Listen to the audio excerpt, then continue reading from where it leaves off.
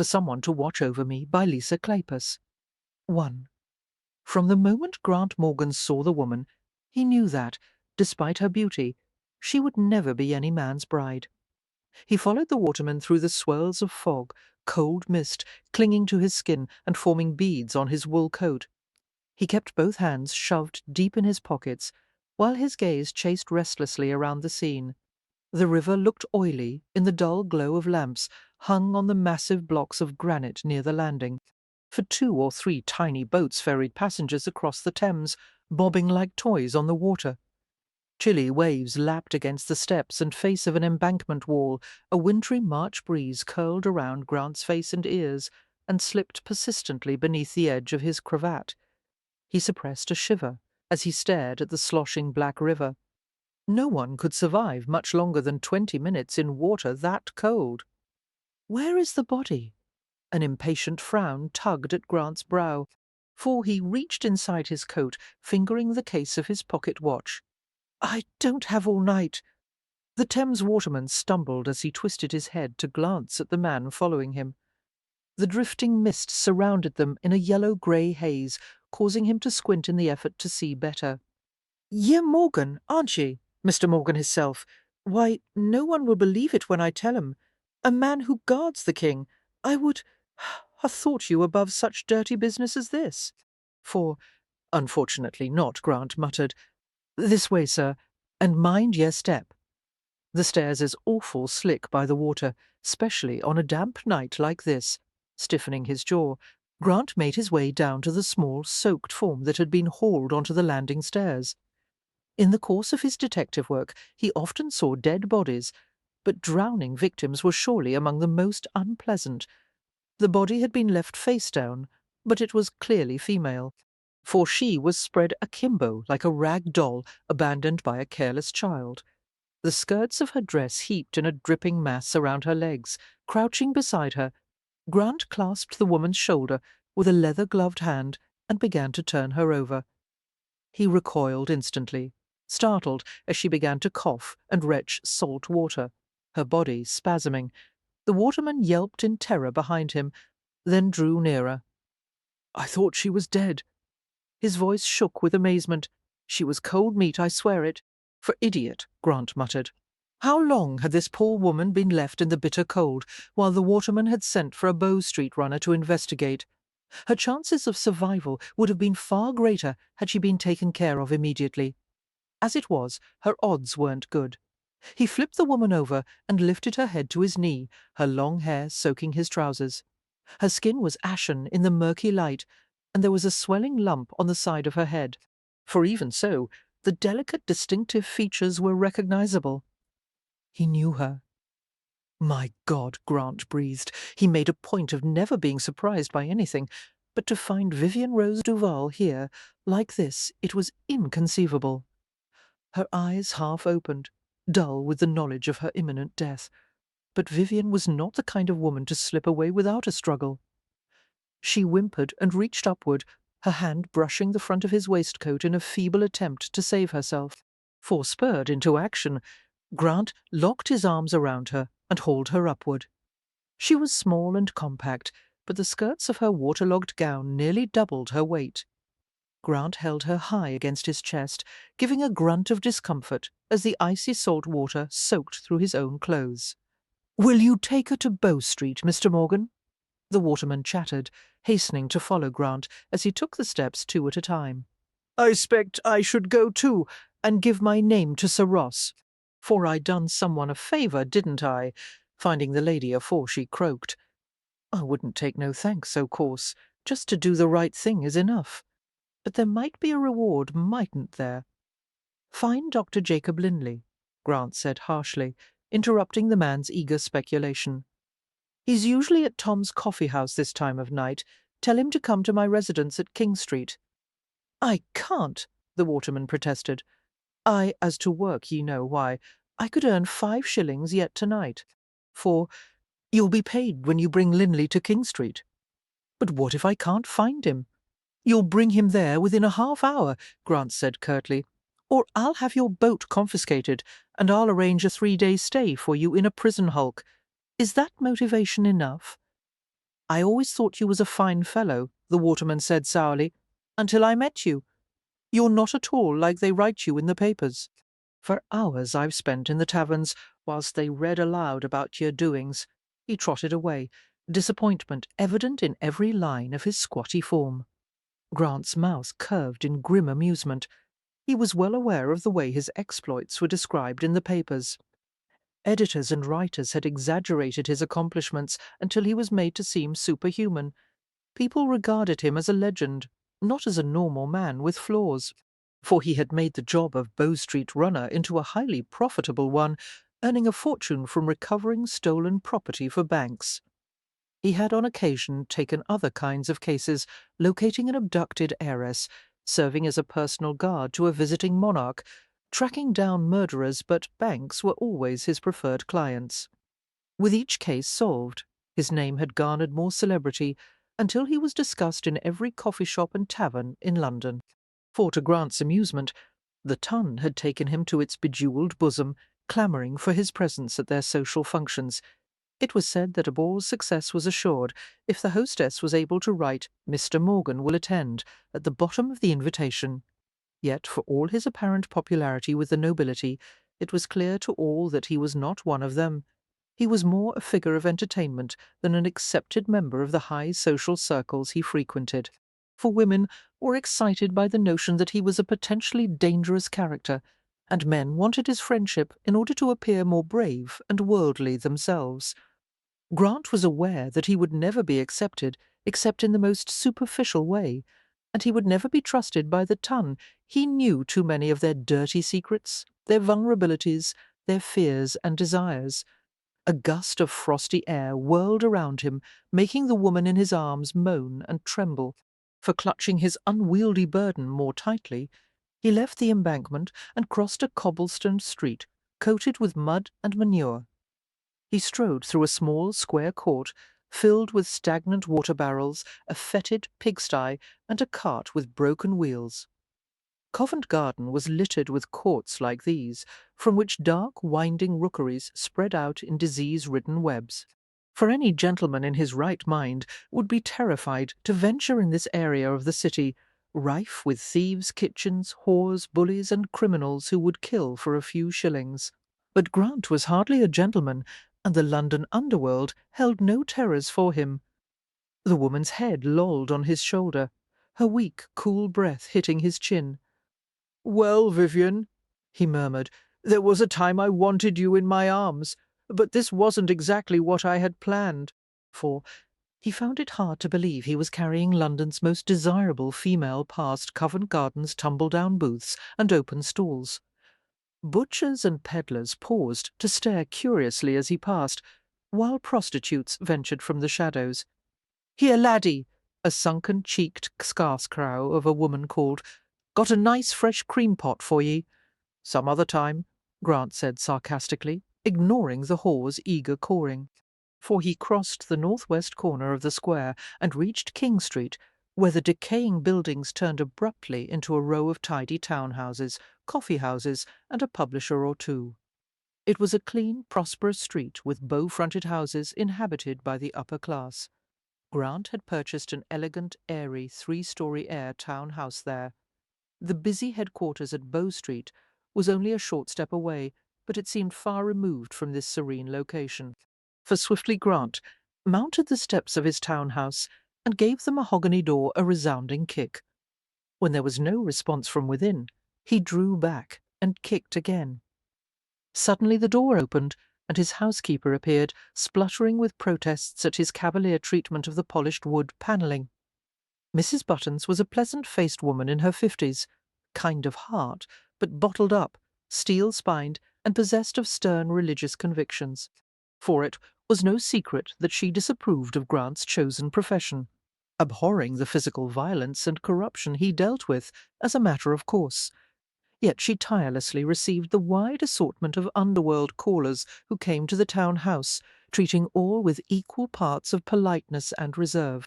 For like the other Bow Street runners who worked under the direction of Sir Ross Cannon, Grant had become so immersed in the world of darkness that he sometimes questioned how much difference there was between himself and the criminals he pursued. Mrs. Buttons had once told Grant of her hopes that he would someday step into the light of Christian truth. "I'm beyond saving," he had replied cheerfully. "You'd better direct your ambitions toward an attainable goal, Mrs. Buttons."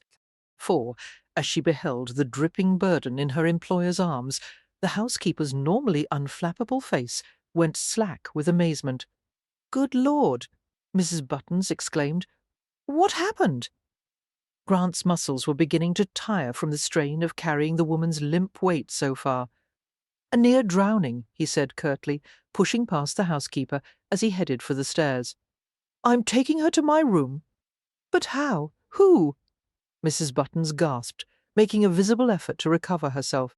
For shouldn't she be brought to a hospital? "She's an acquaintance of mine," he said. "I want her seen by a private doctor. God knows what they would do to her at a hospital." "An acquaintance," the housekeeper repeated, hurrying to keep pace with his rapid strides. It was clear she was burning to know more, but wouldn't presume to ask. "A lady of the evening, actually," Grant said dryly. "A lady of the— And you've brought her here!" Her voice reeked with disapproval.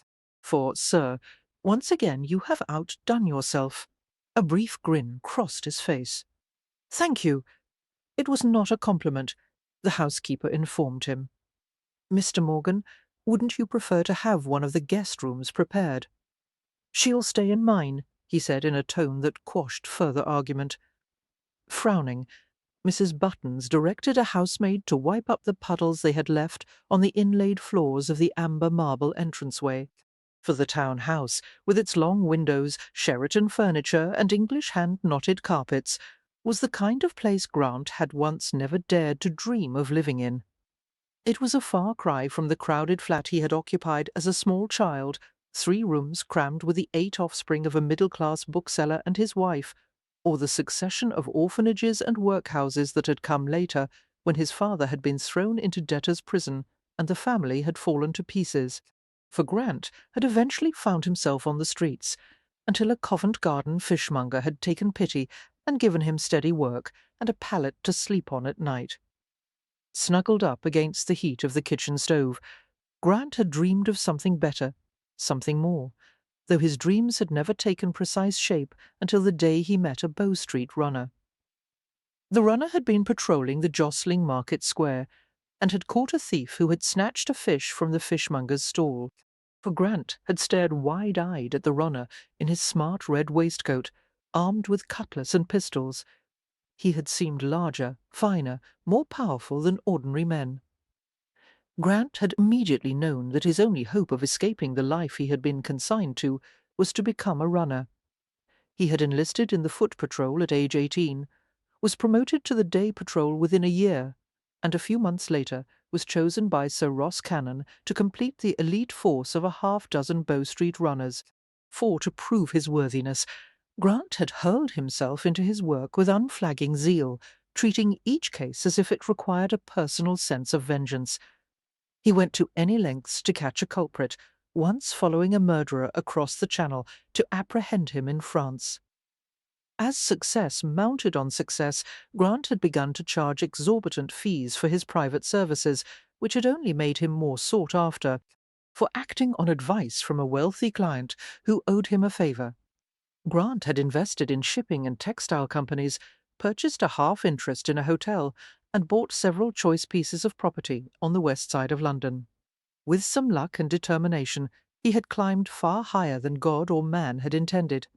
At age 30, he could retire with a comfortable fortune, but he couldn't bring himself to resign from the Bow Street force. For the thrill of the chase, the lure of danger, were strong, almost physical needs he could never seem to satisfy. He didn't care to dwell on exactly why he couldn't settle down and lead a normal life, but he was certain it didn't speak well of his character. Reaching his bedroom, Grant brought Vivian to the massive mahogany tester bed with draped swags carved at the headboards and foot. Much of his furniture, including the bed, had been specially made to suit his proportions, for he was a tall, big-framed man, for whom the tops of door frames and ceiling beams posed a frequent hazard. "Oh, the counterpane!" Mrs. Buttons exclaimed as Vivian's clothes saturated the heavy velvet, embroidered with gold and blue silk. It will be ruined beyond repair. Then I'll buy another, Grant said, flexing his sore arms and stripping off his drenched coat. He dropped his coat to the floor and bent over Vivian's still form. For intent on removing her clothes as quickly as possible, he tugged at the front of her gown. A curse escaped his lips as the buttons and hooks remained obstinately entrenched in the shrunken wet wool. Grumbling about the damage that was being done to the velvet counterpane, Mrs. Buttons endeavoured to assist him, then pulled back with a frustrated sigh. "They'll have to be cut off her, I suppose. Shall I fetch the scissors?" Grant shook his head and reached for his right boot, for in a smooth move born of long habit, he extracted an ivory-handled knife with a 6-inch spear-point blade. The housekeeper gaped as he began to cut through the gown's thick woven bodice, as if it were butter. "Oh, my!" she faltered. Grant focused intently on the work at hand. "No one can wield a knife like a former Covent Garden fishmonger," he remarked dryly, spreading the sides of the gown wide to reveal a ferocious scowl. "For try to be of some use, will you? Get one of my shirts, and some towels, and now that I think of it, some tea and brandy. Now hurry." Kello started to reply, appeared to think better of it, and proceeded to fetch the required articles. Carefully averting his eyes from the woman on the bed, he handed a fresh shirt to Mrs. Buttons and fled the room. Grant's growing need to have Vivian clothed and warm overrode any desire to see her naked, for he caught only a brief glimpse of her body as he and the housekeeper worked to pull Vivian's arms through the long linen sleeves. But his brain gathered the image greedily and kept it to savour later. Vivian wasn't perfect, but the promise of delight was captured in her imperfections. She was charmingly short-waisted, as so many petite women were, with gorgeous round breasts and softly dimpled knees. For her smooth abdomen was crowned with a triangle of spicy red hair, just a few shades darker than the sunset locks on her head. No wonder she was the most highly paid prostitute in England. She was lush, pretty, dainty, the kind of woman any man would want to keep in bed for days. They weighted Vivian with linens and heavy blankets, and Mrs. Buttons wrapped her stiff, salt-tainted hair in one of the towels Kello had brought. "For she's a lovely woman," the housekeeper said, her face softening with reluctant pity, "and young enough to change her life for the better. I hope the Lord will choose to spare her." "She won't die," Grant said shortly. "I won't allow it." He touched the pure ivory curve of Vivian's forehead, using his thumb to brush a tendril of hair beneath the towel. Carefully he laid a cold cloth over a bruise at her temple, though it seems someone will be disappointed by her survival. "For pardon, sir, but I don't follow, oh." Her eyes widened as Grant's fingertips swept gently over Vivian's throat, indicating the shadowy bruises that encircled her slim neck. "It looks as if someone tried to strangle her," he said, matter-of-factly. "Who would do such a thing?" Mrs. Buttons wondered aloud, her forehead creased with horror.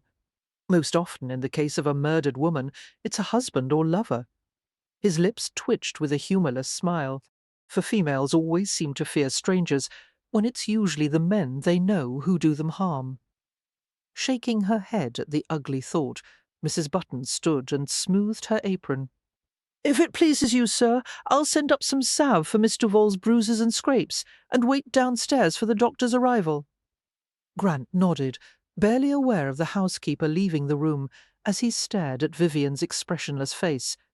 Gently, he rearranged the cloth on her forehead, for he stroked the curve of her pale cheek with a single fingertip and made a sound of grim amusement in his throat. "I swore you would rue the day you made a fool of me, Vivian," he murmured, "but the opportunity has come a hell of a lot sooner than I expected."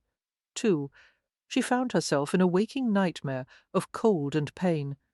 The act of breathing was an unwelcome burden on her lungs. Her throat and chest were on fire, as if she had been scoured on the inside. For trying to speak, she emitted a rough, bleating sound and flinched in agony. "Oh!" Strong hands adjusted her position, wedging a pillow beneath her head and neck, brushing a straggling lock of hair away from her forehead. A growl of a voice fell on her ears. "Don't try to talk here. This will help. She felt the edge of a warm spoon against her lips and recoiled slightly. 4, but the man beside her persisted, cupping a huge hand around the back of her head and bringing the spoon to her mouth once more. Her teeth clattered against the metal, her body seized by trembling she couldn't control. She swallowed a spoonful of hot, sugared tea, though the movement of her throat muscles was pure agony. Good girl, take another. She forced herself to swallow a second spoonful, and a third, for her head was eased back to the pillow, and a sheaf of blankets was pulled snugly over her shoulders. Only then did she try to open her eyes, wincing as they smarted from the glow of a nearby lamp. A stranger was leaning over her, his face painted half in shadow, half in light.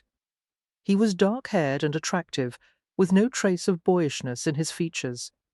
His complexion was tanned and slightly weathered, the grain of black shaven whiskers lending a dark cast to his jaw, for the hard planes of his face were complemented by a long nose and a generous mouth, and vivid green eyes, strange, cynical, perceptive eyes that seemed to look right through her. "Die?" she asked in a hoarse croak.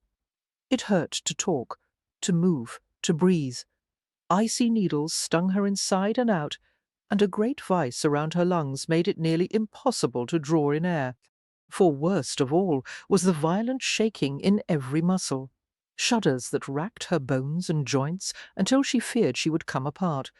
If only she could make herself be still for a moment, when she tried to hold herself rigid, the shaking only intensified. She was breaking to pieces, sinking, drowning. "No, you're not going to die," he said quietly, "and the shaking will stop eventually. It often happens in cases like yours." Cases like hers? What had happened? Why was she here? For her swollen eyes flooded with tears of confusion, and she bit her lip to keep from crying. "Thank you," she gasped, though she had no precise idea of what to thank him for. She groped for his hand, needing the reassurance of a human touch. He moved, sitting on the side of the bed, his weight depressing the mattress, and she felt him take her fingers in his large hand. The heat of his skin, the burning vitality of his grip, shocked her. "For please don't let go," she whispered, clinging to him as if to a lifeline. "Please." His formidable masculine face softened in the lamplight. A strange self-mockery gleamed in his fathomless green eyes. "I can't stand a woman's tears. Keep crying, and I'll leave." "Yes," she said, chewing harder on her lip, but the tears kept leaking out, and the stranger swore beneath his breath. He gathered her in the mass of bedclothes and carefully pulled her into his arms, compressing her trembling limbs. For she gasped at the relief of it. He was so infinitely strong, holding her hard against him. Resting her head on his shoulder, she crushed her cheek against the linen of his shirt. Her vision was filled with details of him: the smooth, tanned skin, the neat question-mark shape of his ear, the silky rough locks of dark brown hair cropped unfashionably close to his head. I'm so cold, She said, her mouth close to his ear. Well, a swim in the Thames will do that to you, he said dryly, for especially this time of year. She felt him breathe against her forehead, a rush of heat, and she was flooded with desperate gratitude. She never wanted to leave his arms. Her tongue felt thick as she tried to moisten her cracked lips. "Who are you? Don't you remember?" "No." Thoughts and images eluded her efforts to capture them. She couldn't remember anything. There was blankness in every direction, a great confounding void, for he eased her head back, his warm fingers cupping around the back of her neck. A slight smile tipped the corners of his mouth. "Grant Morgan, what happened to me?" She struggled to think past the pain and the distracting tremors. I was in the water." She remembered the salty coldness burning her eyes and throat, blocking her ears, paralyzing her thrashing limbs. She had lost the battle for air, felt her lungs exploding, felt herself descending as if invisible hands pulled her from below. For Samayon pulled me out. "Was it you?" "No. A waterman found you and sent for a runner. I happened to be the only one available tonight." His hand moved over her back in slow strokes. How did you end up in the river, Vivian? Vivian? She repeated in desperate confusion. Why did you call me that? There was a moment of silence that terrified her. He expected her to recognize the name Vivian. She struggled to think of some meaning or image to attach to the name. There was only blankness. For who is Vivian? Her sore throat clenched until she could barely produce a sound. What's happening to me? Calm down, he said. Don't you know your own name? No, I don't know. I can't remember anything. She shuddered with frightened sobs. Oh, I'm going to be sick! Morgan moved with remarkable quickness, snatching up a creamware bowl from the bedside table and lowering her head over it. Dry heaves racked her body, for when the convulsion passed, she hung limply over his arm and shivered miserably. He lowered her onto his lap and rested her head against his hard thigh. "Help me!" she moaned. Long fingers slid gently over the side of her face. "It's all right. Don't be afraid." Incredibly, though it was clear that nothing was right, and there was a great deal to fear, she took comfort in his voice, his touch, his presence. His hands moved tenderly over her body, soothing her shaking limbs.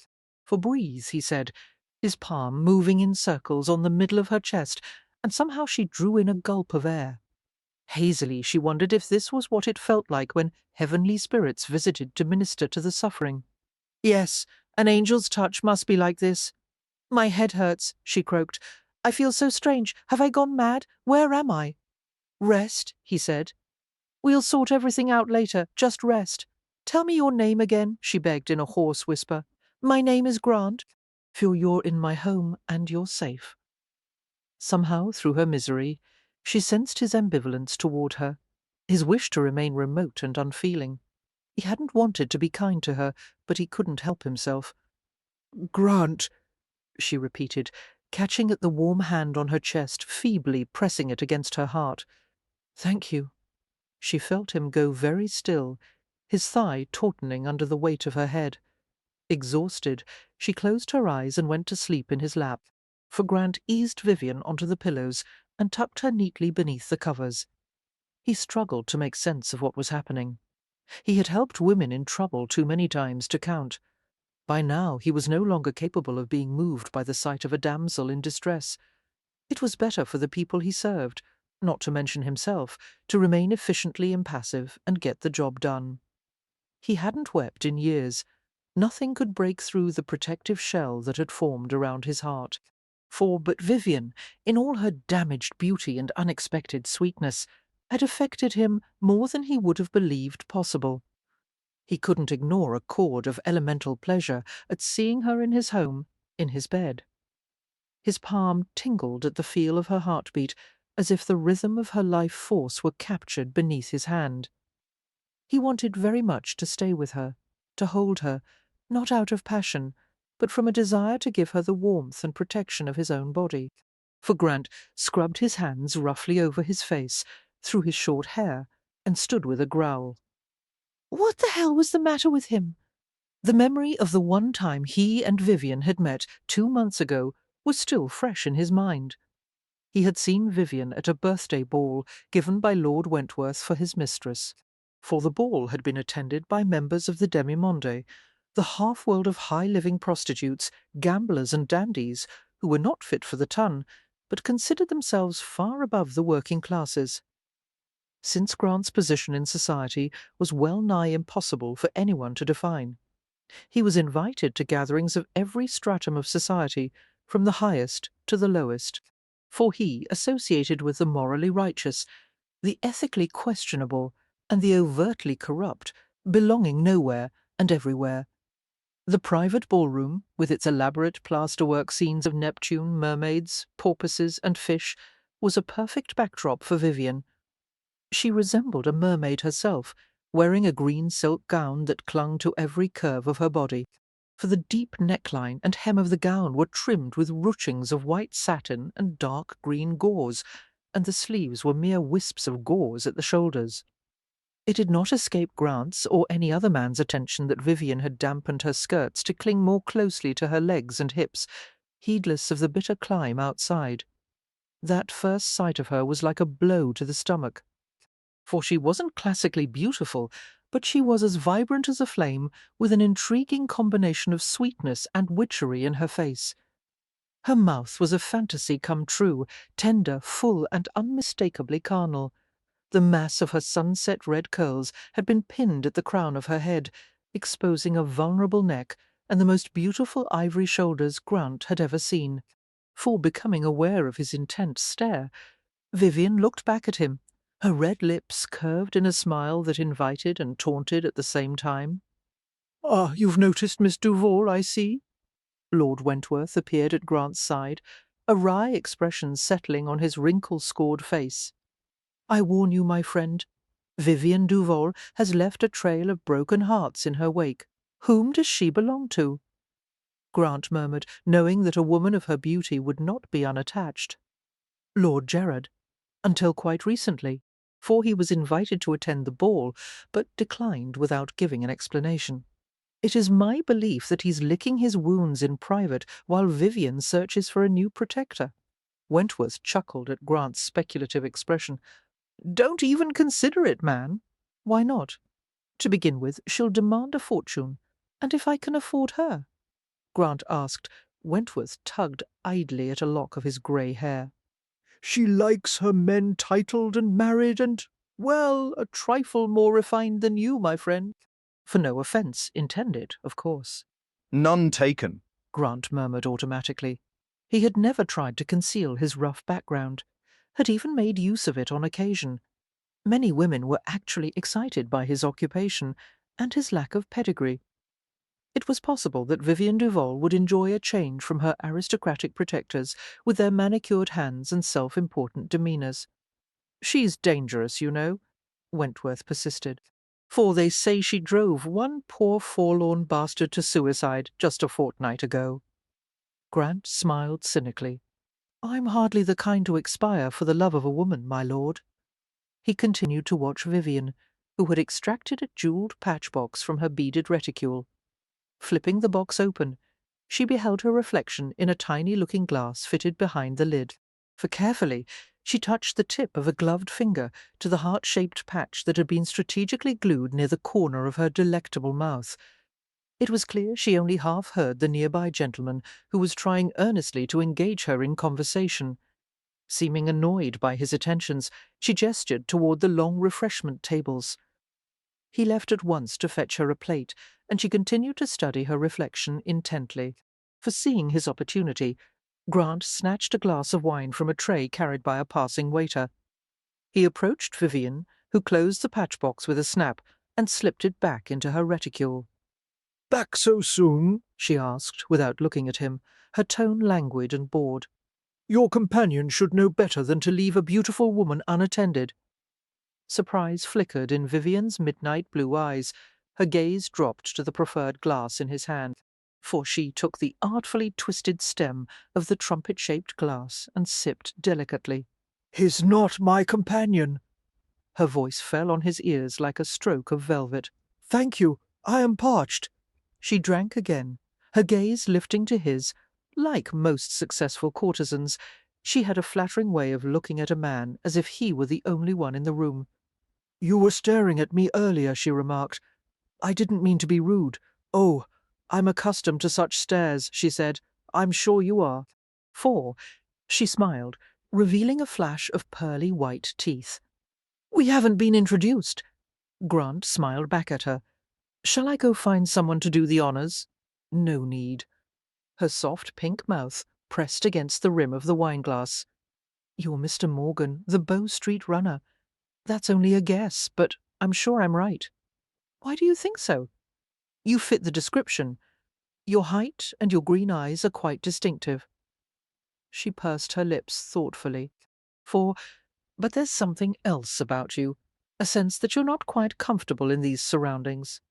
I suspect you would rather be doing anything but stand here in a stuffy room making small talk, and your cravat is too tight." Grant smiled as he tugged at the white starched linen that bound his neck with an artful knot. The civilized confinement of high collars and stiff cravats was more than he could bear at times. Fear you're wrong about one thing, Miss Duval. There's nothing I'd rather be doing than talking with you. How do you know my name, sir?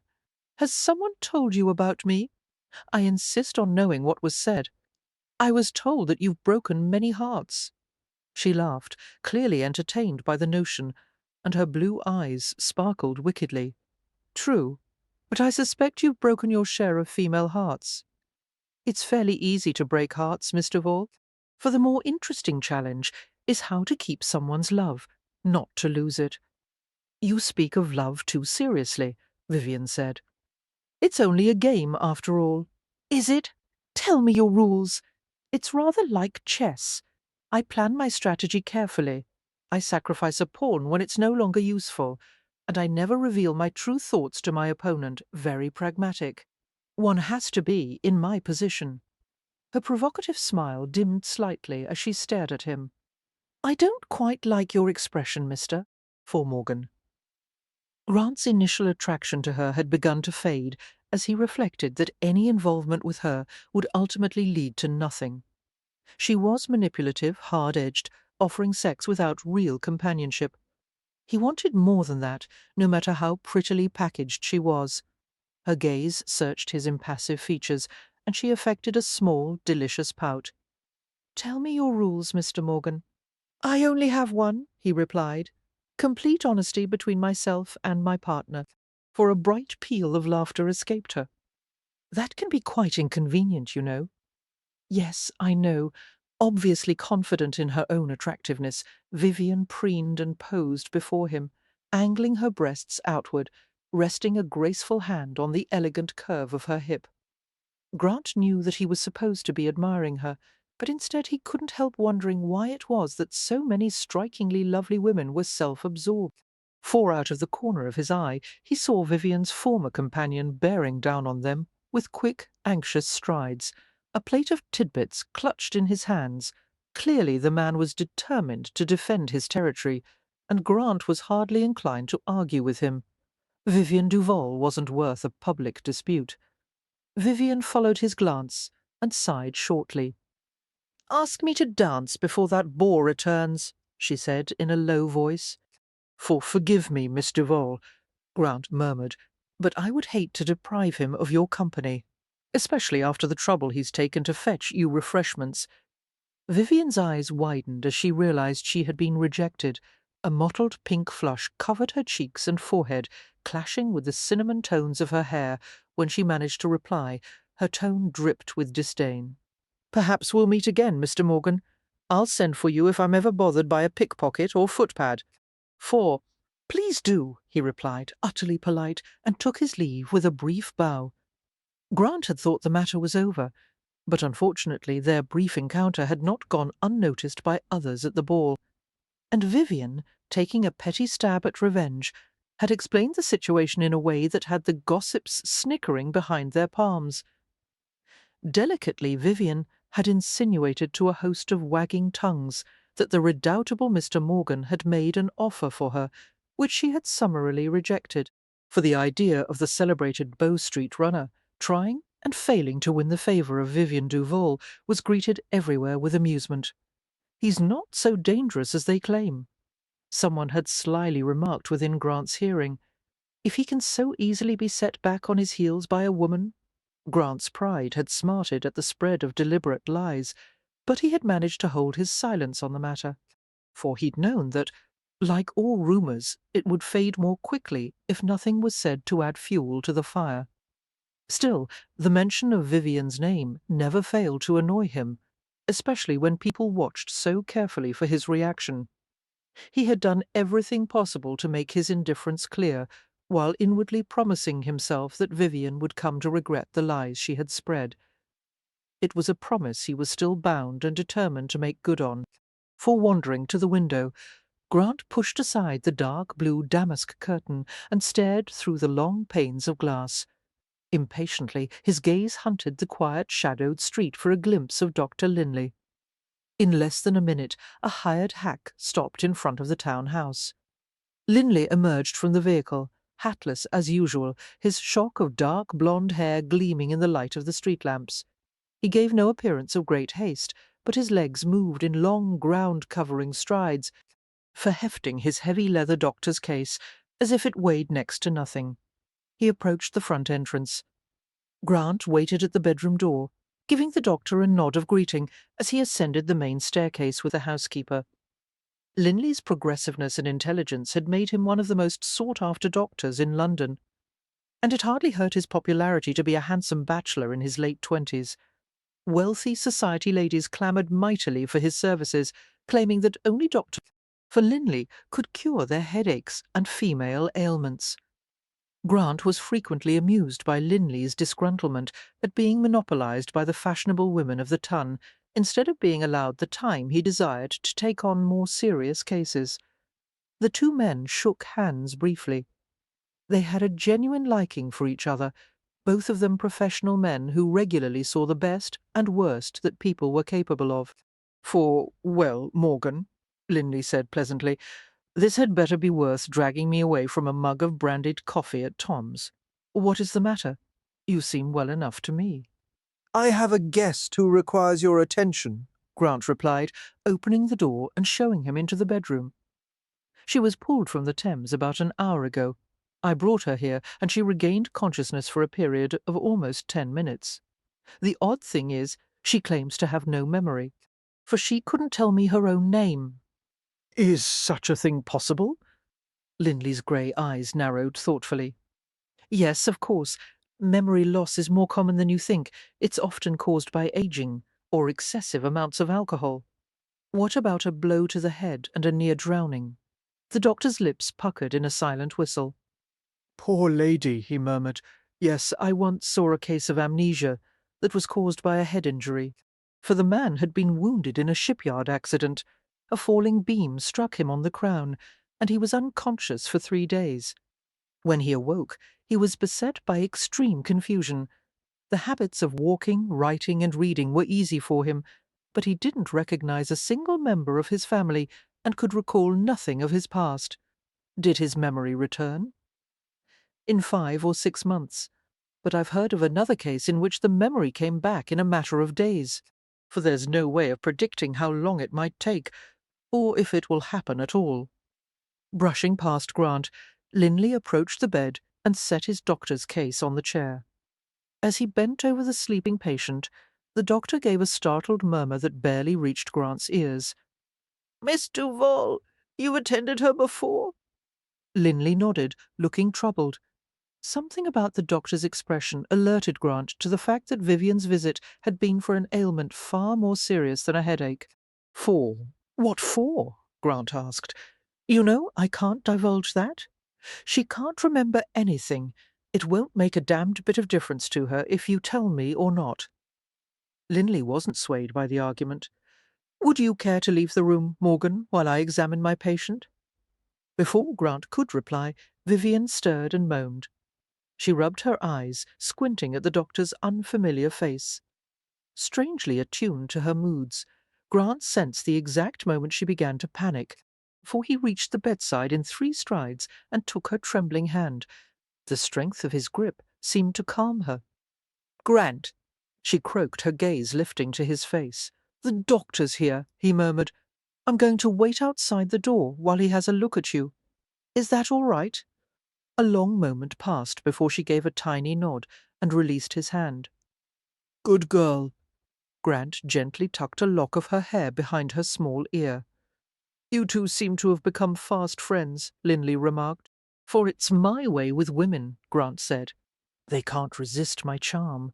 Linley's mouth quirked. "Charm? I've never suspected you of having any." They were both surprised to hear Vivian's feeble scratch of voice join in the conversation. "That's because you're not a woman." Grant stared at her with an unwilling smile. Half dead. She might be, but the instinct to flirt had not left her, and God help him, he was far from immune. "Rallying to my defence, are you?" For he reached down to stroke the curve of her cheek with his fingertip.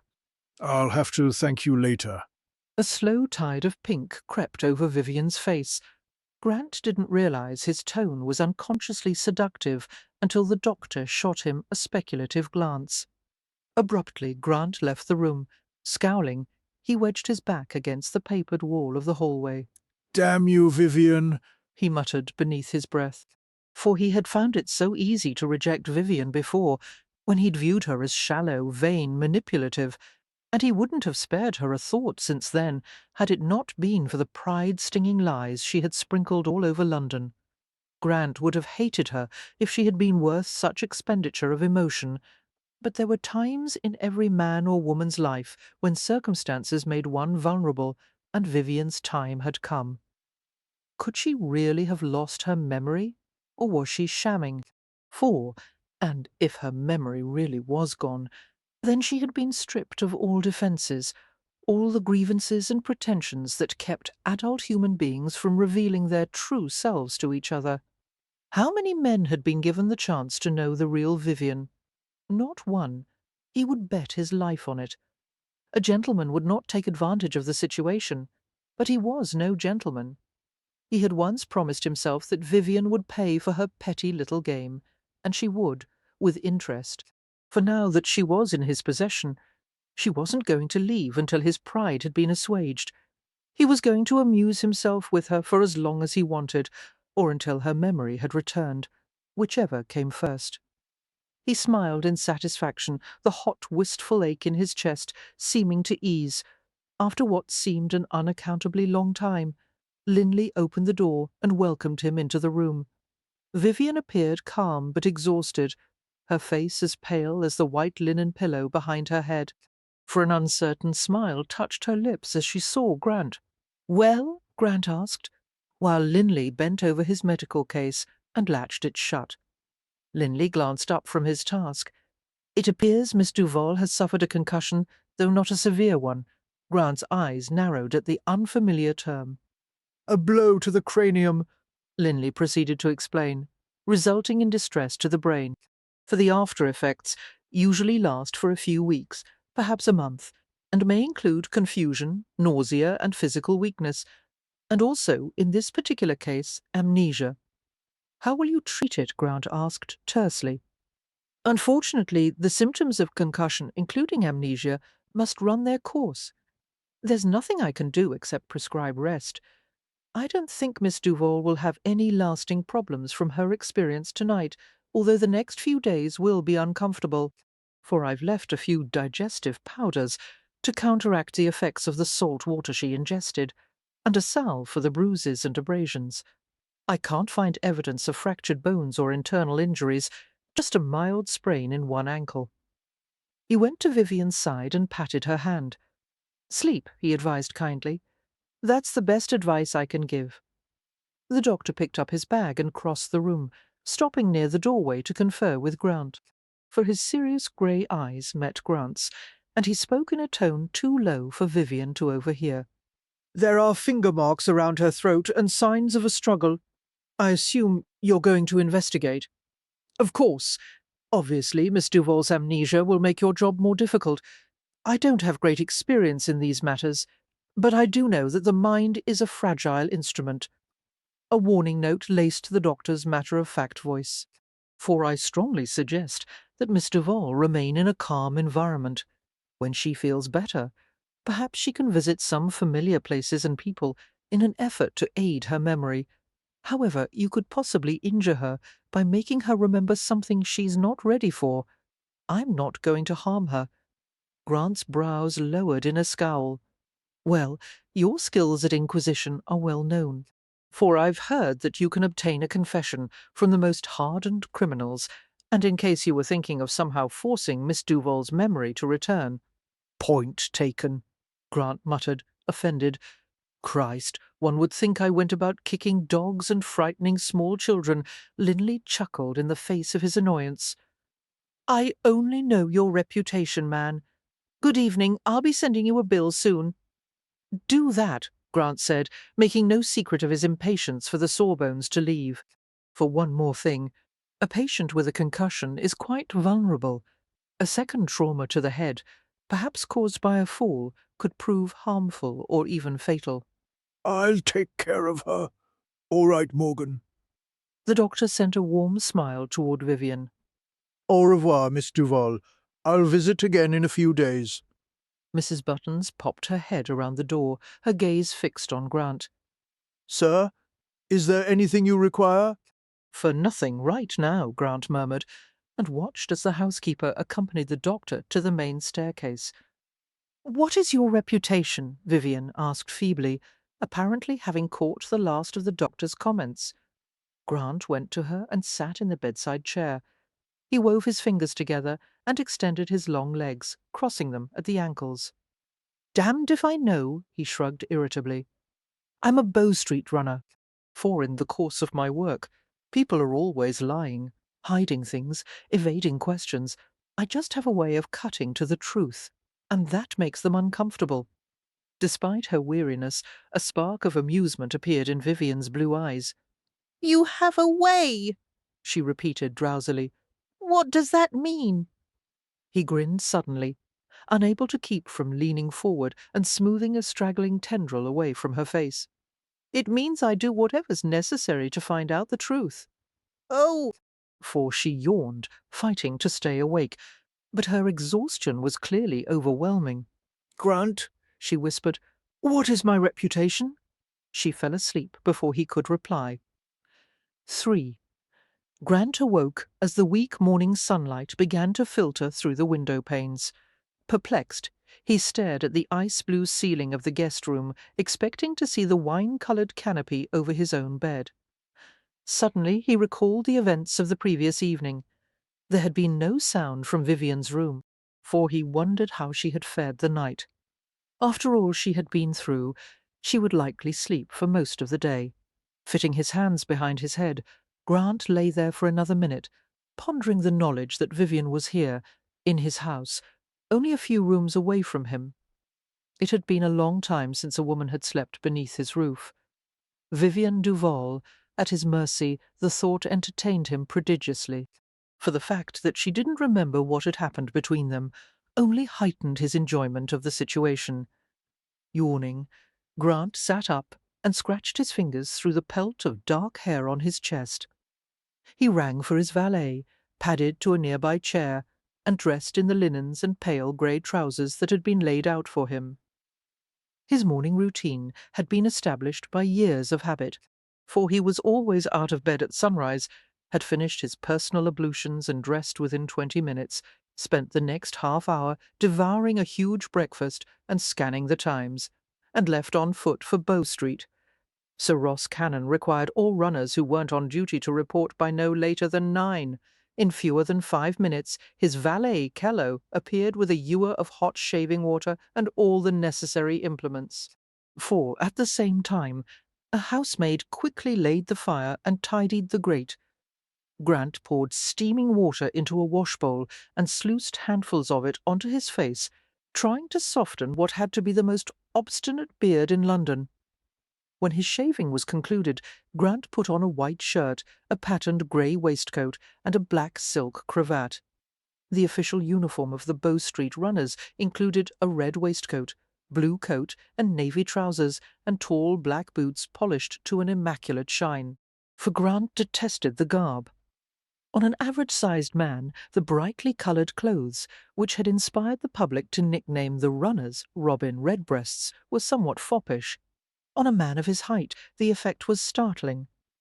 Grant's personal taste favoured dark, well-tailored clothes in shades of grey, beige, and black, with no personal adornment save his pocket watch, for he kept his hair conveniently short and was sometimes compelled to shave twice a day when a formal occasion called for him to remove another layer of his encroaching beard. He bathed every evening, as he was unable to sleep well otherwise. The physical exertion of his job, not to mention the foul characters he often associated with, often made him feel unclean within and without. Although many valets were called upon to assist their masters with their clothes, Grant preferred to dress himself, for he found the notion of standing still, while some other fellow dressed him, as more than a little ridiculous. He was an able-bodied man, not some tot who needed help with his skeleton suit. When he'd expressed this view to one of his socially elevated friends, the friend had told him with amusement that this was one of the essential differences between the lower classes and the aristocracy. You mean only the lower classes know how to fasten their buttons? Grant had asked wryly. For no, the friend had replied with a laugh. It's just that they have no choice in the matter. The aristocracy, on the other hand, can get someone else to do it for them. After tying his black silk cravat in a simple knot, Grant jerked the tips of his collar to neat standing points. He dragged a comb through his ruffled dark hair and gave a cursory glance in the looking-glass. Just as he reached for his charcoal grey coat, he heard a muffled sound from a few rooms away. For Vivian, he murmured, dropping the coat at once. He reached the master bedroom in a few strides, entering without bothering to knock. The housemaid had already visited and had stoked a small fire in the grate. Vivian was attempting to get out of bed by herself. The linen shirt twisted around the middle of her thighs. Her long hair fell in wild straggles down her back. She was standing on one foot, maintaining a precarious balance, for her sprained ankle was bound and swollen, and the pain it caused was obvious as she took one limping step away from the bed. "What do you need?" Grant asked, and she started at the sound of his voice. She didn't look much better than she had the previous night, her face ghastly pale, her eyes still swollen, her throat bruised. "Do you want the privy?" The blunt question clearly caused Vivian no end of mortification. A scarlet flush cascaded over her skin. For the sight of a redhead, blushing was not something to miss, Grant thought with a sudden flicker of amusement. "Yes, thank you," she murmured, her voice hoarse and strained. She took another cautious hobbling step. "If you could just tell me where, I'll help you." "Oh, no, really," she gasped, as he scooped her into his arms, her body small and light against his chest. For Grant carried her the short distance to the privy 2 doors down the hall, while Vivian tried in agonized modesty to pull the thin linen shirt farther over her thighs. The gesture struck him as odd for a courtesan. Vivian was known for her lack of sexual inhibition, not to mention her elegantly provocative style of dressing. Modesty had not been in her repertoire. Why did she seem so distressed now? "You'll be stronger soon," he said. "In the meantime, stay in bed and keep off that ankle. For if you want anything at all, ring for one of the maids." Yes, thank you. Her small hands crept around his neck. I'm sorry to trouble you, mister." She hesitated, and he knew that she had forgotten his last name. Call me Grant. He replied, setting her gently on the floor. It's no trouble. Vivian emerged from the privy a few minutes later, clearly surprised to find him still there, for she seemed no bigger than a child, dressed in his shirt with the sleeves rolled back several times and the tail reaching below her knees. Her gaze lifted to his, and she returned his friendly smile with an abashed one of her own. "Better?" he asked. "Yes, thank you." He extended a hand to her. "Let me help you back to bed." She hesitated before hobbling forward. Carefully Grant reached around her slender body, hooking one arm behind her back and the other beneath her knees. For, although he lifted her with extreme gentleness, mindful of her injuries, Vivian gasped as he brought her against his chest. Of all the women he had held in his arms, none had ever possessed such lush, exquisite delicacy. Her bones were slender, but her flesh was pliant, voluptuous, utterly desirable. Returning to the bedroom, Grant eased Vivian onto the mattress, fumbling to arrange a stack of pillows behind her. She tugged the blankets upward, bringing them high over her chest. For, in spite of her bedraggled condition, or perhaps because of it, he was struck again with the disconcerting urge to cuddle and caress her. He who was known for possessing a heart of granite, or some similarly impermeable substance. "Are you hungry?" he asked gruffly. "Not really. When the housekeeper brings a tray, I want you to eat something." For some reason his tone of command made her smile. "I'll try." For Grant stood frozen in place by her smile lucent and warm, a flash of magic that illuminated her delicate face. It was so unlike the self-absorbed woman he had met at Wentworth's ball that he wondered briefly if she was the same person at all. Yet she was, unmistakably Vivian. "Grant," she said hesitantly, Please, would you bring a looking-glass?" She pressed her hands to her cheeks in a self-conscious gesture. "I don't know what I look like," for somehow managing to tear his gaze away from her. Grant went to the gentleman's cabinet in the corner of the room. He rummaged through the narrow drawers and located a wooden nécessaire covered in leather. The case was designed to hold scissors, files, and grooming items. The lid fitted with a rectangular-looking glass inside. Returning to the bedside, Grant opened the nécessaire and gave it to her, for Vivian tried to hold the case near her face, but her hands still trembled violently from her experience of the previous evening. Grant reached over and steadied the nécessaire as she viewed her reflection. Her hands were very cold beneath his, the fingers stiff and bloodless. Her eyes widened, and she barely seemed to breathe. "How strange," she said, "not to recognize one's own face." "You have no cause for complaint," Grant said huskily, for even bruised and pale and ravaged, her face was incomparable. "Do you think so?" She stared into the looking-glass without a trace of the self-satisfaction she had displayed at the ball. That Vivian had had no doubt of her many attractions. This woman was far less confident. "Everyone thinks so. You're known as one of the great beauties of London." "I don't see why," catching his sceptical expression, she added. "Truly, I'm not fishing for compliments. It just seems a very ordinary face." For she produced a comical, clownish expression, like a child experimenting with her reflection. A shaken laugh escaped her. "It doesn't seem to belong to me." Her eyes glittered like sapphires, and he realized with a flare of alarm that she was going to cry. "Don't," he muttered. "I told you last night how I feel about crying. Yes, you can't stand a woman's tears." She wiped her wet eyes with her fingers. A wobbly smile touched her lips. "I didn't think a Bow Street runner would be so sensitive." For sensitive, Grant repeated indignantly. "I'm as hard-shelled as they come." He gathered a handful of the linen sheet and swabbed hastily at her face. "Are you?" She gave a last sniffle and peered at him over the edge of the sheet, and he saw a hint of laughter appearing behind the last glimmering tears. "You seem rather soft-shelled to me."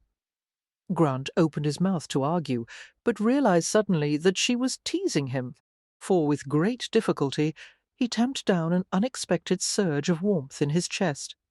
"I'm about as sensitive as a millstone," he informed her. "I reserve opinion on that." She closed the nécessaire and shook her head ruefully. "I shouldn't have asked for a looking-glass. I look rather the worse for wear." Grant contemplated her dry, cracked lips with a frown. Reaching for a little glass jar of salve on the night-table, he handed it to her. "Try some of this," for Linley left a special mixture for bruises, dryness, scrapes, chafing. "I could use a barrel of it," she said, fumbling with the hinged porcelain lid. Retrieving the jar, Grant opened it for her. Instead of handing it back, he held it in his palm and let his gaze wander over her. "The shaking is better this morning," he observed quietly. Vivian coloured and nodded, seeming embarrassed by the involuntary tremors. "Yes, but I still can't seem to get warm." For she rubbed her palms over the fair, chapped skin of her arms. "I was wondering if it wouldn't be too great an imposition. A hot bath? Oh, yes." The throb of anticipation in her voice made him smile. "That can be arranged, but you'll have to move carefully and let the servants help you, or me, if you'd rather." Vivian stared at him, open-mouthed at the suggestion. I wouldn't care to put you to such trouble," she stammered. "No trouble at all," he said mildly, for only the glint in his green eyes betrayed the fact that he was teasing her. Before she could suppress it, an image appeared in her mind of herself soaking in a steaming tub while he bathed her naked body. "What a blush!" Grant observed, with a sudden smile. "If that doesn't warm you up, nothing will." He drew his fingertip over the velvety aniseed salve and brought it to her mouth. "Hold still." Vivian obeyed, her gaze locked on his face as he gently applied the salve to her lips, for the sore, dry surface absorbed the preparation at once, and Grant dipped his finger into the jar again. The room was utterly quiet except for the sound of Vivian's deep, trembling breath.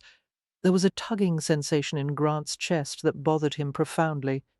He wanted to kiss her, hold her, comfort her, as if she were a lost child. He would never have guessed that Vivian Duval could be so endearing and vulnerable. For damn her, if this was somehow an act on her part, he would probably end up throttling her. Obviously, she had already driven some other poor bastard to it already. Grant paused at that thought and grimly warned himself not to be affected by her. Enjoy her, take what he wanted, but not for a minute would he allow himself to care for her. That much trouble he didn't need. He rubbed more of the salve between his fingers until the cool scent of anise spiced the air, for with the lightest possible touch he spread the salve over her bruised, swollen throat. Vivian was very still beneath his hand, her gaze focused on his hard face. "We knew each other before last night, didn't we?" she whispered. His lashes lowered, and he took his time about replying. You could say that. Another soft pass of his fingertips over her skin, rubbing the salve deeper into her bruises. Full-mired in confusion, she tried to analyze the sensation of his touch, the surprising sense of familiarity and comfort she found in his presence. Nothing in the world was familiar to her, not even her own face, but somehow he made her feel safe and reassured. She wouldn't feel this way in the company of a stranger, would she? "How well did we know each other?" Vivian asked unsteadily. "We'll discuss it later." For exactly what he was going to say to her, and how he would present the situation, would take some consideration. In the meantime, she would rest and heal, and remain under his protection. Although Vivian seemed none too pleased with his evasiveness, she refrained from pursuing the matter, and he guessed she was still too exhausted to debate. Reaching into the pocket of his waistcoat, he extracted his watch. The lateness of the hour made him frown. I have to leave for Bow Street, he said. For "I'll visit your townhouse today and fetch some clothes for you." She made an effort to smile, but her blue eyes were pleading. "Do I have family or friends to send for?" "I don't know about your family," Grant admitted. "I'll find out what I can. And yes, you have friends, but now isn't the time for visiting. You need to rest." Unable to resist the temptation, he reached out and traced one of the worry lines on her downy forehead. "Don't worry, sweet pea," he murmured, for Vivian settled back against the pillows, her eyelids heavy with exhaustion. So many questions, she sighed. You'll soon have all the answers you desire. He paused, and some of the vibrant tenderness left his voice as he added, Although you may not like some of them. She stared at him solemnly, her hand creeping to her throat. What happened to me last night?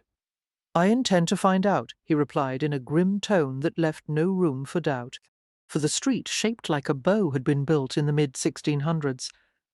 There had been a few famous residents of Bow Street in the last century, but after the turn of the century, there was only one name associated with Bow Street that truly mattered: Sir Ross Cannon.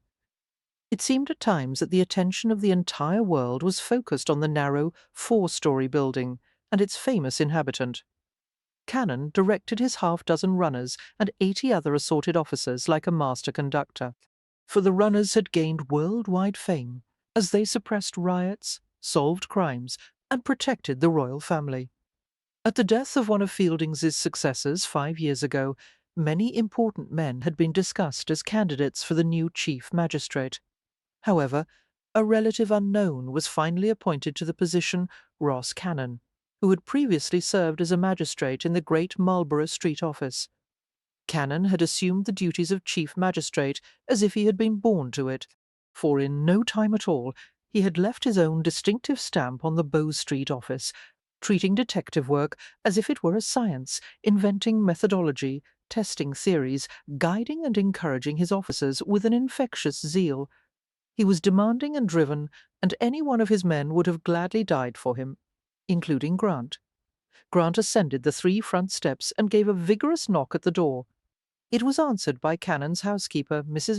Dobson, A fat, motherly woman with a head of bobbing silver curls. Her pudgy face glowed with a smile as she welcomed Grant inside. "You without a hat again, Mr. Morgan. You'll catch your death one of these days, with the wind blowing from the north like this." "I can't wear a hat, Mrs. Dobson," Grant replied, shedding his heavy black greatcoat and giving it to her. She was nearly smothered by the huge mound of wool. "I'm tall enough as it is." For the high-crowned hats that were currently fashionable made him look ridiculous, adding needless inches to his towering height until passers-by stared openly. "Well, not wearing a hat hardly fools anyone into thinking you're short," she pointed out. Grant grinned and pinched her cheek, causing the housekeeper to gasp and scold him. Her reprimands, however, contained little heat. They both knew that, of all the runners, he was her favourite. "Where is Cannon?" For Grant asked, his green eyes sparkling, and Mrs. Dobson indicated the magistrate's office.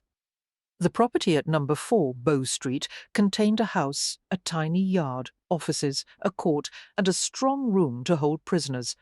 Having been born to a family of means, Cannon could have lived an indolent life in a far more luxurious place than this, but that was not his nature.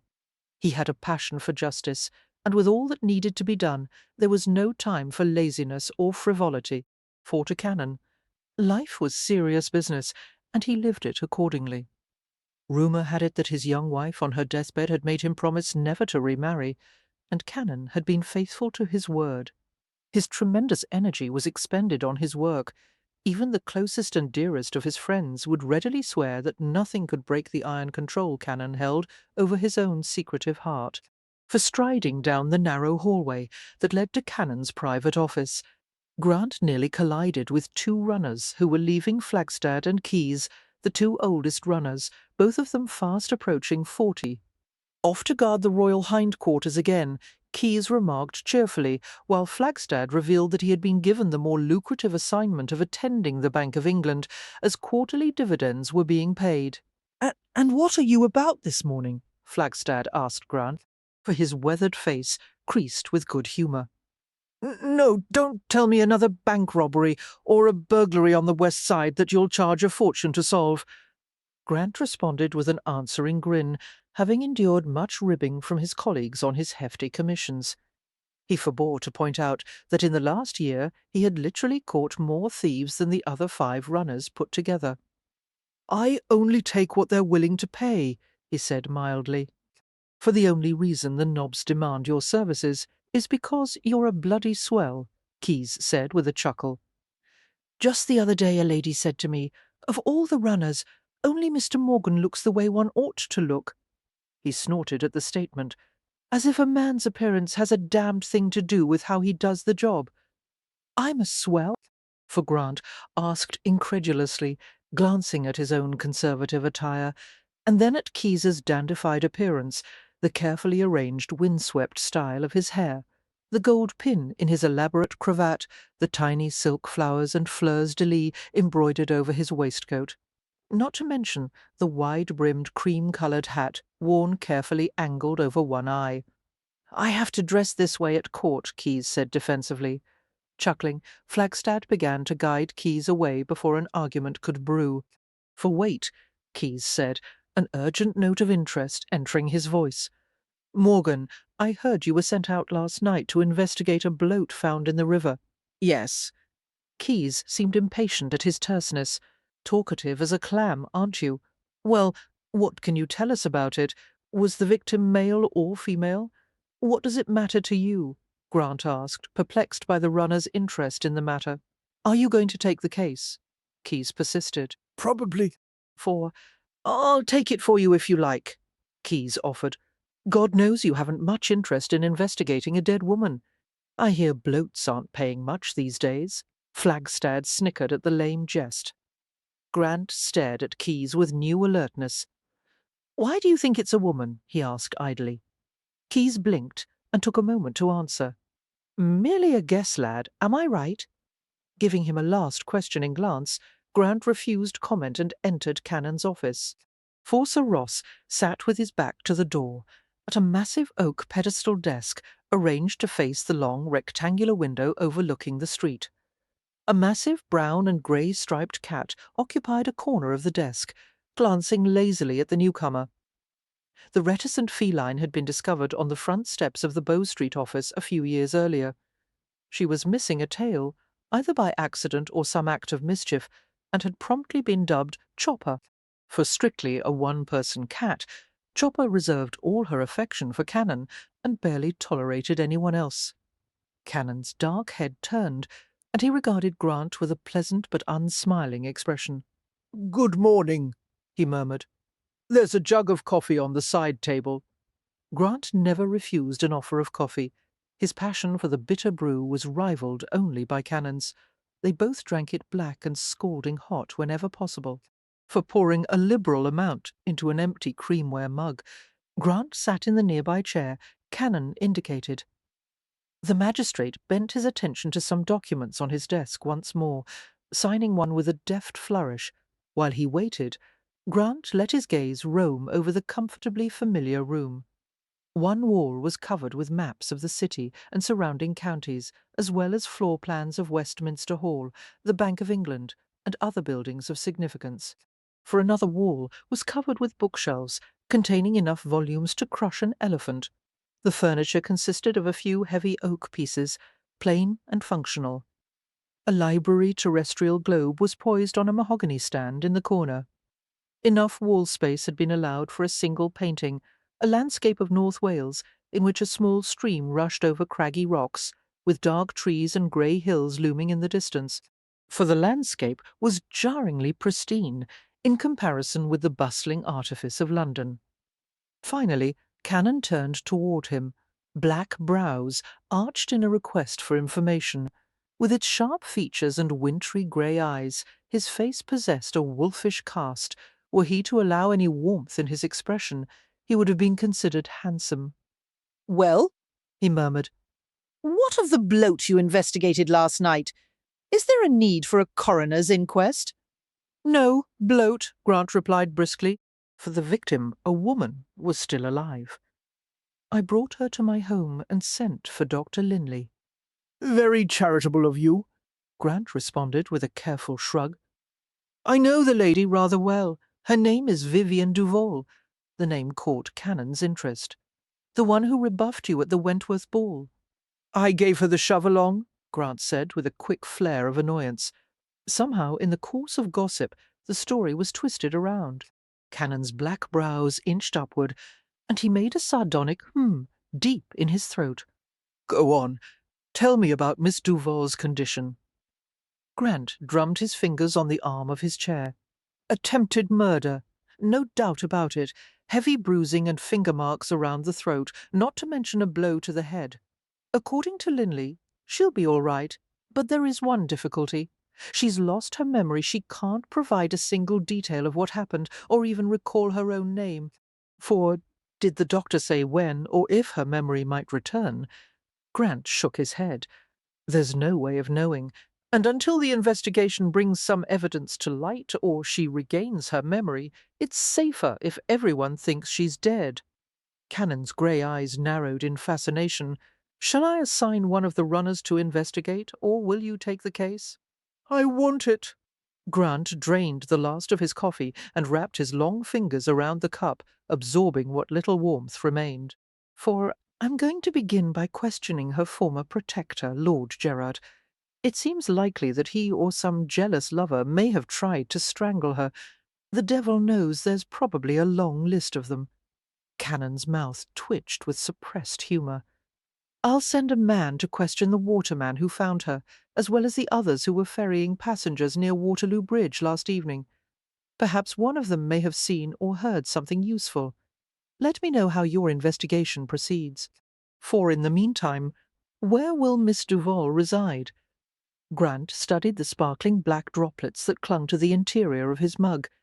He made his tone as matter-of-fact as possible. "With me?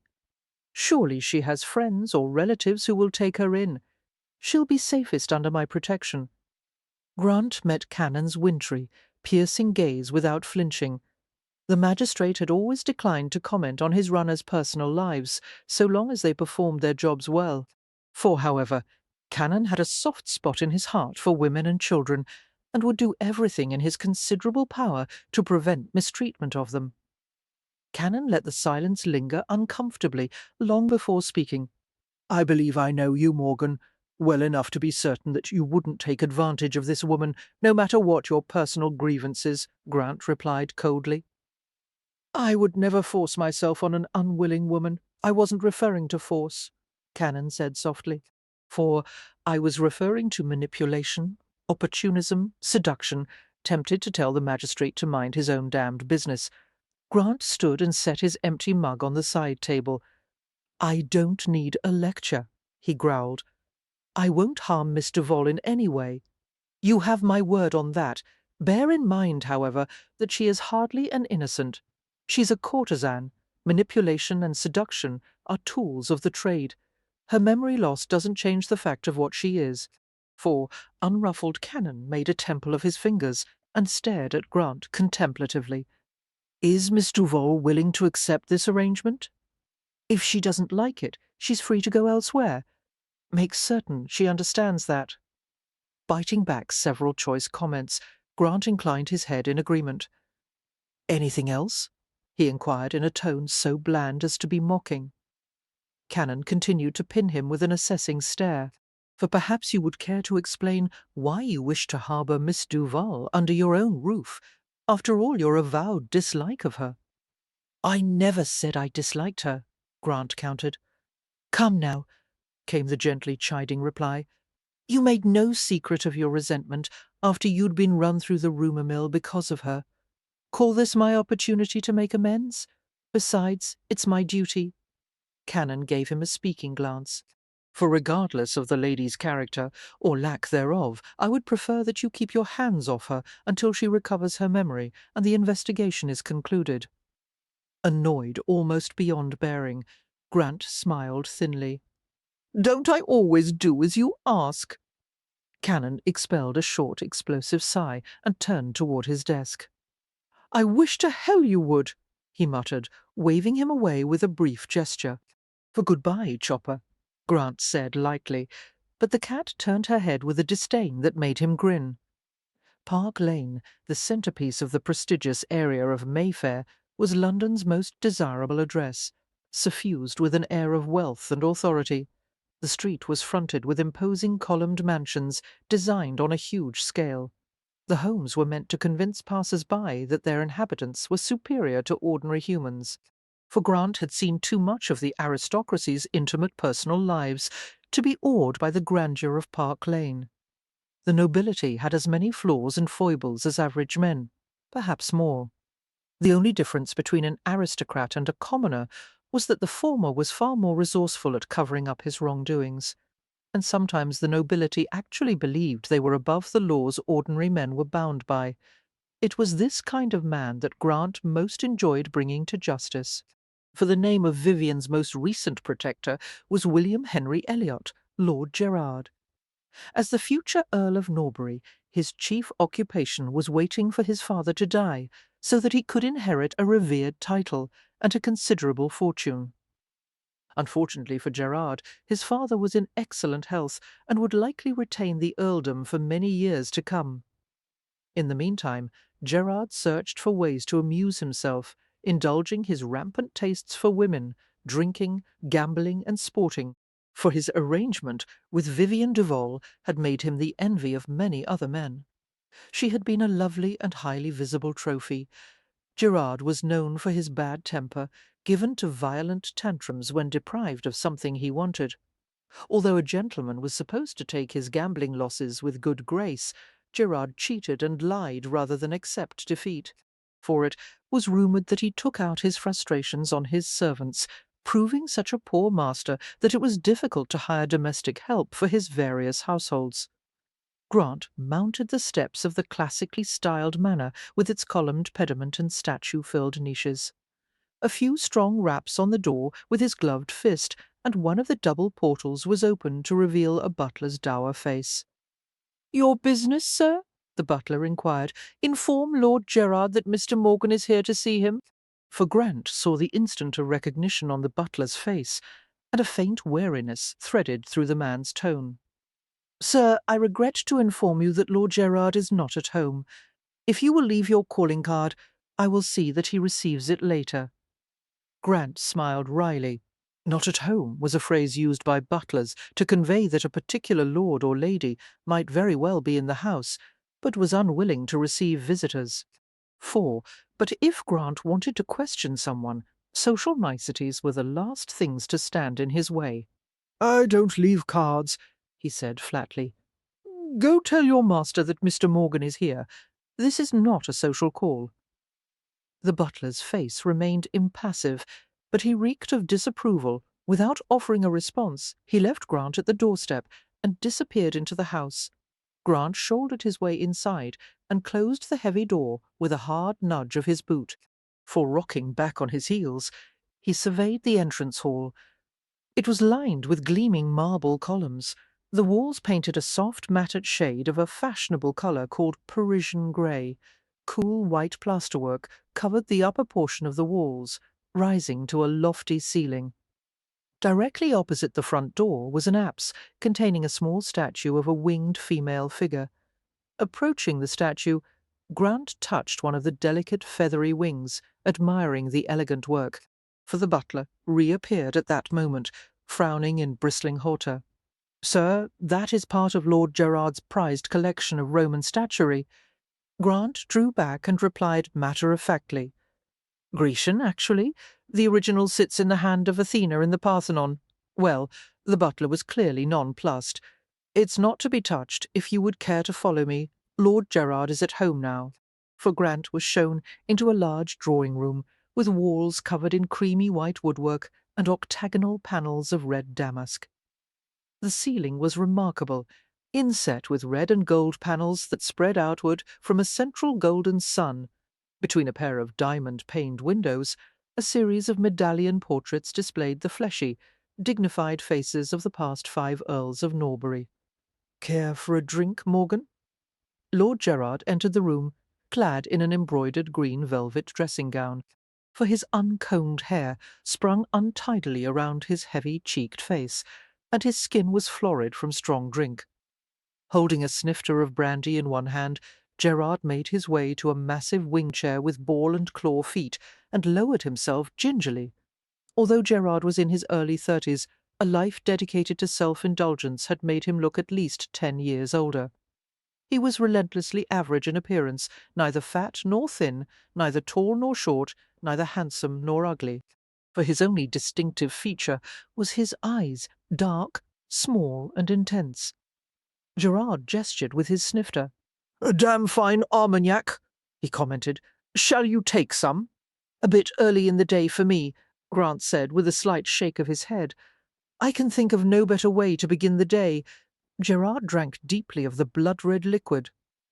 Grant kept his expression pleasant, but something dark and ugly stirred inside him as he watched Gerard. For the image of Vivian with this man, servicing him, pleasuring him, passed before Grant in a disquieting flash. She had been Gerard's whore, and would undoubtedly sell herself to the next man who could meet her price. Jealous and repulsed, Grant sat in the chair adjacent to Gerard's. "Thank you for agreeing to talk with me," Grant murmured. Gerard tore his attention away from the snifter long enough to manage a sour smile. "As I understood it, I hadn't much choice." "I don't expect this will take long," Grant said. "I only have a few questions for you. Are you conducting an investigation of some sort? What and whom does it concern?"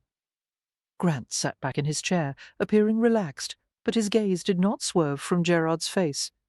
"I'd like to know your whereabouts last evening, around midnight. I was at my club, Craven's. I have several friends who will verify my presence there." "When did you leave the club?" 4 o'clock, perhaps 5. For Gerard's thick lips curved with a self-satisfied smile.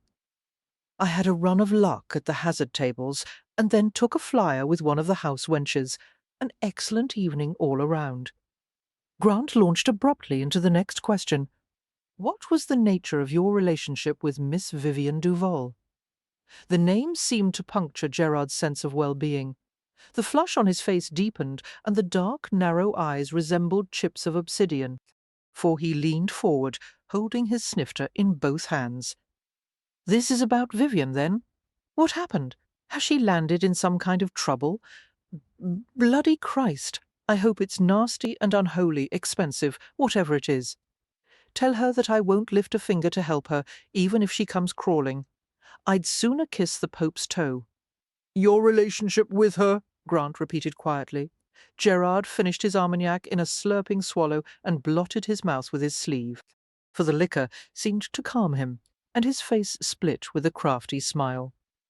"I believe you already know that, Morgan. You once displayed a bit of interest in her yourself, didn't you? And she wouldn't have you." He chortled, tickled by the notion, then sobered quickly. "That hellcat Vivian, 2 years I had with her. I paid her bills, gave her the townhouse, jewellery, a carriage, horses, anything she desired, all for the exclusive right to bed her. At least it was supposed to be exclusive, for I didn't delude myself into thinking she was faithful to me, however. Vivian isn't capable of fidelity. Is that why your arrangement ended? Because she was unfaithful?" No. Gerard stared moodily at his empty glass. "Before I divulge anything further, you can explain something. Why the hell are we talking about Vivian? Has something happened to her?" "You can answer my questions here or at Bow Street," Grant said calmly. "You wouldn't be the first peer I've inquisitioned in the strong room." For a spurt of incredulous rage caused Gerard to rise from his chair. "That you dare to threaten me! By God, someone ought to take you down a few buttons." Grant stood as well, eclipsing Gerard's height by almost a head. "You're welcome to try," he said softly. He rarely used his size to bully others, preferring to rely on his wits. There were too many men who tried to test their own strength against him, provoking him to fight in the hopes that they might impress their friends with their daring. For Grant had long ago tired of thrashing the endless parade of bantam roosters who challenged him. He only fought when strictly necessary, and he always won. He took little pleasure in beating a man senseless. For Gerard, however, he might make an exception. Gerard's face sagged in dismay as he beheld the giant figure before him. He smoothed the top of his dishevelled head in a quick, nervous gesture. "No, I shan't take you on," he mumbled, "for I wouldn't lower myself to trade blows with a common bruiser." Grant gestured toward the wing chair with exaggerated courtesy. "Then have a seat, my lord." A new thought seemed to occur to Gerard, and he lowered himself heavily into the upholstered cushions.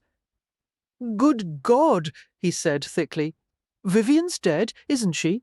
That's what this is about." Grant sat and leaned forward, bracing his elbows on his knees. He stared intently at Gerard's flushed face. "Why do you say that?" For Gerard spoke as if in a daze. "She's gone missing for the past month, ever since she broke off our arrangement. Her servants were dismissed, and the townhouse was closed. I went to balls. Vivian was supposed to have attended a soirée, a musical evening. No one knew where she was or why she hadn't come. Everyone assumed she had secluded herself with some new protector. But Vivian wouldn't have stayed away from London that long unless something was drastically wrong." "Why do you say that?" "For Vivian is easily bored. She has a constant need for stimulation and amusement. A quiet evening at home would drive her mad. She hates to be alone. She insists on going to some soirée or party every night of the week. I could never match her pace." Gerard gave a small, defeated laugh. "She stayed with me longer than with any of her other protectors. I've taken some measure of comfort in that. Does she have any enemies that you know of? For no one I would label that way, but there are many who dislike her. What was Miss Duval's financial situation at the time she parted from you? Money pours through Vivian's fingers like water. She didn't have sufficient funds to last long. She had to find a new paramour without delay. Any notion of whom the next candidate might have been? No. What do you know of her family?" "She has none that I am aware of. As you might guess, our conversations rarely turned in that direction." For Gerard sighed and nibbled at a rough spot on one of his manicured cuticles. "Will this take much longer, Morgan? I have a thirst for more Armagnac. What direction did your conversations turn to?" Grant asked. Does Miss Duval have any particular hobbies or pursuits, any new interests she has developed of late? None that exist outside of bed. Why, I doubt she's ever even read a book. Any new acquaintances you were aware of, male in particular? Gerard rolled his eyes, for God himself couldn't account for all of Vivian's male acquaintances. Tell me about the day she broke off your arrangement. Did you argue? Naturally. I had invested quite heavily in her, and I saw no reason things could not continue indefinitely.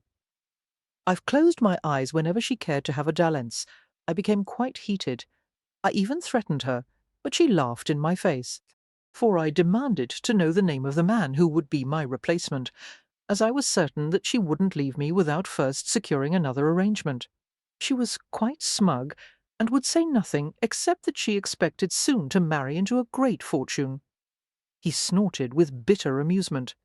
The idea one doesn't marry soiled goods like Vivian Duval, unless he wants to be the laughing-stock of England. Of course, I would put nothing past her, for I suppose it's possible she could have enticed some decrepit widower to make an offer for her. Were there witnesses to the argument? Vivian's servants were aware of it. I'm certain. No doubt I raised the roof a time or two. Did you strike her? Never, Gerard said instantly, seeming offended. I'll admit, I was tempted to choke the life out of her, but I would never do harm to a woman. And in spite of my anger, I would have taken Vivian back if she had desired it. My pride be damned. For Grant's brows pulled together at the statement. In his opinion, no woman was worth the sacrifice of a man's pride, no matter how attractive she might have been. There was always another pretty face, another well-shaped body, another display of feminine charms that would soon blot out the memories. I can see what you're thinking, Gerard said, but there's something you don't understand. Vivian is one of a kind. The smell, the taste, the feel of her, no one could compare. For there was nothing she wouldn't do in bed. Have you ever slept with a woman who has no shame? If I could have just one more night with her, even 1 hour— He shook his head with a mumbled curse. All right, my lord, Grant said tersely. We're finished for now, as my investigation proceeds. I may have more questions for you. He stood and headed for the door, but paused as he heard Gerard's pleading voice. Morgan, you must tell me what has happened to her. For Grant turned to glance at him curiously. If she were dead, he said slowly, would you mourn her? He waited a long time for the other man to reply, but Gerard apparently found it difficult to answer. Grant smiled cynically. Gerard was like a child deprived of his favourite toy. He would miss the sexual pleasure Vivian had given him, but he felt no genuine caring or concern. Some courtesans and their protectors genuinely loved each other, had relationships that lasted for decades. For Grant knew more than one man who had escaped the bitter disappointment of his arranged marriage by taking a mistress who would bear him children and serve him as the loving companion his wife should have been. For Vivian, however, the role of courtesan was played purely for reasons of business and profit. Do you have a set of keys to her townhouse? Grant asked Gerard. The question clearly nonplussed him. I suppose I might. Do you intend to search her possessions? What do you expect to find? For where Miss Duval is concerned, I'm learning not to expect anything, Grant replied dourly, while curiosity and an odd touch of dread tangled inside him at the prospect of visiting her town house. The more he discovered about Vivian and her sordid past, the darker his mood became. For Grant deftly unlocked the bronzed door of Vivian's town house, one of many located behind the palace front of East Grosvenor Square, for the prestigious address, with its spectacular row of columns and arched doorways, must have cost a pretty penny. A further testament to Vivian's skill at her profession, he thought darkly. The interior was dim and quiet, with a faint mustiness in the air from being closed up for weeks. Grant lit a lamp and a pair of wall sconces which shed a bright glow on walls covered in hand-painted wallpaper. Taking the lamp in hand, he wandered through the first-floor rooms. For the house was elegant and decidedly feminine, with abundant frescoes of pastel flowers, Walls covered in French paper, delicate furniture with spindly legs and large framed looking glasses over every fireplace. He ascended the stairs, noting the costly twisted balusters with carved tread ends and the lamps housed in crystal cases. It seemed no expense had been spared in decorating the place to Vivian's satisfaction. Upstairs, the air seemed to hold a hint of stale perfume, for he followed the scent to the main bedroom, lit more lamps, and surveyed his surroundings intently. The walls were covered in emerald green silk, a jewel tone that was echoed in the rich Brussels floral-patterned carpet underfoot. Although the current fashion for ladies' bedrooms was to half conceal the bed in an alcove, Vivian had made hers the central attraction, placing it on a carpeted platform to increase its visibility. For what drew Grant's attention most strongly, however, was a portrait of Vivian hung on the wall facing the bed. She had been painted in the nude, half turned away from the viewer to expose her pale back and buttocks. She glanced artfully over her shoulder, her torso angled to reveal the profile of one round, lovely breast. For the artist had idealized Vivian, making her form a little fleshier than in reality, the legs and waist slightly elongated, the unswept hair so red that it contained tongues of purple flame. Had the artist bedded Vivian during one of the many sittings it had taken to paint her? It seemed likely. Nothing but love-making could have given her face that flushed, replete look, the mouth soft with satisfaction, the blue eyes heavy-lidded and cat-like. For staring at the painting, Grant experienced what was fast becoming a familiar reaction to Vivian, a mingling of fire and ice, a flare of intense desire balanced by cold deliberation. He wanted her, and more than that, he wanted to humble and chasten her. He was going to use her, the way she had used so many men. It was time for Vivian Duval to receive her reckoning. He wandered to a Louis XV dressing table with an inlaid tulipwood top and picked up a large crystal flaken of perfume, for the scent was heavy with roses and tempered by the crispness of sandalwood. Instantly it brought back the memory of Vivian at the Wentworth ball. She had smelled exactly this way, her warm skin emanating the sweet fragrance. Setting aside the perfume, Grant opened the shallow drawers of the dressing table, finding a jumble of brushes, jars filled with pastel-coloured creams, hair ornaments of tortoise-shell, ivory and silver. For beneath the clutter, there was a small book bound in red Moroccan leather. Grant extricated the volume and leafed through it quickly, finding lists of gentlemen's names, detailed descriptions of sexual activities, times and dates of romantic assignations. It would serve as an excellent tool for blackmail.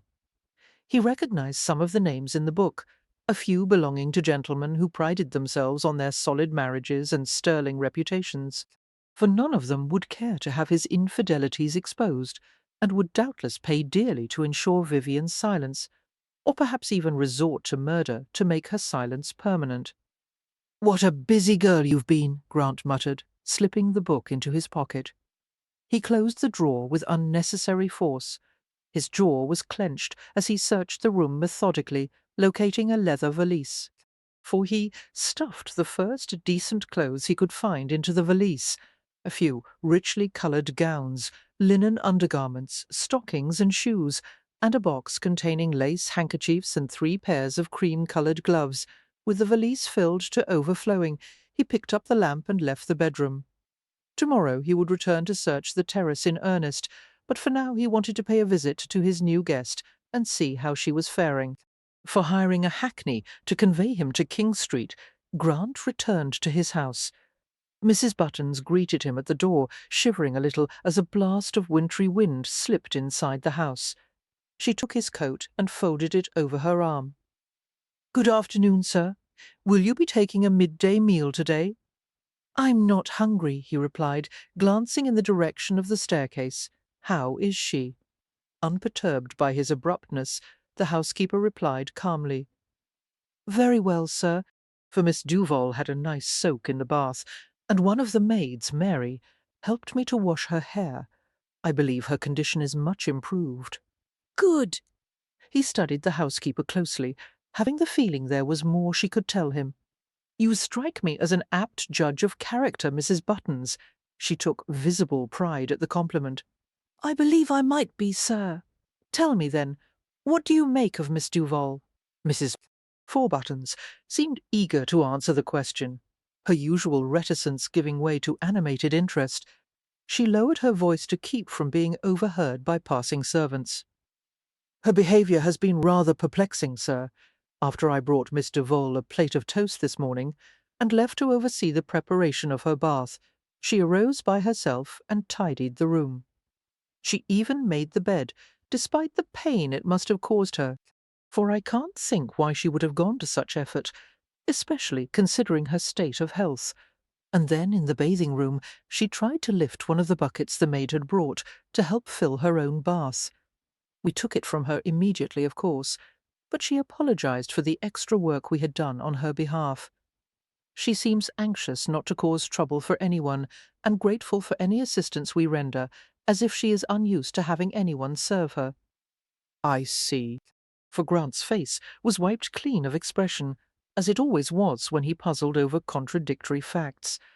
Mrs. Buttons warmed to the subject. She seems to be one of the most considerate and gentle-spirited young women I have ever encountered. With all due respect, sir, I can scarcely believe that what you told me about her last evening is true. It's true, Grant said curtly. Could it be that Vivian's memory loss had altered her character as well? For had she forgotten how to behave with her usual smug superiority, or was she merely playing some game with them all? Impatiently, Grant handed the valise to Mrs. Buttons. Have one of the maids put Miss Duval's clothes away. Yes, Mr. Morgan. The housekeeper set the valise on the floor and regarded him with calm brown eyes. Sir Mary offered her best night rail for Miss Duval's use, as we had nothing else to clothe her in. Thank you, for I consider any kindness done for Miss Duval as a direct favour to me. Tell Mary to have a new gown and matching pelisse made for herself, and charge it to the household account. A nice gown, she needn't skimp on the trimmings. Mrs. Buttons turned an approving smile on him. You're a kind master, if I may say so, he responded with a scowl. I'm a reprobate, and we both know it. Yes, sir, The housekeeper replied demurely. Grant headed for the stairs, for some unidentifiable feeling knotted and tightened inside him. Vivian Duval playing the sweet damsel in distress, he wouldn't tolerate it. In the space of a few minutes he was going to expose her for the fraud she was. If she didn't remember that she was an unprincipled whore, he would damn well remind her. He would reveal every cunning, shameless facet of her dissolute character, and let her ponder that for a while. Then let her try to play the innocent. For reaching his bedroom, he opened the door without knocking, halfway expecting to find Vivian laughing privately about how she was deceiving everyone with her pretence of virtue. He entered the room and stopped dead in his tracks. She was sitting in an armchair by the grate, her small bare feet drawn up and to the side, an open book in her lap. Golden shards of firelight played over her vulnerable face as she glanced up at him, for she was dressed in a high-necked white nightgown that was a little too big for her, with a blue cashmere lap-robe draped over her waist and thighs. After setting the book on the floor, she pulled the lap-robe up to her chest. The tension inside Grant rose to an excruciating pitch. She had the face of an angel and the hair of the devil's handmaiden, for the freshly washed locks flowed around her in a waist-length curtain, waves and curls of molten red that contained every shade from cinnamon to strawberry gold. It was the kind of hair that nature usually bestowed on homely women to atone for their lack of physical beauty. But Vivian had a face and form that belonged in a Renaissance painting, except that the reality of her was more delicate and fresh than any painted image could convey. For now that her eyes were no longer swollen, the pure blue intensity of her gaze shone full and direct on him. Her mouth, tender and rose-tinted, was a marvel of nature. Something was wrong with his breathing. His lungs weren't working properly, his heartbeat was too fast, and he clenched his teeth. If he weren't a civilized man, if he didn't pride himself on his renowned self-possession, he would take her here, now, with no regard for the consequences. He wanted her that badly. for seeming not to understand his silent, ferocious struggle. Vivian gave him a hesitant smile of welcome. He almost hated her for that smile, so soft and warm that it pulled at something deep in his chest. He returned the smile with a confident one of his own. "Good afternoon, Mr. Val. It's time for us to talk." Vivian kept the lap robe pulled high around herself as she stared at the man before her. Emotions tumbled inside her, not the least of which was curiosity. For the servants had told her Grant Morgan was a Bow Street runner, the most famous of the pack. The most fearless man in England, one of them had added, and now Vivian understood why.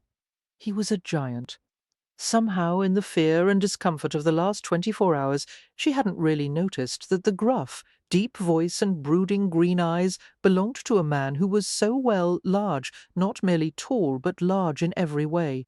For now that she had recovered somewhat from her dunking in the Thames, she was able to take a good, clear look at him. His shoulders were as broad as cathedral doors, and his rangy body was impressively developed, with long, muscled thighs and upper arms that bulged against the constraints of his coat sleeves. He wasn't handsome in the conventional sense. This man's face was as expressive as a block of granite, for her gaze fell to his hands, and she felt a wash of fire cover her face as she remembered the gentle touch of them. "Yes, I would like to talk," she murmured. Morgan picked up a heavy armchair and moved it close to hers, hefting its weight with astonishing ease.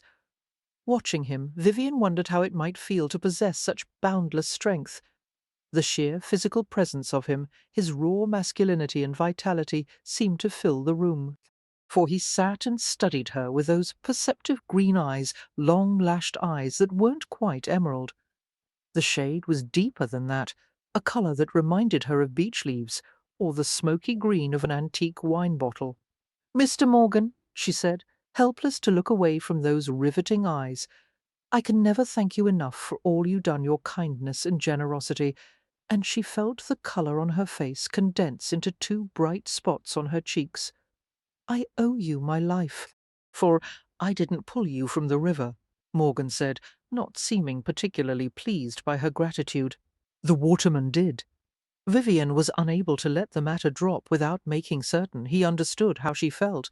"Even then I would have died. I remember lying on the steps, and I was so cold and wretched that I didn't particularly care if I lived or not. And then you came. Do you remember anything else? Anything about yourself or your past? For do you have impressions of struggling with someone or arguing?" No. Both of her hands went up to her throat, investigating the soreness, and she stared at him wonderingly. "Mr. Morgan, who did this to me? I don't know yet. It would be a damned sight more convenient if you hadn't lost your memory." "I'm sorry," he shrugged.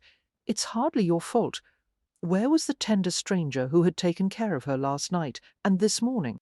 For she found it hard to believe that this was the man who had held and comforted her, rubbed salve on her bruises, and tucked her in bed as a parent would a beloved child. Now he seemed forbidding and utterly unapproachable. He was angry with her, but she didn't know why. The realization made her feel more lost and confused than before. If that was possible, he was all she had. She couldn't bear for him to be cold to her. "You're displeased," she said. "What has happened? Have I done something wrong?" For the question seemed to soften him a little. Although he didn't quite meet her eyes, he exhaled deeply, as if releasing some unpleasant pent-up emotion. "No," he muttered, with a quick shake of his head. "It's nothing." Perhaps he had learned something about her that he didn't like, Vivian thought, and anxiety made her entire body tauten until all her muscles quivered. "I'm frightened," she said, and brought her clenched hands down to her lap. "For I keep trying to remember something, anything about myself. Nothing is familiar. Nothing makes sense. And knowing that someone hates me enough to want me dead.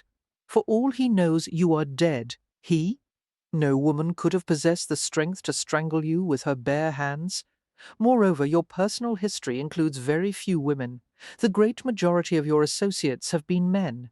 Oh, why wouldn't he just tell her what needed to be said, instead of making her ask him questions? For it, was a form of torture, having to stare at his stony face and wonder what secrets of her past had brought her to this incredible situation. "You said I might not like some of the things you would tell me about myself?" she prompted unsteadily. Reaching into his coat pocket, he extracted a small book bound in dark red leather. "Have a look at this," he said curtly, placing the volume in her hands. "What is it?" she asked warily. For he didn't reply, only stared at her with a restless gaze that conveyed his impatience. Carefully she opened the book, discovering page after page of neat feminine script. There were lists, names, dates. It took a half-minute of reading before she encountered a passage so explicit that she snapped the volume shut with a mortified gasp. Her shocked gaze lifted to his. "Why in heaven's name would you show me such a thing?" She tried to hand the book back, but he did not move to take it. Forecasting the object to the floor, she regarded it as if it were a coiled snake. "Whom does it belong to, and how does it pertain to me?" "It's yours? Mine?" An icy feeling crept over her, and she pulled the length of cashmere more closely around herself. "You're mistaken, Mr. Morgan." Her voice was clipped and cool with outrage. "I didn't write those things. I couldn't have." "How do you know that?" "Because I couldn't." Startled and offended, she gave him a look of rebuke, for when he spoke, his voice was flat and quiet. "You're a courtesan, Vivian, the most notorious one in London. You've garnered a fortune from your talent." She felt her face turn stark white. Her heart pounded frantically in her chest. "It isn't true," she cried. "The book must belong to someone else. I found it in your terrace house, in your bedroom. Why would why would any woman write such things? A tool for blackmail," he suggested gently. Or perhaps it was just the only way you could keep track. Vivian left her chair as if she had been jolted out of it, letting the cashmere lap robe drop to the floor. Wincing as pain shot through her bound ankle, she hobbled backward a few steps, needing to put some distance between them. "I didn't do any of the things in that book," to her chagrin. Morgan's gaze swept over her, and she realized that the firelight shone through the muslin, illuminating every detail of her body. For hastily she pulled handfuls of the loose gown in front of herself, clutching the folds to her midriff. "I'm not a prostitute," she said vehemently. "If I were, I'm certain I would know it in some part of myself. But I don't, because it's not there. You're absolutely wrong about me. If this is an example of your investigative abilities, I am not impressed. Now go out and ask more questions and do what is necessary to find out who I really am." Morgan rose from his own chair to follow her. "For I can't change the truth just because you don't like it." "Not only do I not like it," Vivian said, breathing hard, "I reject it entirely. You are wrong. Do you understand?" To her humiliation, she wobbled off balance, her weak ankle refusing to support her. "Would you like me to parade you in front of witnesses who will swear on the Bible that you are Vivian Duval?" Morgan asked harshly.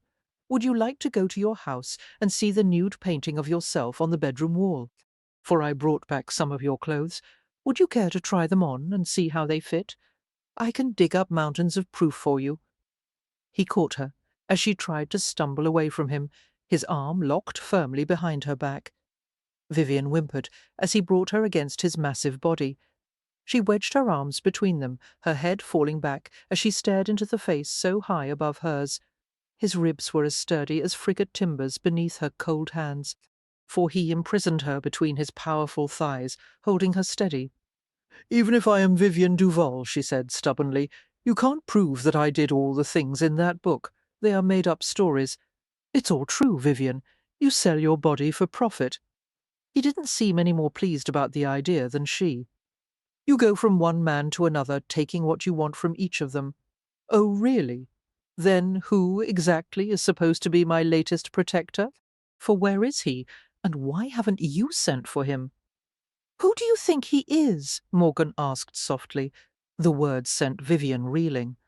She was open-mouthed, dazed, suddenly limp in his grasp. "No. We've been lovers ever since you left, Lord Gerard. I've visited you in your town house on several occasions. We've kept things discreet, but we were on the verge of drawing up a proper contract. Grant told the lies without a shred of guilt, for the deceit would hardly hurt her after the sordid life she had led, and it served his purpose. He wanted her, and this was the most expedient way to have her. Then you and I are. She choked on the words. Yes, you're lying. Vivian strained against him, pushing, twisting, but his arms were like steel bands. Soon she was exhausted by the fruitless struggle. She couldn't help but be aware that her movements had aroused him, for the hard protrusion of his masculinity pressed high against her stomach, branding her with its aggressive heat. How in God's name could she have been intimate with this man and not remember?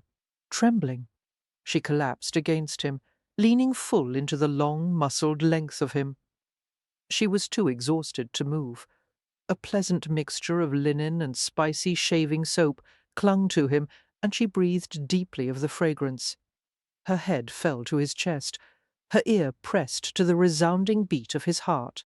"For you're wrong," she said, too bewildered to cry. "I'm not that kind of woman. I just can't be." He did not reply, and she realized that he was so convinced on the matter that it didn't merit arguing. A flicker of fury intruded on her confusion. Very well. She would not further exhaust herself by denying the accusation. Time would certainly prove him wrong. "What do you want from me now?" she asked in a thick voice, for a shiver chased down her body as she felt his hand move over her back, the heat of his palm sinking through the muslin. "I'm going to keep you here," he replied, "for your protection and my convenience." His convenience? That could only mean that he intended to continue their previous arrangement, regardless of her memory loss. She glanced over her shoulder at the oversized bed that had seemed such a haven until now. If he planned to take her tonight, she wouldn't be able to stand it, for she would flee the house and run screaming through the streets in her nightgown. "I can't oblige you tonight, if that's what you're planning," she said rebelliously. "And not tomorrow night either, and not—" "Hush!" For the first time a note of amusement entered his voice. "I'm not such a bastard that I would inflict myself on you while you're ill. We'll wait until you're well enough. I won't want to ever again. I'm not a prostitute. You'll want to. It's in your nature, Vivian, for you can't change what you are." His matter-of-fact statements infuriated her. "I won't want any man from now on, especially not you." Her defiance seemed to trigger something inside him, unleashing a grim determination to prove something to her and to himself. Swiftly he pulled her into his arms before she had time to think or react. He carried her to the bed and deposited her on the neatly folded back covers. His dark face obliterated the glow of the fire as he leaned over her. "No," Vivian gasped. There was a cruel edge to his mouth, but when he fitted his lips over hers, the kiss was soft, slow, utterly consuming. He placed his hands flat on the mattress on either side of her head, not touching her with any part of his body except his mouth. Had she wanted, she could have rolled away from him easily, but she stayed beneath him, transfixed by the sweet, hot flowering of sensation that spread rapidly and made the downy hairs all over her body rise. For she lifted her hands to his face in a half-hearted gesture to push him away. But he angled his head and kissed her harder, and any thought of resisting him disappeared. His tongue ventured inside her mouth, teasing, stroking. He tasted of coffee and some pleasant masculine essence that lured her own tongue to respond timidly. The feathery touch seemed to excite him. Breathing deeply, he twisted his mouth over hers in long, searching kisses, each one more tender and intimate than the last. For Vivian relaxed helplessly beneath him, while a heavy, delicious ache formed in her breasts and low in her stomach and between her thighs. Her dazed mind no longer comprehended what was happening or even cared. All that existed was sensation. Every part of her focused on the consuming heat of his mouth. With a suddenness that stunned her, Morgan tore his lips away and pinned her with a simmering gaze. "You see?" he said hoarsely. "Now tell me what kind of woman you are." For it took a moment for Vivian to understand what he had said. Ashamed and furious, she rolled to her side. "Go away!" she gasped, pressing her hand over her exposed ear, blocking out any words he might utter. "Leave me alone!" He obliged at once, leaving her curled on the bed in a silent huddle, barely aware of where he was going. Grant made his way downstairs, his mind overtaken by questions, sensations. "Vivian," he muttered more than once, the name alternately a curse and a prayer, for he found himself in the library, a haven of leather and oak, fitted with comfortably worn chairs and specially designed bookcases. The cases were fronted with beveled glass and brass grillwork on the bottom shelves. He collected books obsessively. Anything between two covers would do. The stacks of newspapers piled on desks and tables often moved Mrs. Buttons to complain that the house was the greatest fire hazard in London, for Grant never sat, for a quiet moment, without a book or paper close at hand. When he wasn't working or sleeping, he read. Anything to keep himself from thinking about the past. On the nights when regrets lingered in his head like ghosts, driving out all possibility of sleep, he came to the library and drank brandy, and read until the words blurred before his eyes. Prowling past the shelves of leather-bound talismans, Grant sought something to divert his attention, for his fingers trailed lightly over the cool, shining glass doors, opened one, brushed over a row of books. But for once the touch of leather repelled him. His hand ached for soft female skin, for silken hair, for round breasts and hips. He caught sight of his reflection in the glass, his face set and miserable. Turning away with a groan, Grant went to the sideboard fitted between a pair of small matching cupboards. One of the cupboards was used as a cellaret for wines, for he rummaged in the cabinet until his hand closed around the flattened lozenge-shaped body of a brandy bottle, sloshing with dark liquid. Uncorking it, he drank directly from the bottle, the fullness of expensive French brandy rolling down his throat. Waiting for a familiar warmth to spread in his chest, he felt only emptiness. His mind returned to the image of Vivian, the sweetness of her mouth, the innocence of her response. For as if she weren't used to kissing, as if she were an awkward but willing pupil in the hands of an experienced teacher. All an illusion. Innocence, he muttered with an ugly laugh, and poured more brandy down his throat. Vivian was prime quality goods, to be sure, but she was a whore none the less, and he was a fool for feeling protective of her, wanting her, and worst of all, liking her. For he sat in an armchair and braced his feet on the edge of his desk, and silently acknowledged the mortifying truth. If he didn't know who and what Vivian was, he would be mad for her. What man wouldn't? She was lovely, intelligent, and seemingly vulnerable. Her response to the news that she was a courtesan had been a perfect blend of anger and bewilderment, the way an innocent woman would react. For his instincts and his brain had rarely given him such opposing messages, and the few times they had, he had been inclined to trust his instincts. But not in this case. He knew all about Vivian's unique brand of faux innocence. It didn't matter how she behaved at present. She would sooner or later revert to character. Therefore, he couldn't let himself be taken in by her. But hell and damnation, it wasn't going to be easy. For Vivian curled up in one corner of the acre-wide bed, fuming and worrying until she finally drifted into a fog of oblivion. But there was no peace to be found in sleep, only a bizarre dream that became increasingly sinister. She hurried through a shadowed street, pursued by faceless strangers. Occasionally she paused to laugh and taunt them, then turned and ran just before they reached her. For approaching a bridge, she climbed onto the embankment wall, surmounting a pier topped with a bronze statue of a river deity. The men below her clamoured to reach her, climbing after her, but she laughed throatily and kicked them away. Suddenly, to her horror, the massive bronze statue beside her began to move. Huge metal arms wrapped around her, imprisoning her in a cold, merciless embrace. For crying out in terror, she fought the statue. But it clutched her, turned toward the river, and plunged into the black, bitterly cold depths. Its weight pulled her down quickly, the surface receding far above her. She screamed beneath the water, but no one could hear her, and the choking liquid filled her mouth and throat. "Vivian! Damn it! Vivian, wake up!" She started awake, still fighting the arms around her, then saw Morgan's face above hers, for he wore an anxious scowl as he hauled her into his lap, one hand smoothing the damp hair back from her face. His upper torso was covered only by a thin linen shirt, open at the neck to reveal the hollow at the base of his throat. Disoriented, Vivian fought to catch her breath. She glanced at their surroundings, realizing they were on the floor. "You fell off the bed," Morgan said. I had a nightmare. Tell me," he said softly, for as she remained silent, he stroked the ruffled arc of her eyebrow with the pad of his thumb. The intimate gesture somehow moved her to speak, when words would have failed.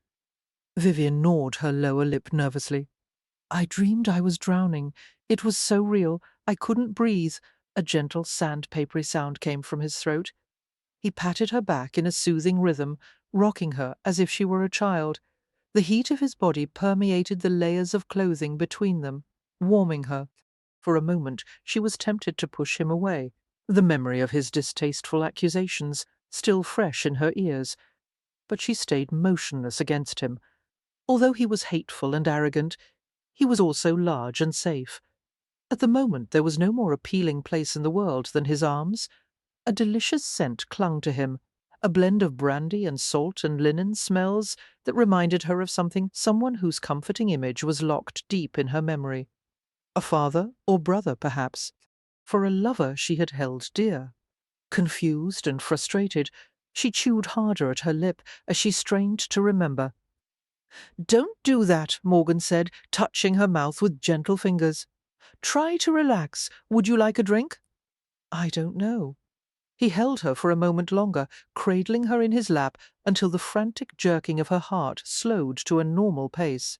For his hand slid over her leg and hip and settled at the curve of her waist, and in a despairing flash Vivian sensed that his touch was somehow familiar and natural, as if she belonged in his arms against his body, as if they had indeed been lovers. She moved her face, blotting her tear-dampened cheek against his shirt, and she felt his mouth brush over her hair. For carefully, Morgan lifted her from the floor and placed her on the bed, and busied himself with straightening the tangled mass of sheets and blankets.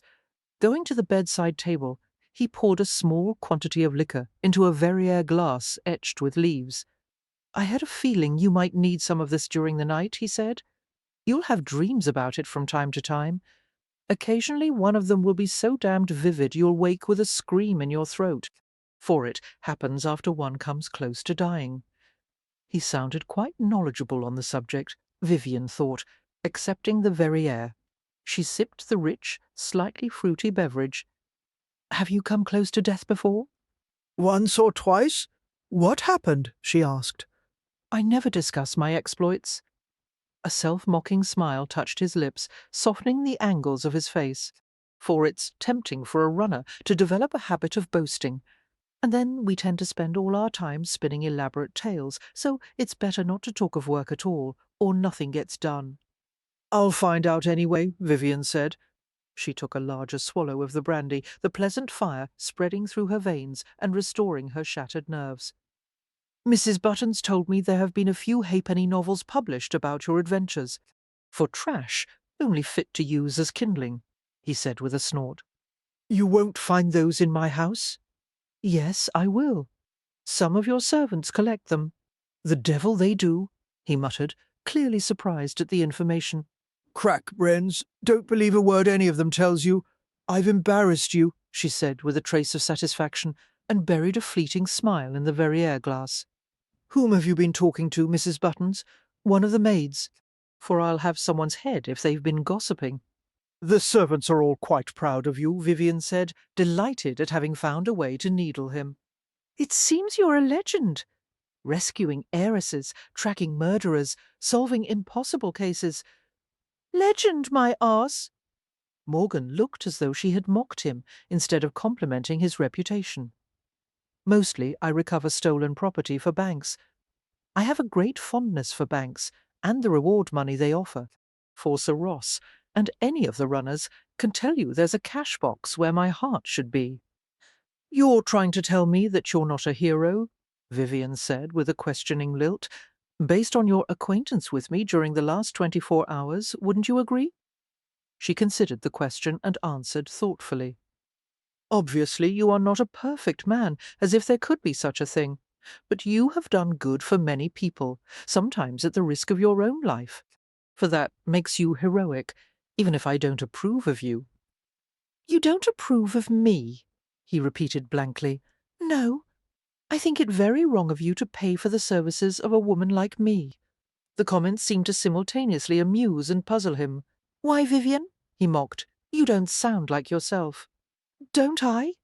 She fiddled awkwardly with the edges of the bed linens. I have no idea what I'm supposed to sound like, or what I should say. For all I know is that the more you tell me about myself, the more I wonder why you or anyone else should desire my company. I'm not a very nice woman, am I? A stiff silence descended on them. Morgan's stare was searching, critical, like that of a scientist examining the unexpected results of an experiment. Wordlessly he turned and headed toward the door, and Vivian thought he was leaving. However, he picked up a tray that had been set on a side table and returned to the bed with it. For your supper, he said, setting the tray on her lap, straightening a piece of silverware that had slid to the edge. I was carrying this upstairs when I heard you fall. You were bringing a supper tray to me? Vivian asked, wondering why he had not had one of the servants do it. Morgan read the unspoken question in her expression. I intended to offer it with an apology. His voice turned brusque as he added, My manner with you earlier this evening was uncalled for Vivian was rather taken by his charming gruffness. Her instincts told her that he was sincere. Although he surely did not respect or esteem her, he was willing to apologize when he believed himself to be in the wrong. Perhaps he wasn't quite the ogre she had thought him. She tried to meet his honesty in equal measure. You were only relating the truth. I should have been far more gentle in the telling of it. I'm not what anyone would call a diplomat. For I shouldn't have blamed you for what you said. After all, it's not your fault that I'm a beautiful and fascinating woman, he finished for her. Flushing, Vivian fumbled with the napkin and laid it over her midriff. She didn't feel beautiful and fascinating, and she certainly didn't feel like a worldly wise courtesan. Thank you, she said with difficulty. But I'm not the woman you think I am, at least for the present I'm not. I don't remember anything about myself. And I don't know how to behave with you. That's all right, Morgan interrupted, sitting in the bedside chair. He seemed relaxed and casual, but his gaze didn't leave her for a moment. Behave however you wish. No one is going to force you to do something you don't want, least of all me. Difficult as it was, she took a deep breath and returned his gaze. Then you won't want me to? No, he said quietly. I've already told you that I won't bother you that way. Not until you desire it. And if I never desire it? She forced herself to ask in a mortified scrape of a whisper. The choice is entirely yours, he assured her. A crooked smile tugged at his mouth. But be forewarned. My attractions may grow on you. Abashed, Vivian swiftly dropped her gaze to the dainty meal before her. The plate contained slivers of chicken, a dab of pudding, a spoonful of vegetables in cream. She picked up a bread roll and bit into it. For it seemed to take an unusual amount of effort to chew and swallow the morsel. This is your room, isn't it? I would like to move to the guest room as soon as it's convenient. I don't wish to deprive you of your own bed. Stay here. I want you to be comfortable. It's very grand, but the bed is too large for me, and Vivian hesitated, unable to tell him that she felt surrounded by him in this room, even when he wasn't here. For his smell and his distinctly masculine aura seemed to linger in the air. Have I been here before? She asked suddenly. In your house? In this room? No. This is the first time you've been a guest in my home. On the occasions when they had been intimate, she guessed they had trysted in her bed or some other place. She was too embarrassed to ask for details. Mr. Morgan, Grant, there is something I want to ask. Yes. Promise you won't laugh at me, please. All right. She picked up a silver fork and toyed with the prongs, focusing all her attention on the utensil. Was there any love between us? Any affection? Or was it merely a sort of business arrangement? She could hardly bear the thought that she might have sold her body only for money. Her face burned hot with shame as she waited for the answer. To her relief, he didn't jeer or laugh. It wasn't all business, he said carefully. I thought you would offer some ease and enjoyment I needed badly. For then one could say we're friends, Vivian asked, grasping the fork so hard that the prongs left scarlet marks on the flesh of her palm. Yes, we're. Breaking off, Morgan took the fork from her and rubbed the sore spot on her palm with his thumb. He cradled her hand in his large one, frowning at the little red marks. We're friends, Vivian, he muttered. Don't distress yourself. You're hardly a cheap watch prostitute. You're an exclusive courtesan, and few people think the worse of you for it. For I do, Vivian said painfully. I think very much the worse of me for it. I wish I were anything else. You'll get used to the idea. That's what I'm afraid of, she whispered. Something in her woeful gaze seemed to bother him. Letting go of her hand, he muttered an imprecation and left the room while she stared morosely at the cooling food on her plate. Oh, I couldn't wear that, Vivian said, staring at the gown that had been laid out for her. It was one of 4 that Mr. Morgan had brought from her town house, and while she had no doubt that the gown was hers, she very much doubted its tastefulness. Although the garment was beautifully designed and well made, the colour, a dark velvet that captured the intense tones of a ripe plum or black cherries, would prove a jarring clash with her hair. She added ruefully, Not with this carrot top. I'll look a fright, Mrs. Fourbuttons surveyed her critically as Mary helped her from the bath and began to dry her off with a thick length of white toweling. I think you might be pleasantly surprised, Miss Duval. Won't you try it on and see? Yes, I'll try, Vivian said, shivering as the cool air chased over her exposed skin, raising goose-flesh from head to toe. But there's every chance I'll look ridiculous. I assure you such a thing isn't possible, Mrs. Buttons replied. For over the last 3 days, the housekeeper's manner with Vivian had changed from distant politeness to warm kindness, and the rest of the household staff had promptly followed suit. Sincerely grateful for the help they offered her, Vivian praised and thanked the servants whenever the opportunity presented itself. Had Vivian been a high-ranking noblewoman, she supposed she would have accepted their service as her due and taken care not to become familiar with them. For, however, she was far from an aristocrat, and in light of what she knew about her own dissolute past, she thought the servants of the Morgan household were more than kind. There was no doubt they all knew what she was and what she had been, and still they treated her with the deference they would have accorded a duchess. When she remarked on this fact to Mrs. Buttons, the housekeeper had explained with a wry smile, For one thing, Mr. Morgan has made it clear that he values you and wishes you to be treated as a respected guest. But more than that, Miss Duval, your character speaks for itself. No matter what is said about you, the servants can see that you are a kind and decent young woman. But I'm not, Vivian said. Unable to look into the housekeeper's face, she bent her head.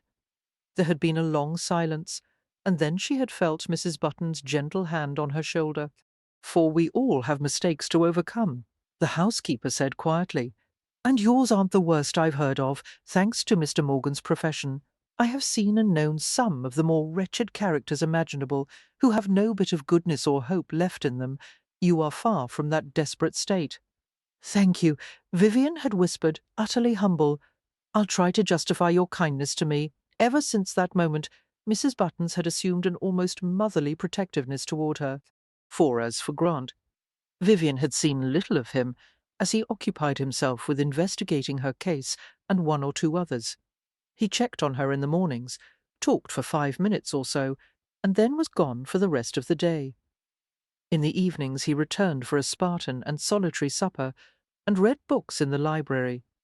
Morgan was a mysterious figure to Vivian. The halfpenny novels that the maid Mary had loaned to her had shed little light on his character, for the novels emphasized the adventurous side of Morgan's nature, detailing the crimes he had solved, and his famous pursuit of a murderer across 2 continents.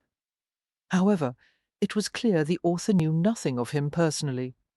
Vivian suspected that few people desired to know the real nature of the man, preferring the outsized tales of a legend. It was usually that way with famous men. People wanted to know about their accomplishments and strengths, not their vulnerabilities. But it was precisely Morgan's weaknesses that interested Vivian. He appeared to have so few of them.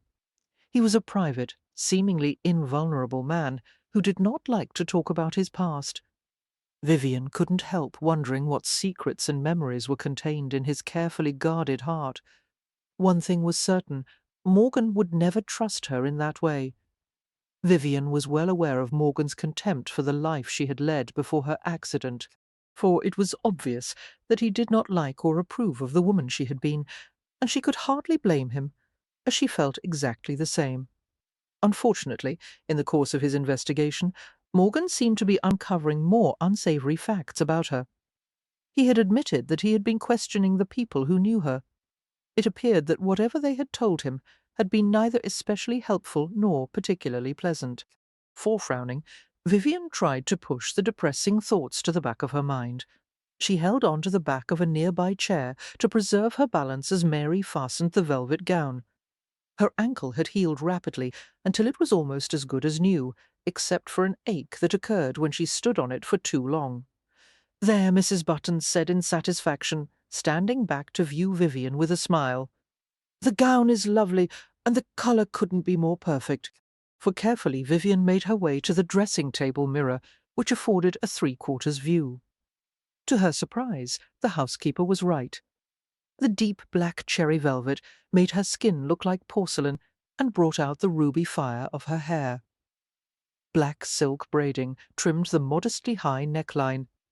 More lengths of silk braiding defined the vertical slash that went from neck to collarbone, affording a subtle glimpse of white skin. For no other adornment marred the simple lines of the gown, except for the puffs of black silk that edged the hem of the flowing skirt. It was an elegant garment, suitable for any lady of quality. Vivian was relieved to discover that she owned some clothes that did not proclaim courtesan to everyone who saw her. "Thank goodness," she murmured, giving Mary and Mrs. Buttons a self-deprecating smile. "I feel nearly respectable." "If you please, Miss Duval," Mary said, "I should like to brush out your hair and pin it up proper. You'll look every inch the fine lady then. And won't Mr. Morgan be pleased to see you turned out so well?" "Thank you, Mary." Vivian made her way to the dressing-table, pausing to pick up the length of damp toweling discarded from her bath. "No, no!"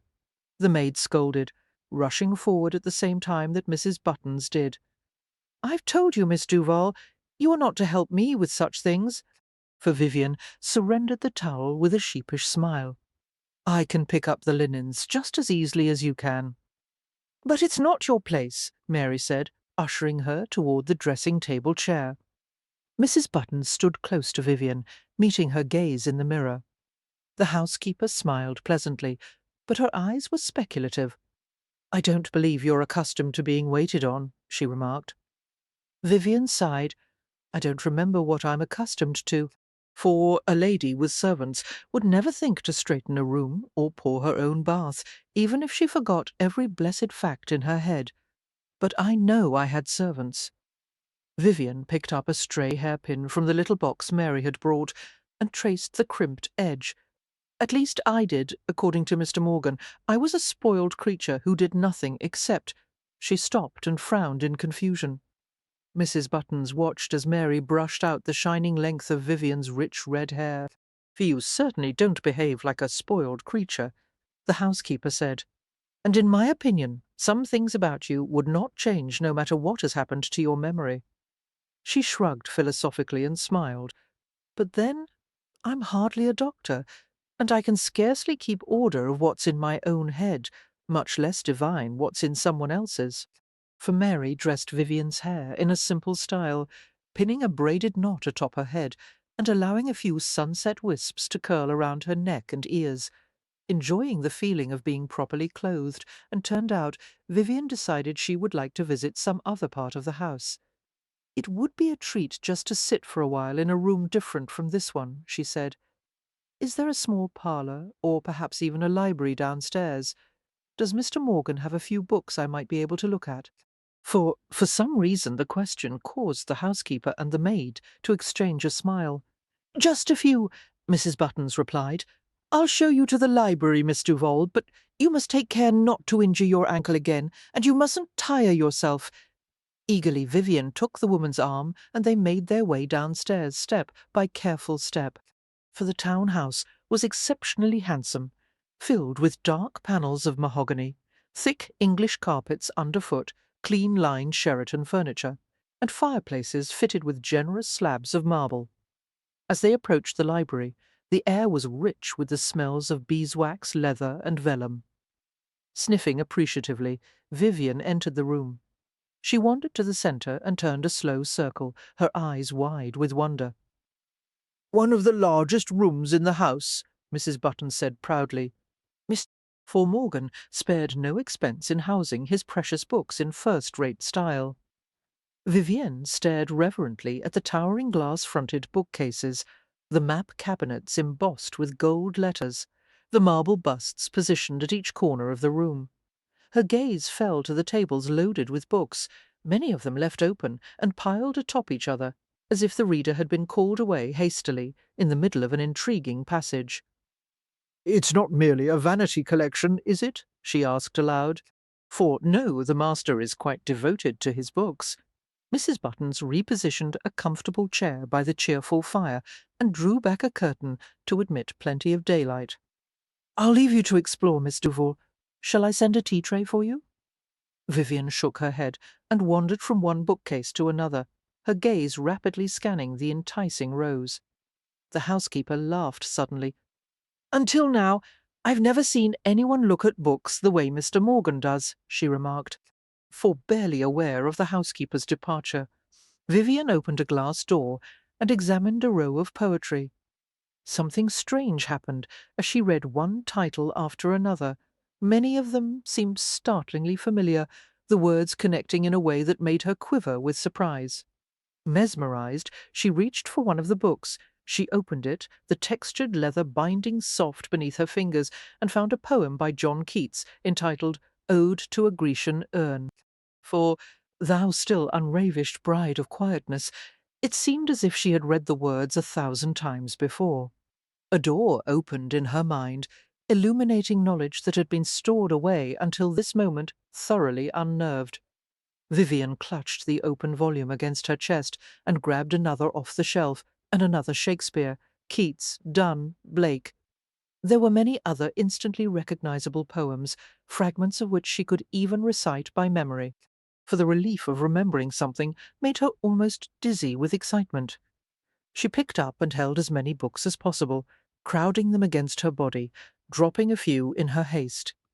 She wanted to carry them all to a quiet corner, and read and read. On a lower shelf she discovered well-worn volumes of philosophy. Snatching up Descartes' Meditations, she flipped it open and feverishly read a passage aloud. "For there is nothing, among the things I once believed to be true, which it is not permissible to doubt." Vivian hugged the open book to her chest, mind swimming with chaotic impressions. She was positive she had once studied this book, these words, with someone she had cared for very much. The familiarity of the words gave her a sense of safety and comfort she needed desperately. She closed her eyes and clutched the book harder, straining to capture some elusive memory. "Well?" For a sardonic rumble broke the silence. "I wouldn't have expected to find you in the library. What have you found that interests you?" 6. Vivian whirled to see Morgan filling the doorway. The corner of his mouth tightened in a jaded quirk that passed for a smile.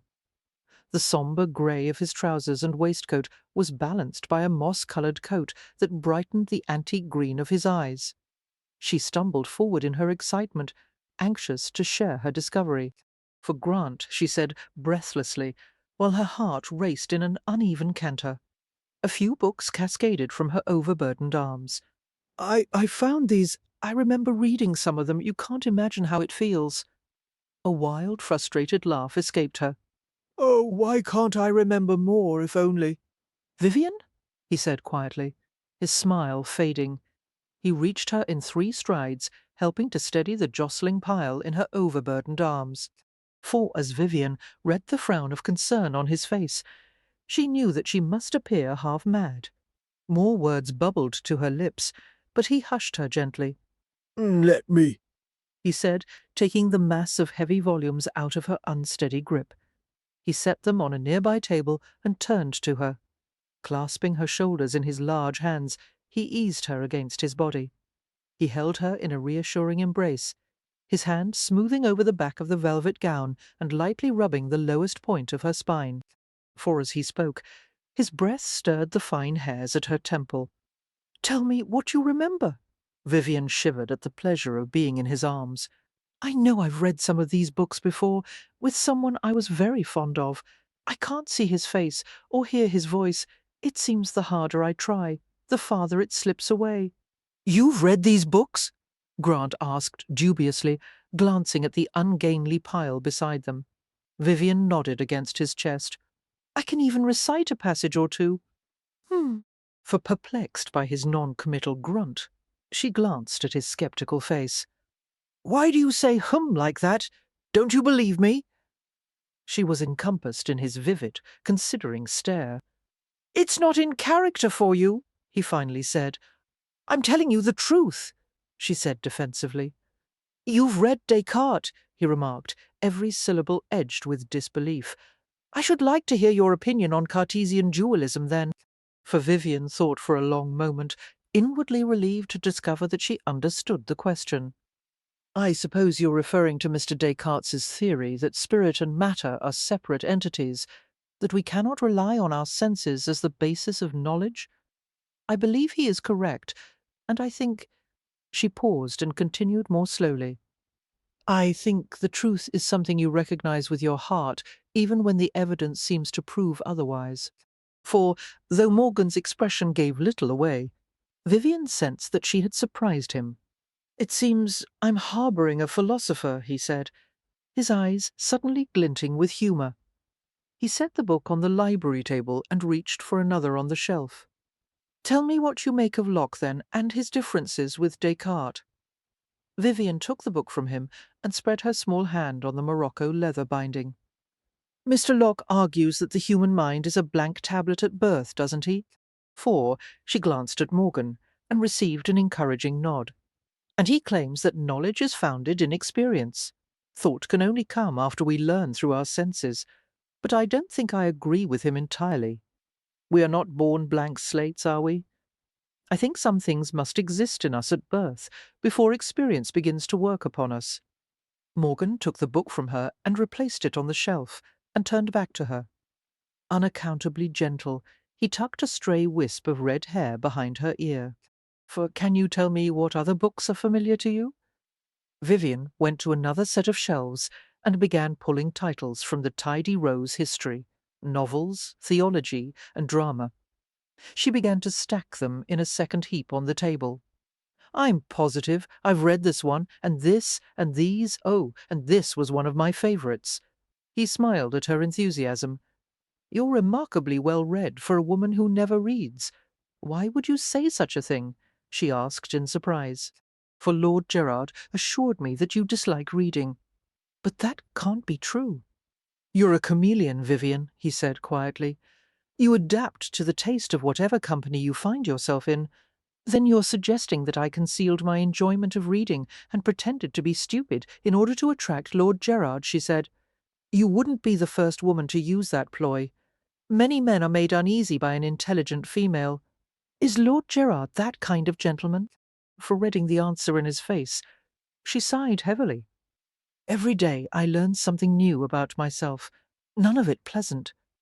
As Grant regarded her downcast head, he was assailed by a strange yearning he had never experienced before. He had been so certain of who and what Vivian Rose Duval was, and she kept confounding him. His gaze skimmed over her in a thorough survey. The sight of her in the velvet gown, a red so dark it approached black, caused a response that was alarming in its intensity. for he had never once allowed himself to imagine that somewhere in the world there might be a woman who was not only beautiful, but intelligent, kind, and unaffected. The fact that he seemed to have found her in Vivian was astonishing. He was again uncomfortably aware that if she had not been a courtesan, had he not possessed his prior knowledge of her true character, he would be mad for her, for the neat auburn upsweep of her hair revealed the daintiest pair of ears he had ever seen, a vulnerable neck, a delicate jaw that made his fingers itch to investigate the soft curve. He murmured her name, and she looked up at him with clear, deep blue eyes that contained no hint of guile. Remembering how wickedly seductive her gaze had once been, Grant shook his head. "What is it?" she asked. "You have the eyes of an angel." His gaze searched her face until a tide of pink crept over it. "For thank you," she said uncertainly. Grant took her arm in a gentle grasp. "Come with me." As he drew her to a chair by the fire and urged her to sit, Vivian glanced at him warily. "Are you going to question me further?" "No," he said, a reluctant smile tugging at his lips. For now he was going to ignore all the contradictions about Vivian and allow himself to simply enjoy being with her. For a beautiful woman, a fire on the hearth, a room full of books, and a bottle of wine. It might not have been every man's idea of heaven, but God knew it was his. Carrying an armload of books to Vivian, he deposited the stack on the floor near her feet. Seeming to understand that he merely wanted to spend some time with her, Vivian began to sort through the pile, while he pulled a bottle of Bordeaux from the sideboard and opened it expertly. For after filling 2 glasses, he sat in a chair beside Vivian and handed one to her. He noted that she sipped the wine immediately, without the usual ritual of those accustomed to sampling fine vintages, no swirling of the glass to test the aroma, or the rivulets that the English called legs and the French more poetically referred to as tears. As a member of the beau monde, Vivian should have been experienced at such a ritual. For, however, she did not look like a worldly courtesan accustomed to the finer things in life. She looked like a sheltered, naive young woman. "This gives me hope," she remarked, picking up the volume at the top of the pile and holding it in her lap. "I know it's a small thing to remember reading some of these books, but if this little bit of my memory has come back, then perhaps other things will follow. You said you remembered reading with someone?" For Grant drank from his own glass, his gaze remaining on her lovely firelit face. "You referred to that person as a he? Any impression of him? Any detail of his appearance, or the sound of his voice, or a place you might have been with him?" "No." The soft curves of her mouth became enticingly wistful. "But trying to remember makes me feel—" She paused and stared into the ruby depths of the wine. "Lonely," she continued with visible effort. "For, as if I've lost something or someone that was very dear. A lost love," Grant speculated, and experienced a sudden wash of jealousy. Concealing the unwelcome emotion, he stared hard into his own glass. "Here," Vivian murmured, handing him the book of Keats. "Won't you tell me which is your favourite passage?" Vivian watched Morgan's bent head as he thumbed through the worn pages. The firelight flickered over his dark hair, making it gleam like ebony, for the thick locks were cropped too short, but even so they contained a hint of curl and wave that intrigued her. He should let them grow longer, she thought, to add a touch of softness around the uncompromising angles of his face. Her gaze moved to the volume that was nearly engulfed by his long-fingered hand.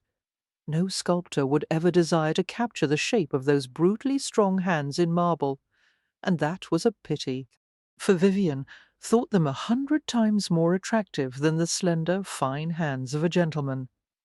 Besides, it wouldn't seem right for a man built on his impressive scale to have delicate little hands. The thought brought a smile to her face.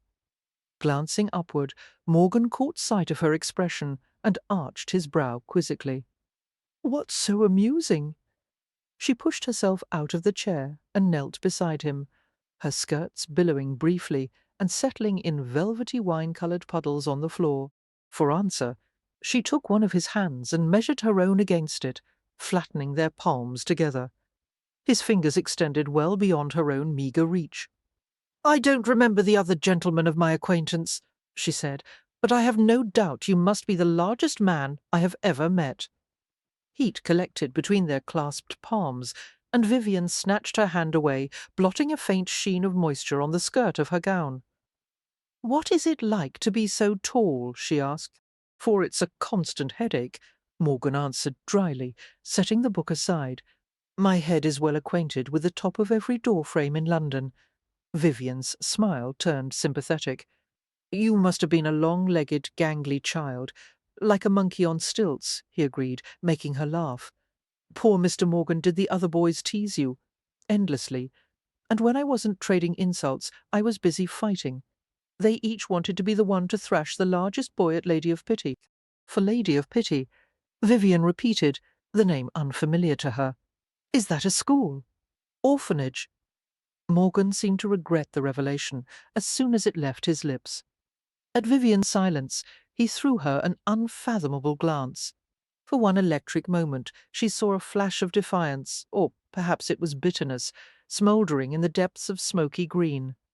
"I wasn't always an orphan," he muttered.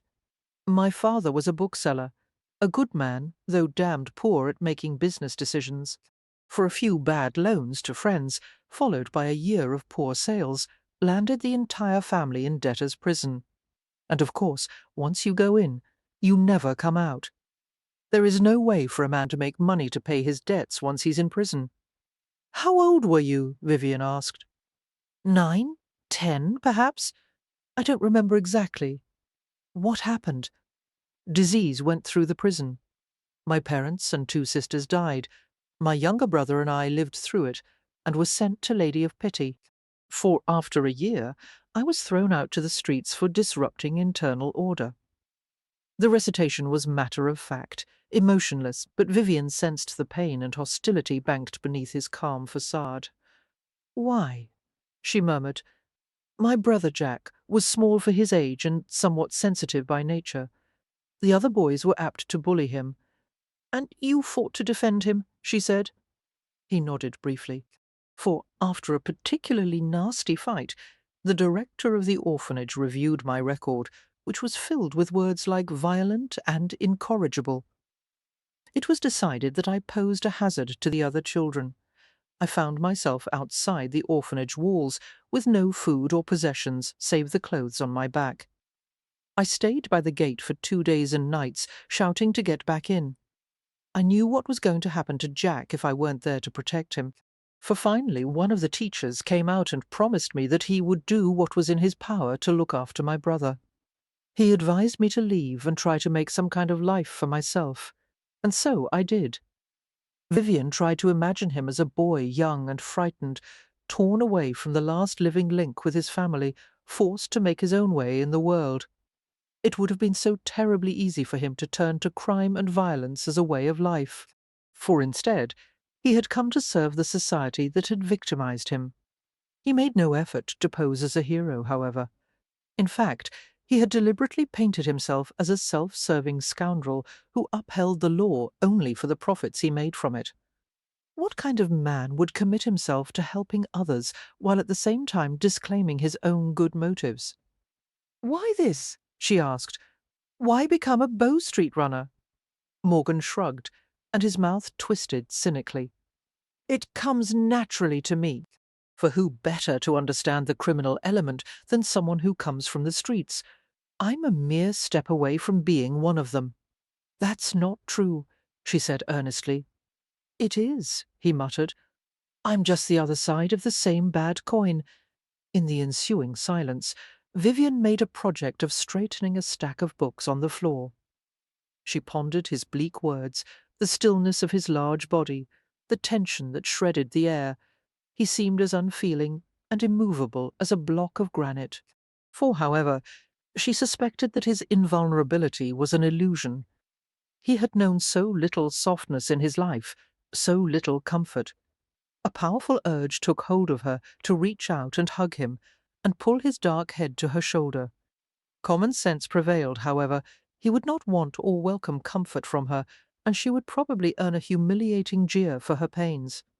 If she was wise, she would let the subject drop for now. But another question slipped out before she could prevent it.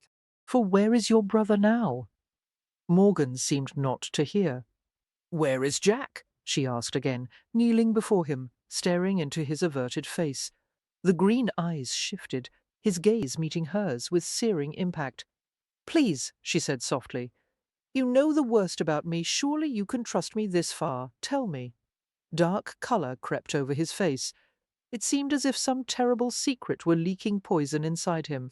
For just as she thought he would not answer, he spoke in a rusted, halting ramble, so softly that she could not hear some of the words.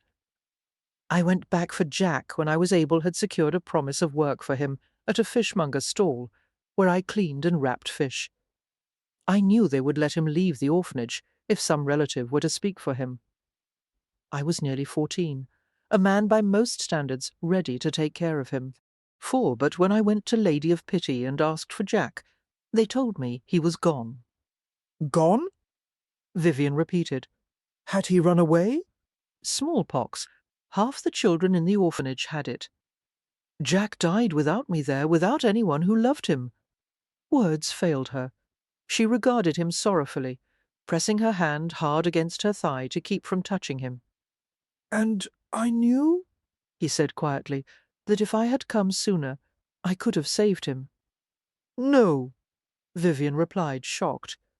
You mustn't think of it that way. It's a fact. There's no other way to think of it. You're not being fair to yourself. I failed him, he said flatly. That's all that matters. He stood in one fluid movement and turned to the fire, staring into the sputtering coals. Snatching up a poker, he jabbed at a log until it erupted into fiery life. Vivian stood as well, her hands clenched into fists as she stared at his broad, hard back, his dark head silhouetted in fire glow. For her compassion for him overrode any concerns about her own problems.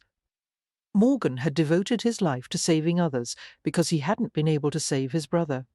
Yet no matter how many times he rescued and helped and served others, he would never be able to absolve himself of his one great failure.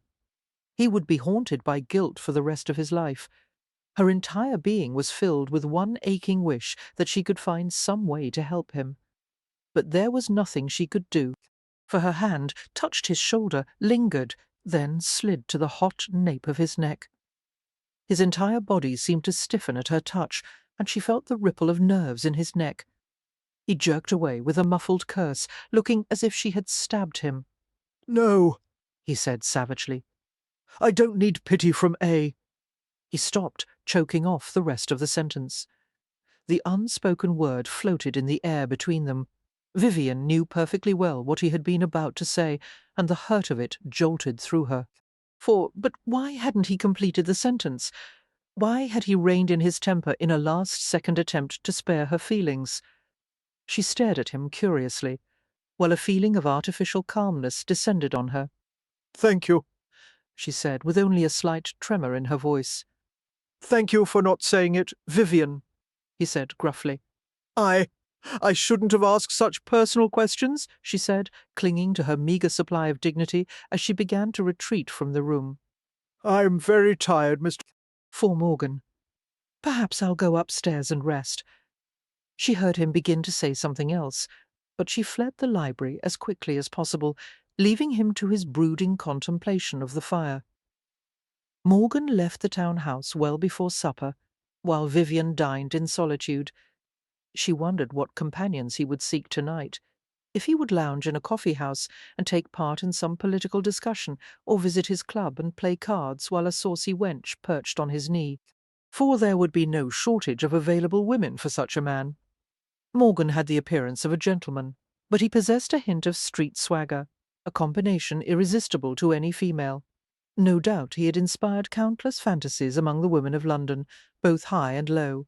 A cold heaviness settled in her chest, making it difficult to eat more than a few bites of supper.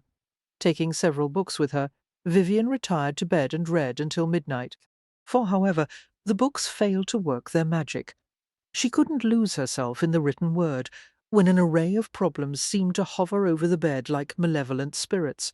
Someone had tried to murder her, and would possibly try again when it was discovered that she was alive, although she had faith in Morgan's ability to protect her and uncover the identity of her assailant. She also knew that he was not infallible. Instead of being a help to him and supplying the information that would solve everything, she sat here like a dunce, all relevant facts locked away in some impenetrable vault in her mind.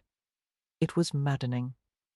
Setting the book aside, Vivian rolled to her stomach and contemplated the shadows cast by the bedside lamp. What would become of her?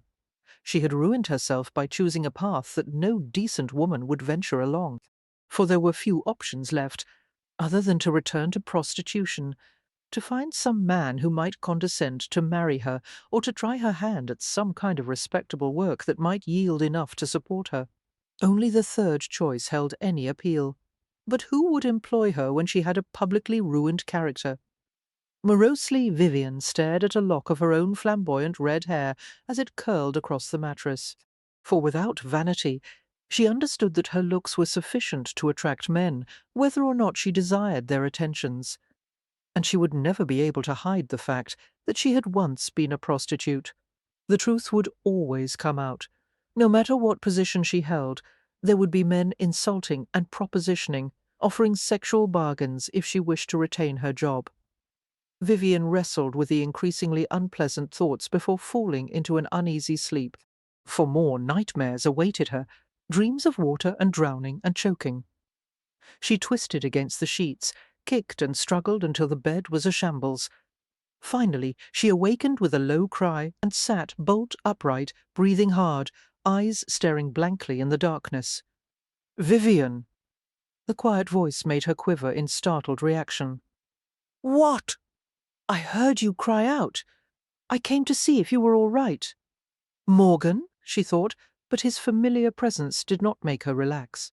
For a split second, she feared that he had come to demand that she take him into her bed, or his bed, as the case was. "It was only a nightmare," she said shakily. "I'm all right now. I'm sorry if I bothered you." Vivian saw Morgan's outline in the darkness, a huge shadowy figure that approached the side of the bed. Her heartbeat fluttered and faltered in alarm, shrinking to the centre of the mattress. She went rigid as he reached for the covers. For in a few quick, deft motions, he straightened the linens and folded the top of the sheet over the edge of the blankets. "Would you like a glass of water?" he asked, matter-of-factly. The question was reassuringly innocuous. Although Vivian didn't remember any of her previous knowledge about men and sexual matters, it didn't seem likely that a seducer would offer a woman a glass of water before ravishing her. "No, thank you," she murmured, reshaping a pillow behind her. A shaky laugh escaped her. "For perhaps you could light the lamp? The nightmares are so vivid, I'm afraid to fall asleep again. Silly, isn't it? I'm no better than a child, afraid of the dark." "No, it's not silly." His voice changed, becoming very gentle. "Let me stay with you tonight, Vivian. It's only a few hours until morning." She was silent with confusion. "I'll hold you as a friend," he said quietly. "As a brother. All I want is to keep the nightmares away." 4. He paused, and a subtle trace of laughter wound its way through his next words. "Well, that's not all I want, but the rest will keep for later. Shall I stay, or would you prefer me to light the lamp?" With more than a little surprise, Vivian realized that she did indeed wish him to stay. It wasn't the wisest of decisions. She was certainly inviting trouble, for but the comfort of another human being would indeed keep the nightmares at bay, and it hardly hurt that he was a large, strong male who feared nothing. "First, let me ask something," she said cautiously. "What are you wearing?" "What do you mean? What am I wearing?" he asked blankly. She decided to be blunt. "You aren't naked, are you?" "I put on a robe before I came in here," he replied flatly. "Disappointed?" "No," she said, so quickly that it drew a catch of laughter from him, for I'm a fairly impressive sight without my clothes. "I'll take your word for it. Let's have it, Miss Duval. Shall I stay or leave?" Vivian hesitated a long time before replying. "Stay," she said softly. 7. The mattress depressed beneath Morgan's considerable weight. Vivian sucked in a deep breath and pressed her fists hard in the lee of her stomach to calm the nervous flurry inside.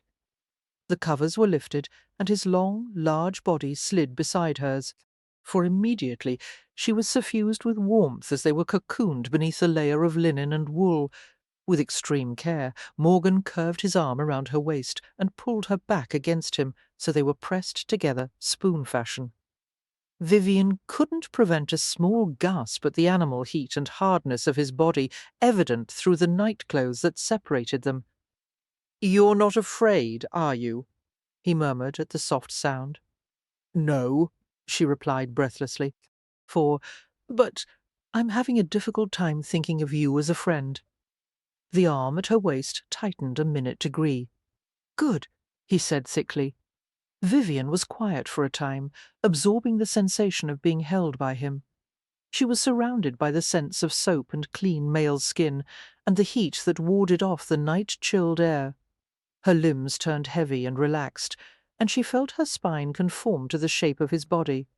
She inched backward, seeking more of the delicious contact with him. Fortunately, his hand fell to her hip, keeping her still. "Don't wiggle about." He sounded a bit gruff. "I'm not a eunuch."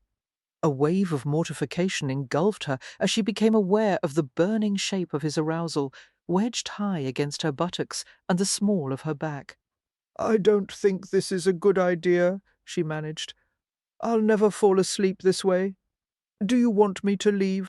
For, considering the question in confounded silence, Vivian struggled with the heedings of her conscience and the pure physical pleasure of being in his arms. Her conscience was soon to be disappointed. "Well," she said uncertainly. "I'm not sleeping, but at least I won't have nightmares," he chuckled. "I'm glad you trust me. I expected you to turn down my offer." "I almost did," she replied, "but it occurred to me that if you were going to ravish me, you had a few opportunities before tonight. For I would never force myself on an unwilling woman. I should imagine you rarely encounter one of those." "Oh, there have been a few," he said dryly. Resting quietly against him, Vivian felt his breath stir the downy fuzz on the nape of her neck. One of her bare feet touched his ankle, the brush of wiry masculine hair tickling her skin pleasantly. For he was an excessively masculine creature, and the knowledge that all his strength and virility were held in check but for one word from her should have frightened her. Instead, she was fascinated. Flirting with danger was an undeniably heady feeling. "Grant?" she said softly. "Why have you never married?" He laughed softly. "I'm not the marrying kind." He picked up the braided rope of her hair and played with the feathery ends. "You never intend to have a wife and children? For what reason is there? I feel no overwhelming need to continue a damned undistinguished family line.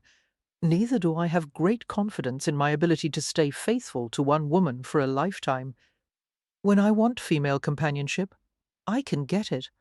My servants look after the household and see to my meals and my comfort. What use would I have for a wife? You've never met a woman you couldn't live without." She felt him smile against the back of her head. "You've read too many novels." "I'm sure you're right," she said ruefully. "Nevertheless, won't you regret it when you're old and grey, and you have no life's companion to reminisce with, and no grandchildren to dandle on my knee?" he finished. "Thank you, but I have no ambitions to produce offspring who will yank my whiskers and hide my walking stick behind the settee. I'd rather enjoy some peace in my old age if I live that long." "How cynical you are." "I am," he acknowledged evenly. "The strange part is, you are too. But to listen to you, one would think you're an idealistic innocent." "I don't feel cynical," she remarked after a moment. "I don't feel like anything you've told me I am." A contemplative silence followed, while the warm pressure of his hand settled at her shoulder. "Grant," she said, with a stifled yawn, "how long before I'm allowed to visit my town house, when Dr. Linley says you're fit to be up and about?" "Good. He's coming to see me tomorrow, for I'm sure he won't have any objections to my going." Why the hurry? Morgan asked softly. What do you hope to find at the town house? My memory. She pressed her head deeper into the welcoming softness of the pillow. When I see my familiar possessions and all my own books, I'm positive that everything will come back to me. I'm so weary of feeling so blank. You don't have many books, he said. I don't recall seeing more than a handful. Oh, For she twisted to face him, their noses nearly touching in the darkness. Why do I like things now that I didn't like before? I don't know. His breath, scented with cinnamon and the slightest hint of coffee, puffed against her chin. Perhaps Linley will have an answer for that. What do you think will happen when I regain my memory? Will I change back to the way I was before? I hope so, he muttered. Why? She asked, hurt by the blunt statement. You don't like me the way I am now? For I like you too damned much, he said brusquely. And you're going to make it bloody inconvenient for me to... To what? He didn't reply, only growled a curse that set her ears on fire. I warn you, Vivian, if you're playing some kind of game with me, I'll probably end up killing you myself. I'm not playing a game, she replied with injured dignity. Why would I? If I had anything to tell regarding the person who tried to drown me, believe me, I would come out with it right away. For I won't be safe until he's caught, will I? No, you won't. Which leads to one last point. You're not to go anywhere without me. Of course, I'm not stupid. His large hands turned her over to face away from him and urged her to the centre of the bed until they were at least an arm's length apart. Now, stay there, he said, and mind you don't roll against me in the night, or you won't like what happens. There's no danger of that, she responded pertly. For this bed is so large, we may as well be in separate counties. Somehow, against Vivian's expectations, she did fall asleep that night. And she wasn't troubled by a single dream. Once or twice she awoke and saw the dark outline of Morgan's body. There was a novel comfort in sleeping with a man, a sense of being utterly protected. Perhaps they did have their uses, she reflected drowsily before sinking into a satisfying slumber. It was one of the worst nights of Grant's life, for offering to stay with Vivian had been pure madness, and he had paid for it dearly. He had tried to be kind, a mistake he wouldn't soon repeat. No, he amended sourly, trying to be honest with himself. Kindness had nothing to do with his offer. He had simply wanted to hold her. His reluctant liking for Vivian, combined with a powerful physical attraction, made it impossible to stay away from her. He wanted to become the one person she would turn to fulfill all her needs, and that was wrong. For why was his simple plan of revenge becoming such a muddle? Because Vivian was warm, spirited, and unexpectedly intelligent, everything he admired in a woman. He hadn't made love to her even once, and already he knew a night, a week, a month with her wouldn't be enough.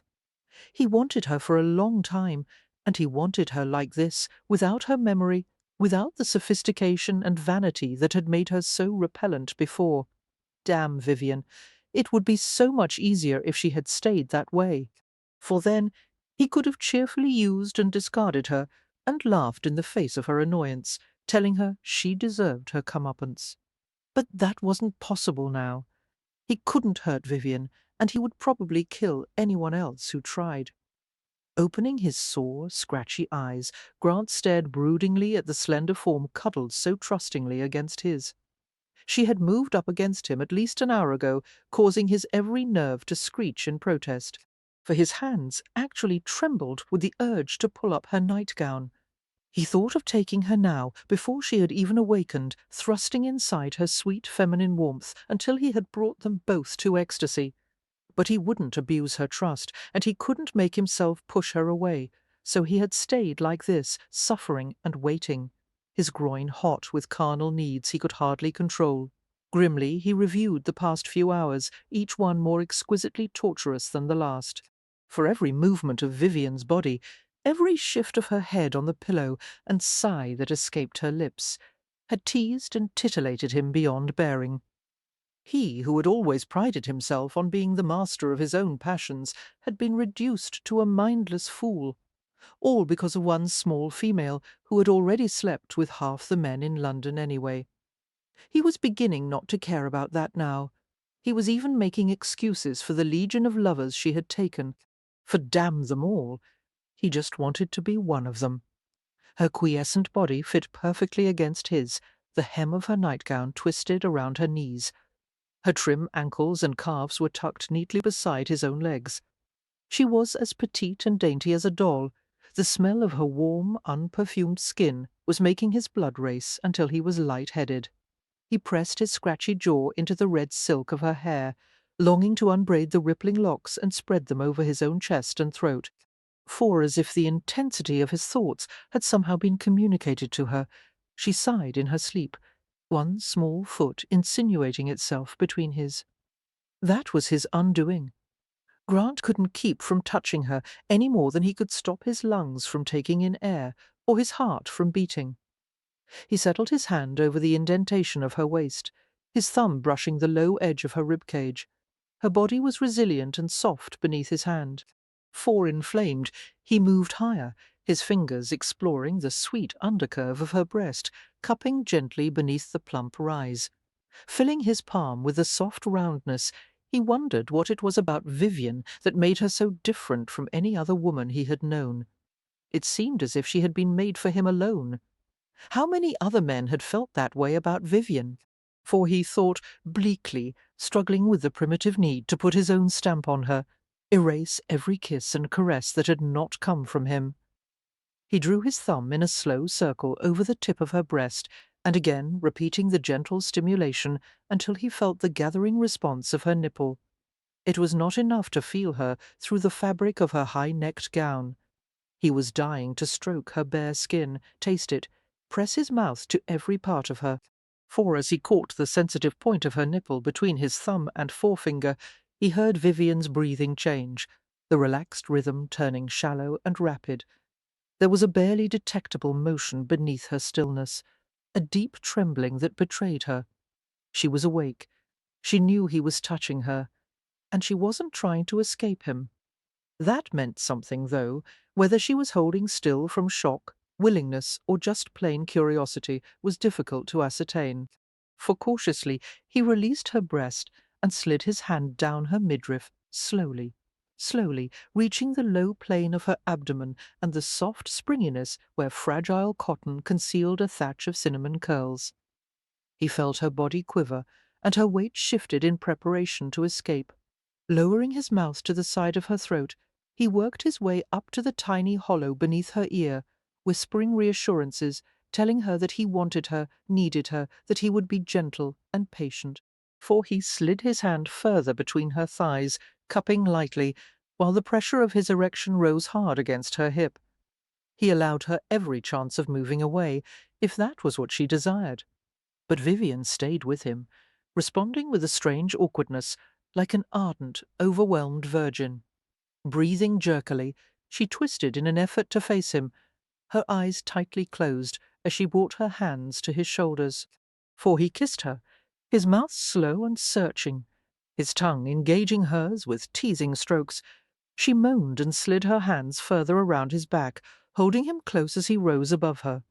The door vibrated with a perfunctory knock. It was pushed open before a reply was given. The usual routine of a housemaid come to clean the grate and light the morning fire.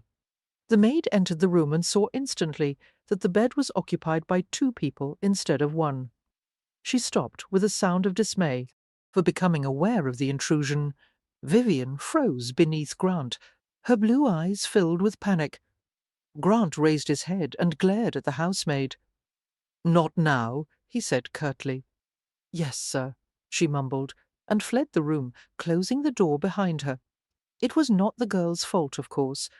The servants at the Morgan household were largely unused to goings-on of this sort, as Grant was inclined to visit his occasional bed partners at their homes, rather than bring them to his, for he had never demanded a great degree of privacy in his own bedroom.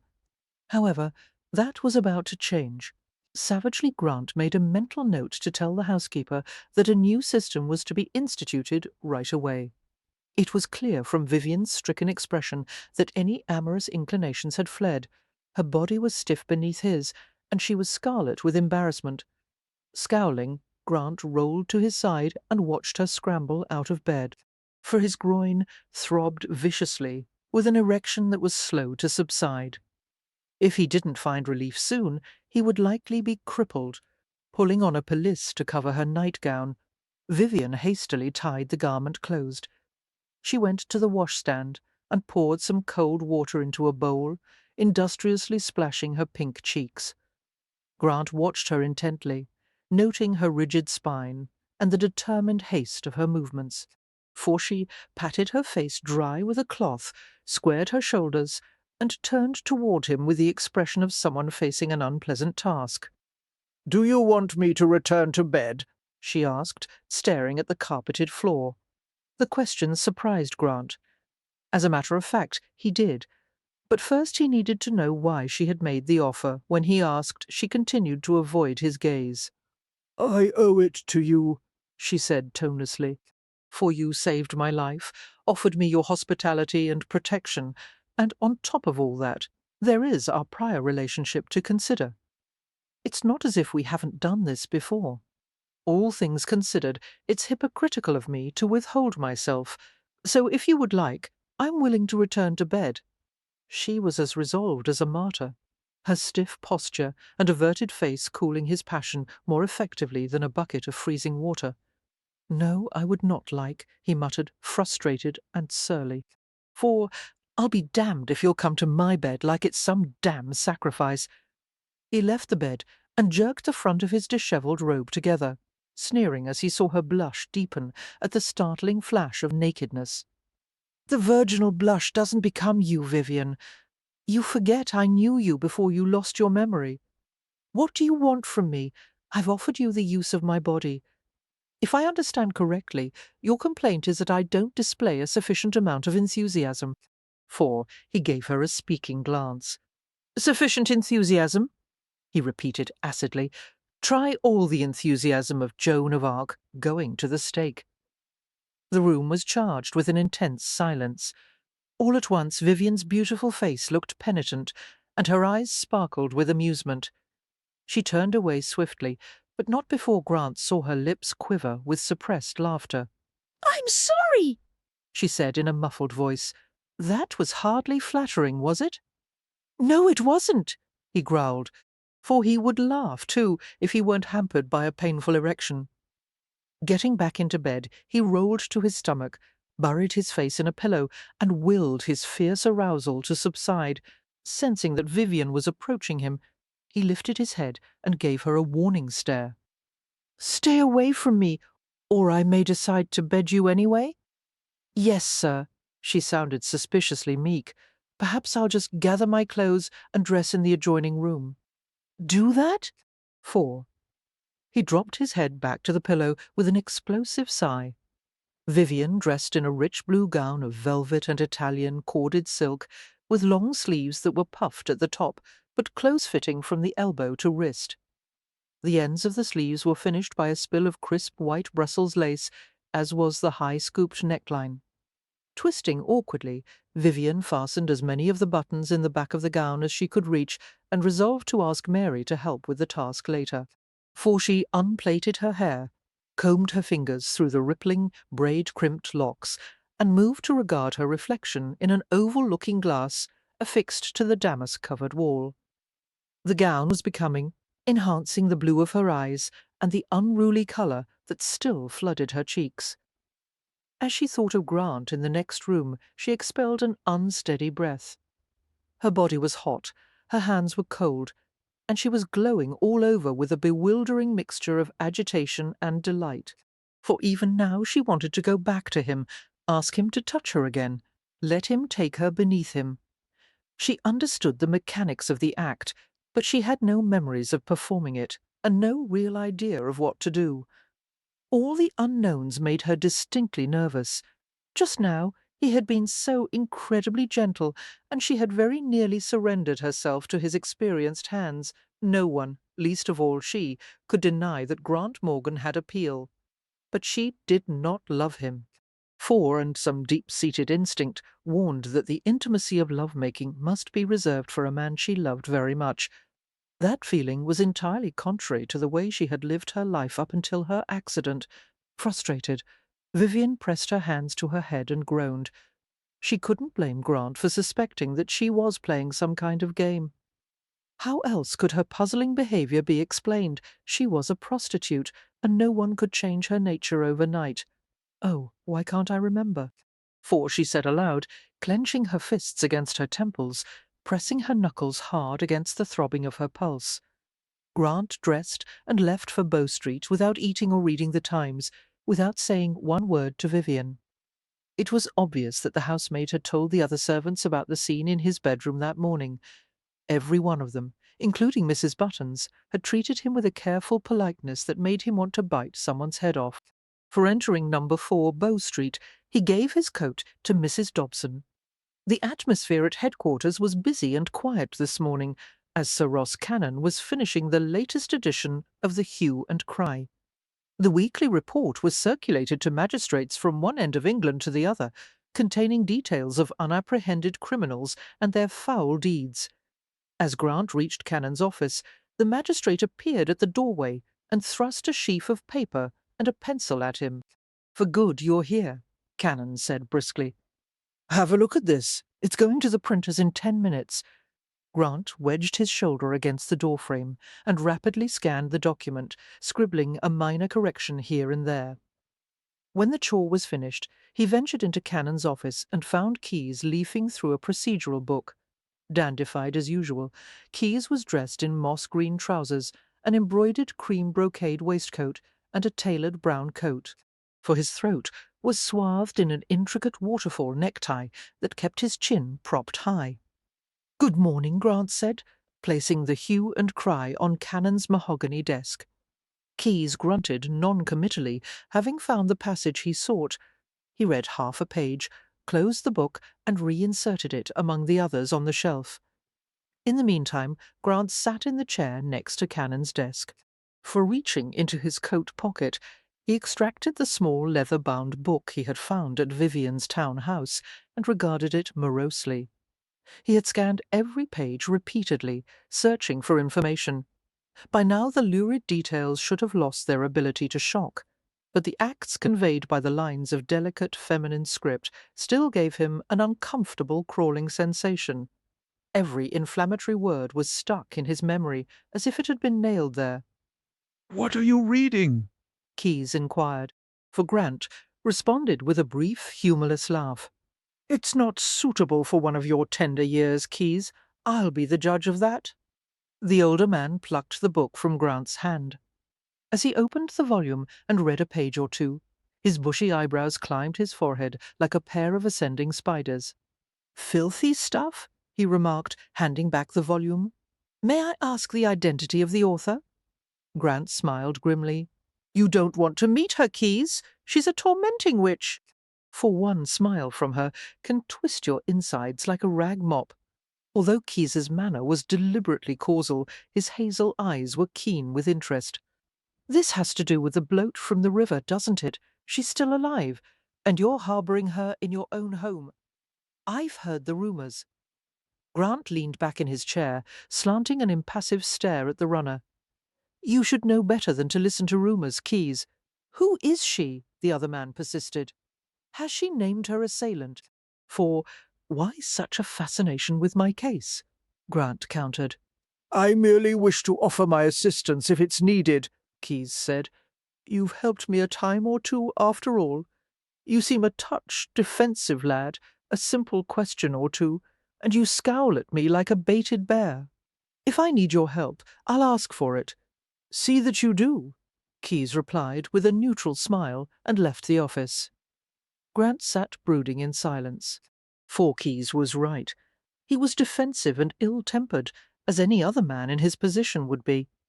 When he was with Vivian, it was easy to forget who she really was and what she was capable of. Only when he was away from her did he see the situation in its true light.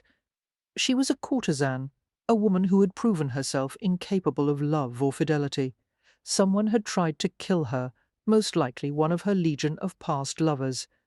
His job was to find out who had assaulted her and catch him, and then remove Vivian Duval from his home and his life for good before she ripped his heart out. Sir Ross reappeared in the office and headed for the earthenware jug of coffee. At the same time, his cat Chopper leisurely walked through the doorway, jumped up to the unoccupied corner of the oak desk, and reclined on her side, surveying Grant solemnly. "Good morning, Chopper," Grant murmured, reaching over to pet the broad, furry head. For Chopper shrank back disdainfully, her eyes narrowing to slits. She endured the gentle pat with a flinch, and lowered her head to her paws. Grant couldn't help smiling at the long-suffering feline. "Just like a woman," he murmured. "You only give a fellow affection when you want something." Cannon poured a cup from the meagre amount left in the bottom of the vessel. He made a face as he tasted the brew, which was tepid and filled with grounds. "Mrs. For Dobson," he called, leaning his dark head outside the door. "My jug is empty." There was a protesting response from down the hall, containing the admonition, "Your nerves, sir?" "My nerves are fine," he replied, a thread of annoyance working through his tone. "I have a great deal of work, Mrs. Dobson. I require another jug to see me through the morning." Cannon went to his chair and smiled briefly as he seated himself. The flash of amusement temporarily lightened the dark cast of his face, for may God spare us from women who think they know better. Amen. Grant muttered in brief affirmation of the prayer. Cannon leaned back in his chair, his wintry grey eyes narrowing as he surveyed Grant. "You look like hell. Are you ill?" Such an unusual question from Cannon would be enough to send any of the runners into a state of alarm. Cannon never took an interest in the personal lives of his men, as long as their jobs were being done, for Grant frowned at the magistrate, resenting the personal inquiry. "I haven't been sleeping," he said curtly. "Trouble with Miss Duval?" "Nothing of significance," he muttered. "How is her health?" Cannon inquired. "I believe she's almost fully recovered, but there's been no progress on recovering her memory." Cannon nodded, reaching out for the book that Grant extended to him. "What's this?" "It's a diary and appointment book. I found it in Miss Duval's town house, for I believe it might contain the name of whoever tried to kill her." As Grant watched him leaf through the small volume, he wondered what Cannon, who had taken what amounted to a vow of celibacy, would think of such sexually explicit material. It would be only natural for the magistrate to exhibit some sign of emotion, but there was no telltale colour, no tension, no mist of sweat. The man had astonishing mastery over himself, for Miss Duval appears to have led a colourful life. The magistrate remarked blandly, "Why do you assume her assailant is listed in the journal?"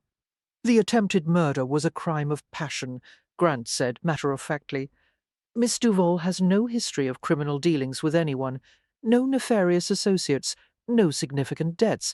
She has always been well cared for. Only a long list of lovers, most of whom she was unfaithful to. She kept scrupulous track of them, however, and their particular tastes. For it was a business to her, and as you can see, she was damned organized about it. Whenever a better opportunity presented itself, she left her current lover without a backward glance, and you believe one of them became so incensed by her desertion that he tried to kill her?" "Yes." Cannon handed the journal back to him. "You'd best narrow down this list quickly, Morgan. In matters of this sort, one can't allow a suspect too much time to collect himself or the case is lost." For staring at the small book in his hands, Grant passed his thumbs over the smooth leather binding. "What I'd like to do," he said slowly, "is find a way of letting the public know that Vivian is still alive. Then whoever tried to kill her would know that he had failed, and come after her again," Cannon murmured. "That would be putting Miss Duval at great risk." "No," Grant said immediately. "She's under my protection now, and I'll be waiting for the bastard when he tries again." "Very well, for let's reveal Miss Duval to London. Then, have you already decided on a place and time?" "Not yet."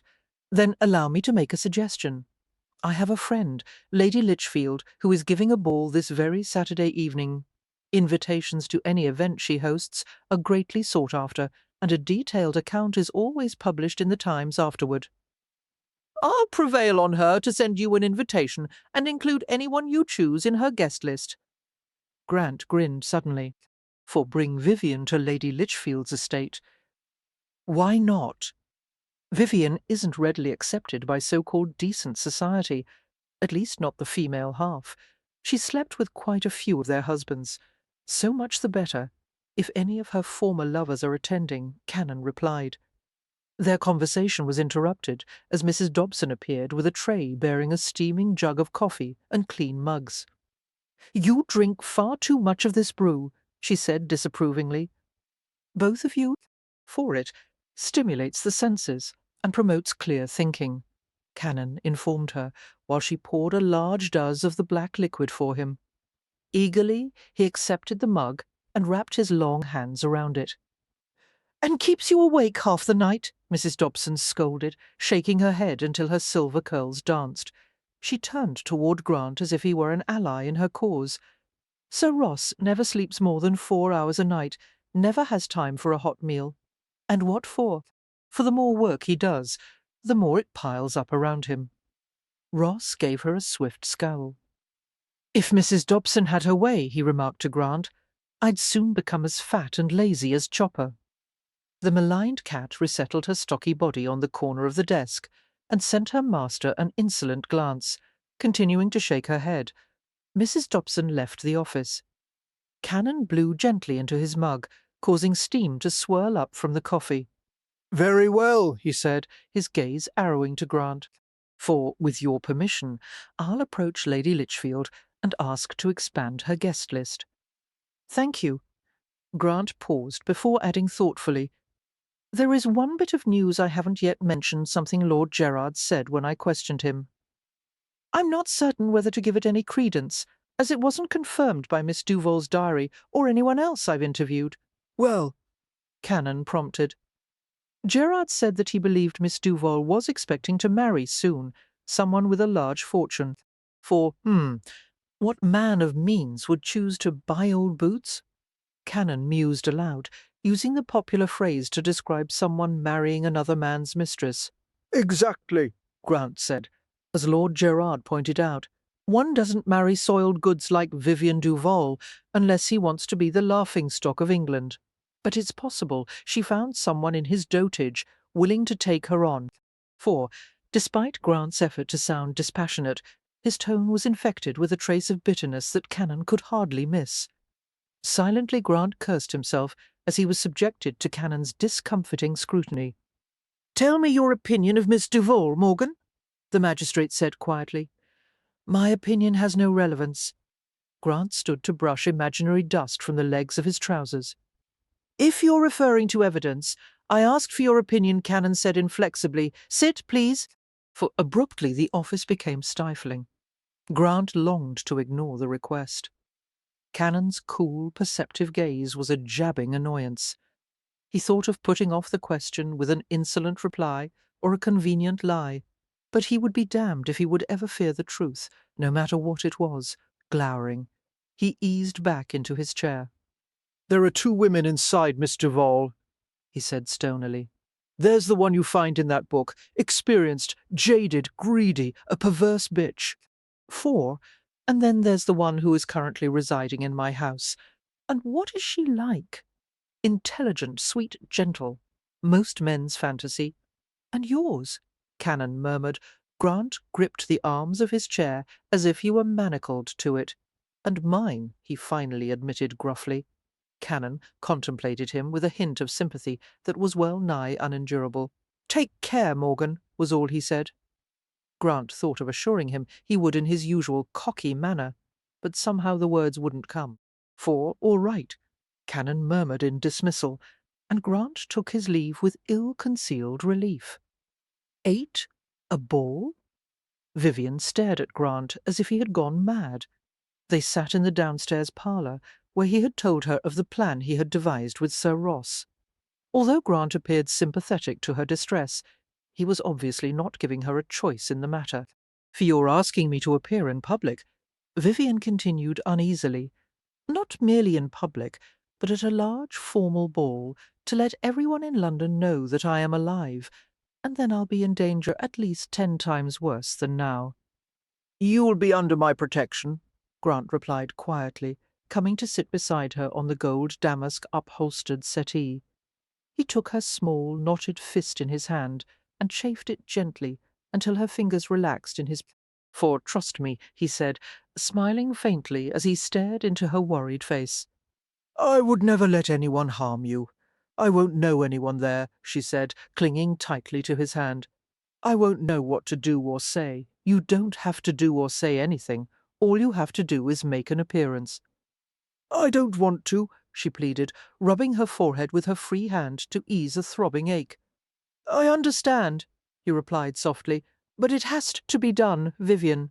For now, I want to take you to your townhouse and find something for you to wear.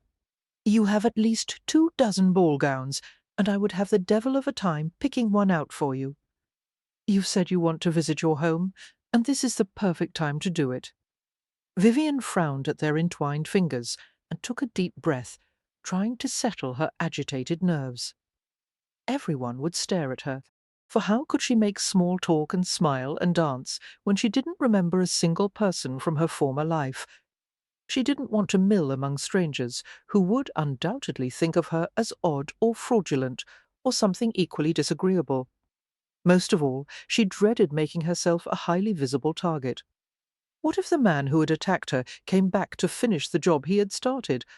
And what if Morgan was hurt, or even killed in the process?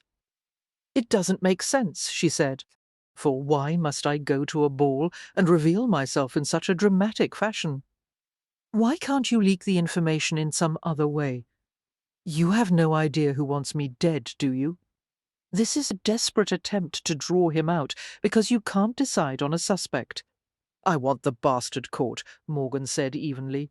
"This is the fastest way of accomplishing it." Drawing her from the settee, he guided her to the entrance hall and signalled the housekeeper to bring their coats. After fastening a cloak around Vivian's shoulders, he settled a velvet bonnet on her head. A veil of lilac gauze hung from the front brim, concealing her face behind a pastel haze. Vivian sent him a simmering glare from behind the veil. "This looks like a mourning bonnet," she said, "as if I'm going to attend a funeral. I only hope it won't be my own." He laughed softly. "It was the most concealing hat I could find, and I'm not going to let anything happen to you, for the world would be a dull, albeit more peaceful place without you." After Morgan donned his own coat, a footman accompanied them to a carriage waiting outside.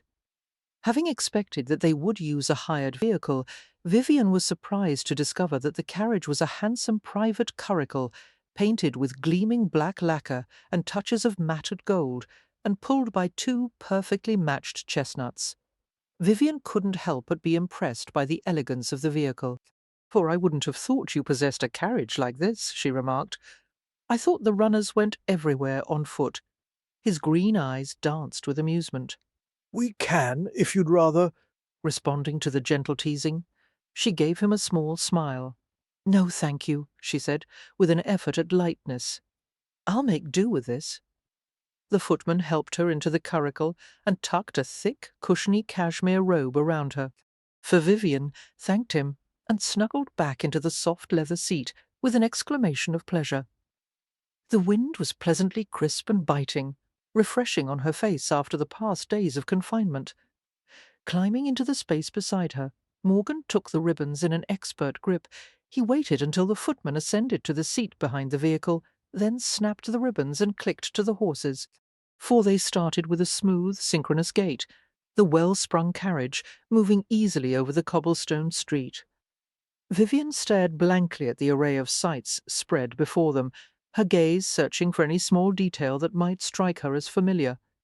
Each street possessed its own character, one populated by printers and writers, another occupied by butchers and bakers, another featuring a stately row of churches. Gentlefolk cut through the meandering paths of prostitutes and beggars, for wealth and poverty were wedged together in sharp juxtaposition. The air was thick with the scents of animals, food, The brine of the river, sewage, dust. She soon lost the ability to distinguish smells as her nostrils were overwhelmed. They passed a group of urchins who were harassing a satin-clad fop, a libertine lurching drunkenly from a tavern with a trollop on each arm, peddlers, carrying wooden boxes strapped around their necks and shoulders. For soon Vivian's attention transferred to Morgan, who deftly navigated the carriage among the carts, cattle, and pedestrians that clogged a section of the street. He was completely at ease amid the bustle of town life, familiar with every alley and corner. It occurred to her that Morgan was one of the few men in London who mingled with everyone from royalty down to the meanest pickpocket. They reached a row of elegant town houses and stopped before one with a large bronzed door. Is that mine? For Vivian asked hesitantly, staring at the grand arched doorway bordered with columns. Morgan gave her an inscrutable glance. "That is yours." The footman hurried to take charge of the horses, while Morgan helped Vivian from the carriage. He lowered her gently to the ground, bearing her weight until she gained her footing. Giving her his arm, he escorted her to the door and unlocked it. For Vivian entered the townhouse cautiously, standing still in the entrance hall, while Morgan proceeded to light lamps and wall sconces. The place, with its flowered French fabric panels and dainty Louis XIV furniture, was beautiful, feminine, and crushingly unfamiliar. She removed her hat and placed it on the end of a stairway banister. Light flooded the entrance hall. Slowly Vivian moved from a framed pier glass to a marble-topped giltwood table. For picking up a delicate piece of Staffordshire porcelain from the table, Vivian regarded it closely. Two figures, a gentleman and lady, were conversing while the lady reached forward to pluck wildflowers for a basket nestled in her lap. The scene was charming in its innocence. When Vivian turned the porcelain over, however, it showed the gentleman's hand intruding far beneath the lady's skirts. Frowning at the crude joke, Vivian set the figures down and glanced at Morgan, for he was watching her with a strange mixture of amusement and resignation. Remember anything yet? He asked. She shook her head and went to the staircase. Morgan followed at once, his measured tread matched to hers as she made her way to the second floor. The lamp he carried threw misshapen shadows in their wake.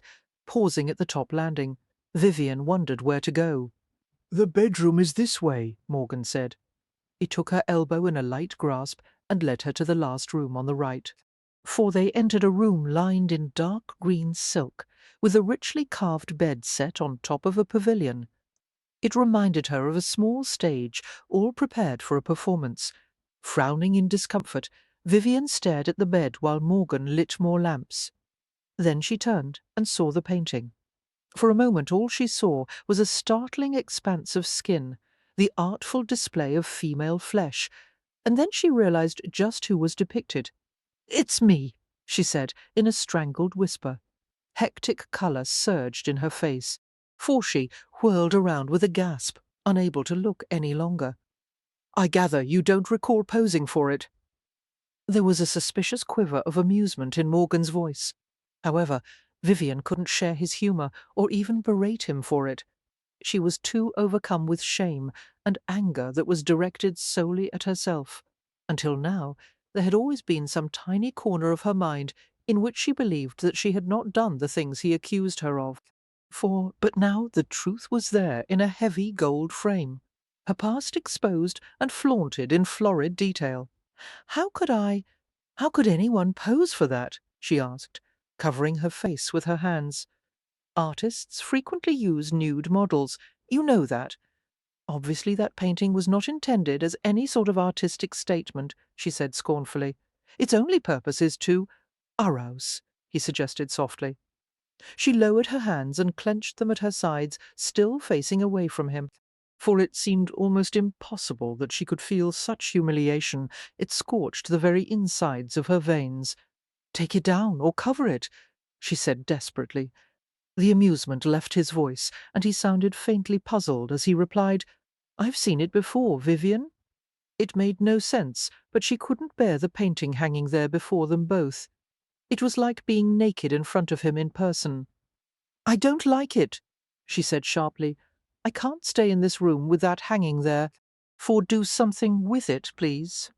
She stiffened as he approached her from behind, his hands closing over her narrow shoulders. "You're trembling," he murmured in surprise. "There's no reason to be upset.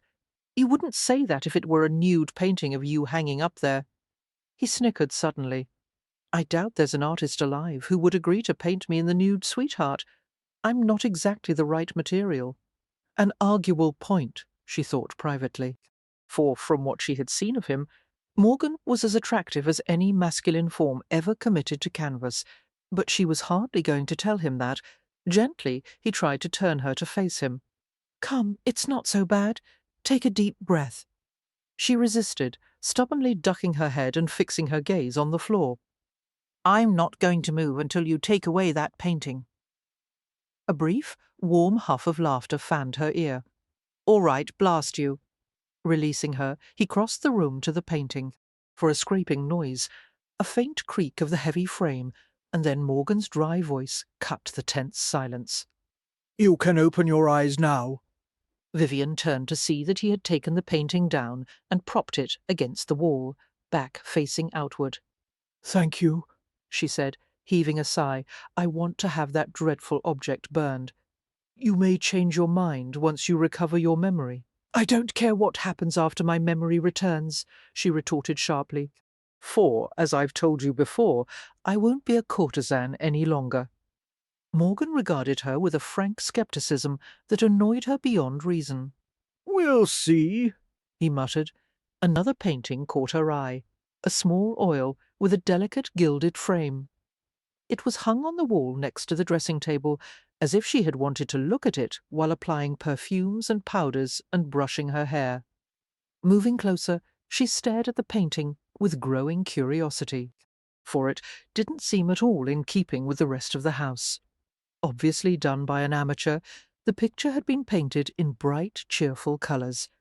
The scene was of a little country cottage, timber framed and painted white, with a carpet of lavender heather all around, and silver birch trees behind it. A profusion of rose bushes bearing dainty white blossoms covered the front of the cottage. Vivian couldn't seem to take her eyes from the painting, for she felt certain it was a place she had once visited, a place where she had been happy. "How strange," she murmured. I think this picture was given to me by someone who—" She stopped in confusion. "Oh, if only we knew where this cottage was." "It could be practically any place in England," Grant said sardonically. Vivian touched the signature in the corner of the canvas. "Devane," she read aloud. "How familiar that sounds, Devane. I wonder if he is a friend, or perhaps even a lover?" For Grant suggested quietly. She drew her hand back and frowned. I suppose he might be. Memories strained behind the impenetrable wall in her mind. Frustrated, Vivian went to a massive break-front wardrobe, fitted with huge pieces of silvered glass and flanked with cabinets of linen trays on either side. Opening one of the two sets of doors, she beheld a long row of gowns in every imaginable shade of silk, velvet, and satin, the skirts fluttering like butterfly wings. For many of the garments held a faint note of perfume, a combination of roses and spicy wood that mingled with sweet crispness in her nostrils. "There seems to be a range of styles," she remarked, conscious of Morgan's gaze on her. "Everything from sedate to shocking. What effect are we hoping to achieve?" "Vivian Duval in all her glory," he said. She looked back over her shoulder at him. "What was I wearing when we first met? A mermaid gown, green silk with little gauze sleeves." For busily, she combed through the collection until she found a gown that matched the description. "This one?" she asked, holding it up for his inspection. He nodded, looking unaccountably grim. Vivian held the gown up against her front and glanced down at it. The garment was beautifully made, shimmering green with little ruches of white satin at the neckline that reminded her of foam on the waves. A mermaid gown indeed. She had excellent taste in clothes, evidently. And why not? For a courtesan's primary concern would be the art of displaying herself to the best advantage. I could wear this one to the ball, she said. What do you think? Shall we give it another outing? No. A shadow flitted across his face, and he regarded the gown with obvious dislike. Lost in thought, Vivian replaced the gown in the wardrobe. We didn't get on well that first meeting, did we? She asked, riffling through the row of clothes. His voice was subtly serrated with tension. Do you remember? No, but the look on your face, anyone could see that it wasn't a pleasant memory. It wasn't, he agreed curtly. Was it I who disliked you? Or have I got it backward? The dislike was mutual, I believe. Then how did we, that is, why did you ever enter into an arrangement with me? You have a way of sticking in a man's craw. Like a fishbone, she said ruefully, and laughed. She pulled out a white gown, a bronze, and a lavender, and brought them to the bed in a colourful heap, for carefully she began to fold the delicate garments, while Morgan watched her. One of these will do nicely, she said. Aren't you going to try them on? He asked. Why bother? They're all mine. Why shouldn't they fit? You've lost a bit of weight since your dunking in the Thames. He came to measure her waist experimentally, his large hands nearly spanning the neat circumference. Vivian started at his touch, at the solid feel of him behind her back, for the dual proximity of Grant Morgan and a silk-covered bed was enough to rattle her nerves. Remembering his hands, so wickedly gentle as they searched her body, and his mouth imprinting warm, delicious kisses on hers, she tried to suppress a hard shiver. He must have felt the involuntary movement, for his hands tightened at her waist, and his lips moved close to her ear until she felt the caress of his breath. There's no need for me to try anything on, she managed to say, for, besides, I can't fasten and unfasten rows of buttons all by myself. I would be willing to help. I'm certain you would, she replied with a smile that turned wobbly. Sensation, or the exquisite promise of it, raced through her body and pooled low in her stomach, making her knees weak. For a breathless moment she thought of leaning back, arching her throat in invitation, pulling his hands up to her breasts. For, however, just before her eyes closed, she caught sight of the ostentatious bed reflected in a looking-glass, this room, where she had entertained so many men. The idea suddenly sickened her. It was possible Morgan had a few private fantasies that she would be expected to satisfy. Even if she wanted to sleep with him, how in the world could she live up to her own reputation? She didn't remember a single thing about how to please a man, but shouldn't she? For she certainly recalled any number of things she had read in books. Why had she not retained some of her vast knowledge of the sexual arts? Confused, she jerked away from him. Grant, she said, flustered, there is something I must know when you and I had, that is, when we— She cast a miserable glance at the bed, and then looked back into his alert green eyes. How did you find the experience? I mean, how was I? Did I justify my reputation? Did I— Oh, you know what I mean? Her face reddening, she kept her gaze trained on his strangely. Morgan seemed as discomfited as she by the questions. I can't compare you to any other woman I've slept with, he said evasively. Yes? She prompted, wanting him to continue. Grant was still and tense, feeling cornered, while the memory of Lord Gerard's rapturous descriptions of Vivian's love-making skills buzzed in his ears. He heard himself repeating a few of Gerard's words in a flat tone that betrayed none of his own agitation. For you have no shame in bed. It makes you an entertaining partner, to say the least. How strange, she muttered, her face still scarlet. Because I have more than an ample amount of shame outside of bed. They regarded each other with an almost identical wariness, as if they were each protecting secrets that the other must never discover. 9. As the veteran of countless balls and soirees, Grant had come to view such events with a jaded eye. For one was the same as any other, the parade of dark formal wear for the gentlemen, revealing gowns for the ladies, the elderly guests playing whist in the card-room, while the younger crowd danced in the drawing-room, and amorous couples gathered in the sitting-rooms. The music played by pianist, violinist, and cellist, the ladies seated in small chairs at the side of the room, awaiting invitations to dance, the busy hum of guests in the refreshments room, the large lukewarm supper.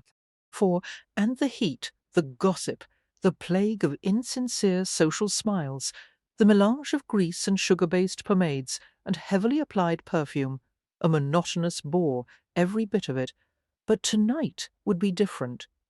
He was appearing with a woman whom most of London assumed to be dead.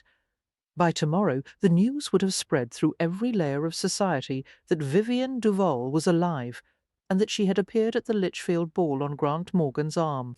For he had no doubt that after the revelations of this evening, the man who had tried to kill her would be flushed out. Drinking from a snifter of brandy, Grant waited in the entrance hall of his home. His black and gold carriage, attended by outriders and footmen, had been stationed at the front door. It was 10 minutes past the time he had bid Vivian to be ready, but he knew from experience that women were always late for such events. For one of the housemaids, Mary, descended the stairs at a rapid pace, her face glowing with excitement. "She's almost ready, sir. Mrs. Buttons is seeing to the last few details." Grant nodded shortly, glancing around and realizing that the entrance hall was becoming filled with footmen, the butler, the maids, and even his valet, Kello, all of them staring expectantly at the stairs. It puzzled him, the feeling of pleasure they seemed to share in the proceedings. For Vivian's presence had enlivened the house, had subtly altered the starkly masculine atmosphere until it no longer seemed a bachelor's residence. This could have been any ordinary gathering of servants waiting eagerly for the lady of the house to appear in her finery, a ritual that occurred in so many of the elegant residences in London, but never his. Grant scowled at the group of servants, although none of them seemed to notice his simmering disapproval. Vivian was not the lady of the house, for no one seemed to want to acknowledge that. However, she had made them like her in spite of themselves, using the power of her charm and sweetness to mesmerize everyone from the housekeeper down to the scullery maid. He had contempt for all of them, including himself, for being taken in by her. Every thought in his head disappeared the moment Vivian appeared, and a collective sigh of admiration escaped the servants. For she made her way downstairs unescorted, wearing a glimmering bronze gown that swirled around her hips and legs as if it were liquid metal. No other colour could have brought out the richness of her hair or the peaches and cream of her complexion half so well. The low, scooped bodice pushed the mounds of her breasts up and together in a display that literally made Grant's mouth water, swallowing hard. He stared at her while the brandy snifter wobbled precariously in his fingers. For he was hardly aware of Kello tactfully removing it from his unsteady grasp. The short, full sleeves exposed the curves of Vivian's shoulders, while her arms were encased in full-length white gloves. A French silk scarf of bronze trimmed in gold was draped loosely around her elbows. The only ornamentation on the gown was a stomacher of woven gold and bronze, cinched just above her small waist. For as he met Vivian's gaze, the smile in her thickly lashed blue eyes made his heart slam against his ribs in a funny little extra thump. Her hair was pinned up in a regal crown of braids and curls, in a style he had never seen before, but which would undoubtedly be copied by every woman in London on the morrow.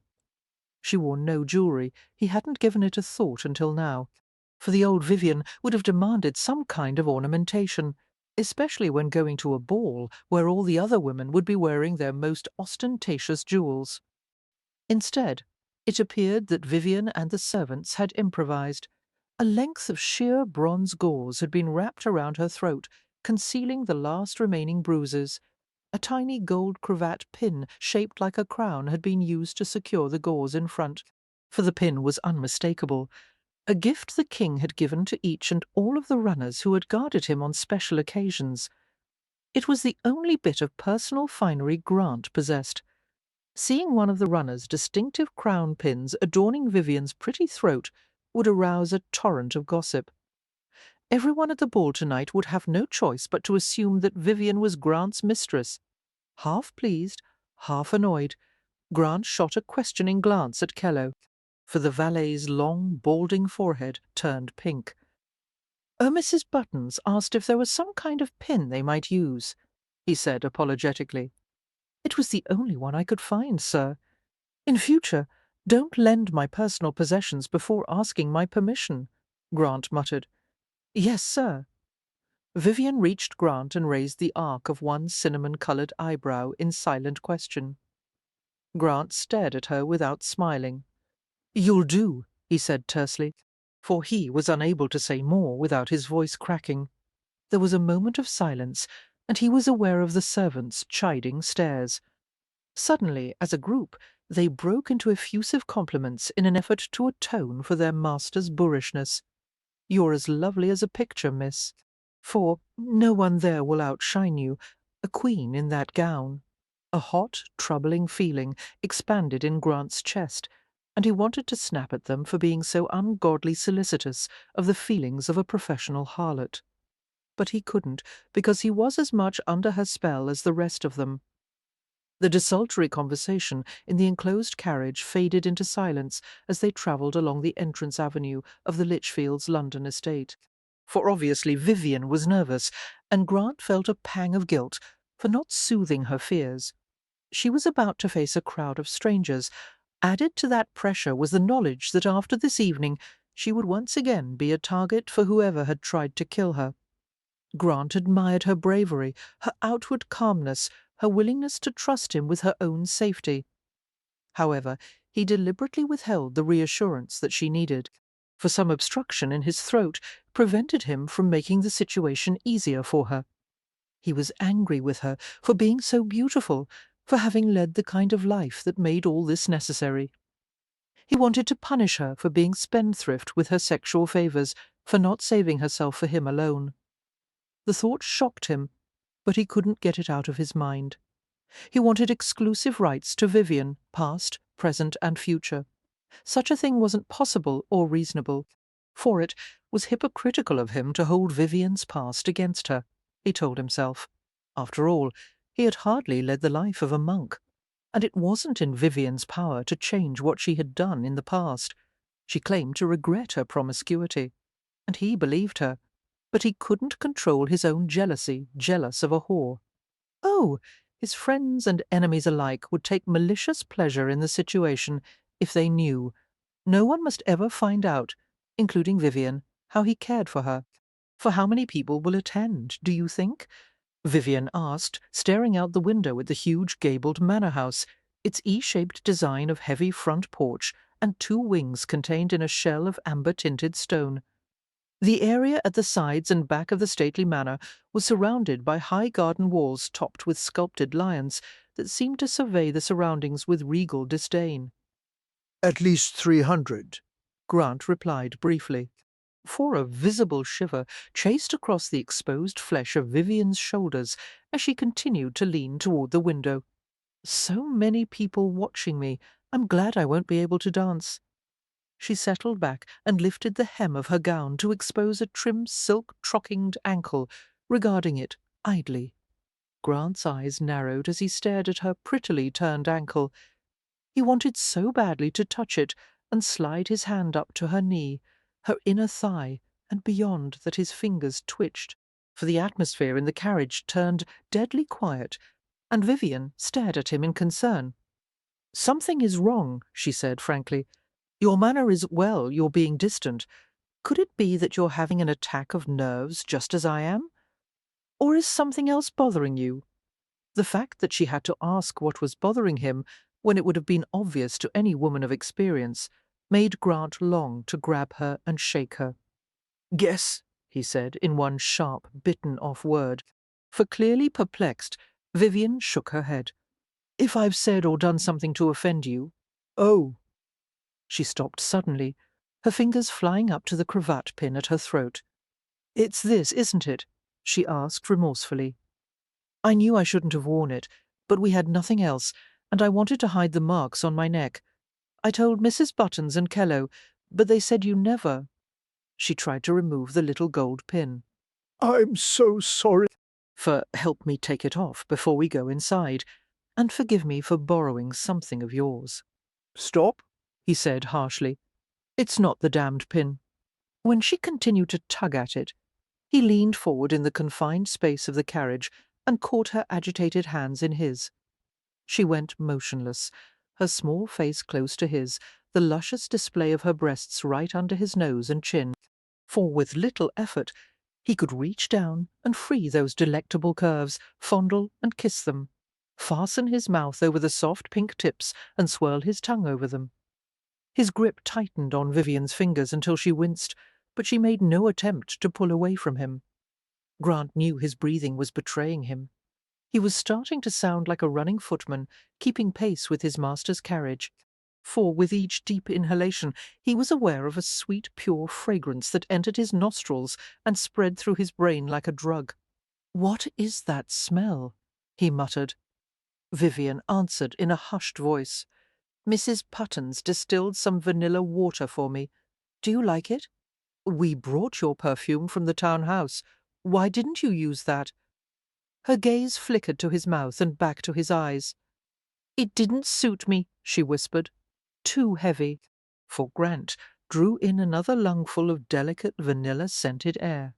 You smell like a sugar biscuit, he said gruffly, one he badly wanted to bite into. Her scent was innocent and homey and appetizing, making his blood surge and his muscles harden in acute yearning. Vivian's hands relaxed in his compelling grip, her body yielding to the proximity of his. Their breath mingled, and Grant saw the soft colour rising in her face. For thoughts slid through his mind.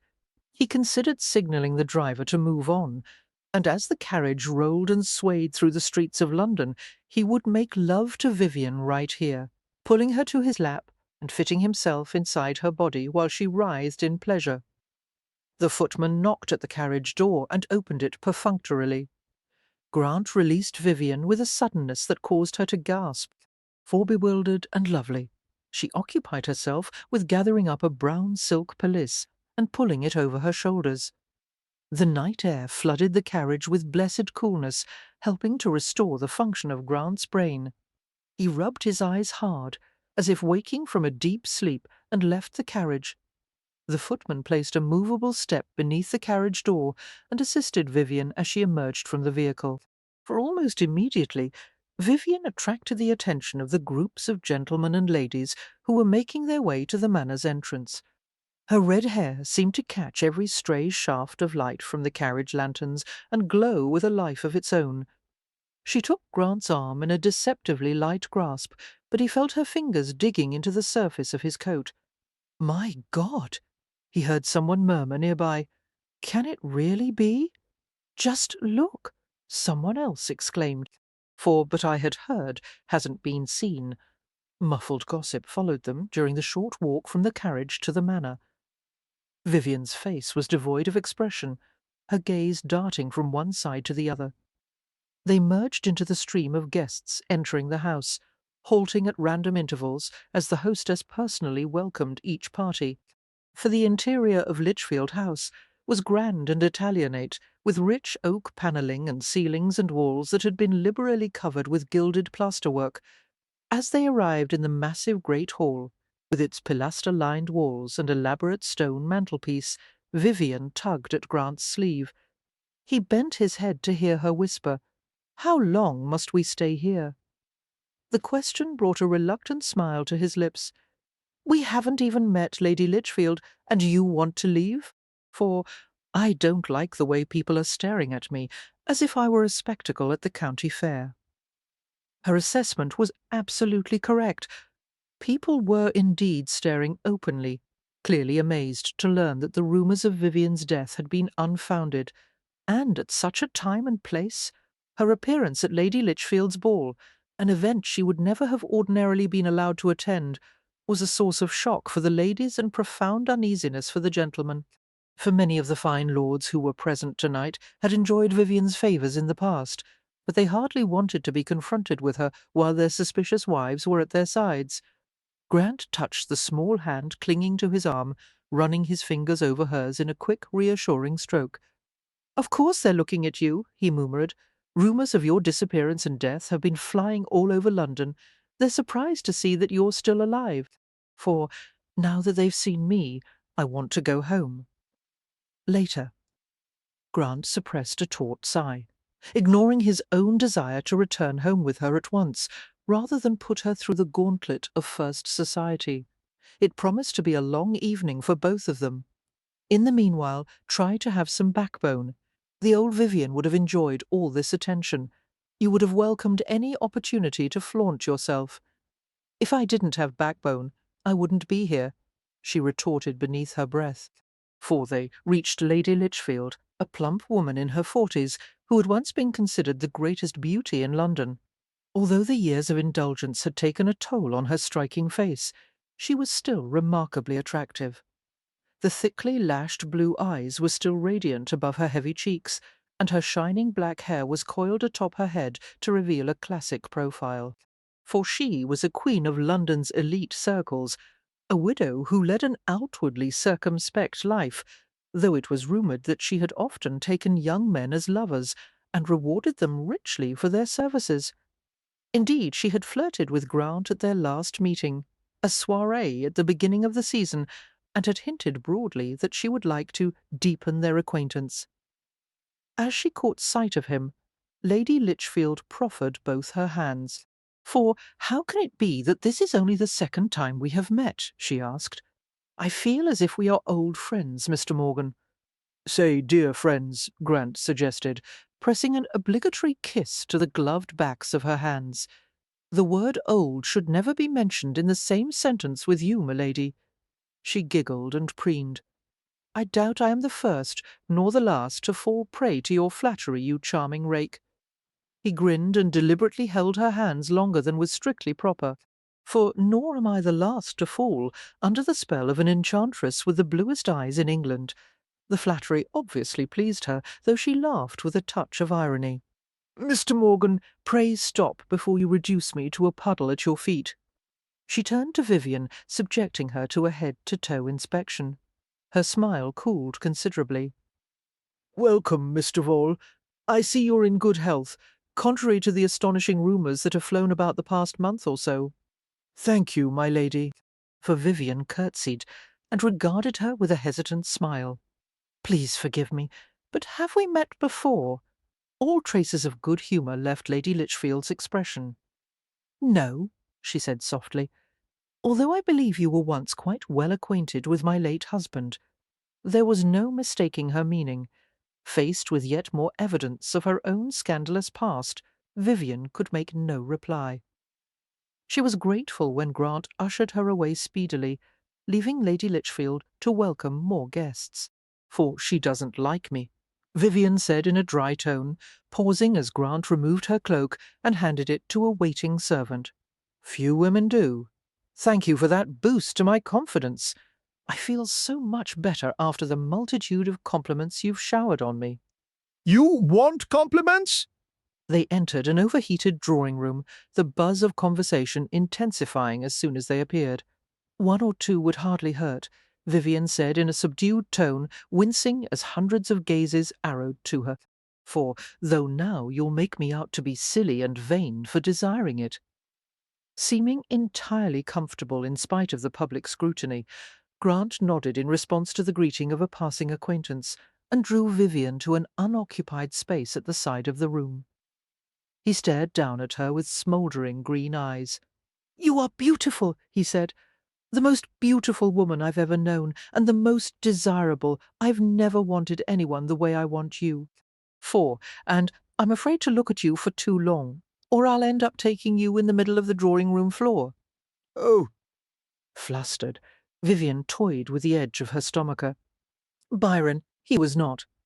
But the blunt statements caused little knots of excitement and pleasure to tighten in her stomach. She returned his gaze with a direct one of her own. "Why were you flirting with Lady Lichfield like that?" she asked. "Were you once lovers?" "No, for it amuses her to banter with younger men. And it's easy enough to indulge her.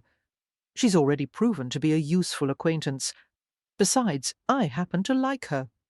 Vivian frowned, experiencing a sting of jealousy. "You wouldn't have an affair with a woman her age, would you?" "She's hardly an ancient relic," he said. Suddenly the shadow of a smile played on his lips. "She's an attractive woman in her 40s. But she is at least 10 years older than yourself, perhaps even 15. for his dark brows lifted expressively. "You don't approve of women having affairs with younger men." Vivian made an effort to swallow back the unpleasant tightness in her throat. "I'm hardly in a position to disapprove of anyone. The French have a more relaxed attitude toward these matters than we do. They believe a woman's appeal increases with maturity and experience, and if she gives her favours to a younger man, he's considered quite fortunate. For pray don't let me keep you from Lady Lichfield, then," Vivian said tartly. Why don't you go to her? "I'm not going to have an affair with Lady Lichfield," he murmured, amusement flickering in the depths of his verdant eyes. "Why are you smiling like that?" She felt sour and uncomfortable, as if she had somehow made a fool of herself. Because you're jealous. "No, I'm not," Vivian countered in rising dismay. "Really, She stopped as a dark figure approached them. "Who is that?" "For?" she asked warily. Grant glanced over his shoulder, then turned to face the visitor. Although there was no change in his expression, Vivian sensed that this was a man whom Grant liked and respected very much, one of the few people on earth whose good opinion he desired. "Sir Ross," he said easily, bringing Vivian forward a step. "May I introduce Miss Duval, Sir Ross Cannon, the Bow Street magistrate?" For Vivian curtsied and stared at him intently, finding him to be an extraordinary figure, though she couldn't quite say why. Sir Ross was a tall man, though he did not match Grant's towering height. He possessed a self-contained quality, a sense of tremendous power held in check. He had black hair, a build that was just a bit too lean, and curiously light grey eyes that seemed to have observed too much of everyone else's business. For most striking about his appearance was a distinctly remote air, as if he were not quite part of the gathering, even though he was mingling among them, and he seemed comfortable with his quality of aloneness. A mortifying thought occurred to Vivian. Grant reported to this man, consulted with him. There was no doubt that he knew all about her, including the things she had written in that dreadful book. Instinctively she moved closer to Grant. Cannon's watchful gaze did not leave her. "For Miss Duval, a great pleasure to make your acquaintance." "Have we?" Vivian started, then bit her tongue. She could hardly go about asking everyone at the ball if she had met them before. Cannon understood the unfinished question and answered gently, "To my regret, no." She searched his expression for traces of censure or sarcasm, but found none. The cool grey eyes were comfortingly impassive. Cannon and Grant exchanged a glance that seemed to contain an entire conversation, for after bowing once more to Vivian, Cannon left them with a polite murmur. Grant cupped his hand around Vivian's elbow. "Come, Miss Duval," he said smoothly. "I think it's time we exchanged pleasantries with the other guests, is it?" she asked, accompanying him reluctantly. She dreaded the prospect of meeting anyone when there was no way of knowing who was friend or foe. "I was just thinking it's time to have a glass of wine, a large one. You'll have all the wine you want later." For his hand inexorably urged her forward to hide her unease. Vivian made her face still and composed. They approached a group amid the sea of speculative faces. 2 ladies and 3 gentlemen, and introductions were made. Lord and Lady Wenman, Lord Fuller, and Mrs. Marshall, all of them curiously stilted and brittle as they regarded Vivian. Mercifully, there seemed to be little need for her to speak. Vivian glanced frequently at Grant as he made conversation with the others, for his expression was bland, but his eyes were watchful, and she sensed that he was taking measure, testing, waiting. Vivian's gaze flickered to Lord Wenman, who appeared composed except for the subtly agitated rat-a-tat-tat of his toes on the floor. He returned her glance, his pale blue eyes filled with an insolence that perplexed her. Wenman, she did not recognize his face, but the name was oddly familiar. Where had she seen or heard it before? For Grant guided Vivian to another group, pointedly introducing her to Viscount Hatton. The Viscount was an elderly gentleman with yellow-grey hair and skin like crumpled paper. Although his manner was polite, he stared at her with a mixture of accusation and wariness that was impossible to miss. It didn't take long for Vivian to remember that he and Wenman were two of the names mentioned in her diary. She had had affairs with them. Discomfort fanned over her like an icy breeze. For it was bad enough to have read the details of her own affairs in that damned book, but even worse to be forcibly brought face to face with the men she had slept with. How many more of her past lovers were here tonight? She turned toward Grant with an accusation leaping from her lips. Before she could say a word, she was approached by a man with eyes like small chips of coal set deep in a ruddy face. Unlike the others, he did not pretend to be a stranger, for he came up to her immediately, taking her hands in a possessive, familiar grip, seeming unaware of the way Grant stiffened at her side. "Good God, Vivian," the man said in a strained voice. "I literally thought you were dead. How could you disappear like that? Have you no concern for what you've put me through? I had no way to reach you, no way to assure myself of your well-being." As he spoke, his liquor-soaked breath wafted heavily into her face. For, though knowing you, I shouldn't have wasted a moment of worry. He paused to give Grant a baleful glance, then returned his attention to Vivian. "You've always landed on your feet like a cat, haven't you?" Vivian allowed her hands to remain unresisting in his. She was uncomfortably aware that the attention of the entire room was focused on them. "Good evening, Gerard," Grant said softly. "Of course, Lord Gerard, her former protector." For Vivian forced herself to smile, though her lips were trembling. Anger, protest, shame, all shot through her veins in a scorching blast. She felt as if she had been put on display for the amusement of the snobbish members of the ton. And indeed, she had been seeming too foxed to notice the attention they were attracting. Gerard gripped her gloved hands more tightly. He bent to whisper thickly in her ear. "Promise you'll slip away to meet me later. I must talk with you." "For I promise," she murmured, tugging at her hands until they were free. Gerard meandered away, and Vivian headed in the opposite direction, hardly noticing where she was going. Grant followed her, seeming no more pleased by the situation than she. Striding through the doorway of the drawing-room, Vivian located a long picture gallery lined with upholstered benches. She stopped before a portrait of a haughty-faced Litchfield ancestor and stood with her arms locked tightly across her chest. For knowing, without turning around, that Grant was close by, Vivian spoke through her teeth. Anger made her jaws stiff, but she kept her tone soft, mindful of another couple perusing works of art at the other end of the gallery. "How on earth did you manage it? I've met 3 of my past lovers before 10 minutes have elapsed. Somehow you've managed to have everyone in my diary included in the guest list." "Lady Litchfield was persuaded to send extra invitations," Grant said tonelessly. "For how helpful of her," Vivian replied bitterly. "Who the bloody hell did you think would be attending, Vivian? You knew we were using this as an occasion for you to come out in the open. But you've done more than that. You've invited anyone and everyone who could possibly wish me harm. I'm being dangled before them, like live bait, and you're waiting to see who will snap. There are 6 runners and constables attending tonight, not to mention myself and Sir Ross. For we're all keeping our eyes on you. You're in no danger." His words had the effect of throwing brandy on a fire. She flared in fury, her lips drawn back from her teeth. "You could have told me what you were planning, but you didn't, because you wanted me to be unprepared and humiliated and shamed by the sight of the multitude I've slept with. So you think this is all some elaborate punishment I've devised for you?" he sneered. "Try again, Vivian. For Bow Street has better things to do than support personal vendettas. My job is to catch the man that tried to kill you, and this is the best way of doing it. If you happen to be embarrassed by the evidence of your past, that's no fault of mine. You manipulative, arrogant."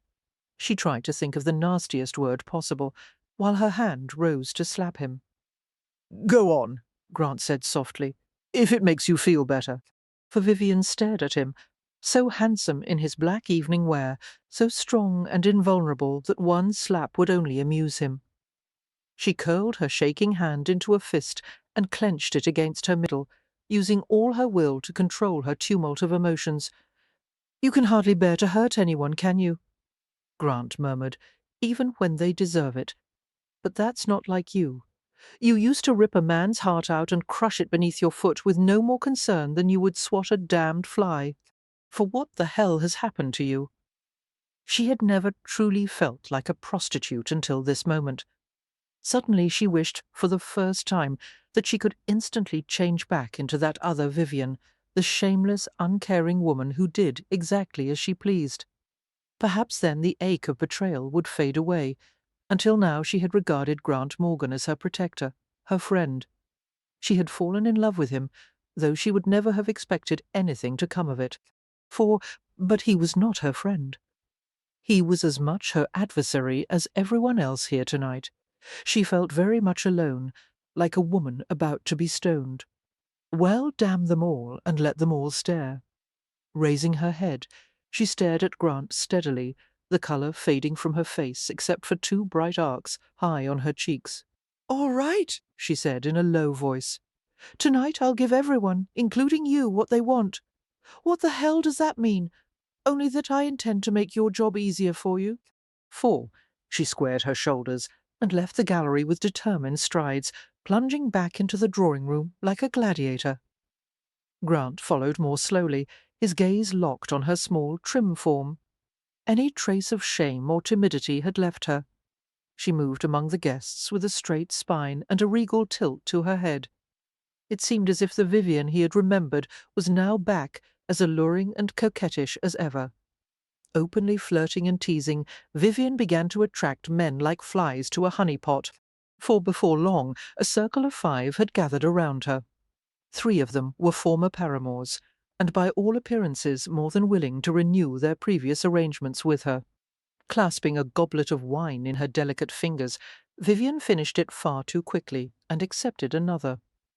Grant moved forward, feeling like a starving man being forced to watch as others feasted at his picnic. At that moment he felt Sir Ross's restraining clasp on his shoulder. "Let her be," came Cannon's cool murmur. "For she's doing exactly what needs to be done. A clever woman, your friend, Vivian, is merely reverting to type," Grant said bitterly. "She can't rest until she's made every man in the room want her." "Really?" Cannon's voice turned dry and chiding. "Take a closer look, Morgan, and tell me what you see." A courtesan enjoying the hell out of herself. Grant drank deeply of his brandy. Oh, I see a woman with perspiration on her forehead, holding her wine-glass in a death grip. For I see the tension of a woman attending to an unpleasant duty, regardless of the embarrassment it causes her. Grant snorted. "She isn't capable of embarrassment." Cannon regarded him speculatively. "If you say so, though, at the moment, I haven't much faith in your objectivity." Grant waited until the magistrate left him before he replied under his breath. "Neither do I." He continued to watch Vivian while jealousy and anger swirled in a fomenting mass inside him. For this was what it would be like for any man fool enough to care about Vivian. He watched her flirting and talking with her former lovers, and he couldn't help recalling the sickening details of what she had done with each and every one of them. He wanted to smash, pommel, skewer, mangle someone, anything to release this welling violence. He hadn't known he was capable of such irrational rage, and he was appalled by it.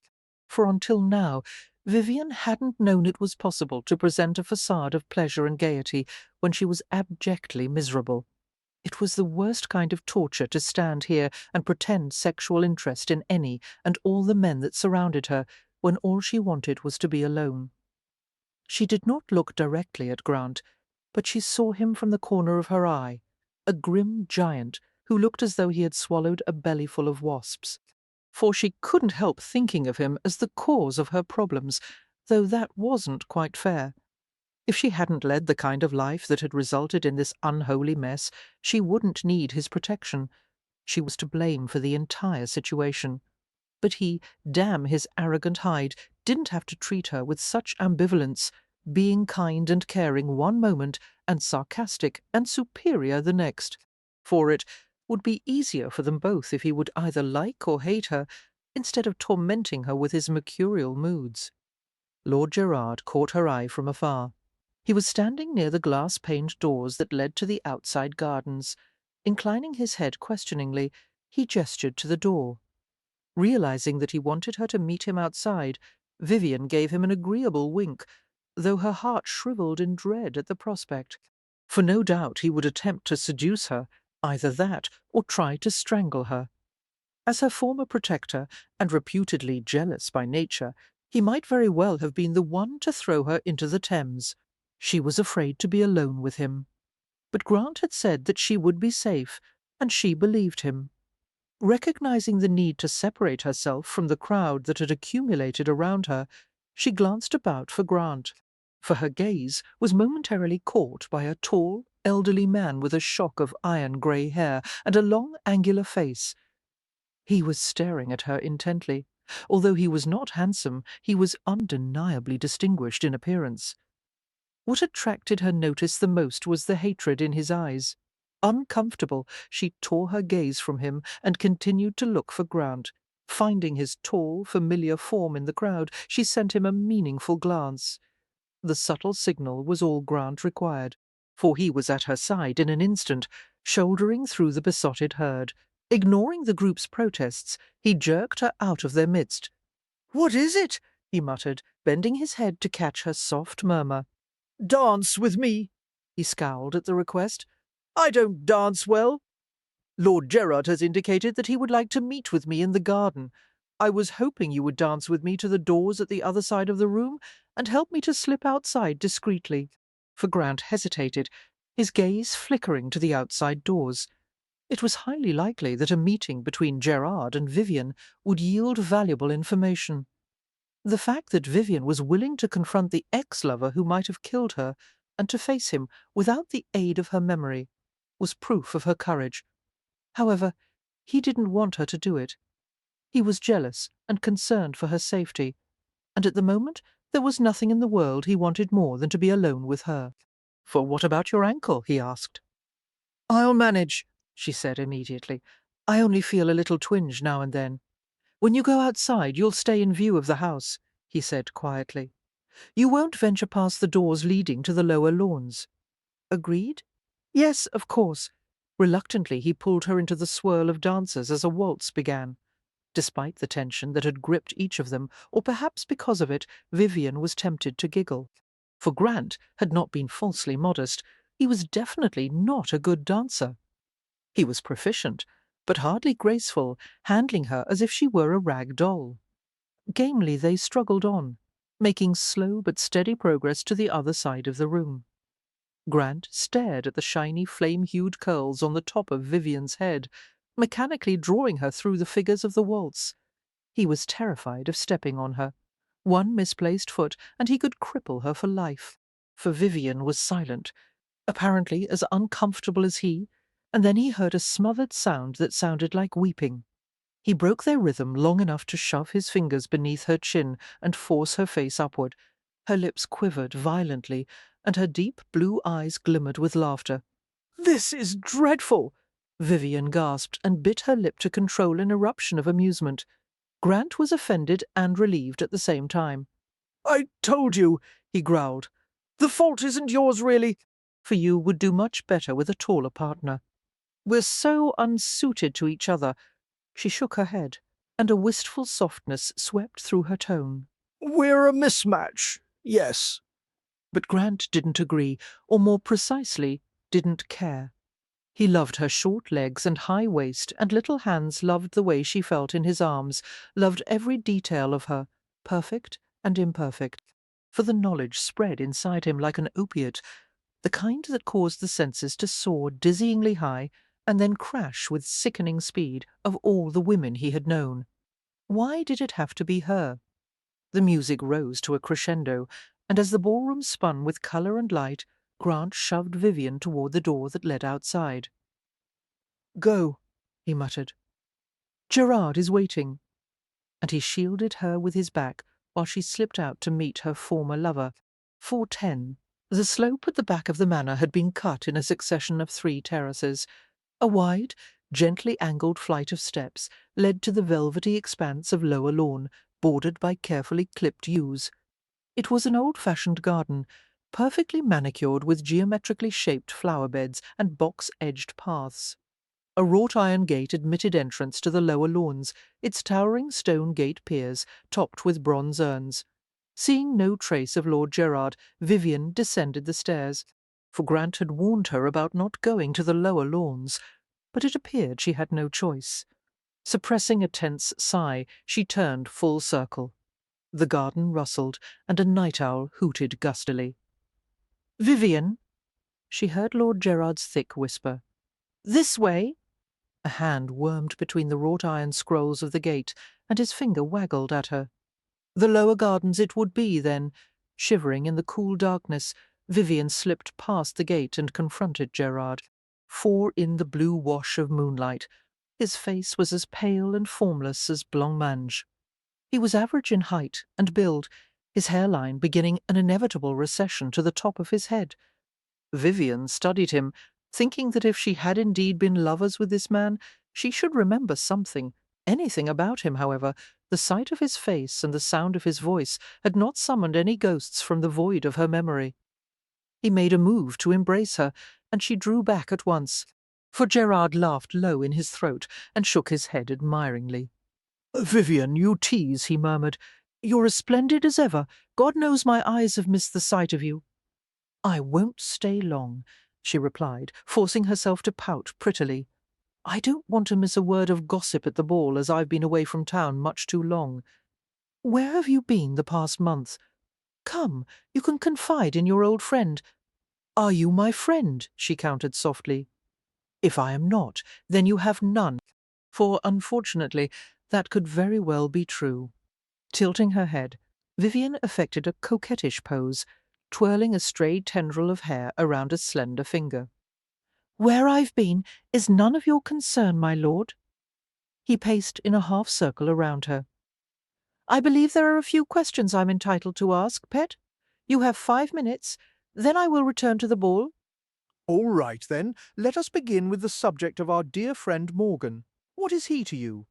For surely you can't have accepted him as your latest protector, or have your standards fallen so low since last we met?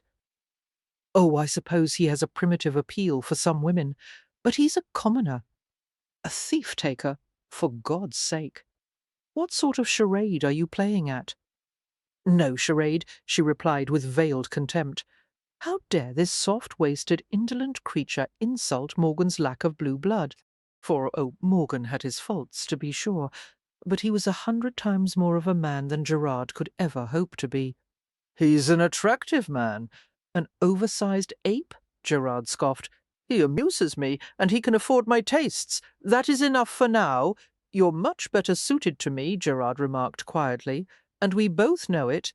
His obsidian gaze swept over her with ill-concealed greed.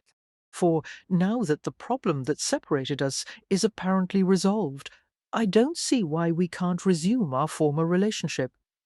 "Problem? What problem?" Vivian stifled a leap of curiosity behind a delicate yawn. "You talked to Morgan about me," she said idly. Apology coloured his tone. "I thought you were dead. Otherwise I wouldn't have said one word to the bastard. Did you confide in him about our problem?" Of course not. "For I wouldn't tell a soul about it. And besides, in light of your disappearance, I feared it would cast me in a rather suspicious light." He paused and asked almost sheepishly, "How did it end, by the by?" "How did what end?" "Don't be obtuse, darling. The pregnancy, of course. Obviously you've miscarried, or perhaps deliberately." He stopped uncomfortably. After much reflection, "I admit I was wrong to refuse to acknowledge the babe, but you know the relationship between my wife and me, for her health is delicate, and the knowledge of your pregnancy would have distressed her too greatly. And there is no proof that the child was mine." Vivian turned away, her mind on fire.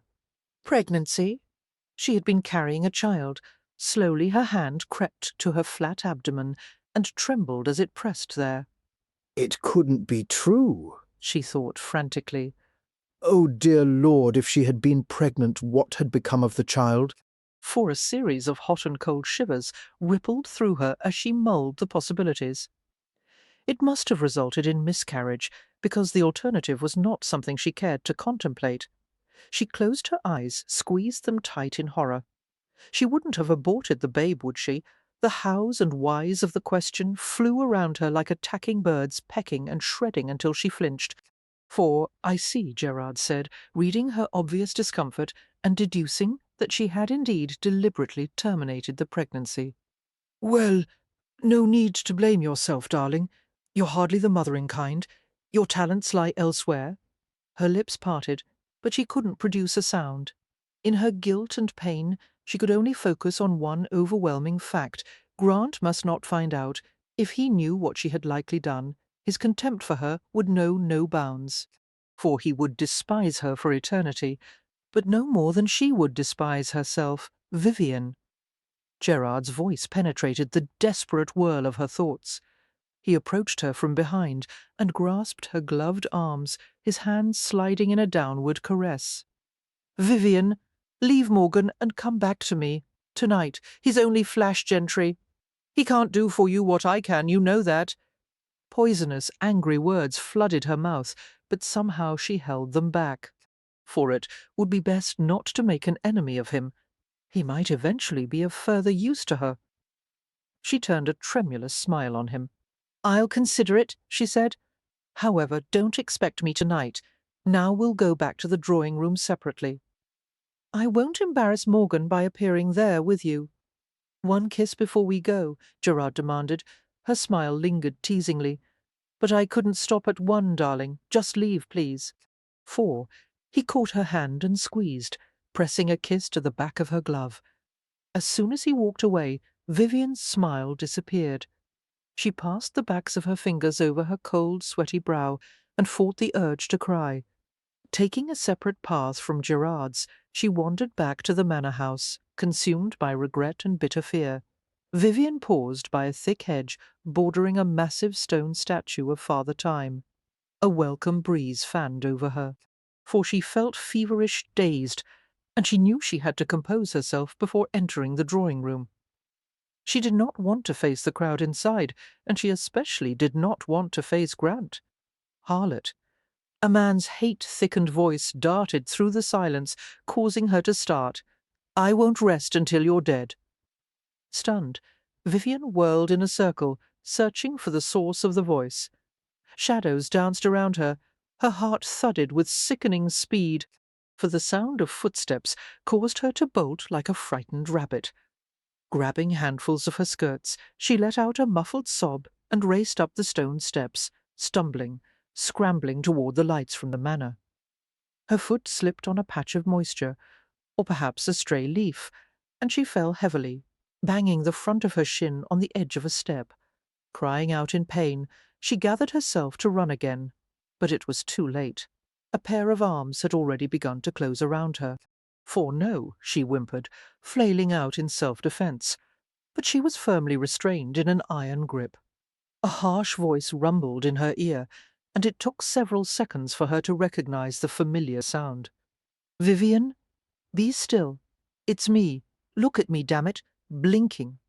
She stared at him until the panic cleared from her vision. Grant, she said between hard spurts of breath. He must have seen her from the house and started for her the instant she panicked. Sitting on the stone steps, he held her, his dark face only inches from her own. The moonlight shimmered over the long plane of his nose and threw shadows from his thick lashes down his cheeks. Vivian clutched at him in shivering relief, her arms wrapped tightly around his neck. "Oh, thank God! What happened?" he demanded curtly. "Why did you run?" She licked her dry lips and struggled to speak coherently. Someone spoke to me from behind the statue. Was it Gerard? No, I don't think. So it didn't sound like him, but I don't. Oh, look! She pointed as a dark shape moved past the statue and disappeared around the hedges. That's Flagstad, Grant muttered. One of the runners. If there's a man in the area, he'll find him. Shouldn't you be chasing after him too? Grant toyed with one of the pinned curls atop her head that had come loose and tucked it gently back in place. Suddenly, a caressing smile touched his lips. For, are you suggesting I leave you alone?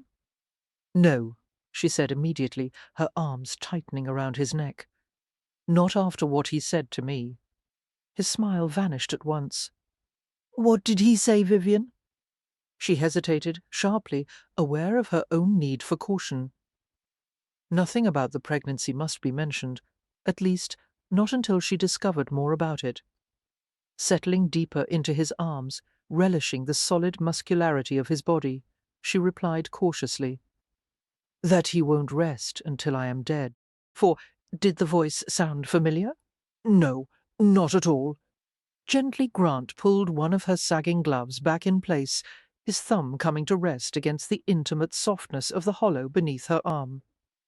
Though his own hand was gloved, the touch was solid and reassuring. "Are you injured?" he asked. "My leg. I hit the front of it, but I think it's only a bruise," she squeaked in protest as he began to hike the front of her skirt upward. "No, not here. Wait. The skin doesn't appear to be broken." For Grant inspected the swelling bruise intently, ignoring her determined wriggling. "Hold still. I will not hold still while you expose my— Oh, do let go!" Mortified, she realized that someone else had joined them on the steps. Grant pulled her skirt back down, concealing the injured leg, but not before Sir Ross Cannon had reached them.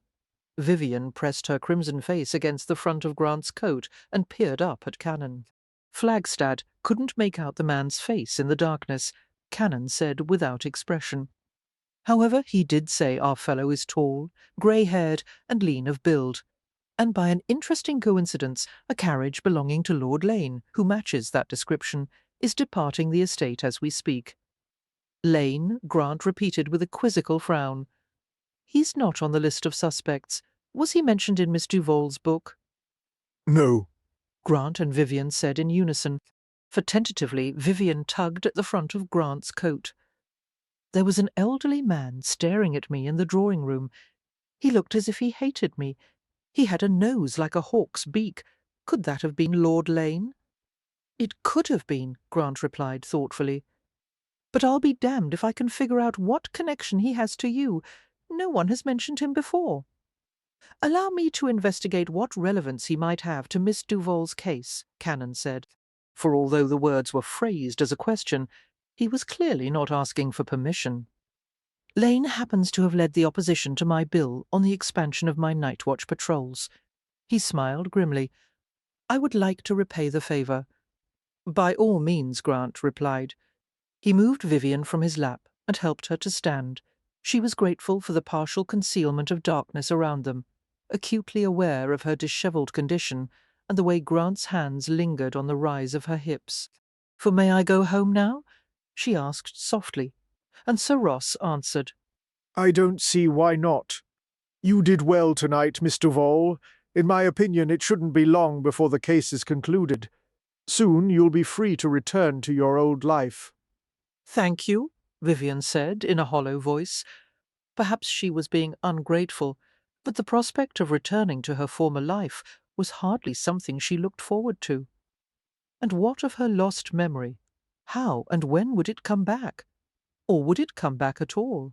For what if she had to flounder through the rest of her days without a past, without any of the secrets and memories that made a person complete? Even if Cannon and Grant solved the mystery of her would-be killer and made her safe from further assault, she would face her own future with dread. She didn't know who she was, who she should be. What a strange punishment to be robbed of the first half of her life. Perhaps sensing her inner despair, Grant took her arm in a gentle grip, for he guided her toward a path that led around the manor to the row of carriages parked along the circular drive. "What will Lady Litchfield and the others think if we disappear without saying goodbye?" Vivian asked. "They'll assume that we left early, so I could take you home and bed you." She blinked at his flat statement, while prickles of heat and cold chased over every inch of her skin. Wondering at his mood, she was tempted to ask if that was indeed what he planned to do. But the words clashed together and clumped in one huge choking ball, because it occurred to her that she wished him to do exactly that. It had something to do with recklessness and hopelessness, and the simple need for a few moments of pleasurable closeness. Whom would it harm if she gave herself to him? They had already done it before. She just couldn't remember it. Why shouldn't she let it happen again? It wasn't as if she had a reputation to protect, for she felt empty, lonely, and afraid. She wanted to please him and herself. She should have recoiled from the direction her thoughts were taking. Instead, she felt wild and unpleasantly giddy, as if she had already committed herself to a course from which it was too late to retreat. The footman saw them approach the carriage and hastened to fetch the movable step for Vivian, for he was too well trained to show surprise at their early departure. Nor did he ask questions, other than making a brief inquiry about their destination. "Home, Grant?" Said gruffly, handing Vivian into the carriage himself and gesturing for the footman to tell the driver. Vivian reached beneath her skirts to touch the throbbing bruise on her shin, wincing slightly. "Are you in pain?" A scowl crept over Grant's face. For not really, but she glanced at the fitted compartment that contained various crystal decanters. "Might I have a drink of brandy? I still feel a bit unsteady after what happened." Wordlessly, Grant poured a minute amount of brandy into a small glass and offered it to her. Vivian accepted the glass, raised it to her lips, and downed it in one swallow. The velvety fire spread down her throat and into her chest, bringing a sheen of moisture to her eyes, for she suppressed a cough and held out the glass. "More, please," she said hoarsely. One brow arched as he regarded her intently, and he filled her glass again. The second brandy went down more smoothly than the first, and the satisfying warmth drifted through her body. Sighing a little, Vivian surrendered the glass and snuggled in the corner of her seat. "Oh, that's better," she murmured, "for there's no reason to feel afraid." "Vivian," Grant said, evidently deciding that was the reason she'd asked for the brandy. "I won't allow Lane or anyone else to hurt you." "Yes, I know." She gave him a trusting smile, which he promptly dispelled with his next words. "What did you and Gerard talk about in the lower garden?" "Nothing of significance," she said. "Tell me what was said. I'll decide if it is significant or not." For, since there was nothing on earth that would induce her to confide her secret pregnancy to him, she sought for something to tell him. "Well, Lord Gerard asked why I was with you, and he said that you were only flash gentry." The comment elicited a smile of sardonic amusement. Vivian deduced that Grant had been the target of similar barbs many times in the past. "I'd say he's a fair judge of character," Grant commented dryly. "Go on. Then he asked me to leave you and return to him." "For, how did you reply?" "I didn't say yes or no. I only said I would consider it." "A wise maneuver," he said coolly. "In your position, it's best to keep all options open." "I'm not going to become his mistress again," she said, insulted that he assumed she might. "Who knows?" It seemed he was deliberately trying to antagonize her. "When this is all over, is that what you want me to do?" she asked in annoyance. "Go back to Lord Gerard, or find some other man to keep me?" "No, for that's not what I want." Then what do you? she gasped as he reached for her, swift as a striking tiger, snatching her onto his lap.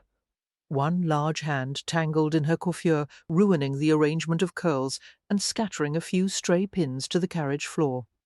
Grant's breath came in unsteady bursts, while heat climbed over his face. He was jealous, frustrated, painfully aroused, all because of the provoking creature in his arms. For he was tired of wanting what he could not have, of repeatedly stumbling over his own conscience. She was a tumbled heap of flesh and silk in his lap, and he longed to lose himself in her warmth. "I want you to stay with me," he said hoarsely. "I want you to be mine." Vivian stared at him with heavy-lidded blue eyes, seeming to understand his torment. Gently, she touched his face with a cool, gloved hand. "Then I will," she murmured, her sweet, brandy-scented breath wafting in his face. Because I want you too." The words released the ravening devil inside him. Unable to stop himself, Grant reached for the edge of Vivian's glove and stripped it from her arm. He caught her bare hand and pressed it hard to his mouth and jaw, greedily savouring the tender skin. His mouth delved into her palm, and he closed his eyes in lust and pleasure. Vivian tugged at her hand, and as soon as it was released, she slid her trembling fingers behind his taut neck. He needed no further urging. For lowering his head, he crushed his mouth over hers, demanding that she open to him. Her lips parted, welcoming him into her sweetness, her own tongue yielding to the aggressive sliding and stroking of his groaning. He gathered her more tightly into his lap, twisting his mouth harder over hers. The kiss turned frantic as he searched for a deeper taste of her, but instead of becoming sated, he was increasingly desperate for more, for he ripped his mouth away with a growl, his gaze raking over her flushed face. "I can't get enough of you," he said hoarsely. "You're so beautiful, so sweet, Vivian. Let me—" His hands fumbled with the back of her gown, pulling and tearing at the uppermost fastenings. The bronze fabric gave way with a jagged sound, hooks popping free of their moorings, and the cups of her bodice fell away from her pale flesh. "For let me," he muttered again, one arm locked around her slender back to prevent her from shrinking away. His hand cupped beneath the firm globe of her breast, his thumb drawing over the soft pink nipple until it contracted and darkened to bright rose. Vivian bit her lips and writhed as his dark head bent over her chest. The wet heat of his mouth surrounded the tip of her breast, and he flicked the peak with his tongue. For lost in a fog of brandy and sensation, Vivian curled both her arms around his head. He tugged at her nipple, gently, skillfully, his large body shaking with the ferocity of his need. Vivian's eyes closed as she surrendered to pure physical feeling. Only a brief flicker of shame intruded on her thoughts, the despairing awareness that only a shameless woman, a courtesan, would allow a man to do this to her in a carriage. But she didn't care. It didn't matter how, when, or where he touched her, for she wanted him as badly as he seemed to want her, and nothing in the world would keep them apart now. He moved to her other breast, his teeth closing on the tender peak, his tongue circling and darting until she arched upward with a groan. With each caress of his tongue, she felt a prickling sensation of delight deep in her stomach and lower between her thighs. Agitated, she pressed her legs together and drew her knees upward, instinctively seeking to ease the gathering ache. For Grant tore off his glove and grasped her ankle, the calluses on his hand catching on her silk stocking. Spreading his fingers wide, he trailed them up to her knee and beyond, to the place where a garter held the silk against her thigh.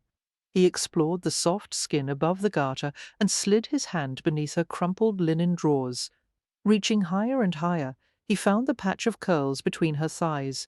For Vivian resisted in a reflex of modesty, quivering in his lap and gasping out a muffled protest. Instantly his mouth took hers in a surging kiss. She moaned and wrapped her arms around his broad shoulders, all thought of refusal melting like ice in the sun. His hand searched the front of her drawers, found the ribbon-edged slit of the garment, and reached right up inside. His fingers slid gently amid the curls, a blunt fingertip drawing along the delicate furrow that protected her private place. For her body shook with confusion, fear, excitement, and her head dropped weakly against his shoulder. The wicked exploration continued, his teasing fingertip repeating its long, light stroke until the feminine lips became swollen and unbearably sensitive. He touched the tiny, aching centre of her desire, circling, shocking her with a visceral pleasure that made her want to scream. Vivian writhed on his lap, against the protruding bulge that pressed upward into her buttocks. For a shaken laugh bubbled up from her throat as she realized that he was more than ready to take her here, in the carriage. His fingers had located a source of perplexing dampness and probed the soft hollow. Without warning, he slid his middle finger inside her. At first she resisted the gentle intrusion, a slight burn, making her jerk and arch in an attempt to push him away. But her inner flesh gripped him tightly, and her thighs closed around his hand, and he pressed soothing words and kisses in the little cove beneath her earlobe. "You're so tight," he said thickly. "Why? Are you afraid?" Yes, she whispered, her senses whirling. You have nothing to fear. I, I don't remember how to do this, she choked out. His fingers slid more easily now, a surge of unexpected moisture preparing the way for him.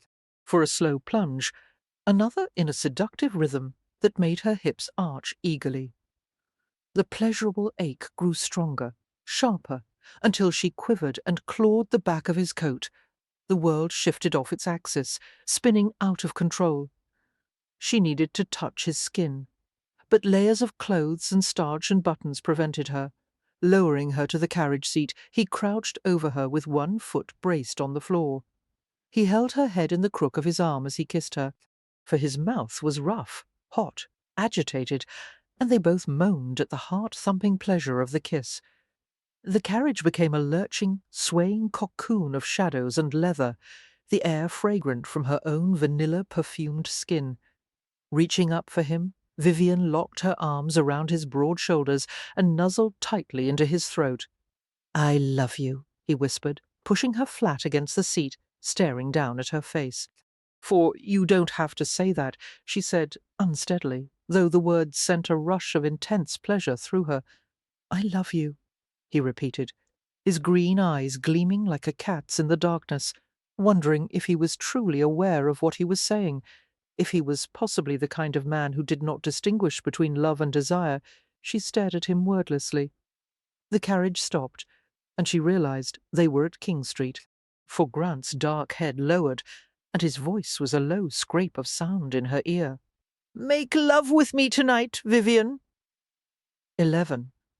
The hour was late, and the servants had retired for the evening, except for a lone footman who opened the door. After a blink of surprise, the footman averted his gaze from the small, dishevelled form in Grant's arms, carrying his precious burden upstairs, his coat wrapped snugly around her. Grant glanced at Vivian's half-hidden face, for she was flushed and silent, her expression conveying uncertainty but not unwillingness. Remembering his words of love to her in the carriage, he felt his own colour heighten, though he did not, would not, regret having said it. This was the first time in his adult life that he had ever told a woman he loved her. He had discovered a side of himself that he had never known existed until tonight, and he wanted to show Vivian all the tenderness and passion he was capable of. For they reached his room, and he set Vivian beside the bed. Smoothing his hands over her tousled hair, he kissed her mouth, shaping her lips with his own. He pulled the pins from her fiery locks and loosened her braids, letting her hair flow soft and warm over his hands.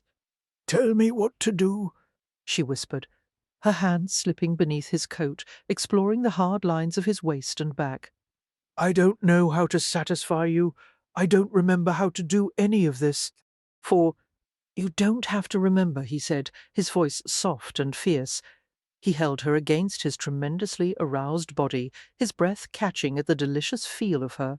Pressing his mouth to the top of her throat, he kissed and tasted the fragile skin, working his way downward until he reached the vanilla-scented valley of her cleavage.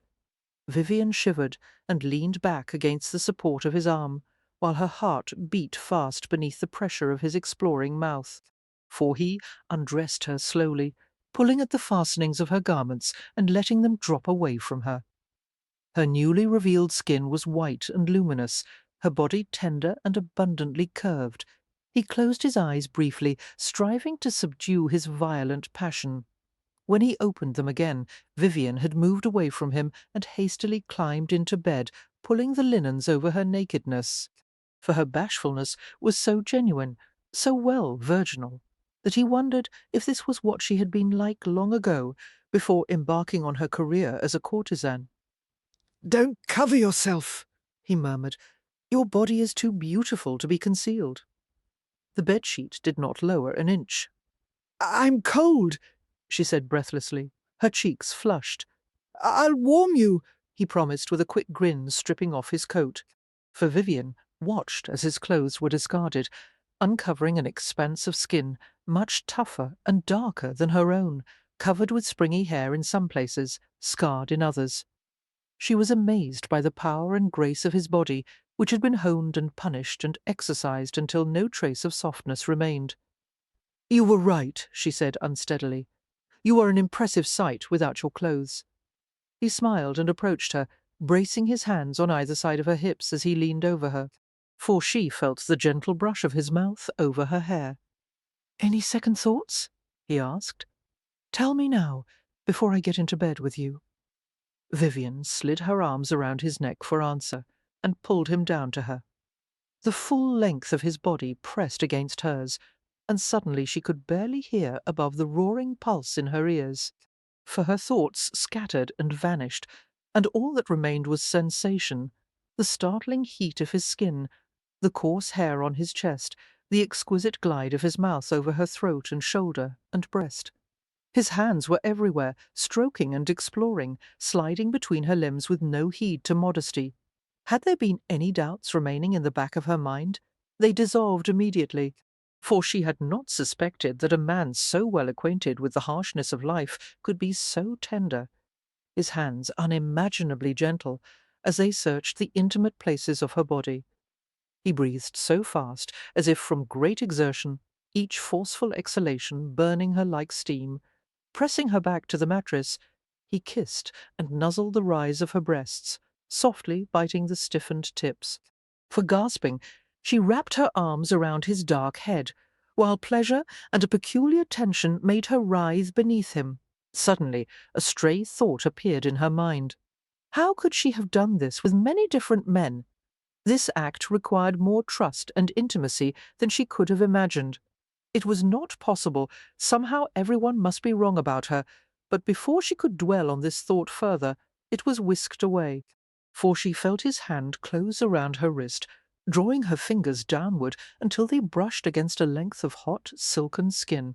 With a gravelly murmur of encouragement, Grant pressed her hand against his groin. Curious, excited, she curved her hand around the hard, masculine shape, timidly stroking and gripping his arousal. Her touch seemed to impassion him beyond bearing.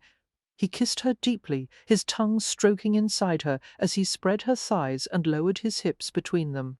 For there was pressure against the tender opening of her body, causing a slight burn of discomfort. Stiffening in reaction, Vivian felt the weight of his body settle a little harder over hers, and the blunt force increased. Before she could protest or wriggle away, he made a sound low in his throat and pushed forward in a strong thrust. Vivian's breath stopped as she experienced a kind of pain she had never felt before. She was certain of it. No woman could feel it and not remember, for her hands spasmed against his chest, and she tried to push him away, but he pushed again. Suddenly he was inside her, his massive length buried deep and hard through a shimmer of bewildered tears. She caught a glimpse of his stunned face. "Vivian, be still," he said harshly, but she struggled and twisted, pinned helplessly beneath him. For astonished by the tightness of the flesh that surrounded him, her obvious pain, and the inevitable conclusion his brain was reaching, Grant moved automatically to subdue her and prevent her further discomfort. "You are hurting me," she gasped, holding her tightly. He murmured soothing words against her ear. That he loved her. He would take care of her. He would take the pain away if she would let him. Gradually, she relaxed and clung to him, her nails digging into the tough muscles of his back, for still joined with her. He slid his hand down her body. His thumb eased into the damp patch of red hair, coming to rest lightly on the sensitive peak hidden amid the fiery curls. He circled it slowly, teasing a response from her trembling body. Moaning, she lifted her hips into the caress, and he knew that her discomfort was fading. He continued to tease and stroke her, and at the same time he moved inside her with a deep, gentle nudge. For Vivian cried out, her body instinctively tilting to receive him, her hands working restlessly over his back. He began a slow rhythm, adjusting himself to please her, his entire being focused on the delight of thrusting within her. She climaxed with startling swiftness, her body clenching tight around him, her limbs quaking with surprise. As he held himself inside her, Grant experienced a release more powerful than anything he had experienced in his life, for he groaned and buried his face against the curve of her shoulder, his groin pumping, his pulse hammering, his body flooded with luxury. In the heavy silence that followed, Grant withdrew from Vivian carefully and found a telltale sign that defied all logic.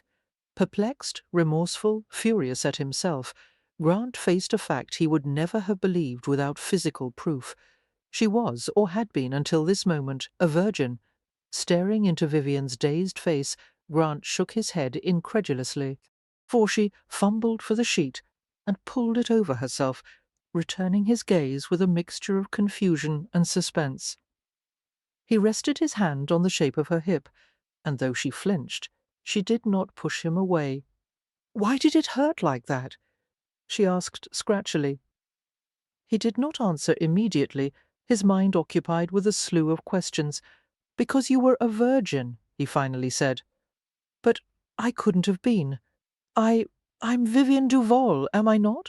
For you told me." She stopped speaking, staring up at him with amazement. "Christ," he muttered to himself, trying to understand how he could have made an error of such magnitude. "You can't be Vivian. What if I am? What if you and everyone else was wrong about me? What if? There is no chance in hell that Vivian Duval could be a virgin," he said, staring at her as if he had never seen her before. "It's impossible. Physically, you're an exact match, but you're not Vivian. But how could resemble her exactly, unless she and I were somehow related, perhaps even—" She fell silent, as another thought occurred to her. "A twin," he finished for her, his face grim. "Given your physical appearance, that's entirely likely, though no one even hinted at the possibility that Vivian had a sister, much less an identical twin. Are you certain I'm not Vivian?" she asked in a stricken whisper. "For the things you said about me, the men I slept with, the things in that diary, that wasn't me." "That wasn't you," he said quietly. She shocked him by bursting into tears, her hands jerking up to her face, glittering rivulets leaking out from between her fingers. Grant hauled her into his arms, crushing her against his bare chest. The feel of her tears on his skin caused him to ache with painful remorse. He cursed and did his best to comfort her. "I'm sorry for this damned mess," he muttered. "For I can't give you back your innocence. I've hurt you unforgivably. No," she sobbed against his shoulder. I'm not crying about that. I'm just so relieved that I'm not Vivian. And yet—" She tried to hold back another sob, but it broke free with renewed force. "I thought I knew who I was, and there was some comfort in that, even if I couldn't remember anything. And now," she sniffled and choked on a fresh onslaught of tears. "Who am I? I can't stand not knowing any longer. For I feel so—" Her sobs made further speech impossible. Grant held her as she cried, feeling guiltier and more remorseful with each second that passed. "I'll find out," he said gruffly. "I swear I will. Damn it, don't cry any more, please." Stroking the wild mass of her hair, he wondered who the hell she was, and how she had come to be in Vivian's place. And why had no one been searching for her? Somewhere there must be a family, friends, someone who was worried by her absence. For it was even possible she had been betrothed. Someone with her youth and beauty would not be unspoken for. The thought rattled him even more. She had an entire life that neither of them knew a damned thing about, and where in the hell was the real Vivian? Had her would-be murderer already found her and accomplished the job he had set out to do? Confounded by the turn of events, Grant waited until Vivian, he could think of her by no other name, had calmed somewhat, and he laid her gently on the bed. For procuring a striped burgundy dressing robe, he tied the belt around his waist and strode to the bell-pull. He rang for Kello, who appeared in less than 5 minutes. The valet had dressed hastily, his hair mussed and his eyes sleep-heavy. Grant met him at the door, keeping it partially closed to prevent him from seeing Vivian. "A ewer of hot water and some washcloths," Grant said curtly. "Yes, sir." The valet vanished, and Grant turned back to the bed. Vivian had not moved, for at first he thought she might have fallen asleep, but as he came to her, he saw that her eyes were open. Her gaze was turned inward, her mind dwelling on thoughts she couldn't or didn't want to share with him. "I'm going to make up to you for what I've done," he said quietly. She stirred then, turning her head to regard him with a tremulous smile. "You don't have to," she whispered, her eyes sparkling with tears. "It wasn't your fault that you mistook me for Vivian. Everyone did, for no one questioned my identity. I can't blame you for accepting what seemed to be the obvious." She released a shaky sigh. "And as far as this is concerned," she made a quick, embarrassed gesture to the rumpled bedclothes, and her gaze lowered. "I was more than willing," she said in a bashful whisper. "And you couldn't have known I was a virgin." That makes me no less responsible. For half sitting beside her on the bed, he took a lock of her hair in his hand, rubbing the silken strands between his fingers. "Vivian," he said, and stopped as soon as the name left his lips. "Damn, what should I call you now?" Her lips curved in the faintest of smiles. "You may as well continue to call me Vivian. I'm accustomed to it by now, and besides, I don't want to choose yet another wrong name. I just want to find my own. For I'm glad you're not really Vivian," he murmured, still toying with the lock of hair as he stared at her. "I'm glad that no man has made love to you except me." She hesitated before replying, her blue eyes questioning as she gazed up at him. "So am I." They stared at each other for an endless moment, lost in unspoken thoughts of what had just occurred between them and how it had changed everything. Reflecting on how he had treated her, Grant was deeply troubled, for he was in an impossible position. He, of all men, had managed his own life so efficiently, so carefully.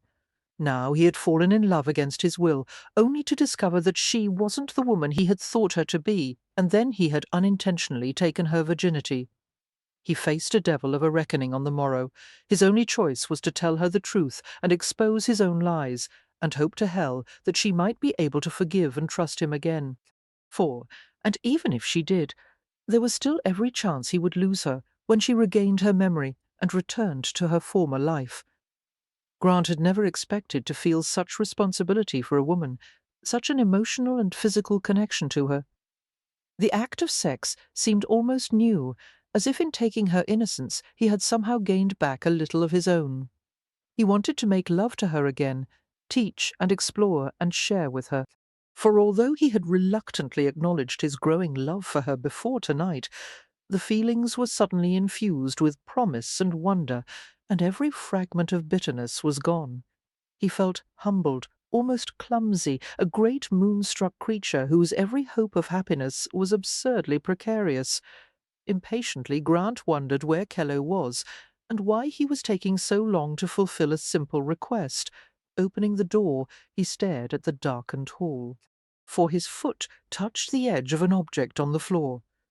Glancing down, he saw a tray loaded with hot water, washcloths, and brandy, and a glass. Kello had tactfully left the tray just outside the door. Grant picked up the tray and closed the door with his foot. Returning to the beside, he set the tray on the night table.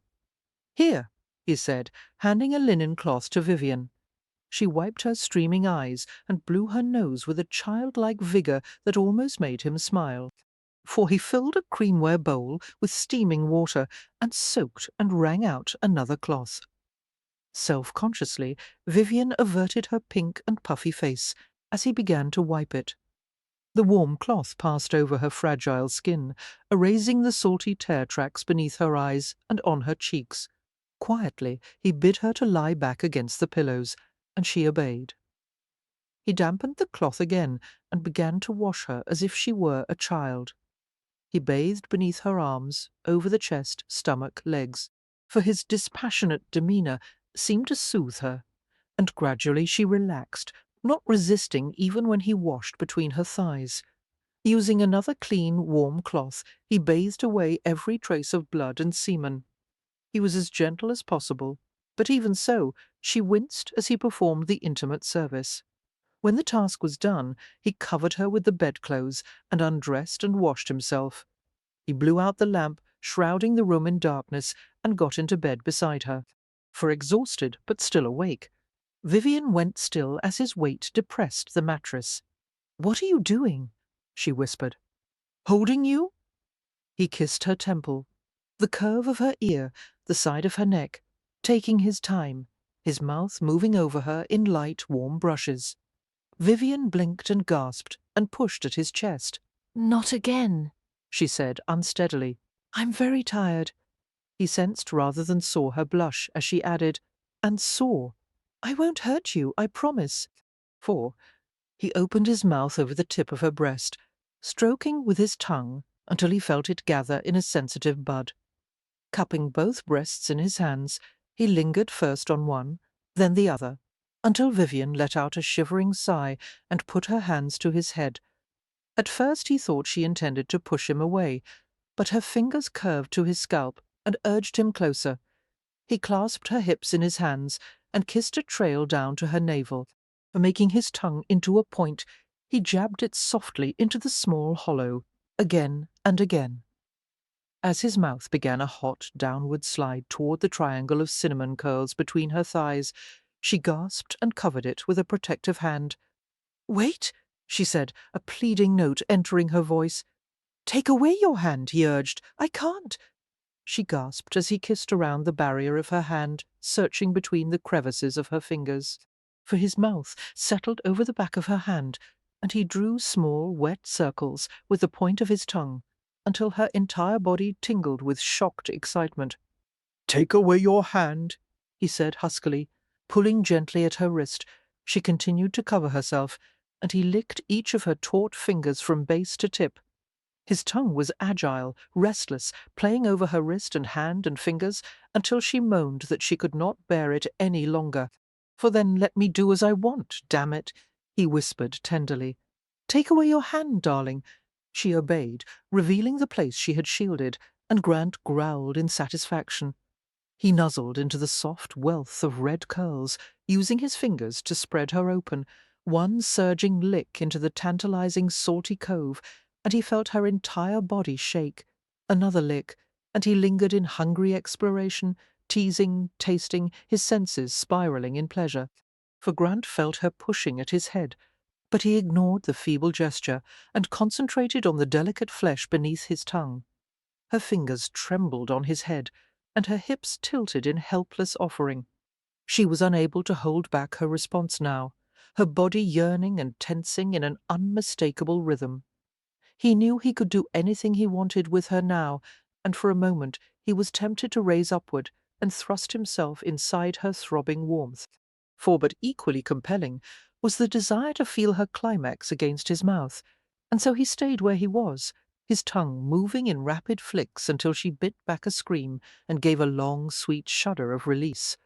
"Oh," she whispered between uneven breaths, "I didn't know, I never thought." Her body trembled violently as he rose upward and folded her against the shelter of his chest. Grant crushed his mouth into her hair, kissing her damp scalp. "That's just the beginning," he promised, "for that's the very least of what you're going to feel with me." She had thrown herself willingly into the fire. She had only herself to blame if she had gotten burned. That was the first thought that entered Vivian's mind as she awakened by herself, her body spread diagonally across the huge bed. A spark of hope flared inside her that perhaps she had dreamed an unusually vivid dream. But the pillow beneath her head carried a faint masculine scent, and she was naked beneath the sheet and coverlet, for her bleary eyes cracked open. As she pushed aside the covers, she saw the hints of bruises on her pale legs and hips, as if someone had held her too tightly. She was sore in places she had never been sore before. There was a sting of discomfort right between her thighs, and strained muscles all down the insides of her legs to her knees. Her shoulders and neck also ached. Just as she thought longingly of a hot bath, someone entered the room. For instantly, Vivian jerked the covers under her chin as Grant approached the bed. He had already bathed and dressed. His face was shaven, and his hair damp and neatly combed. It seemed he had taken special pains with his appearance this morning. His black silk cravat tied with crisp precision, his shirt starched and snowy in contrast to his immaculate grey coat and charcoal waistcoat. Pearl-coloured trousers had been neatly strapped over black boots, polished to a blinding gleam. For as she stared into his alert green eyes, Vivian was filled with conflicting feelings. She would not blame him for taking her virginity. She had offered herself to him willingly. They had shared the most intimate experience a man and woman could have, and part of her actually gloried in the fact. However, she would not admit her love for him aloud. There were even more pressing matters to deal with, as well as a few suspicions that lurked in the back of her mind. For Grant came to her at once, cupping her face in his hands, possessing her mouth with a long, fervent kiss. "Good morning," he murmured with a slight smile. The way he looked at her, his gaze warm with intimate knowledge, made her flush. "Shouldn't you be at Bow Street?" she asked, her voice sleep-thickened, judging from the strength of the light pouring into the room. It was a late hour of the morning. Grant was usually gone before the sun had finished its daily ascent. "For I'm not going to Bow Street this morning," he replied, leaning his hip beside her, his weight causing one side of the mattress to depress. She considered the statement, a small hand twisting in the sheet. "Because of last night?" she asked. "We're going to pay a visit to Linley." "I have no need of a doctor," she said, leaning closer to inhale his spicy masculine scent. "Most women survive their first time without requiring medical attention afterward. For perhaps I'm the one who needs it," he said sardonically, rubbing his cheek against the silken tangles of her hair. "The devil knows that last night was as much of a shock to me as it was to you." Drawing back, he stared into her troubled face and added gently, "You may as well be there while I talk to Linley, sweet pea. The good doctor owes us both the answers to a few questions." He reached across the bed to a pool of burgundy silk and shook it out, holding it up for her. For realizing it was his robe, Vivian attempted to slide her arms in the sleeves without revealing her breasts. "I've seen 1,000 signs of your innocence," he remarked, carefully pulling the mass of her hair free and letting it flow down the back of the robe. His voice was shadowed with regret, and dark colour crept across the high edges of his cheeks and the bridge of his nose. Until last night I thought every one of them was false, for I couldn't fathom that you could be anyone other than Vivian Duval. Taking one of her hands, he brought it to his face and pressed the tender inside of her palm to his cheek. His mouth touched the delicate crease of her wrist. "Forgive me," he muttered, with a visible effort that betrayed how difficult the words were. "There is nothing to forgive," Vivian said, her hand tingling from the warmth of his smooth-shaven cheek. "You've done no harm to me, for you've harboured and protected me, and I will continue to rely on you, however—" She paused, searching for the appropriate words, and not finding them. Grant lowered her hand and looked at her warily. "However?" he asked, a frown working between his dark brows. "I don't think there should be further intimacy between us," she forced herself to say. "At least not for a while." Although his face was suddenly expressionless, she sensed that he was preparing a score of arguments. "Why not?" he asked, for gathering the robe tightly around herself, she summoned as much dignity as possible. "I would rather not explain right now." To her relief, he did not pursue the matter, though it was clear that he was very far from agreeing with or accepting her statement. Instead, he gave her a smile brimming with charm.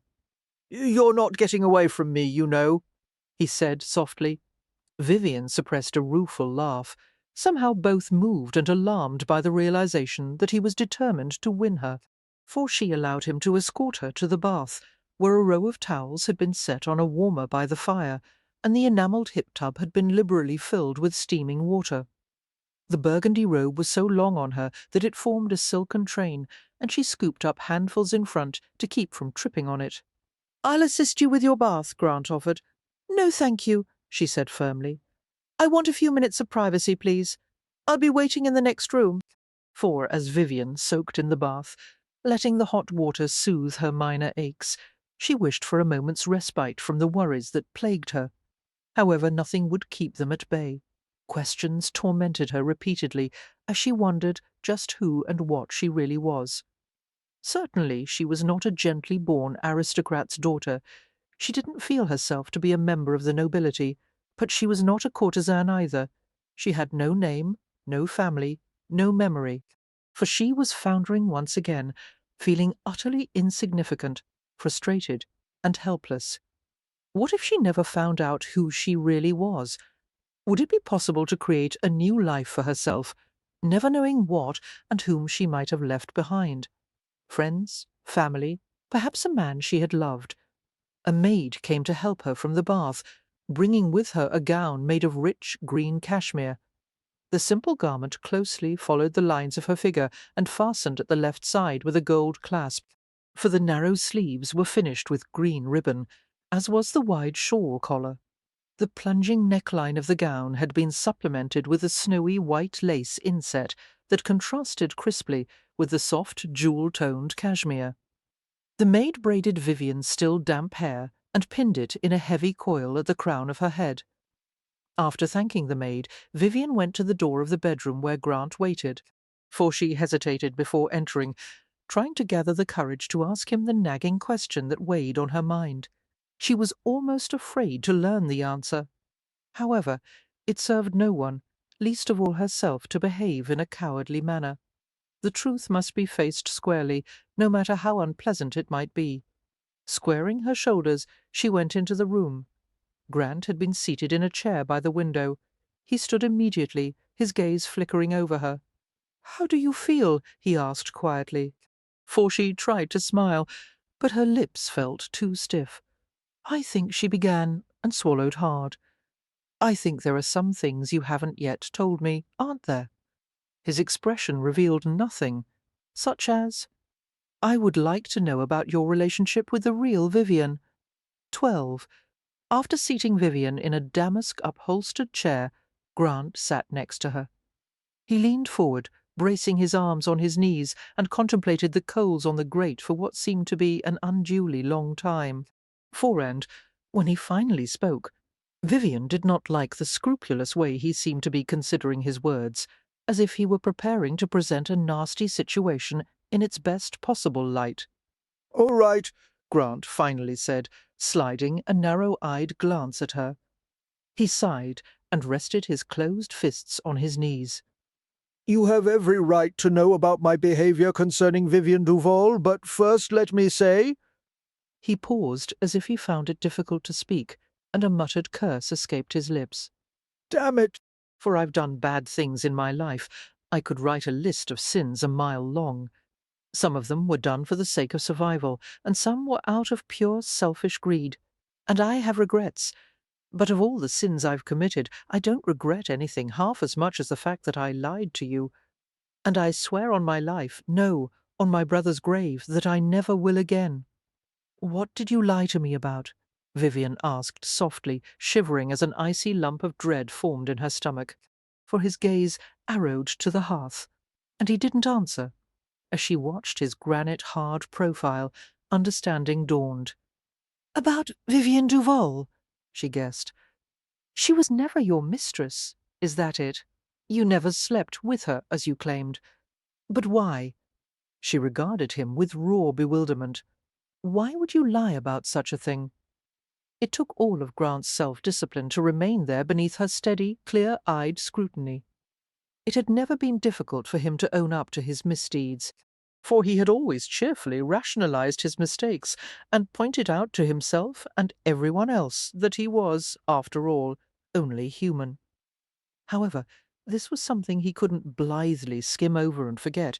He had set out to take advantage of someone, a woman, and what was worse, his petty vengeance had been taken out on the wrong person. Guilt thickened his voice as he answered, "I wanted revenge because of a lie Vivian had spread about me among the London gossip circles. For on the night I found you and brought you here, I decided that I would sleep with you, her, as a salve to my pride. And then what were you going to do? Use and discard her? Hurt her in return for the embarrassment she caused you?" He gave a single shamed nod. Vivian inhaled sharply. Perhaps it should have made her feel better that another woman, and not she, had been Grant's intended target. But it didn't. She didn't want to think him capable of such pettiness, such dishonour.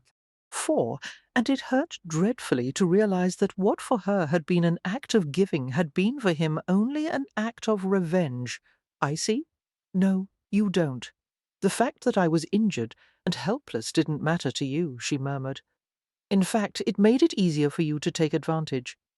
His eyes gleamed with frustration, and she sensed the sudden boiling of his emotions beneath his controlled surface. It all went wrong from the beginning. You didn't behave like the woman I thought you were. For Vivian's calmness evaporated as she was filled with a sense of utter betrayal.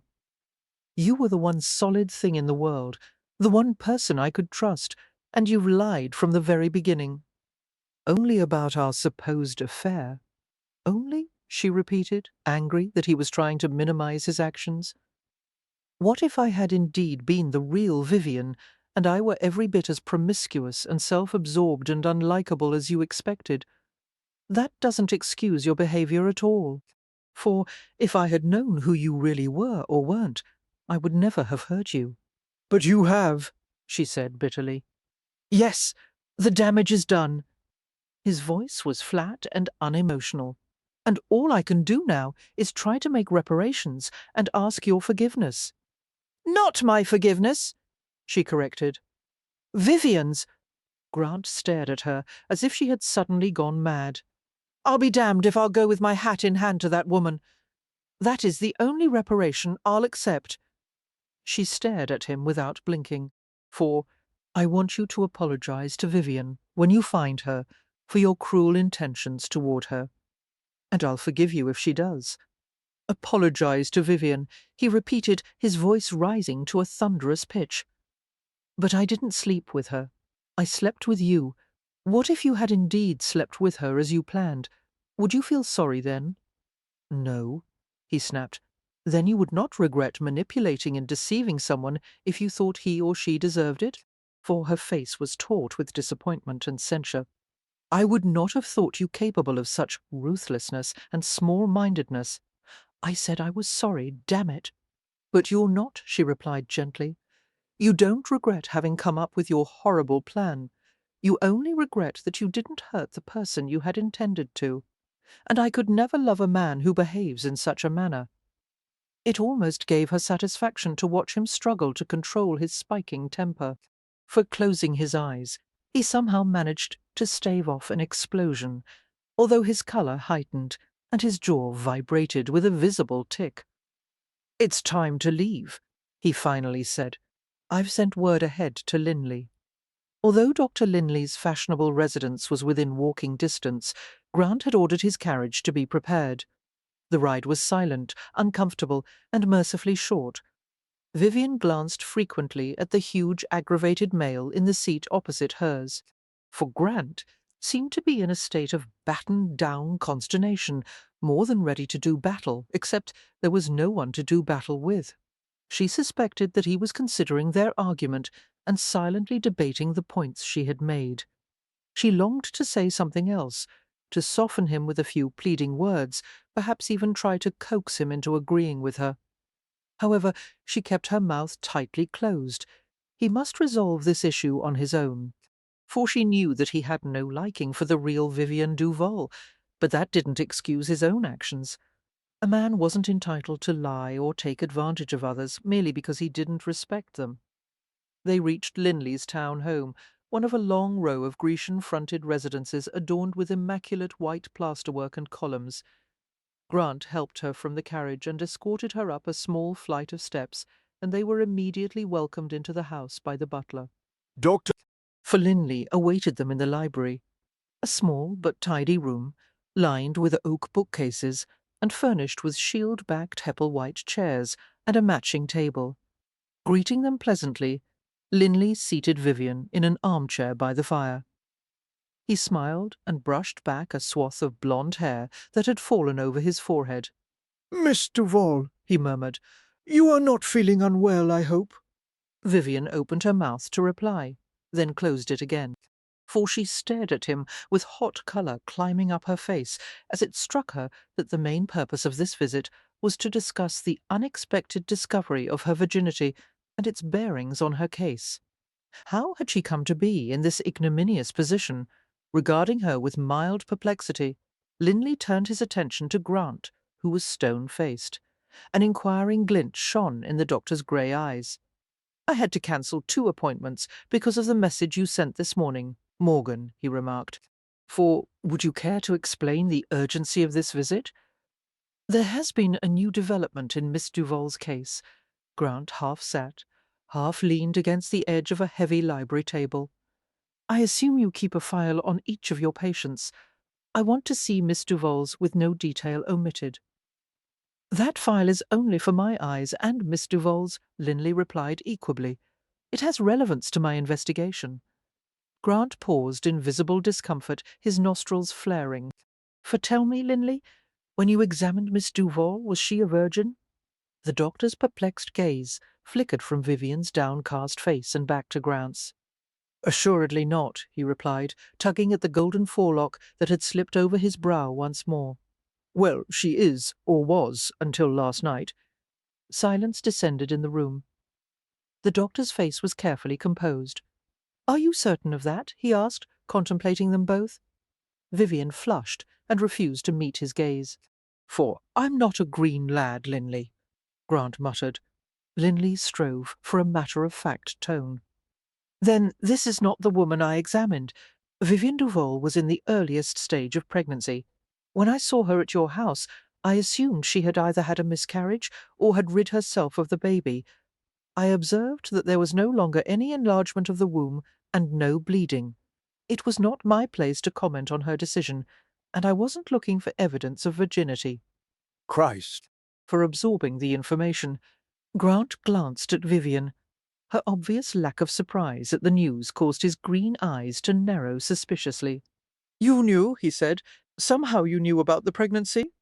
"It was probably Lord Gerard's baby," she said. "He told me while we were talking in the garden last night." "Why the bloody hell didn't you tell me?"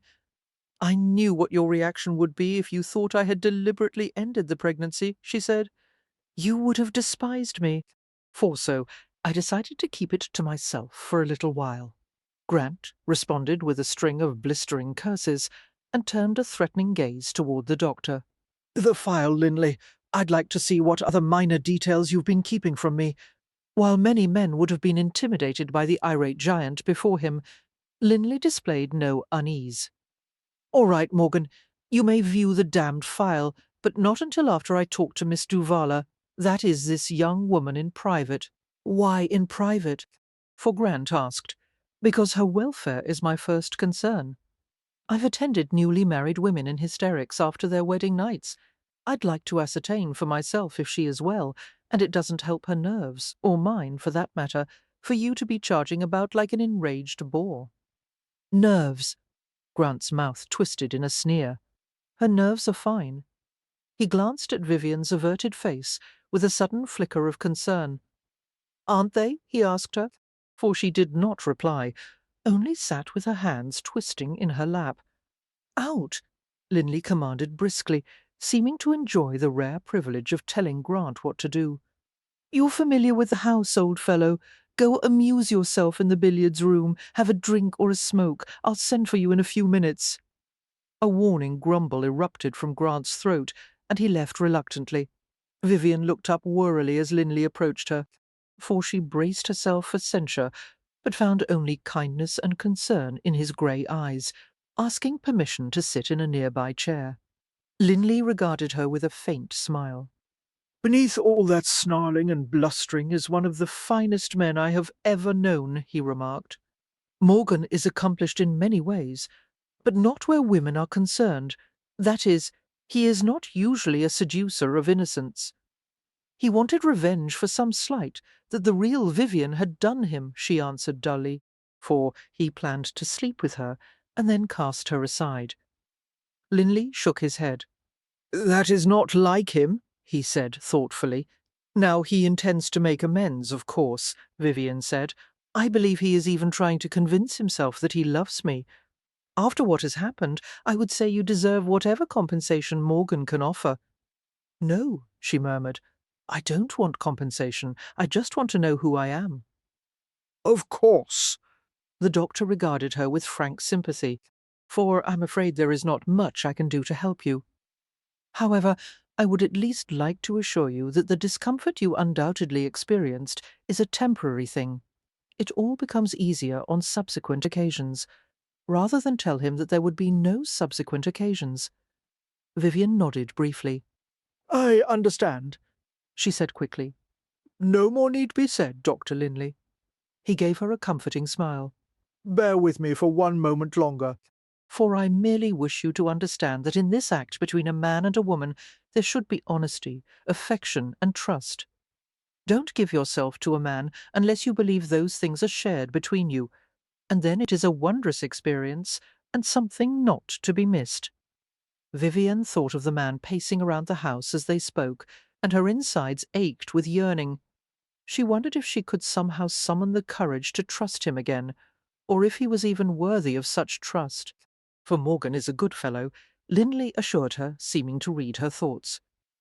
Arrogant, stubborn, but also compassionate and courageous. I hope you won't give up on him too easily, my dear, especially considering the way he feels about you. About me? Vivian asked, startled. I don't know what you mean. The doctor smiled wryly. In the 5 years that I've known Grant Morgan, I've never seen him in such a state over a woman.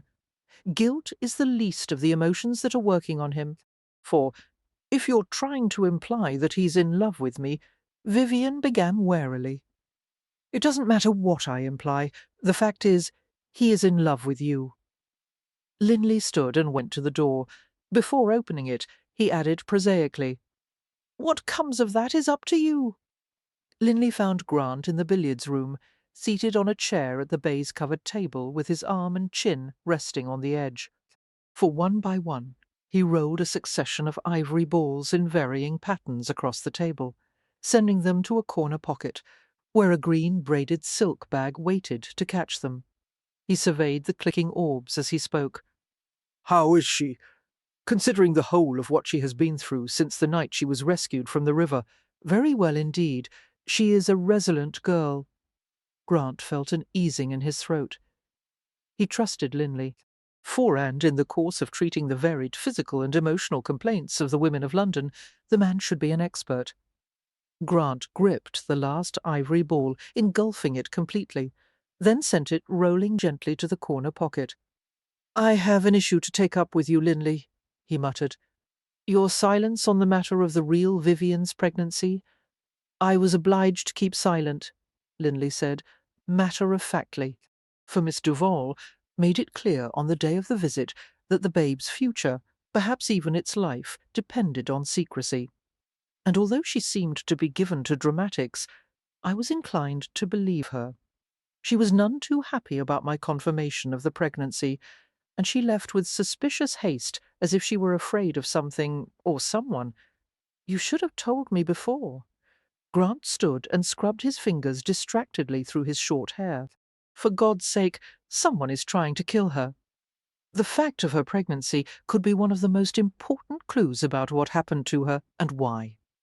Morgan, the doctor said calmly, do you know what would happen to my practice if it became known that I divulged private information without a woman's consent? Do you know how many of my patients are obliged to keep the circumstances of their pregnancies secret for one reason or another? I can only guess, Grant said sardonically, for the respectable ladies of London's first society often escape their loveless arranged marriages by taking lovers. Sometimes they foisted their illegitimate children off as their husbands. No doubt the popular Dr. Linley was the keeper of many secrets. I understand the concept of confidentiality, Grant continued tersely. However, the real Vivian is probably alive and in hiding somewhere. She is most likely pregnant and definitely in danger, and the girl you've seen today is in danger as well. For so, if there is anything you can remember about what Vivian said to you that day, you'd do well to tell me. All right, but before we return to the library to examine my files, I'd like to offer a word of advice. It concerns Vivian, that is, the young woman who is awaiting us.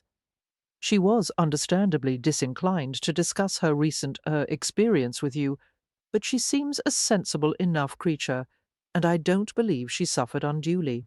for you thought sleeping with me might be enough to frighten her into fits. Grant inquired acidly. A humourless smile pulled at Linley's mouth. You would be surprised at what a physician discovers about women, Morgan. I've attended some who are so refined that they can't say words like stomach or breast aloud. There are women who can't bring themselves to tell me what ails them, and so I keep a stuffed doll in a drawer of my desk and let them point to the body part that is giving them pain. For fully grown, married women, mind you. At times, I'm certain, it's mostly a pretense of delicacy, but there are unquestionably those who are acutely uncomfortable with all things pertaining to sex and physicality. Vivian's not that rarefied. Thank God. You're right, the doctor said equably. But even so, she may have a few private fears and concerns that only you or her next lover can assuage. There isn't going to be a next lover, Grant said, automatically outraged by the idea, for I'm the only man she's going to have. Well, for most women, the second sexual experience is even more important than the first. It either confirms or disproves their worst fears. In my professional opinion, most of the women I see who claim to be inherently cold-natured have in reality been mishandled by husbands or lovers. Grant sent him a simmering glare. I know how to please a woman, Linley. Or are you preparing to expound on your own vast experience with females? For the doctor laughed suddenly. No, I'll leave the matter in your capable hands. They returned to the library, discovering Vivian beside a bookcase loaded with ham-sized medical and scientific tomes. Her gaze left the rows of ponderous volumes with Latin and Greek titles and flew to Grant's face. They exchanged a wary stare, while Vivian wondered what had been said between Grant and Linley. Grant wore a disgruntled expression, his black brows lowered over his eyes, busily for Linley hunted through cabinets and drawers until he produced a thin sheaf of documents tied with string. Ah, here it is, He remarked, spreading a few papers across the library table. Grant was at his side immediately. You see, Linley continued, tracing one finger along a page of notes. nothing untoward, except He fumbled a bit with the pages, and suddenly a small square of paper slipped out and fluttered to the floor. Vivian went to retrieve it quickly. For it was a letter, sealed with brown wax and addressed to V. Devane, White Rose Cottage, Forest Crest in Surrey. "What is that?" Grant asked. Vivian was silent, staring at the face of the letter. Something about the way the words were formed, the phrase White Rose Cottage, seemed to reach into her sleeping memories and jostle them. Her lips parted, and she read the address soundlessly again and again. "Well, Linley," Grant demanded, interrupting Vivian's concentration, for the doctor shrugged, actually seeming a touch sheepish. "Good God! I had forgotten about that." "Where did it come from?" Grant asked impatiently. "Miss Duval left it here on the day I confirmed her pregnancy. As I told you, she was quite distressed. In her haste to leave, she dropped her reticule. The contents spilled out, and she scooped them back inside. After she left my house, I discovered that she had overlooked this letter, which obviously she had intended to send to someone, for I had intended to return it to her on her next visit. I placed it in the file for safekeeping. Didn't it cross your mind that the letter might be important?" "I'm a busy man, Morgan," the doctor said defensively, folding his lanky arms across his chest. "I have more important things to do than oversee my patient's correspondence. Now, you can continue to berate me for a small oversight, or you can open the blasted thing and read it." Vivian had already broken the seal. For unfolding the neatly creased paper, she discovered a few lines written in flowery script.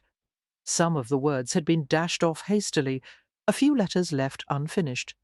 "Dearest, no, you must not come to town. There is trouble brewing here, but nothing I can't manage. I'm off to settle a few minor matters, and then I'll come to Surrey." "Together soon, dear?" Vivian, barely aware of Grant reading over her shoulder. Vivian continued to stare at the letter. Did she mean to send this to a lover? "For," she murmured, "probably. Do you think she could be there now, at this White Rose cottage? We'll find out. I'm going there today, Grant said. Right after I report to Cannon at Bow Street. I want to go with you. We don't know who will be there or what to expect. You'll be safer here. But that's not fair, Vivian exclaimed. If the real Vivian is in Surrey, I want to see her too. She might be able to explain how I came to be in her place. She might even know who I am, for I must go with you. No, Grant said. You're staying in London in the protection of my own home. I'll have one of the runners assigned to watch you this evening, in the event that I need to stay away longer than expected. Seeing her unhappy expression, he slid an arm around her waist and bent his head to speak softly. I won't risk a precious hair on your head. I don't know what I might find in Surrey, and I'd prefer you to stay here and be safe and comfortable. Let me take care of this alone. For Vivian nodded, feeling comforted by his concern for her. You'll hurry back as soon as possible? She asked. His lips pressed against her forehead, and she felt him smile against her skin. Believe me, the only place in the world I want to be is wherever you are. Staring at the letter in her lap during the short ride home, Vivian traced the feminine script with the tip of her finger. V. Devane. The name bothered her, tugged at her. For like so many other things, it seemed familiar, but evoked no actual memories. V. Devane. Do you remember the little painting in Vivian's bedroom by her dressing table? She asked. A cottage covered in white roses, and it had been signed by Devane. This man must mean a great deal to her if she keeps his painting in her bedroom and runs to him when she is in trouble. She fidgeted with the letter until Grant finally held his hand out for it. Forgive me that thing before you rip it to shreds, he said. Vivian surrendered the letter without protest. Do you really believe that Vivian is still alive? She asked softly. His hand slid over her knee, and he squeezed it reassuringly. I believe she's landed on her feet like a cat. She was relieved by his answer. I feel so protective of her. I wonder if I truly am related to her. Do you think she and I might be sisters? You look too much alike not to be. Foreclosing her eyes, she let out a tense sigh. I want to know about my family friends. I want to know why no one seems to be looking for me. A person can't disappear without someone noticing. Isn't there anyone who misses me? Her voice faded to a near whisper. Anyone who loves me? Yes, startled. Vivian looked up into his purposeful face, while her heart pounded hard. He must be referring to himself, she thought, in wonder.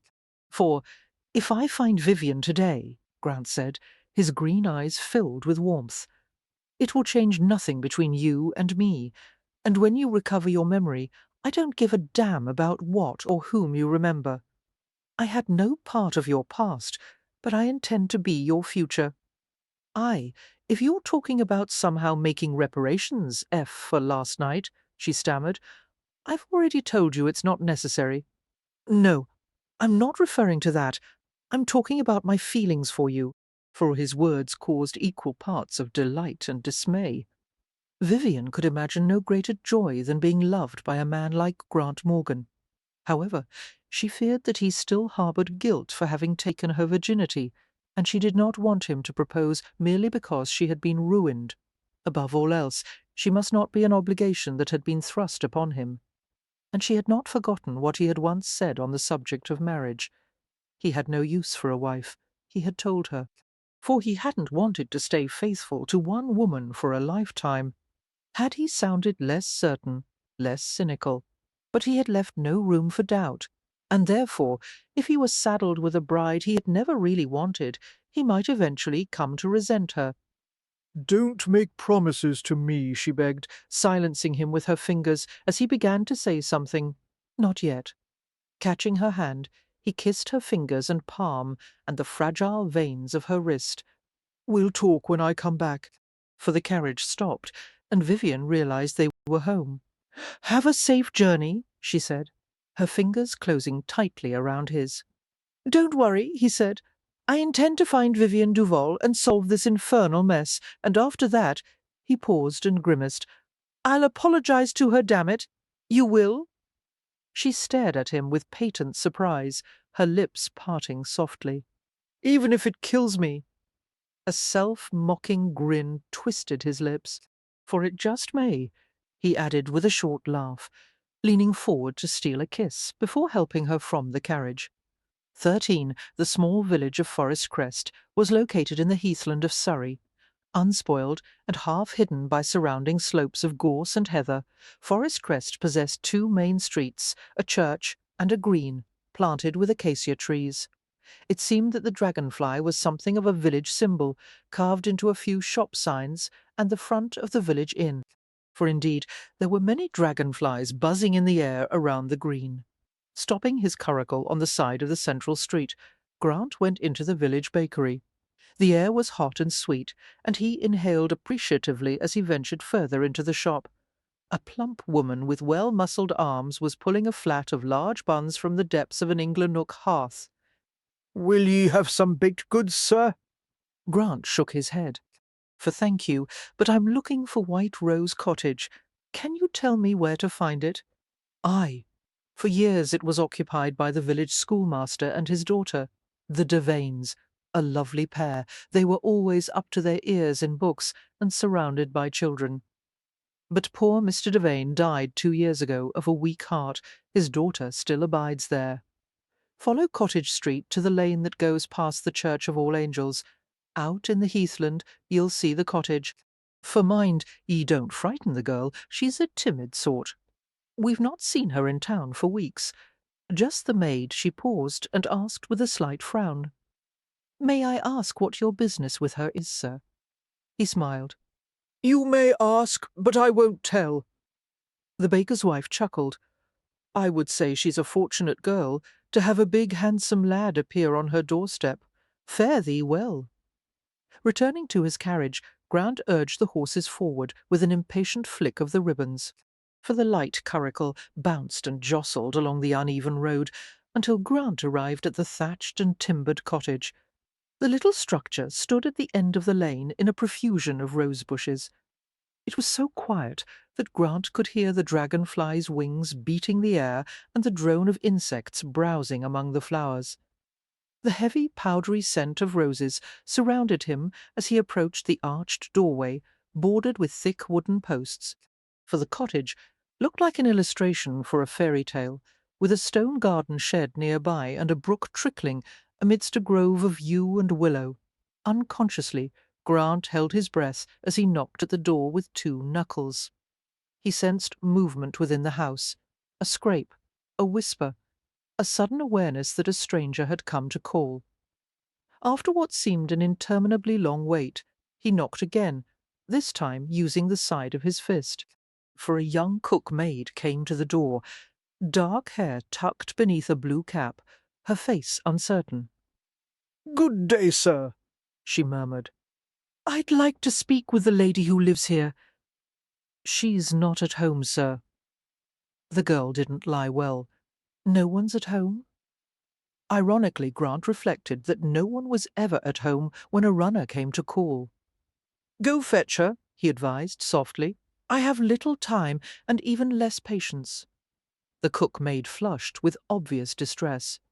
"Please, sir, won't you go away?" Before he could reply, a cool, velvety voice came from inside the cottage. "I'll speak to him, Jane. Perhaps this will be suitable inducement for him to leave." Grant shoved the door open wide. A woman was standing in the central room of the cottage. She wore a gown of sprigged muslin, the dainty fabric draped over the burgeoning swell of her stomach. Rapidly, Grant's gaze moved over her pregnant form and lingered at the pistol held in one small, steady hand, for the weapon wavered slightly as she saw his face. "My God!" she gasped. "It's you, Morgan. Vivian?" He identified her in a tone loaded with dark irony. "Or are there more than 2 of you running around England?" 14 Victoria. Finally, he had discovered his beloved's name. Grant had repeated it to himself at frequent intervals during his journey back to London.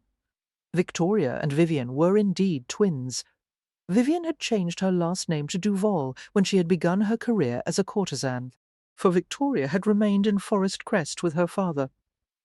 There had been a feeling of warmth and coziness about White Rose Cottage, though it was clear that the Devanes had been genteelly poor. The place had been piled with books in every conceivable corner, ancient volumes with ragged covers. Small paintings of village scenes had covered the walls, executed in an amateurish but cheerful style. They had all been signed by the same person, Victoria Devane. For after talking with Vivian this afternoon, Grant still found it impossible to believe that two women who were identical on the outside could be complete opposites in every other way. Victoria was an innocent country gentlewoman who spent her time reading, teaching the local children, painting, gathering armfuls of heather in the meadow. Vivian, by contrast, was pleasure-loving and self-serving, with a moral compass that was most definitely skewed. For a remnant of their conversation lingered in Grant's mind, the moment when he had accused Vivian of intentionally luring her innocent sister to London in the hopes of deflecting the danger from herself. "You threw her to the wolves to save yourself," Grant had said with chilling matter-of-factness. "You wanted her to be mistaken for you, and she was. And after conveniently disposing of her, you decided to live here and pretend to be her." For the ugly accusation had caused the muscles of Vivian's face to work angrily. She had sounded like a hissing feline as she replied, "I chose to stay here because I'm hardly in a condition to go search for my missing sister. I've been worried sick about where she has been and what might have happened to her. I thought for certain that if she went to London to discover I wasn't there, she'd come home, and for your information, I sent a message warning her not to come to town. This one?" For he had sneered, withdrawing the letter from his breast pocket. Receiving the folded parchment, Vivian had read it quickly. "How did you get this? You left it at Dr. Linley's office." "I did not," she had said heatedly. "I posted it as soon as she had stopped suddenly, her fingers fluttering to her lips, and her voice had dwindled away. "I must have," she had eventually whispered. "I'm almost positive I sent the letter, but there were so many things to worry with. Oh, God!" For she had dropped the letter as if it were a snake, and stared at it sullenly. "I never wanted Victoria to come to town. It was her own fault for intruding where she wasn't wanted. I refuse to feel guilty for what happened to her when she should have had the sense to stay here." "No one's asking you to feel guilty," Grant had returned evenly. "All I'm asking you to do is help me and your sister by answering a few questions."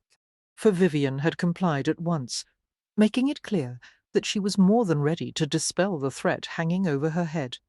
I'll tell you everything you want to know. She had said.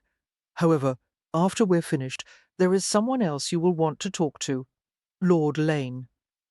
Unfortunately, Lord Lane was not to be found at his London residence this evening, for having managed to pry his whereabouts from the butler. Grant had learned that Lane spent most of his spare time at his club, Boodle's, a haven for titled country gentlemen who preferred to discuss hunting over politics. With the sky rumbling moodily and darkness descending, Grant drove his carriage to St. James Street. He was impatient and tired of travelling, and more than anything he wanted to return to Victoria, for he was filled with anticipation as he considered the moment when he would finally reach her and explain everything. Her name, her identity, the hows and whys of all that had happened to her. He wanted to make her feel safe and secure. She had been through so much, and he wanted her to understand that the worst was over.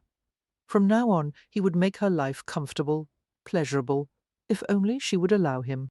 For Grant had never felt like this before, his head filled with plans for the future, his mood damned close to optimistic. He would conclude the mess involving Vivian Duval, and then he was going to set about making himself happy with Victoria.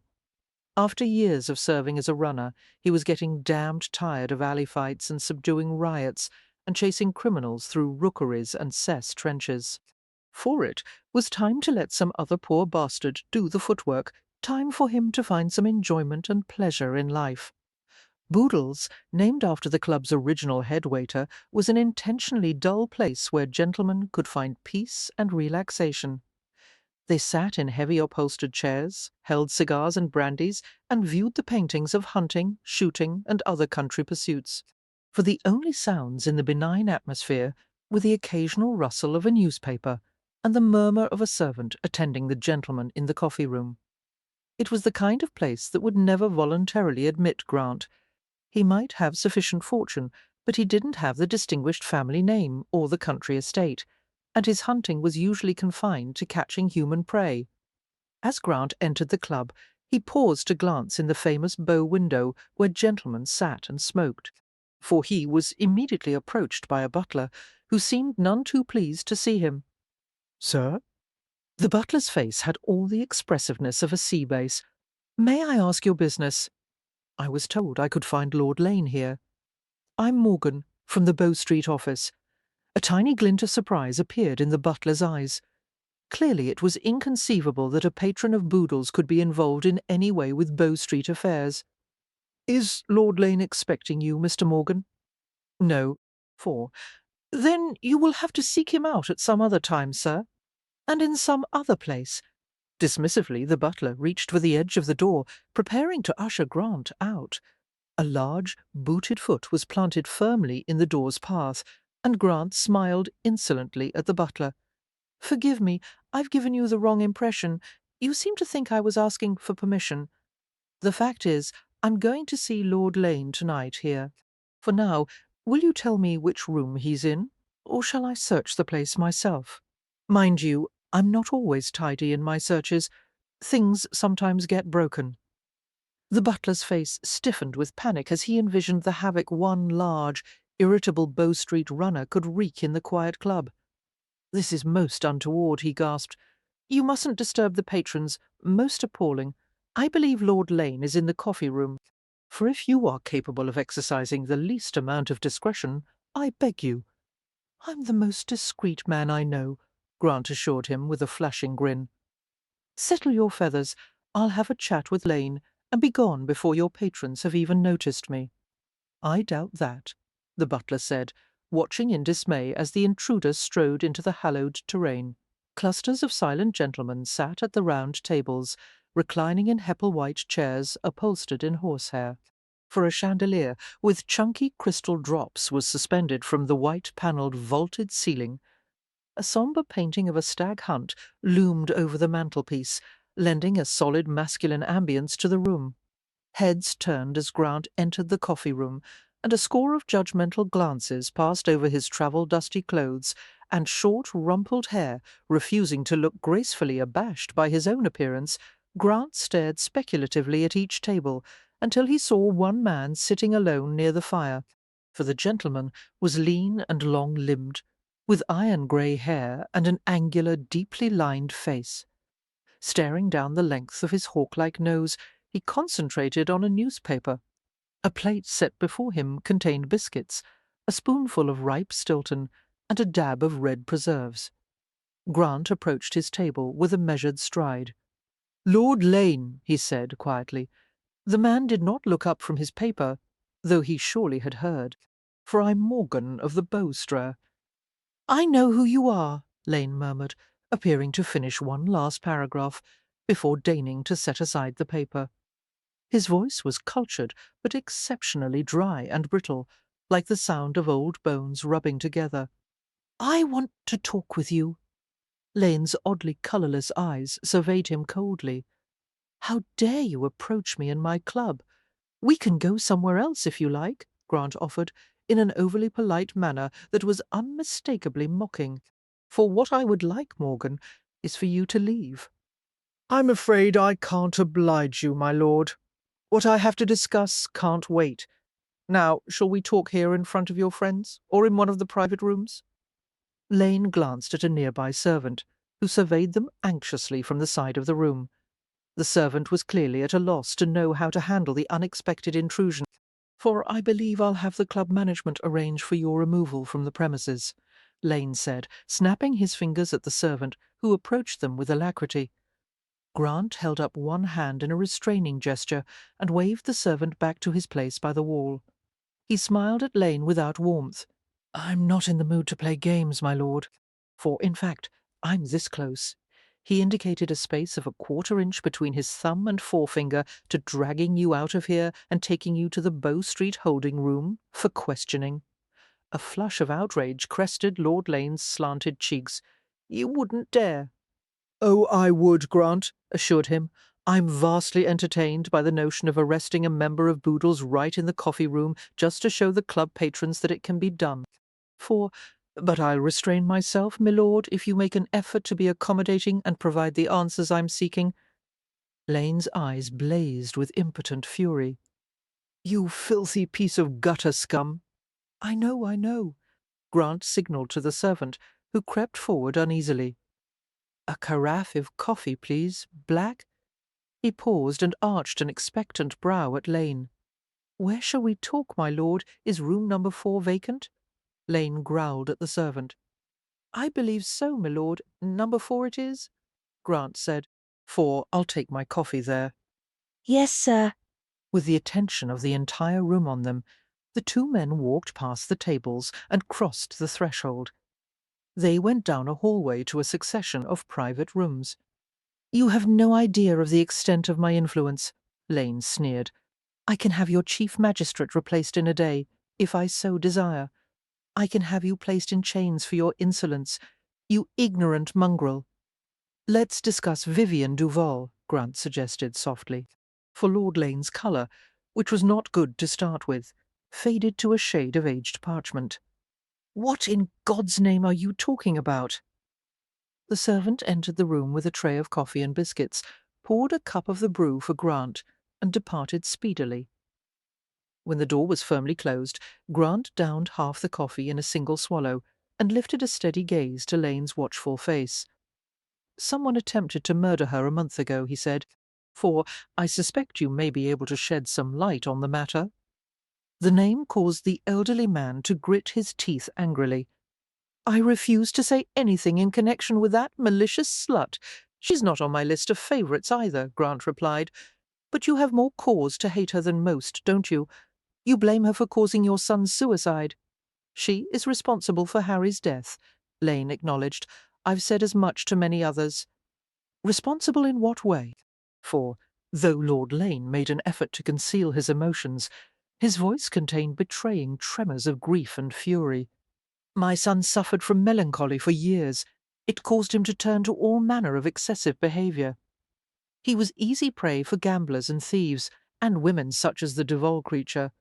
She had an affair with Harry, and when she ended the relationship, my son shot himself. That isn't all you have against her, Grant said, for after Harry's death, Vivian then seduced his son Thomas, your only grandson, and schemed to marry him. There was a long silence, during which Lane struggled to mask his emotions. I'm aware of no schemes concerning my grandson, he said, his voice cool and dry. Lane was a fairly good liar, Grant reflected, but the issue was too close to the old man's heart, and his rage was too great to conceal the truth for long. For you bought Thomas a commission, and packed him off on the first ship to India, when you found out Vivian was after him. Grant continued, I suppose you thought he'd be safer braving heathens, wild game, and exotic disease than to be exposed to Vivian's influence. God knows you may have been right, but you should have stopped it there, my lord. Hiring someone to murder Vivian was going a bit too far. Nonsense, Lane said curtly. Had I wanted the harlot dead, I would have done it myself, for men in your position never do it themselves. But I am surprised that you apparently hired an idiot to take care of your dirty business. He didn't finish the job. The clumsy ass couldn't manage to kill one small, defenceless woman, something you learned about on the night of the Lichfield ball, when you saw that Vivian was still alive, and you became understandably keen on having the bastard finish what he was paid to do. For the barely suppressed outrage on Lane's face was infused by cunning and smugness. What proof do you have of any of this? I'll have proof enough when my investigation is concluded and I've caught your hired killer. And then something strange happened, something that had never occurred in Grant's previous years of detective work. The defensive barrier suddenly broke, and Lane stared at him with a gaze of glittering, triumphant malice, and he made a 4-word confession. You won't catch him, for the admission of guilt was completely unexpected. Had Grant been in Lane's position, he would have prevaricated indefinitely and hid behind a shield of age, respectability, and political influence. There was no reason for Lane to confess anything. However, later Grant would reflect that it was understandable in light of Lane's sense of invulnerability. Lane must have been certain that a man in his position, a peer of the realm, would never have been tried for the death of a whore. Moreover, Lane was so enraged over his son's suicide that deep inside he wanted someone to know that Harry's death had been properly avenged. He was an old man with very few years left, and he had been robbed of his only son. Motionless, Grant stared at Lane as the old man continued with a quiet certainty that sent chills down his spine. Vivian Duval will soon be deep in her grave. Her killer will disappear from England, and you can do nothing to stop it. For, inwardly unnerved, Grant had to remind himself that Victoria was safe in his own house, with a runner to protect her. "The imbecile you hired won't get anywhere near Vivian," Grant said softly. "So far he's never managed to lay a finger on her. From the beginning of your damnable bargain, he's been pursuing the wrong woman, the wrong one. Do you understand?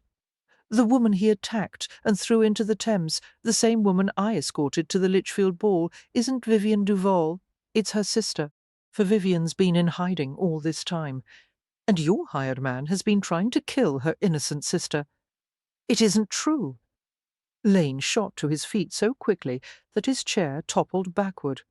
Clearly, the suggestion that Vivian Duval was healthy and out of harm's way was enough to make him insane.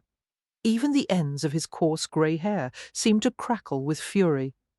"Lying cur! For only a fool would believe such a cock-and-bull claim. Vivian's sister has been put through hell because of your stupidity," Grant said, his own anger welling in an ungovernable flood. "And the nightmare she's been living is going to end tonight." Before he was quite aware of what he was doing, he felt his hands close around the other man's throat in a threatening vice. "Shall I do to you what was done to her?" he asked thickly. "For let's see how you feel after a good throttling and a nice long swim in the Thames." "Take your hands off me," the other man wheezed. "Tell me your man's name, so I can put a stop to this damned nonsense," Grant said grimly. "Tell me, you bastard." Lord Lane's face purpled, and his eyes bulged with bitter fury. "If it's true," he choked, "if there are two of them, I'll have both of them destroyed, just to make certain. Never. It's finished, do you understand?" For deliberately he tightened his fingers on Lane's windpipe. "His name," he repeated grimly, staring like an angel of vengeance into the old man's watery eyes. Lane spat out the name with a force that sprayed flecks of spittle over Grant's face.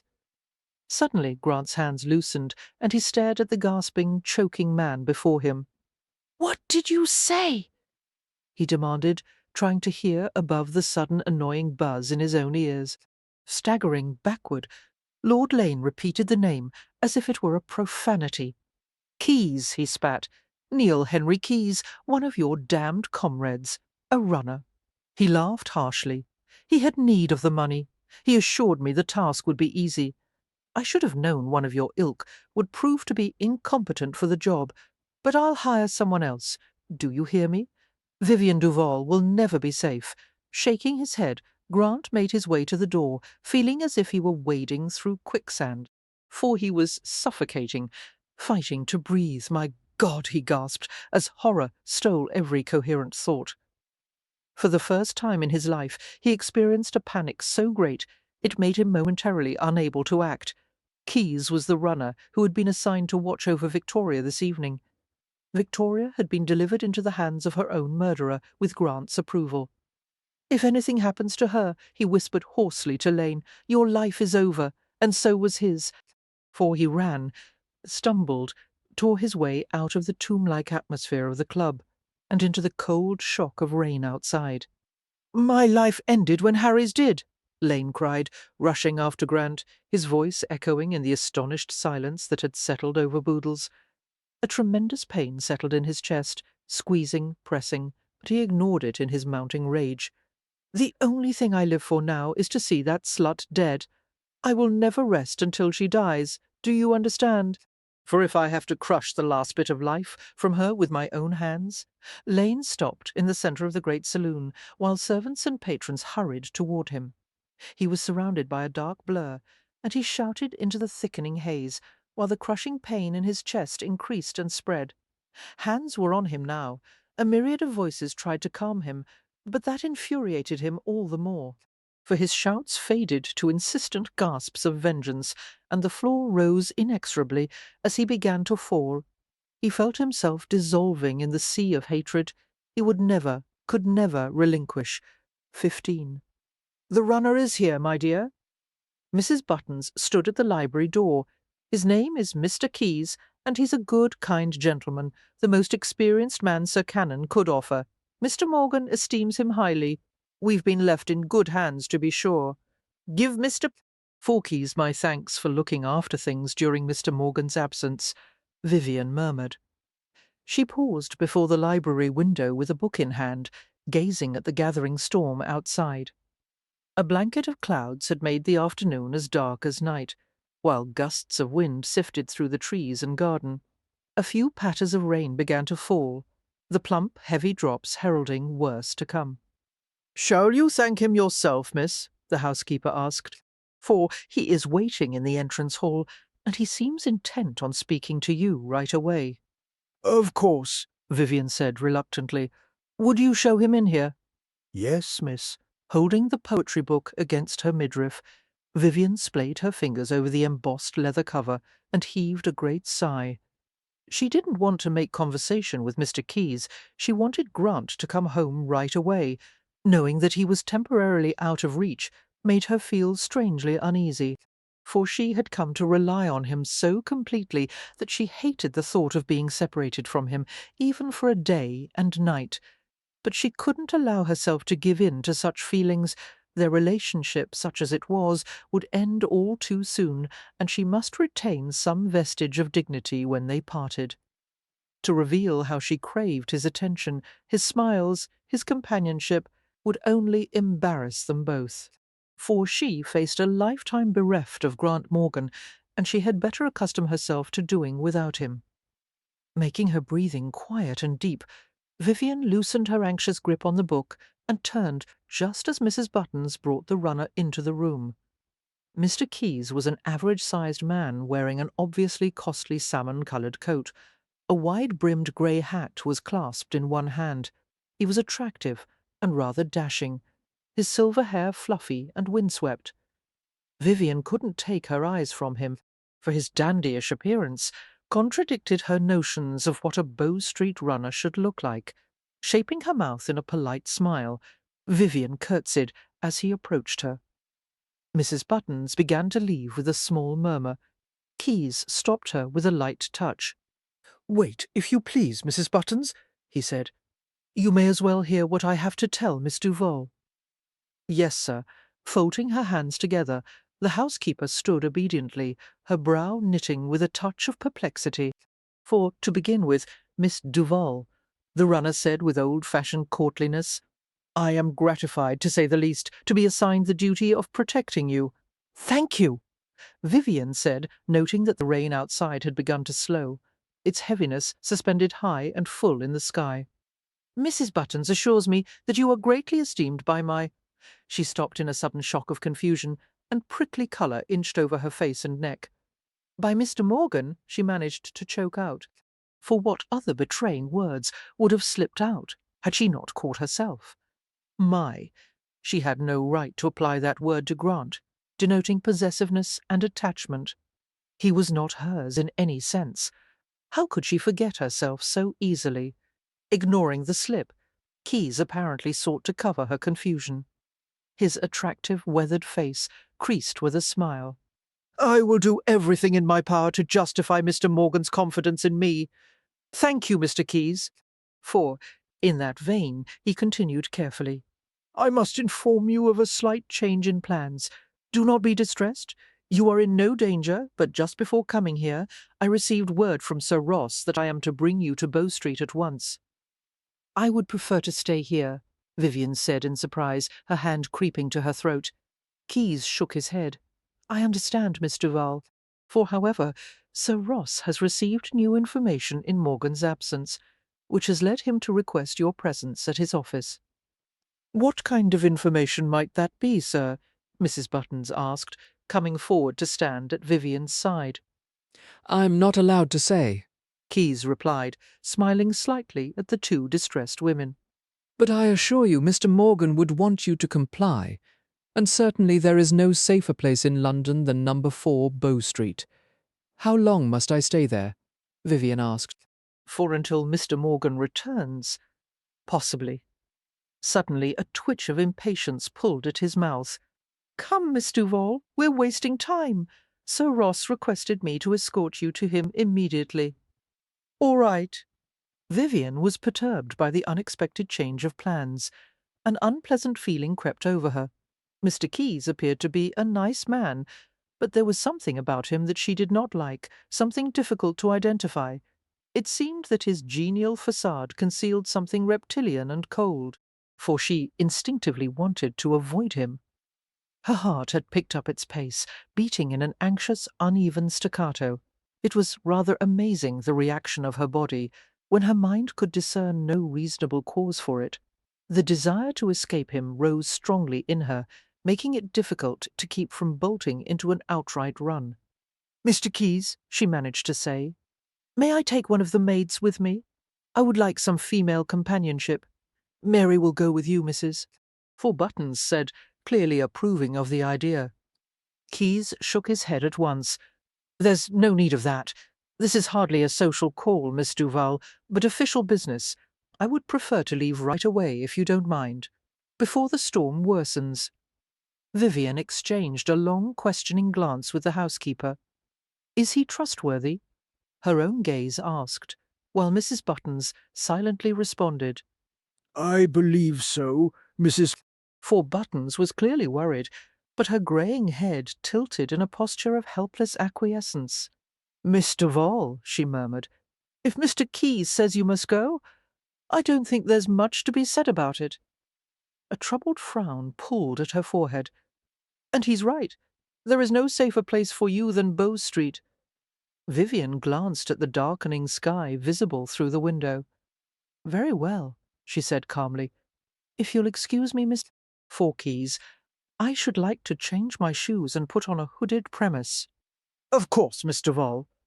Vivian backed away a step, staring at him intently. A memory seethed and writhed in her brain, pushing urgently at the wall of forgetfulness. Sir, we've met before, haven't we? I don't believe so, miss. His gaze held a coiled enmity that caused a sudden fearful pang in her stomach. He did not like her, she realized, for he must have heard the terrible rumours about her, or the real Vivian, as it were, and believed every one of them. A rumble of thunder scored through the silence, and Keyes turned his head to glance at the gathering darkness. Something about his profile, the small hump at the bridge of his nose, the outline of his hair, the way the little jut of his chin met the soft folds of his throat, made her nerves screech in alarm. Keyes looked back at her, catching the flare of tension in her face. For we don't have long, Miss Duval. She turned and left the room, forcing herself to walk normally, even though panic had begun to leak and spread inside her. Breathing in deepening pants, she cast a quick glance over her shoulder. Keyes stood at the foot of the staircase, watching her intently. He looked like a malevolent demon planning to drag her into the bowels of hell. All she wanted was the safety of her room, to close and lock the door and hide, for the stairs loomed like a mountainside before her, and she stumbled a little as she lunged and climbed upward. After an eternity passed, she found herself before the door of her room. Clumsily she closed herself inside and stood there shuddering. She was lost in the sensation of drowning, straining to breathe, her limbs stiffening against the stabbing coldness that surrounded her. "Grant!" She tried to say his name in a desperate plea for help, but she had lost the ability to even whisper for Grant, and she sank to her knees as memory came rushing over her. The night of her attack, the silver-haired man with the merciless face, wiry hands, locked around her throat, thumbs digging into her throat until her windpipe was crushed shut. She lost the struggle to breathe as the darkness consumed her, and then the punishing coldness of the river, the black water pulling her beneath the surface. Mr. Keyes had done this to her. She knew it down to the bottom of her soul. For he had tried to kill her, and failing once, he would try again. A momentary sense of betrayal cut through her terror. Rod, how could you send him here? How could you leave me here with him? But it was not his fault. Her heart insisted stubbornly. He would never have done this to her intentionally. She was in danger, in the place that had been such a haven until this moment. For quaking, gasping, she crawled to the chamber pot concealed in the bedside cabinet and fumbled with the concealing door in front. But in a moment the rolling wave of nausea subsided, and she filled her lungs with huge gulps of air. Closing her eyes, she leaned against the smooth side of the mahogany cabinet, savouring the coolness of the wood against her hot, damp face. For the first time in weeks she knew her own name. Victoria Devane, she said aloud. I'm Victoria. For her lips moved in countless repetitions of the sounds, her name, her real name. It was like a key that unlocked all the sealed places in her mind. Images of her past paraded before her. The country cottage where she spent her days occupied with books and visiting schoolchildren. Her friends from the village, a long-ago trip to the seashore. Her father's funeral. Closing her eyes tightly, she pictured the patient, kind face of her father. For he had been a scholarly man, a philosopher preferring his books to the harsh reality of the world outside. Victoria had adored him and had spent hours and days reading alongside him. She had never loved any man in the romantic sense, had never wanted to. Since her mother had left Forest Crest, Victoria had cared only for her father and seldom seen sister. There had been no room for anyone else. Love was too dangerous. It was much better to stay alone and safe. For in the quiet haven of the village, she had few responsibilities except to look after herself. She would never have ventured away had her irresponsible sister not landed herself in more trouble than she could manage. The relief of rediscovering herself, her memories, her identity, was overwhelming. However, the man downstairs would not be convinced that she was anyone other than her sister. Oh, Vivian, She whispered shakily, if I live through this, you have a great deal to answer for. For she wiped at a trickle of sweat that travelled down her cheek to the edge of her chin. She felt like a mouse trapped in a barrel with a cat. Her first impulse was to crawl into bed and pull the covers over her head, and hope that Keyes would leave her alone. But he would not, of course. He would insist on dragging her out of here, and the servants would do nothing to stop him. They would believe him over her. They would assume that her amnesia had made her unbalanced. For any claim she made that the respected Bow Street runner was a vicious killer would never be accepted. Wherever it was that Keyes wanted to take her, it certainly wasn't Bow Street. Desperately she tried to decide what to do. With Grant away, the only man she trusted to protect her was Sir Ross. She had to reach him right away. A shuddering sigh escaped her lips, and she blotted her moist forehead with her sleeve. For she didn't know precisely where the Bow Street office was, only that it was located somewhere on the other side of Covent Garden. But it was such a well-known place, surely it could not be that difficult to find. She sprang into action before second thoughts occurred. Hurrying to the armoire, she found a dark green, long-sleeved premise with a capuchin monk's hood that draped in concealing folds over her hair and face. For after donning the garment and changing her shoes to ankle-high walking boots, she opened the bedroom door and glanced along the empty hallway. She clenched the edge of the doorframe with shaking fingers. It was difficult to proceed with caution when every instinct screamed for her to dart forward like a terrified rabbit. Her veins pulsed with barely contained alarm, for she took one cautious step into the hallway, then another, and broke into a rapid walk toward the stairs, not the main staircase, but the small, winding one the servants used at the back of the house. Grey light from the small paned windows provided the barest excuse for illumination as she began a hasty descent along the narrow spiral of stairs.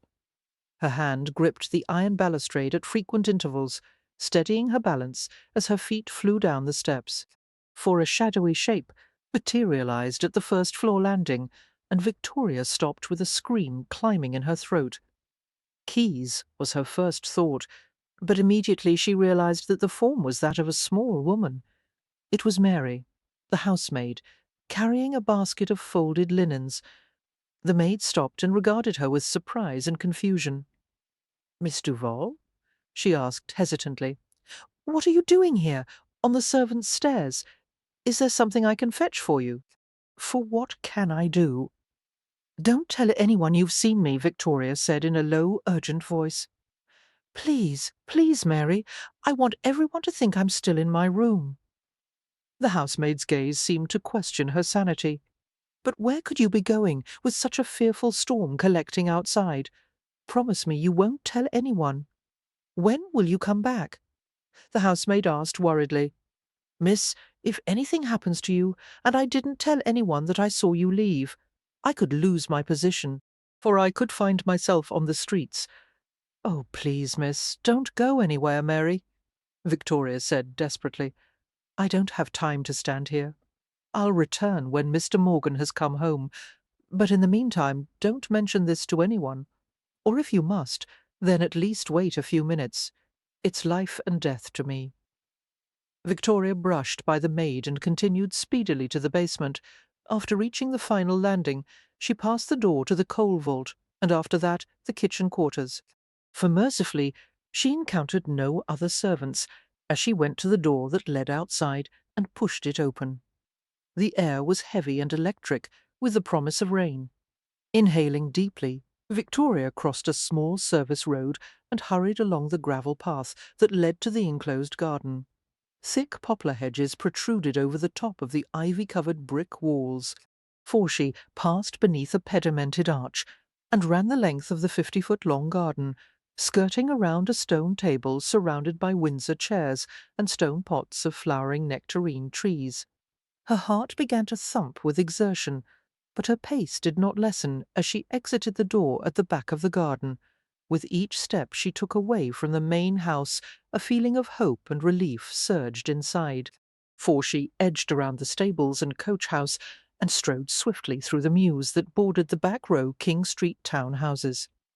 There was no doubt in her mind that leaving the house was the right thing to do. Let Keyes stay there and assume he had cornered her.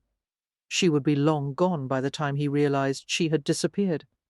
Victoria imagined his frustration upon discovering that she had already left, and a nervous, almost giddy laugh broke from her lips. She quickened her step, heading toward the welcome bustle and mayhem of Covent Garden. The large, smooth stones of the carriageway became rough and pebbled as it led to the garden piazza. Victoria kept to the paved walkway, pulling her hood low over her face. She brushed by mop trundlers washing soil from the walkways of elegant houses, lamplighters climbing to the suspended globes of oil lamps hung from iron brackets, and itinerant musicians playing fiddles and tambourines. For the street rumbled with wagons, drays, carriages, and animals, a mass of sound that assaulted her ears. A few more drops of rain fell, promising relief from the odours of smoke and manure that wafted through the hazy air. The storm was holding back, however, as if waiting for a cue to begin. Four ladies with metal pattern rings on their feet made clinking sounds on the pavement, while gentlemen kept their umbrellas tucked tightly beneath their arms and cast furtive glances at the blanket of clouds overhead. The premature darkness threw an ominous cast over the scene, and Victoria shivered beneath the folds of her premise. Bow Street was just a short walk away, she told herself. She would cross through Covent Garden, remaining as inconspicuous as possible, and then she would reach the safety of Cannon's office. At Mr. Keyes's request, Mrs. Puttons brought wine as they waited for Vivian to return downstairs.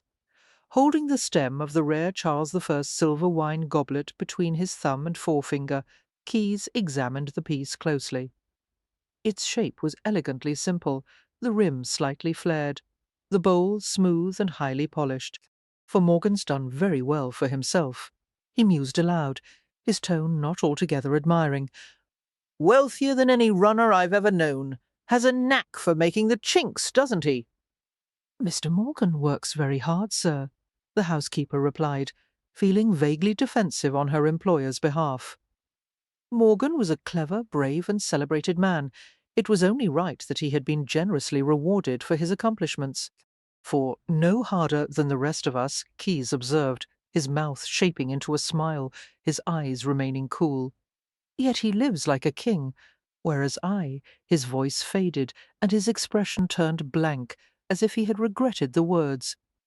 Well, Mrs. Button said, concealing her own touch of discomfort, I would like to thank you on behalf of Mr. Morgan's staff for taking care of Miss Duval. We have confidence that she will be as safe under your protection as she would be with Mr. Morgan himself. For, yes, he said beneath his breath, I'll take care of his precious pet. Mrs. Buttons cocked her head, not certain she had heard correctly. Sir? Before any reply could be made, they were interrupted by a small, dark-haired housemaid whose face was taut and streaked with tears. She was highly agitated, her hands gathered into trembling fists. Mrs. Buttons, ma'am, she said in a small voice, standing half-hidden at the side of the doorway. Mrs. for Buttons. I thought I should come to you right away, even though she asked me not to. Oh, I don't know what to do, but I wouldn't hurt her for the world, truly. Mary, the housekeeper said in concern, approaching her immediately, while Keyes straightened in his chair. What is it? He asked sharply. Whom are you referring to? Is it Miss Duval? The maid gave a jerky nod. She's gone, sir. Gone! Mrs. Buttons repeated in surprise, while Keyes shot up from his chair. For what the hell do you mean, gone?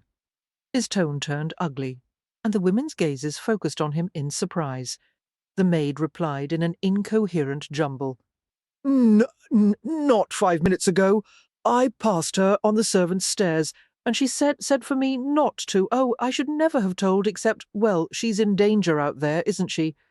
She gazed at the housekeeper in abject misery. Mrs. Buttons, have I done wrong? No, Mary, the housekeeper soothed, patting the girl's arm. You did exactly as Mr. Morgan would have wished you to. The damned bitch! Keyes exploded, throwing his goblet to the floor, heedless of the wine spilling over the fine hand-knotted carpet. An ugly blood-coloured stain sank quickly into the yellow and blue pattern. She won't get away from me, he vowed, striding from the room and bellowing for his coat and hat. Mrs. Buttons rubbed her forehead as a small, insistent ache began in the front of her skull. Uneasy speculation carved deep lines into her features. For he is behaving oddly, she said, more to herself than the girl beside her. It's plain he has no great liking for our Miss Duval. I hope he finds her, Mary remarked in a subdued tone. Then she'll be safe, won't she? The housekeeper did not answer, only wandered to the entrance hall and flinched as the heavy door slammed closed behind the departing runner. For though Covent Garden had begun as a pair of aristocratic piazzas containing spacious town mansions and a small church designed by Inigo Jones, it had undergone many incarnations in the passing centuries. In its present condition, it boasted of the most famous theatres in the world, not to mention coffee-houses filled with writers, artists, and musicians. A spectacularly large covered market had extended its tentacles outward from the piazzas into the surrounding streets and alleyways. For it was at least an acre wide, attracting noise and bustle that only seemed to grow with each passing year. The nobility had long since evacuated their fine mansions, of course, and now the stately old buildings with majestic staircases were occupied by shops, taverns, and figures of the London underworld. Cautiously Victoria stepped beneath the arches of the covered arcade, where people milled around shops and stalls, for she blended into the crowd at once, letting the current push her past a profusion of flower baskets and old women who made bouquets on request. Dozens of hands skimmed over piles of vegetables, plucking and gathering the choicest ones for purchase. Strings of eels hung over fish stalls, where men deftly cleaned and gutted the freshest catch and wrapped them. for a bird dealer held a screeching parrot aloft on his gloved hand, while cages of canaries, larks, and owls raucously advertised their availability for sale. Victoria passed the doorway of an herb and root shop where glass containers of leeches were lined along wooden shelves, and a perfumery with a window full of unguents, creams, and heavily fragrant oils encased in coloured glass jars. Louve! Came a cackling cry, and Victoria turned with a start as a claw-like hand caught at her sleeve. For a diminutive, gaudily dressed old woman wearing bangles, scarves, and red skirts held tightly to her arm. "Let me tell your fortune, dearie. A shilling to learn the secrets of tomorrow. Only a shilling, mind ye, and with a face like yours, what a fine future it may be." "Thank you, but I have no money," Victoria said in a low tone, jerking her arm free and walking away.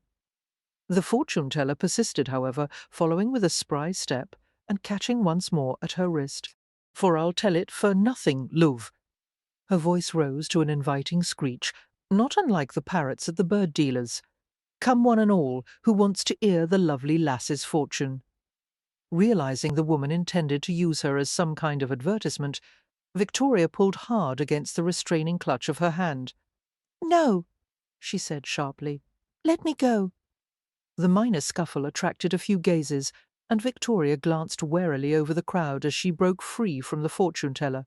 For suddenly she caught sight of a gentleman's pale grey hat, and her chest contracted painfully with alarm.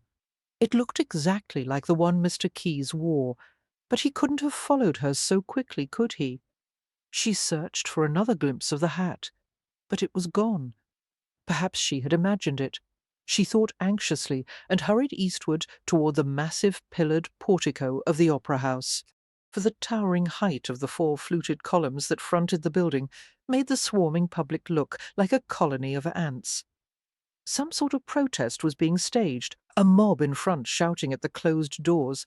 Gentlemen and beggars alike contributed to the tumult, all of them barking and braying about a recent increase in admittance prices. "Old prices!" many of the disgruntled patrons were calling. "We want old prices! Too high! Too high!" others screamed. For plunging into the noisy throng, Victoria pushed her way deep into the crowd until she came to the lee of one of the Doric columns. Leaning back against the cold stone, she stood very still, pulse thrumming, while the crowd surged and booed and moved around her. She stared fixedly at the relief set in the panel before her, a carved figure of Shakespeare, the Muses, and above it a statue of Comedy set in a niche. Keyes was following her.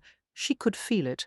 For Keyes thought she was Vivian, and he was going to kill her either out of vengeance or because he had been hired to do so. If he knew she had left the house, he would guess that her first thought of sanctuary was number 4 Bow Street. He would do everything in his power to stop her from reaching Sir Ross. Suddenly Victoria experienced a flare of anger at the unjust situation. She was in danger through no fault of her own, for she had come to London out of worry for her sister, and then one bizarre event after another had led to this. It seemed the sky opened up, torrents of water suddenly breaking through the air, causing the mob to disperse rapidly and search for shelter. The heavy, splashing rain saturated the scene, sluicing over umbrellas and hats, soaking through clothes and shoes.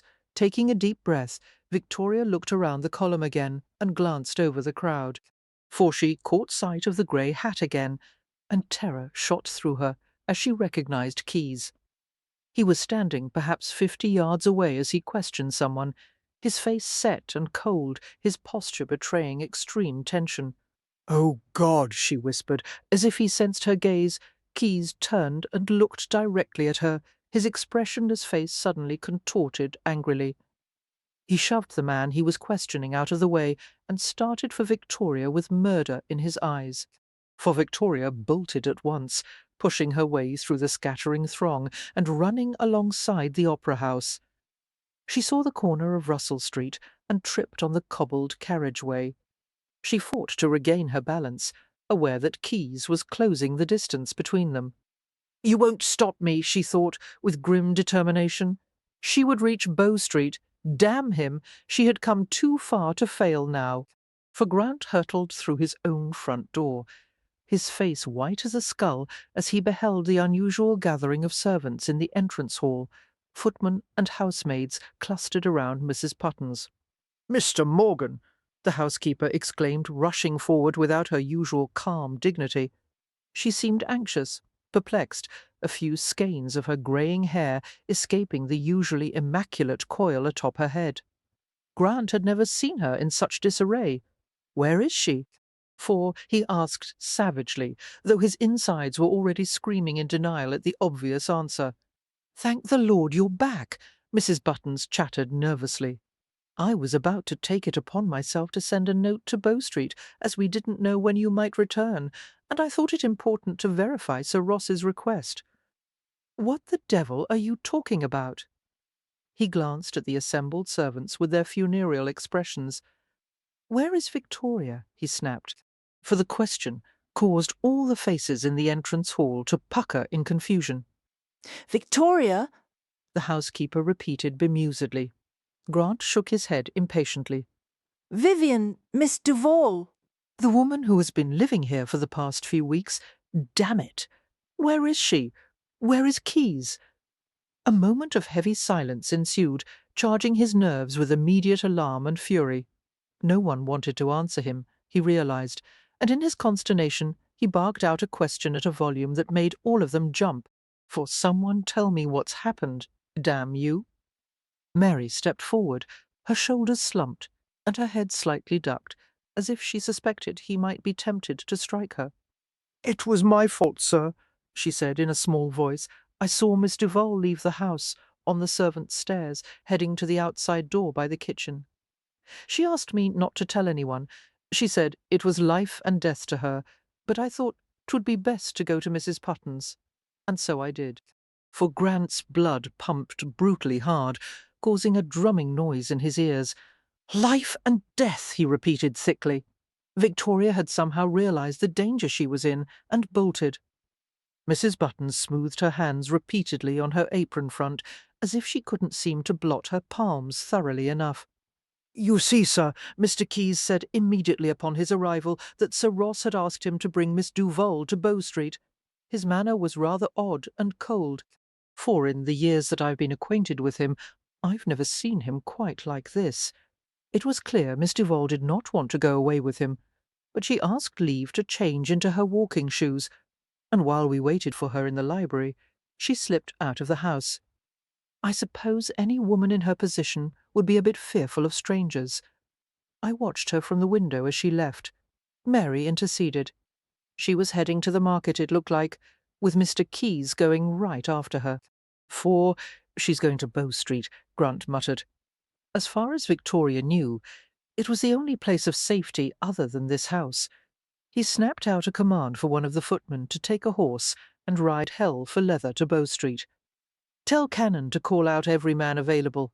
Tell him to cover every inch of Covent Garden and the surrounding streets with constables, runners, and watchmen until Miss Duval and Keyes are both found. For now, hurry. I want your arse in Cannon's office in less than 5 minutes." "Yes, sir." The footman headed for the back of the house in an outright run, taking the shortest possible route to the stables. Grant charged outside, barely aware of the rain that soaked his hair and clothes.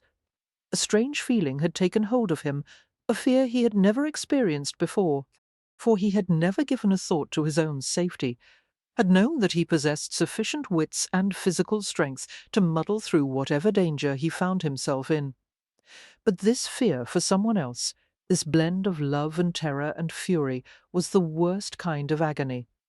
He ran toward Covent Garden at a breakneck pace, while animals and carriages sloshed through the wet, dirty streets and pedestrians scattered for cover from the storm. For if anything happened to Victoria, the thought caused a hellish pain in his chest, making his lungs feel as if they were filled with fire rather than air. He passed the churchyard of St. Paul's, the sacred ground layered with 2 centuries' worth of human remains. The charnel scent of accumulated bones greeted him as he cornered the eastern portico of the church. Covent Garden spread before him, a massive intermingling of traffic and squalor.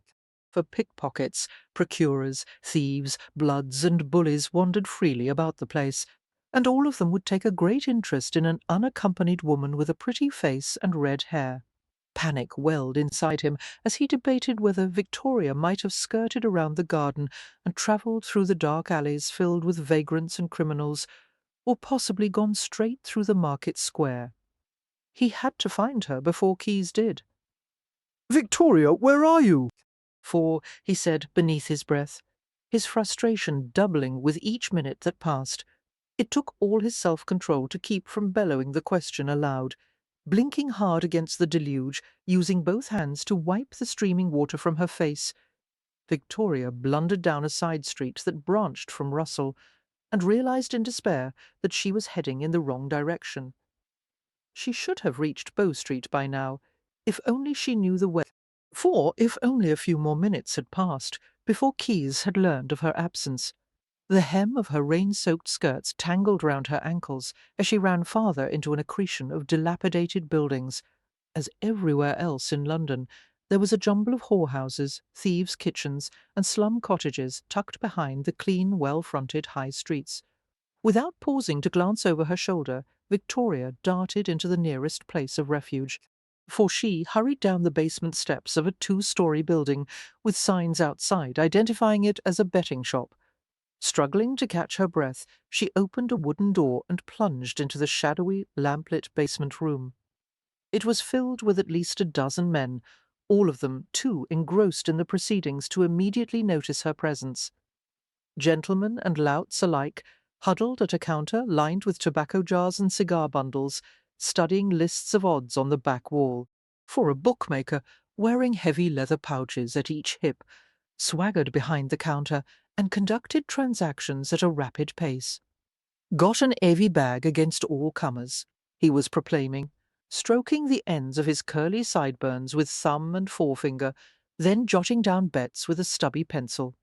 There was a rank masculine smell in the air, a mixture of sweat, tobacco, and rain-dampened wool and broadcloth. For shrinking into a corner, Victoria yanked her hood down low over her face and waited with her arms wrapped tightly around herself. She prayed silently that Keyes would pass the betting shop and continue searching for her elsewhere. However, she feared the hope was futile. This area of London was well known to Keyes, as all the runners were routinely assigned to comb through the rookeries in search of criminals. This was what the runners excelled at, hunting and catching their prey. Well now, For a gentleman's cultured voice interrupted her thoughts, and a pair of black Hessian boots approached her. "It seems a pretty little bird has found a dry place to perch during the storm." The betting was temporarily interrupted as Victoria's presence became noticed. Biting her lower lip, she steeled herself not to flinch as the man pulled away her concealing hood. She heard his breath catch, and a meaty hand reached for a damp lock of her glowing red hair. "For a lovely bit of goods," he said thickly, and laughed while his gaze roved over her. "What business are you about, little bird, searching for an evening's companion? You found your man, then? I've got a nice big coin in my pocket for you." "That's not all he's got in his pocket, I'll wager," someone said, and a rumble of masculine laughter ensued, miserably aware that she was becoming the focus of all attention. Victoria stared steadily into the man's face, for he had the appearance of a gentleman, perhaps even a member of the lower nobility, his round face clean-shaven, his stocky form clad in coffee-brown breeches, a high-collared broadcloth coat, and a fancifully tied cravat. "Someone was bothering me in the marketplace," she said in a low voice. "I, though, to avoid him by hiding here for a few minutes." He clucked his tongue in false sympathy, and slid an arm around her back in an insultingly familiar manner. "Poor dove, for I'll give you all the protection you desire." He reached for the bodice of her premise and began to pluck at the fastenings, ignoring her outraged gasp. no need to protest. "I just want to have a look at the goods." Now the full attention of the room was on them. Even the bookmaker had taken pause to watch the goings-on, joining in the shouts of encouragement as the men clamoured to see what was concealed beneath the premise. For, I came here to avoid being molested by one man, Victoria said, pushing his hands away and retreating farther into the corner. I'm not looking for another. The oaf merely grinned at the comment, clearly thinking she was playing a game with him. I'm offering you a night with a randy stallion and a generous reward for your services, he said. What more could any woman want? I'll give you a reward if you help me to Bow Street, she countered. Surely you've heard of Mr. for Grant Morgan, the runner. I know he would consider it a personal favour if you would take me there safely. Some of the lust seemed to fade from his expression, and he looked at her with new interest. Yes, I've heard of Morgan. What connection do you have with him? A tendril of relief broke through her agitation. Grant's name had definitely captured his attention. If this man could somehow be persuaded to take her to Bow Street, she would be safe from Keyes. For in her eagerness to convince him to help her, she caught at his sleeve and held it tightly. Before she could say a word, however, someone entered the betting shop. After one glimpse of the man's grey hat, Victoria gave a muffled exclamation of fright. "It's him," she said shakily. "The man who was bothering you?" Her self-styled protector asked. Victoria nodded, her throat closing as she stared at Keyes. He was breathing rapidly from exertion, his face set and furious. For as soon as he saw her, his eyes gleamed with mean-spirited triumph. I'm a Bow Street runner in pursuit of a suspect, he said in a cold, clear voice. Give the woman to me. The announcement of a runner on the premises caused a hubbub of consternation throughout the small crowd. The bookmaker came out from behind the counter and began an angry rant. I'm running a straight business, I am. What will it take to keep you pigs out of my lister? For it was well known that bookmakers and runners despised each other, as the authorities were often wont to sift through the betting shops in search of criminals. Runners considered the bookies to be one small step above actual criminals, and usually treated them as such. "I'm about the Crown's business," Keyes said sharply, coming toward Victoria. "I'll thank you to hand over the wench, as she is wanted for questioning." "For he's lying," Victoria cried, throwing herself at the gentleman beside her, grabbing at whatever meagre protection she could find. "I've done nothing wrong." "What crime is she accused of?" the man asked, one arm closing around Victoria. I haven't time to enumerate the offences, Keyes replied. Now, release the woman and go about your business. Do as E says, the bookmaker commanded tersely. Let him halve the goods and take his leave, for 'tis bad for business to have a runner about the place. The man sighed and gently began to urge Victoria forward. Well, you have a wish to go to Bow Street, Dove. It seems you have your escort. He won't take me there, she cried, clutching at him. He's going to kill me. Don't let me go. Kill you? The man repeated, chortling at what he clearly perceived as a wild exaggeration. Come, Dove, whatever you've done, it can't be all that bad. For when you go to the bench, just give the magistrate your prettiest smile, and I've no doubt he'll let you off easy. Please, she said desperately, help me to reach Sir Ross Cannon. Or Mr. Morgan. I'm begging for my life. Uncertainty skittered across the man's face as he stared down at her. It seemed that whatever he read in her eyes convinced him. The arm around her strengthened. All right, he said. No doubt I could do worse than rescue a damsel in distress this soggy evening. For he looked up at Keyes with an affable, condescending smile. Surely it would do no harm if I accompany the girl to Bow Street, he said. That's where you want her taken. Yes. What difference does it make if I bring her there on your behalf? Victoria tensed as Keyes approached them, his eyes dark and lethal in his calm face. He appeared to be considering a response in the manner of a man carrying on a reasonable conversation. I'll show you what difference it makes, he said quietly. For, at the same time he spoke, he withdrew an object from inside his coat and raised it in a swift, high arc. In a flashing instant, Victoria saw that it was a neddy, a small weighted cudgel the runners used to subdue unruly criminals. She let out a sharp cry and turned away just as Keyes struck the man about the head and shoulders 3 times in rapid succession. for she felt the shock of the blows resound through the man's heavy frame, and he collapsed in a moaning heap on the ground, his arm dropping away from her. Keyes snatched her, seizing one arm and twisting it behind her until a shaft of pain seared through her back and shoulder. Victoria grunted through her clenched teeth and bent forward to ease the piercing ache. A burst of angry cries echoed throughout the room, and Keyes's voice cut through the cacophony. "For, if anyone else wishes to tangle with me, I'll have you charged with interfering with an officer's execution of his duty. Care for an evening's stay at Newgate?" He laughed contemptuously at the suddenly subdued crowd. "I thought not," he sneered. "Carry on, gentlemen, and put this little piece of mutton out of your minds. Get your arse out, oh my Lister!" The bookmaker snapped and joined the small gathering around the injured man on the floor. "For gladly," Keyes said, tugging and pushing Victoria up the steps, back into the downpour. "You can't kill me now," she cried, blinking against the sheet of rain that struck her in the face. "There are witnesses. They'll all say you were the one who took me away. You'll be tried, hanged. I'll be long gone before an investigation has even begun." Keyes sneered, continuing to twist her arm as he ushered her along the street, around a flooding cess trench dug in the middle. For Victoria glanced frantically about the street in the hope of finding someone to help her. Hopeless gazes stared out from the depths of crammed cellar homes.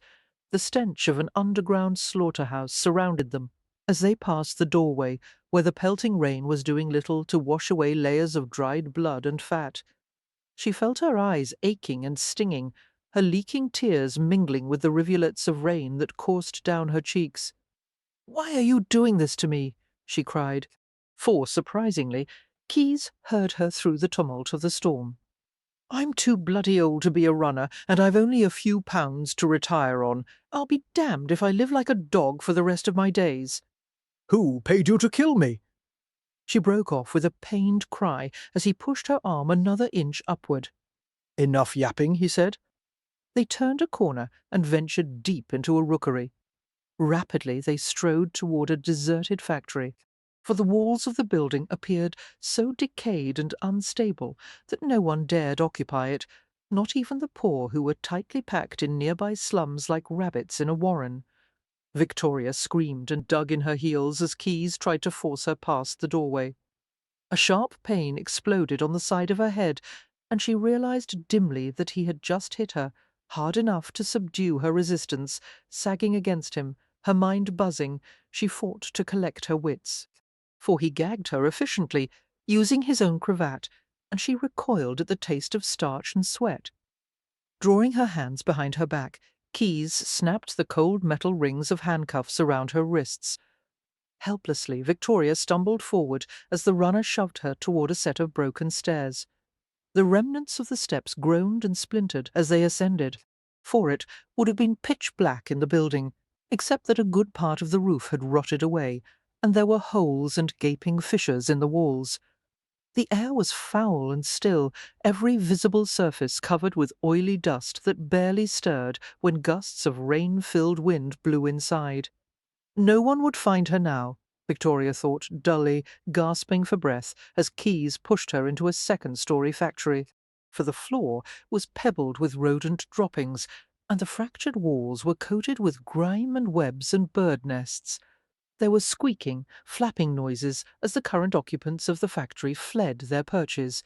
Rain leaked from the broken roof and puddled in the centre of the floor. Dragging her to a corner, Keyes thrust her down until she fell back in a heap, the hem of her skirts sliding to her knees. Then he was still staring at her wet stockings, for his face tautened in a way that made her ill. "I was planning to finish you off quickly," he said. "Now I want something extra for my pains, you troublesome bitch. I wouldn't mind a cut of what Morgan had." Suddenly nothing seemed real. Victoria thought dazedly that she must be having a nightmare, that very soon she would awaken, and Grant would be there, telling her that everything was all right, for her mind turned inward, and she concentrated desperately on the idea that it was all a horrible dream. She didn't even cringe as Keyes crouched over her and began to jerk at the fastenings of his breeches. "You'll be no loss to the world," he muttered. "I've seen thousands of your kind. I'll give you one thing. You're a hardy little bitch.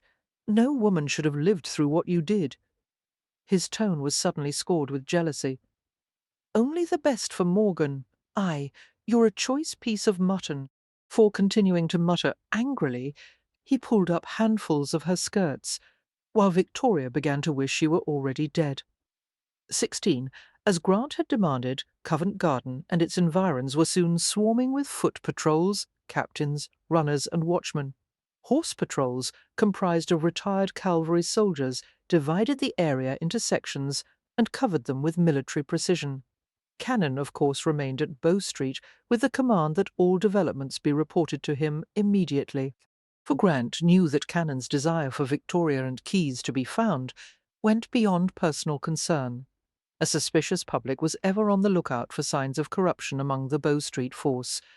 If there had been wrongdoing on Keyes's part, it would be used against Cannon, against all of them, to hinder Cannon's planned reorganization and expansion of the policing system.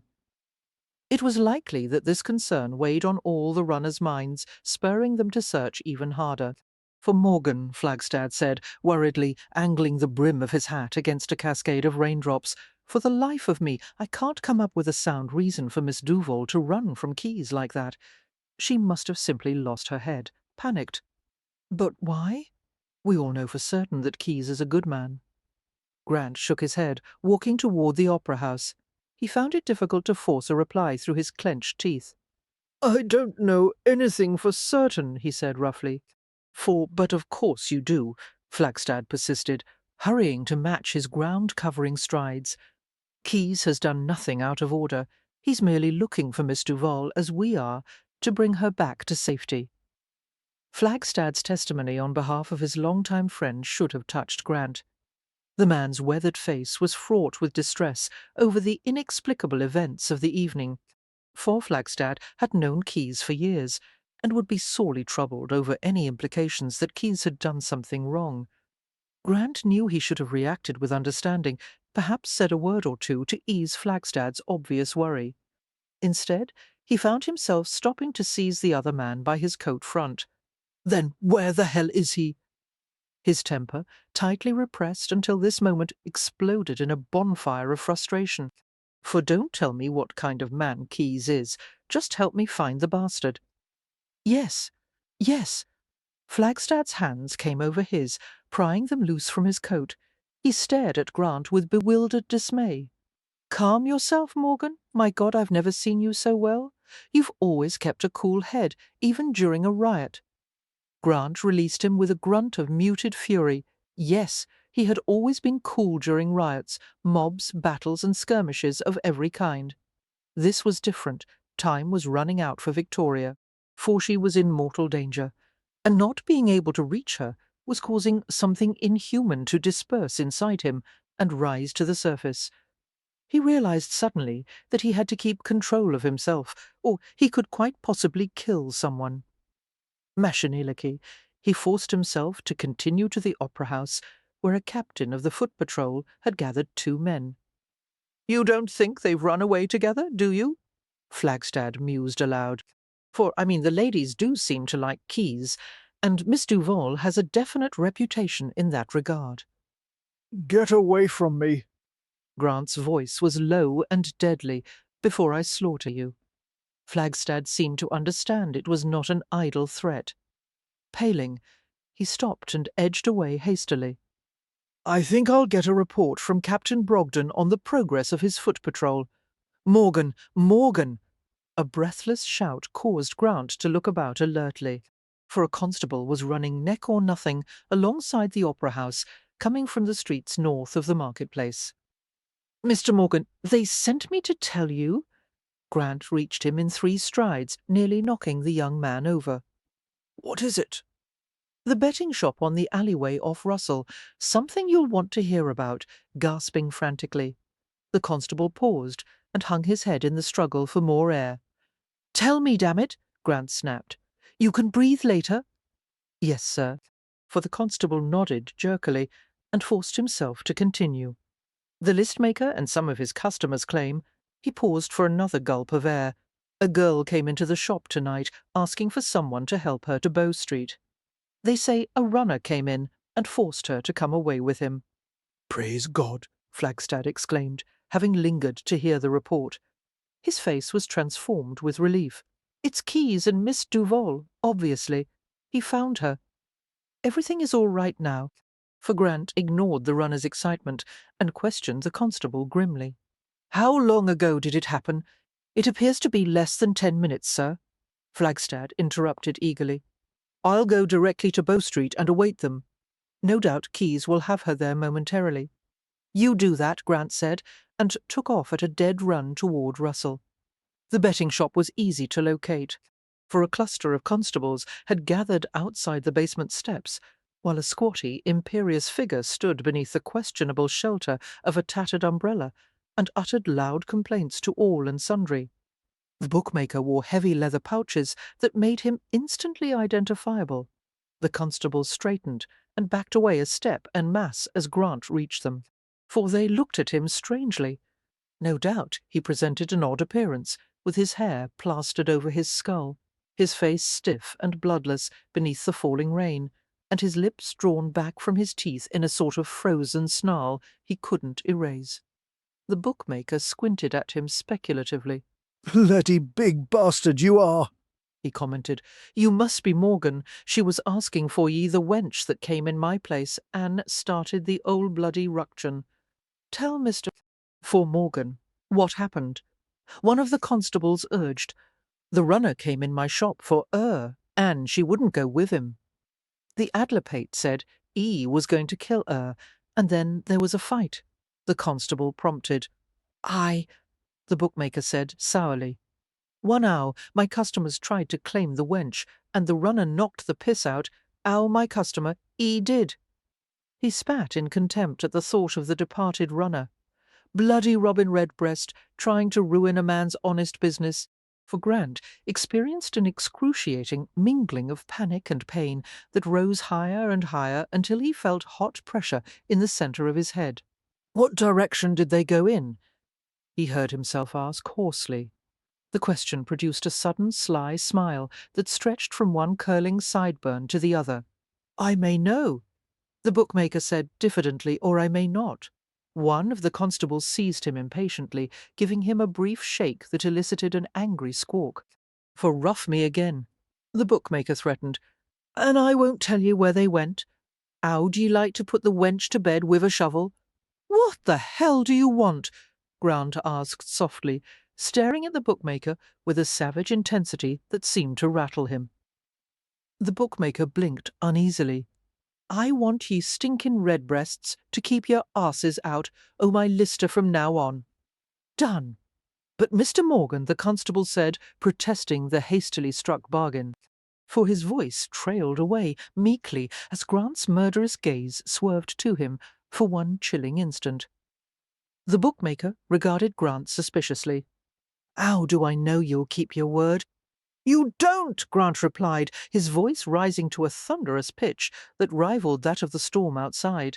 "But you know for certain that I'll kill you in the next 10 seconds if you don't tell me where the hell they went." "Oh, right," the bookmaker said, and began to call for someone named Willie.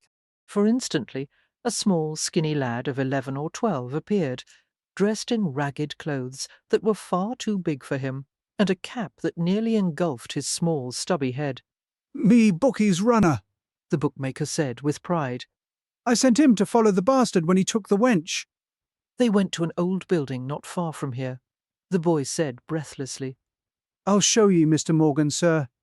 He began to scamper along the street at once, looking over one shoulder to see if Grant would follow.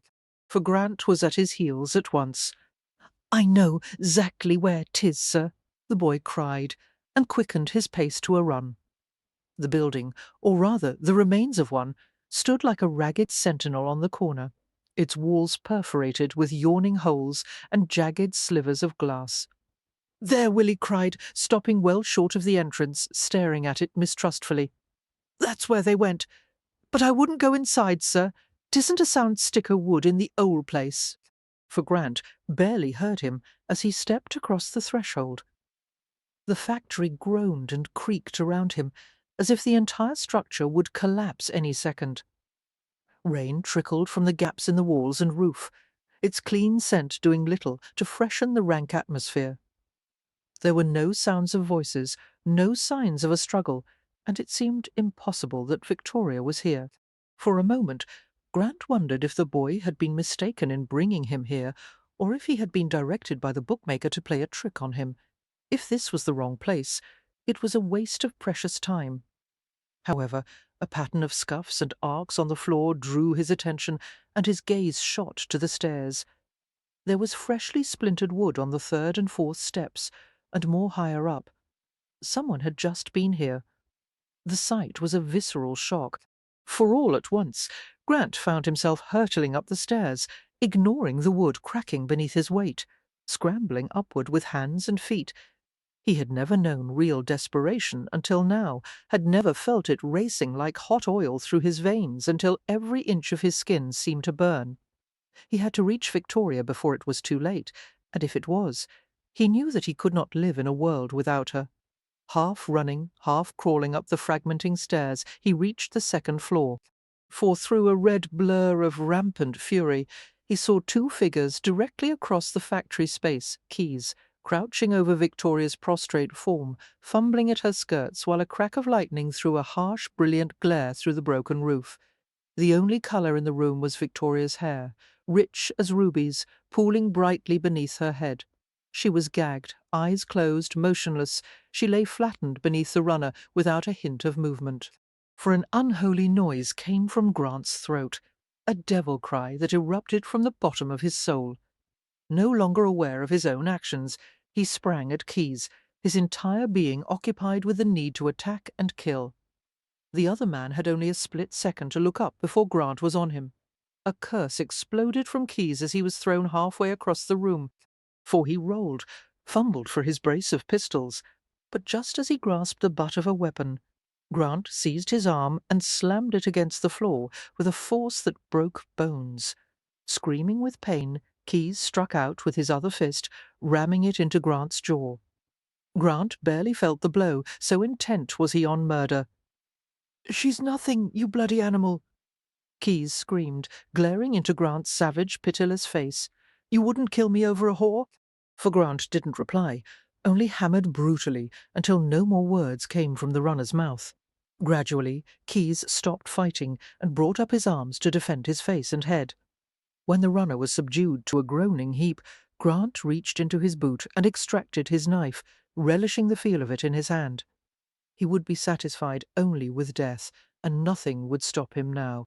For all the things he believed in, the strictures of law, fairness, justice had disappeared like dust in the wind.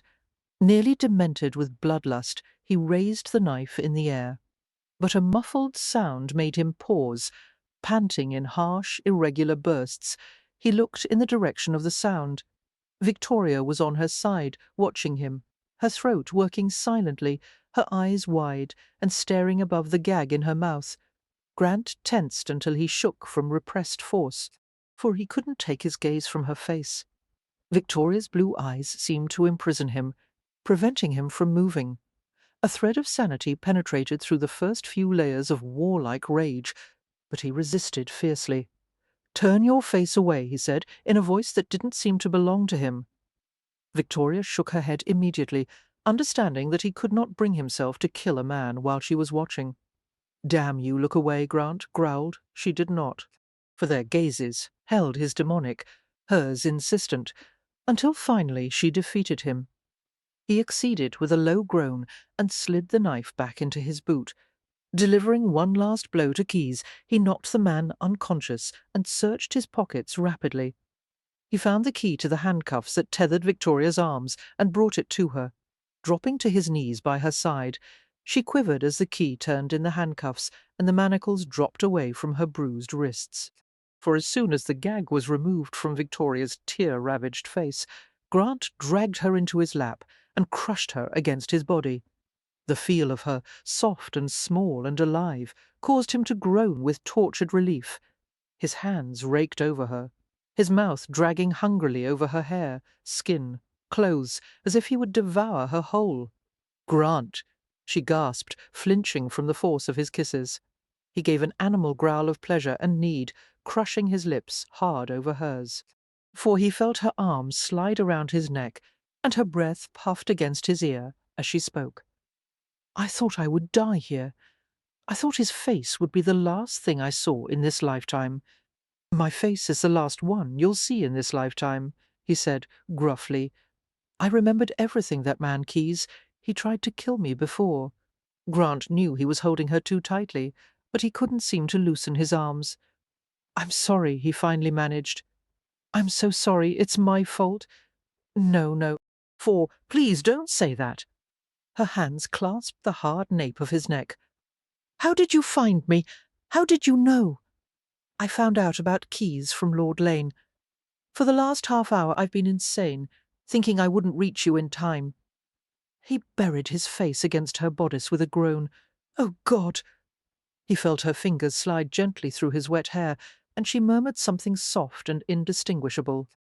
"I'll never let you out of my sight again," he said, his voice muffled against her breast, and she let out an unsteady gasp of laughter. Fine. That's just fine with me." As the storm continued to rage and blow outside, the factory creaked and shuddered. The sounds galvanized Grant into action. Reluctantly, he set Victoria out of his lap and pulled her up with him. "I have to get you out of here," he muttered. "Yes," for she cast a glance of loathing about the wretched place, her gaze lingering on Keyes's prostrate form. "What about him? We'll leave him to the others," Grant said, not caring if the entire building collapsed around the bastard as long as they were safely out of it first. He slid a supportive arm around her back. "Can you walk, Victoria?" She nodded, and to his amazement, a smile tugged at her chapped lips. "What is it?" He asked, wondering if the terror of the last few minutes had caused her to become temporarily unbalanced. "You said my name," she said, her voice scratchy and strained, the smile remaining on her lips. "How did you? I'll explain later." Unable to help himself, he bent and possessed her mouth in a hard, impassioned kiss. "Let's go." Carefully they made their way down the broken stairs, Grant leading the way. He tested each step and landing before allowing Victoria to proceed, for she was surprised by the weakness of her own legs. Although she knew she was safe, she could not stop trembling. Shivers and chills passed over her skin, and she stiffened in reaction. "Are you hurt?" Grant asked at one point, and although his voice was calm, she heard the undertones of anguished concern. "No," she said, clamping her teeth together to stop a spate of chattering. "He didn't. That is, you reached me before he?" She fell silent as Grant lifted her gently over a broken step. "I'm perfectly fine," she said, strengthening her voice in an effort to reassure him. However, he seemed far from convinced. She winced as she saw the hardness of his profile, knowing that he was silently berating himself for what had happened. It seemed an eternity passed before they finally reached the ground floor and stepped outside. As soon as they reached solid ground, Grant lifted her in his arms, holding her high against his chest. For Victoria pushed at his shoulder as she realized that they were in the midst of a crowd of constables and runners and curious onlookers. "I can walk," she murmured as rumbles of praise and relief went through the assemblage. Ignoring the words, Grant continued to hold her. One of the horse patrol captains approached, dismounting and nodding to Grant respectfully. "Sir," he said, "I'm glad to see that Miss Duval is safely recovered." He paused and glanced at the crumbling factory. "Is Mr. Keyes still in there?" "That is, what should we?" "He's alive," Grant replied, sounding none too pleased about the fact, "but he'll need assistance coming down from the second floor." The captain frowned with dismay. "The place is a death trap, sir. I couldn't guarantee the safety of any man who might venture in there." "Then knock the place over and dig Keyes out of the rubble," Grant said flatly. "I don't give a damn how you get him." The captain blinked uneasily at Grant's callousness toward a former comrade. "Sir, may I offer the use of my own mount? He signalled a member of the horse patrol, who led a large chestnut to them. Grant lifted Victoria into the saddle, immediately swinging up behind her. He flicked a cold glance toward the dilapidated building. "When Mr. Keyes is brought to the ground floor," he said to the captain, "arrest him and have him sent to the Bow Street holding room, for I have unfinished business with the bastard, and after Cannon is through with him, he's mine." "Yes, Mr. Morgan," the captain said, regarding him with a mixture of awe and trepidation. Clearly Grant was not a man he would risk displeasing, too exhausted to bother with modesty. Victoria sat astride the chestnut, her skirts riding to her knees. She leaned back against Grant while his steady arm came around her front, for his long fingers curved around the cage of her ribs, and he pressed her against him as he signalled the horse to an immediate canter. She was jostled a bit, her body too stiff and tired to move naturally with the horse, but she welcomed the cold, pattering rain on her face and the soreness of her limbs, all physical reminders that she was still alive. Grant had come for her, she thought in wonder. He had stopped Keyes from killing her. It was a miracle almost too great to comprehend, for she was filled with gratitude, and more than that, there was a sense of intimacy that went beyond all her previous feelings for him. She knew now that he would risk anything, do anything, for her, that he cared for her more than anyone ever had. She knew also that he would have killed Keyes, but instead had left him alive because she had willed it. The thought caused a thrill of pleasure inside her. Grant was a magnificent man, and very much his own master, but she had the power to influence him, for because he loved her. Savouring the feeling, Victoria leaned back harder against him, not minding the cold and discomfort of the ride. The rain-pierced darkness was barely illuminated by the light of a street lamp as they reached number 4 Bow Street. Dismounting first, Grant reached up for Victoria and lowered her carefully to the ground. He kept his hands at her waist, steadying her. She smiled up at him, sensing the worry lurking behind his expressionless face. "I'm all right," she said, for his jaw hardened. "I keep thinking of you lying on that factory floor, and Keyes over you, but you stopped him." She reached up and caressed his cheek, his stubbled skin startlingly warm to her chilled fingers. A tremor of fierce emotion went through him, and she felt the vibration against her palm. "What if I had been too late?" he asked hoarsely, his eyes so dark they appeared black instead of green. For Victoria stared at him compassionately, realizing that he needed comfort, as much as she did, perhaps even more. Since the death of his brother Grant had never faced the possibility of losing someone he cared about, he had not allowed himself to truly love someone, because he had not wanted to risk feeling such pain again. "It wouldn't have been your fault," she said carefully. "Some things are beyond your control." But that wasn't what he wanted to hear, she saw with a sudden flash of amusement. He wasn't the kind of man who would admit that anything was beyond his control. "That's damned cold comfort," he muttered, one dark brow lifting in a sardonic arch. "Can't you do better than that?" She managed to smile as she saw that he was gradually returning to his old self. "Well, you weren't late," she said. "You arrived in time to save me. Why worry about what might have happened?" Because Grant stopped and scowled. "Because it's not every day that a man discovers that one small, fragile, accident-prone woman is the centre of his very existence. Accident-prone," she repeated with a touch of feigned indignation, while her heart gave a joyful lurch at the rest of his words. Sir Ross's errand-boy Ernest emerged from the building to take the horse and lead him to the stable in back. For to Victoria's surprise, Grant did not take her to the office entrance in the tiny south-facing yard, but directly into the house. The main building was connected to offices in back, which in turn led to the court where inquiries were conducted and cases were heard. Who are all these people?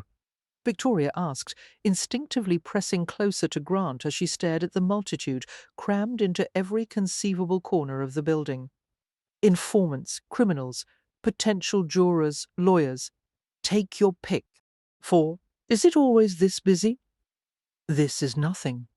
I've seen the place when the walls are straining at the seams. Looking over the crowd, Grant nodded to a plump, silver-haired housekeeper who was attempting to direct the flow of human traffic to the appropriate rooms. Catching his gaze, she hurried over to him. She stopped short, her mouth forming a round O of dismay. "Dear me," she murmured, her gaze travelling from his wet, filthy, dishevelled form to Victoria's.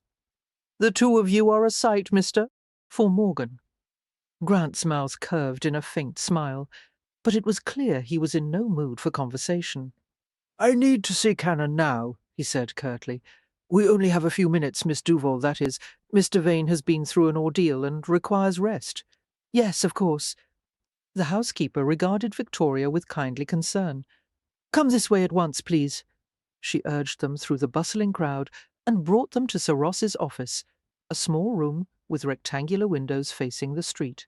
For the office was furnished with oak pieces, ponderous bookshelves, and a library terrestrial globe. Sir Ross, who was talking with two men who appeared to be clerks or assistants of some kind, stopped in mid-sentence as Grant brought Victoria into the room.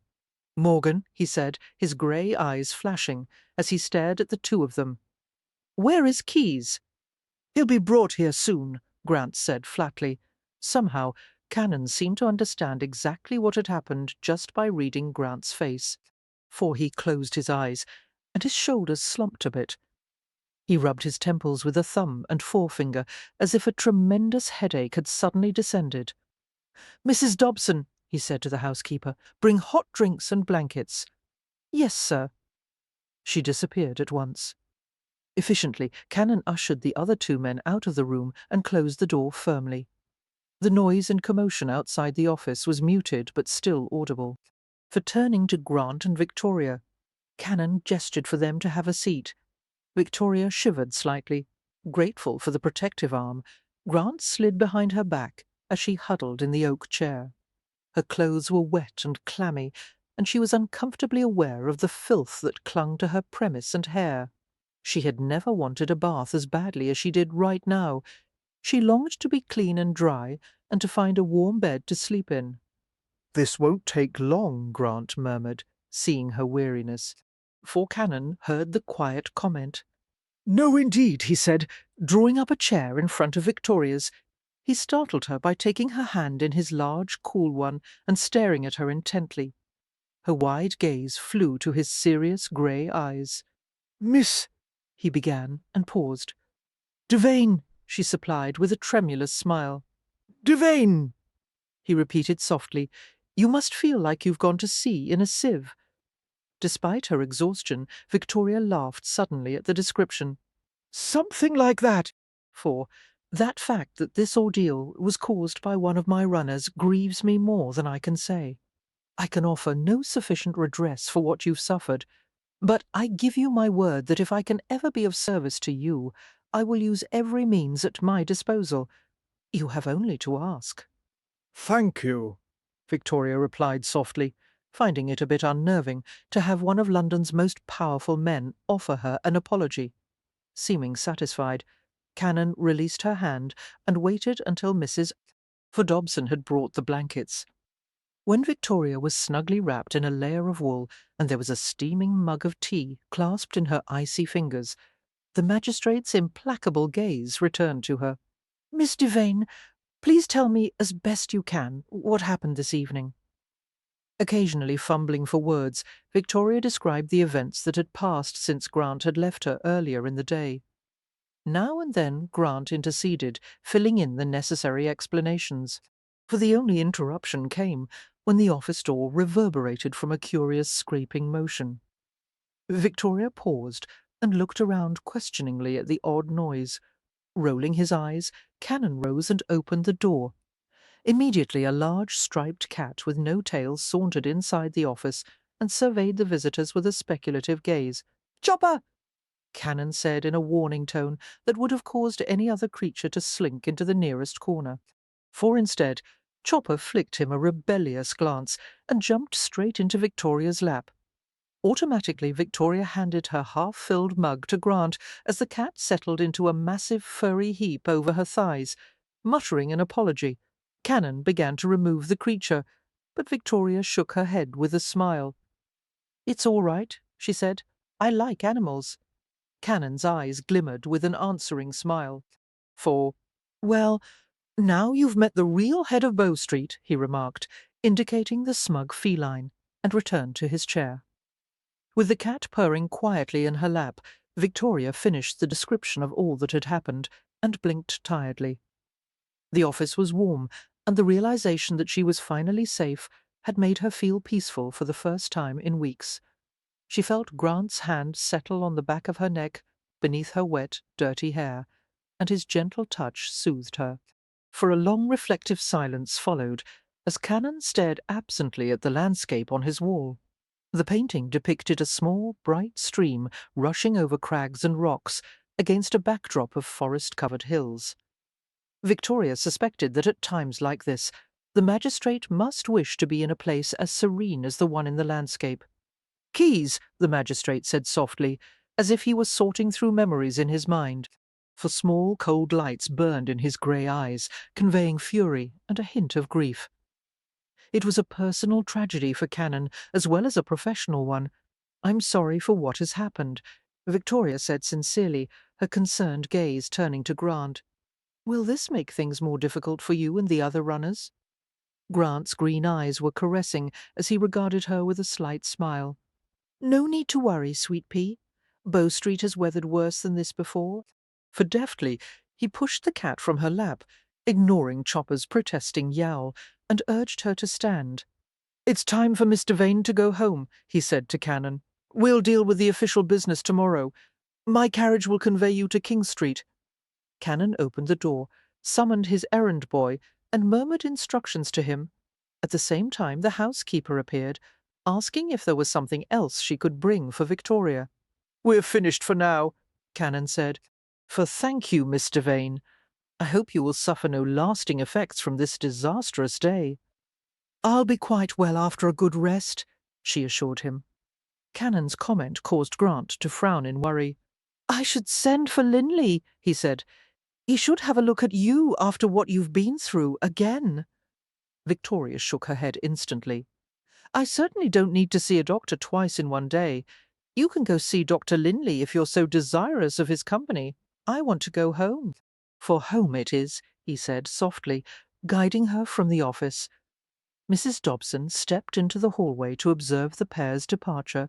When she glanced back at Ross, the housekeeper wore a pleased, slightly bemused expression. "Well," she remarked, "it seems our Mr. Morgan has finally fallen in love." "And fallen hard," Ross added wryly.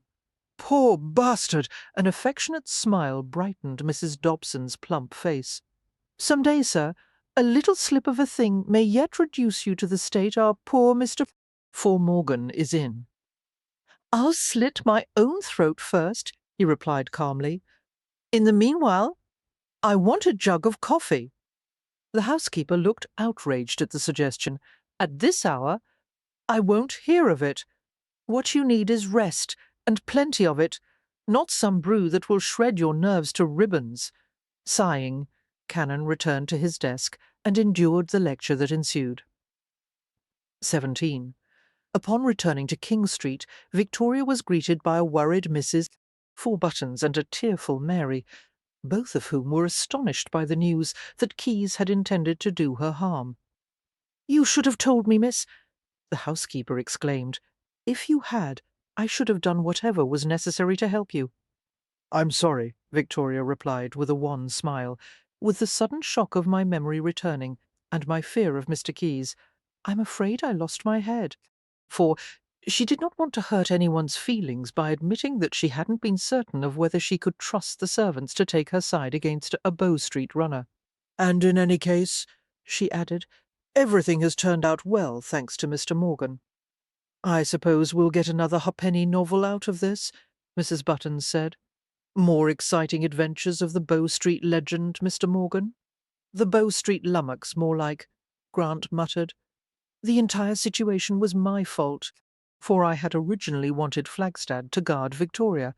I should never have agreed to let Keyes do it." "You couldn't have known," Victoria protested. "No one suspected him. not even Sir Ross. Grant scowled in reply, obviously not accepting her defence of him.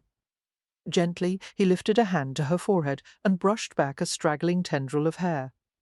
"Mrs. Buttons," he said, still staring at Victoria, "I believe Mr. Vane requires a bath, and perhaps some warm milk with brandy."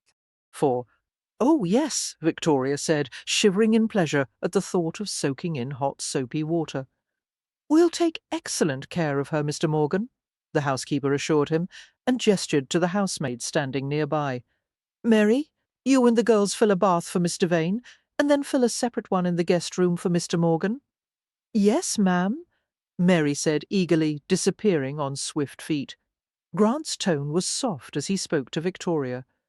"Shall I carry you upstairs?" For, smiling, Victoria shook her head. She was so enmeshed in the tender warmth of his gaze that she was barely aware of the housekeeper leaving them. "Will you come to me after your bath?" she asked. His face was expressionless, but his mouth was soft as he leaned closer and pressed a kiss to her temple. No. He murmured so quietly that she could barely hear him. Surprised, she drew back a few inches. You won't? For, "You've endured enough for one day. You don't need a great rutting brute in your bed tonight." Unable to restrain herself, Victoria reached out and hugged herself against his hard chest. "What if I want him there? You need to sleep," he said firmly. "Sleep is a waste of time." A reluctant laugh rumbled in his throat, and slowly his arms came around her. She felt him breathe into the locks of hair above her ear. "That proves how exhausted you are. You don't know what you're saying." "For I do," Victoria insisted, not allowing him to push her away. "Sweet pea," Grant's voice was slightly strained, "it's been a hell of a trying day for me as well. I'm afraid if I visit you tonight—" He paused to search for the appropriate words. "I don't think I would have any strength," she supplied. "Self-control." Oh, Victoria swallowed hard as she stared at his unfathomable face. but if you go, He muttered, easily prying her loose and turning her to face the stairs. For he gave her a strong nudge. "I've been through too much, Victoria. I don't trust myself with you tonight. Get some rest. I'll see you in the morning." Frowning, Victoria ascended the stairs, occasionally pausing to glance back at him. Grant waited until she had reached the top before he turned and went to the library in search of a much-needed brandy. With the servant's help, Victoria washed and rinsed her hair twice, sighing in bliss as the hot water whisked away all traces of grime. For the bath soaked away the soreness of her strained muscles and warmed the deep-set chill from her bones. That and a cup of brandy-laced milk combined to relax her deeply. She dressed in a clean muslin night-rail and premise that fastened up the front with a row of tiny peel buttons. Drowsily, she sat before the fire as the servants carefully combed her damp hair and allowed the heat from the hearth to dry the crimson locks. more milk? Mrs. Buttons asked. Or something to eat? For a plate of toast, or a bowl of soup and egg, perhaps. "Thank you, no." Victoria rubbed her eyes and yawned, understanding her weariness and her need for privacy. The housekeeper nodded to Mary, and they prepared to leave the room. "Ring for me if there is anything you need, Mr. Vane," Mrs. Buttons said softly, eyes half closed. Victoria extended her bare feet toward the fire and watched the yellow light play upon her toes. For she wondered if Grant had finished bathing, if perhaps he was already asleep in the guest room. She knew he would keep to his vow not to visit her tonight, having decided it was best for her to sleep. Undoubtedly he was right, but she needed to be with him, to be held and comforted, and to comfort him in return. She had come close to dying this evening, barely a month after the first attempt on her life, and the realization made her desperate to savour every moment for the rest of her days. For sleep was indeed a waste of time, especially when the man she loved was only a room away. Before Victoria had consciously made the decision, she was at the door of the guest suite. With fingers that trembled just a little, she turned the knob and entered the small antechamber that led to the bedroom. As in the master suite, a small fire on the grate spread ruddy, flickering light over the room, and made shadows dance in the corner. For and on the bed, what she beheld caused her to stop in her tracks, flustered, her heart pounding hard and heavy in her chest. Grant was stretched out on the guest bed, one foot dangling over the edge, one knee propped up slightly. He held a book in his hand, reading with a slight frown on his forehead and a moody set to his mouth. There was not a stitch of clothing anywhere in sight. The firelight turned his skin a light shade of amber and scattered gold flecks throughout his shiny black hair, for every detail of his long muscled body was visible, from the triangular hollow at the base of his throat to the dusting of dark wiry hair on his legs. Amid a riot of excitement and confusion, Victoria wondered why it was that he seemed so much larger with his clothes off than on. She had never seen such a startling expanse of naked skin. Victoria knew she must have made some small sound, for his narrowed gaze switched to her, and automatically he covered his lap with the open book, for the defensive gesture struck her as amusing, and his forbidding scowl only heightened the comic effect. Clamping her lips together, she repressed a sudden laugh and ventured farther into the room. "You shouldn't read in such bad light," she said, her voice cracking just a little. She was more nervous than she had realized. "You'll strain your eyes." His frown deepened. "That's not the only thing I'll strain if you don't go back to your room." For, ignoring the command, she closed the door and approached the bed in cautious steps. I'm not sleepy. Grant sat up and swung his legs over the side of the bed, the muscles of his stomach rippling as he kept the book over his loins. You would lose consciousness in less than a minute if you went to bed and closed your eyes. But his gaze swept over her white muslin premise, lingering on the row of tiny buttons that fastened it, and she heard the change in his breathing. For encouraged, she stepped closer to him. I mean it, Victoria, He warned. "Not tonight. Don't you want to be with me? I want what's best for you. You're what's best for me." Staring into his intent green eyes, she reached for the top button of her premise and fumbled with it. Her nervousness made her clumsy, and it was difficult to pull the pearl button through the tiny silk loop. Grant was silent, continuing to watch her without blinking. For, blushing in sudden embarrassment, she wrenched the fastening, and the tiny button popped free, bouncing to the carpet. In rising frustration, Victoria realized there were more than a dozen buttons remaining. At this rate, it would take all night just to remove her premise.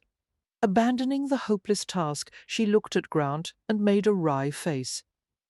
"I'm not a very accomplished seductress, am I?" All at once the book went sailing halfway across the room, landing on the floor with a muffled thud. For Victoria gasped as she was abruptly lifted in the air and deposited on the bed.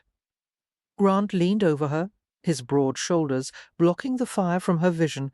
"Considering the fact that I'm as hard as an iron pike," he said huskily, "I'd say you're doing something right." She was clasped against more than 6 feet of solid aroused male, his sex protruding against her abdomen, one of his muscular thighs pressing between hers. For tentatively, she slid her arms around his midriff, her hands coming to rest on his hard back. She was startled by the heat of his body, burning with almost feverish intensity. "Your skin is so hot," she whispered, her cool fingers wandering across the flexing plane of his back. His breath filtered through his teeth as if he were in pain, and she froze in uncertainty. Did I do something wrong? For no, Grant buried his face in the loose locks of her hair, rubbing his cheek against the scarlet silk. "When you touch me, I'm not sure if I'm in heaven or hell. Is that good?" "That's good," he said, his voice muffled in her hair. She smiled against his ear and locked her arms around his back, holding on with all her strength. Grant murmured love words against her throat, her cheeks pressing unhurried kisses over her skin as his fingers worked at the buttons of her premise. For he unfastened them without any haste, taking his time as he freed each pearl from its confining loop.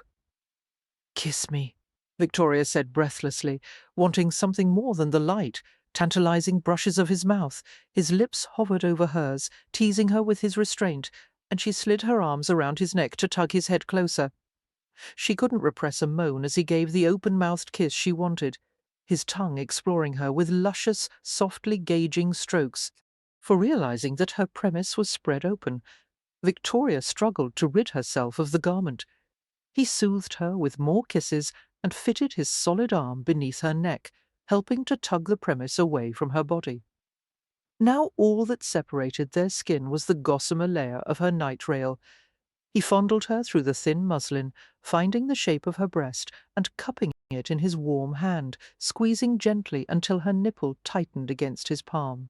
For, trembling with excitement, Victoria touched him with growing boldness, her fingertips dipping into the valley of his spine, the hard inward curve ridged with thick muscle on both sides, and lower to the dense flesh of his buttocks, her hands delighting in the solid masculine curvature. His body moved as she touched him there, his hips pushing urgently at hers, the sturdy shape of his arousal nudging into the pocket of muslin that draped between her thighs. For she started at his involuntary thrust, remembering when he had taken her the first time, the intimate sundering of her body and the pain it had caused. Clearly sensing her uneasiness, Grant went still over her, resting his weight on his elbows to keep from crushing her.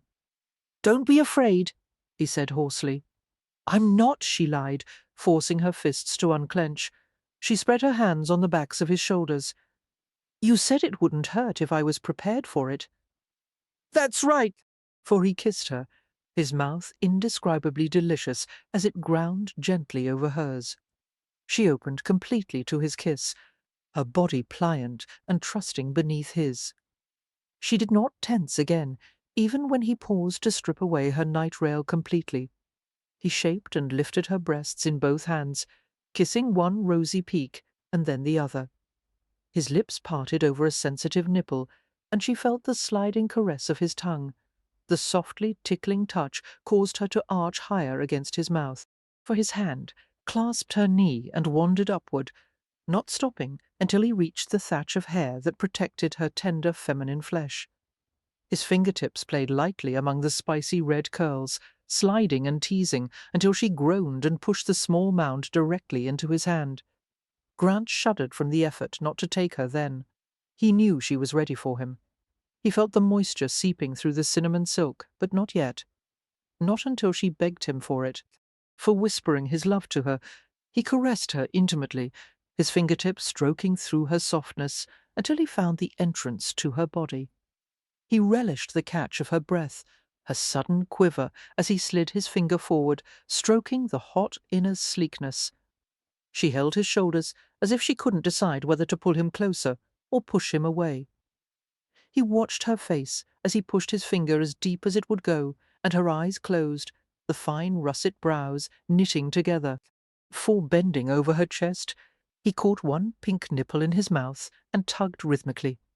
"Please," she finally gasped, unconsciously drawing her knees up and spreading her thighs. "Please, it's too much. Do you want me now?" he asked.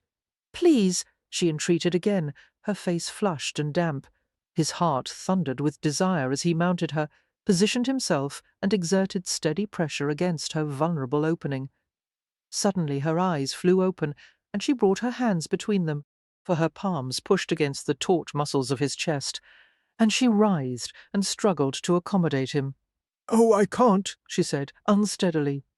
"You'll take it for me," he whispered. "You'll take it, Victoria. Let me inside you." He increased the pressure and felt her body ease, turning slick and welcoming as he began to enter. Groaning with relief, he penetrated her in a slow thrust, not pausing until he was buried deep in the succulent warmth of her body. For she whimpered and wrapped her arms around him, enclosing him in a secure embrace. Sensation and emotion swirled together inside him, flooding him with bliss. Part of his brain went dark and quiet, all thought extinguished as physical awareness ruled supreme. He moved in deep, nudging strokes, angling himself to press against the peak of her sex. Awkwardly she pushed upward into the thrusts, struggling to get closer to him. For he grunted with satisfaction, and his huge hands slid beneath her buttocks, guiding her rhythm so that it corresponded with his. Victoria wrapped her arms around his back, while her hips surge upward with a force that nearly lifted his heavy weight. It seemed her entire existence had been distilled to this writhing quest for pleasure.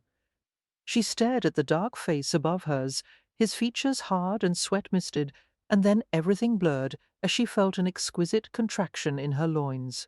For Grant gasped and drove harder, sinking his teeth into the delicate place where her neck joined her shoulder.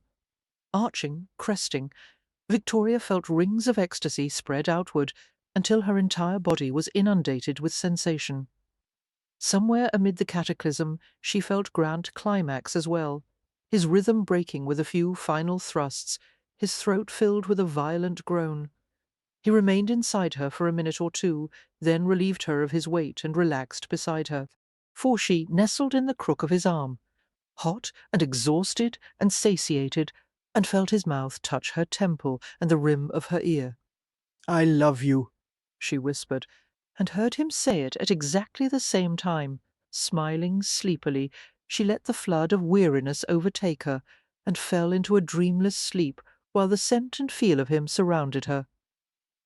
18, Victoria awakened as she felt Grant leaving the bed, and she protested with a sleepy sound, for she heard his quiet laugh, and he returned to her arms for just a moment, kissing her throat gently.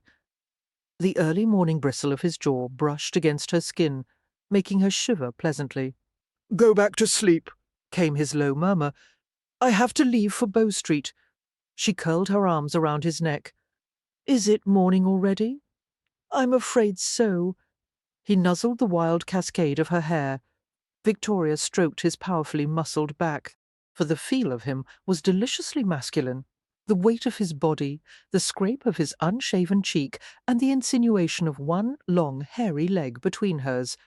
Stay with me, she entreated, wriggling in pleasure as his warm hand cupped her breast. Grant responded with a laughing groan, finding it difficult to resist temptation. I can't, sweet love. Cannon is waiting for me, and there is much to be done today. But I'll return soon enough. He kissed the soft white skin of her breast. For I plan never to spend more than a few hours away from your arms. Victoria stroked his short black hair and stared into his face with undisguised longing. I wish that could be true. His green eyes surveyed her intently, and his hand moved over her front in a slow caress that caused her to shiver. Why can't it, my love? I suppose because she found it difficult to think clearly as his hand came to rest low on her abdomen, his thumb brushing the tiny rim of her navel. For, well, there are dreams, she managed to say, and then there is reality. I've had enough reality for 10 lifetimes so far, Grant informed her. I'd like to try a dream or two, such as marrying you to start with. The straightforward statement dazed Victoria. Of all things she had expected upon waking this morning, receiving a proposal of marriage had not been one of them. Making an effort to gather her wits, she replied hesitantly, For I know that any woman in the world would be honoured by such an offer. And you? He asked softly. I'm afraid that you. Victoria stopped and regarded him uncertainly, and eased herself away from his warm body. Gathering the bedclothes around herself, she regarded Grant with a mute plea that made him frown. Victoria, he said, reaching out to gather her hair into a glowing red river that streamed over her shoulder, for he touched her with great care, his fingertips barely grazing her fragile skin. I shouldn't have started this conversation now. You're still exhausted, and I'm pressed for time. But there is no way in hell I'm leaving until you tell me what you're afraid of. Victoria kept her gaze on the gleaming blue silk counterpane as she replied, I think you might desire me only because I'm an imitation of my sister. 4. There was no sound from Grant, and after pausing a few seconds, she forced herself to continue stiffly. Vivian is the one you first wanted, and I could never blame you for that. She's sophisticated and exciting, and all the men desire her. I could never match her in that regard, and I wouldn't be able to bear seeing the eventual disappointment in your eyes when you awaken next to me one morning. Stunned, Grant wondered where this unexpected well of insecurity had come from. For how was it that Victoria could feel so lost in her sister's shadow? Good Lord, the few bedroom tricks that Vivian knew could never give her a fraction of the appeal Victoria held for him. For any man, Victoria was warm, intelligent, giving, and ideal companion in bed and out. You sweet, beautiful lunatic, he heard himself mutter. How in the hell can you think I would prefer her to you? How could you doubt my feelings? For, believe me, I understand the differences between you, and I'm more than capable of deciding what I want. Annoyed by her doubts of her own worth, he jerked the bedclothes away from her, ignoring her startled exclamation. Easily he caught her wrist and brought her hand down between his thighs. At the feel of her cool little hand pressed against him, he felt an instant throb of desire, and his flesh swiftly burgeoned and rose to full readiness. For feel this, he said hoarsely, levering himself above her, staring hard into her face as her cheeks pinkened. Feel me, and look into my eyes, and tell me if you see disappointment. You're only proposing to me because I was a virgin, she said, and you're trying to be a gentleman and do the right thing. Grant covered her mouth with his in an ardent kiss, stopping only when he heard a moan of desire caught in her throat. That much of a gentleman I'm not, he said huskily, for Victoria's doubtful gaze locked with his. You once told me you weren't the marrying kind. I am when it comes to you. You don't have to, she said earnestly, pulling her hand away and clenching it by her side. I want you to understand you're under no obligation because of what happened. We can part as friends, very dear ones. I don't want a friend. I want you every day and night, every minute for the rest of my life. Grant held her tightly and stared into her small, flushed face. For what he saw there gave him cause to ask huskily, Isn't that what you want? Her cheeks burned even brighter, and she managed a bobbing nod and a soundless yes. Thank God, he said, smoothing her hair back from her face, because I couldn't live without you. Now, is there anything else standing in our way? Your work? Her voice cracked with painful honesty. It would be difficult for me to know that you were in danger so much of the time that each morning you left me, you might not come back. Perhaps if I loved you less, I could bear it, but I don't think I could live like that. His arms tightened around her. I've already decided to leave the Bow Street force, he said. I've spent too many years of my life on the streets. There are other choices open for me now. I'll find something else to occupy myself with. Is that what you want to do? She asked gravely. He nodded and pressed his mouth to her forehead. Be my wife, Victoria. For Victoria could not reply as she stared into his steady green eyes. She loved him more than she had ever suspected it was possible to love. But there was something inside her, some uneasiness that must be addressed. She tried to uproot the feeling, lay it before her, and examine it to find the answers she needed. However, she couldn't do that now. She needed privacy and time to think. Let me have a few days, she begged. I can't make such a decision quickly, for I want to go home, to see my sister, and to find myself again. Grant frowned and shook his head slightly. Find yourself? You said you had completely recovered your memory? Yes, but I don't feel as if I'm back to my ordinary self just yet, and I'm not ready to start making changes in my life before I've spent a few days of peace and privacy in my own home. It's a simple question, Victoria, he said tersely. Do you love me or not? Yes, I love you. 4. She touched the side of his face gently, her eyes suddenly misting with emotion. I do love you, she said again, her voice low and fervent. Then accept my proposal. Not yet, she said, matching his stubbornness with her own. A frustrated laugh broke from him, and he looked as though he longed to shake her. Damn it, why won't you just say yes? You're postponing the inevitable. I'll give you my answer when I'm able, she said, but it's too soon. For if you'll just be patient? I can't be patient. I want you too badly. Grant's mouth covered hers, and he kissed her in a way that blotted out everything but pure sensation.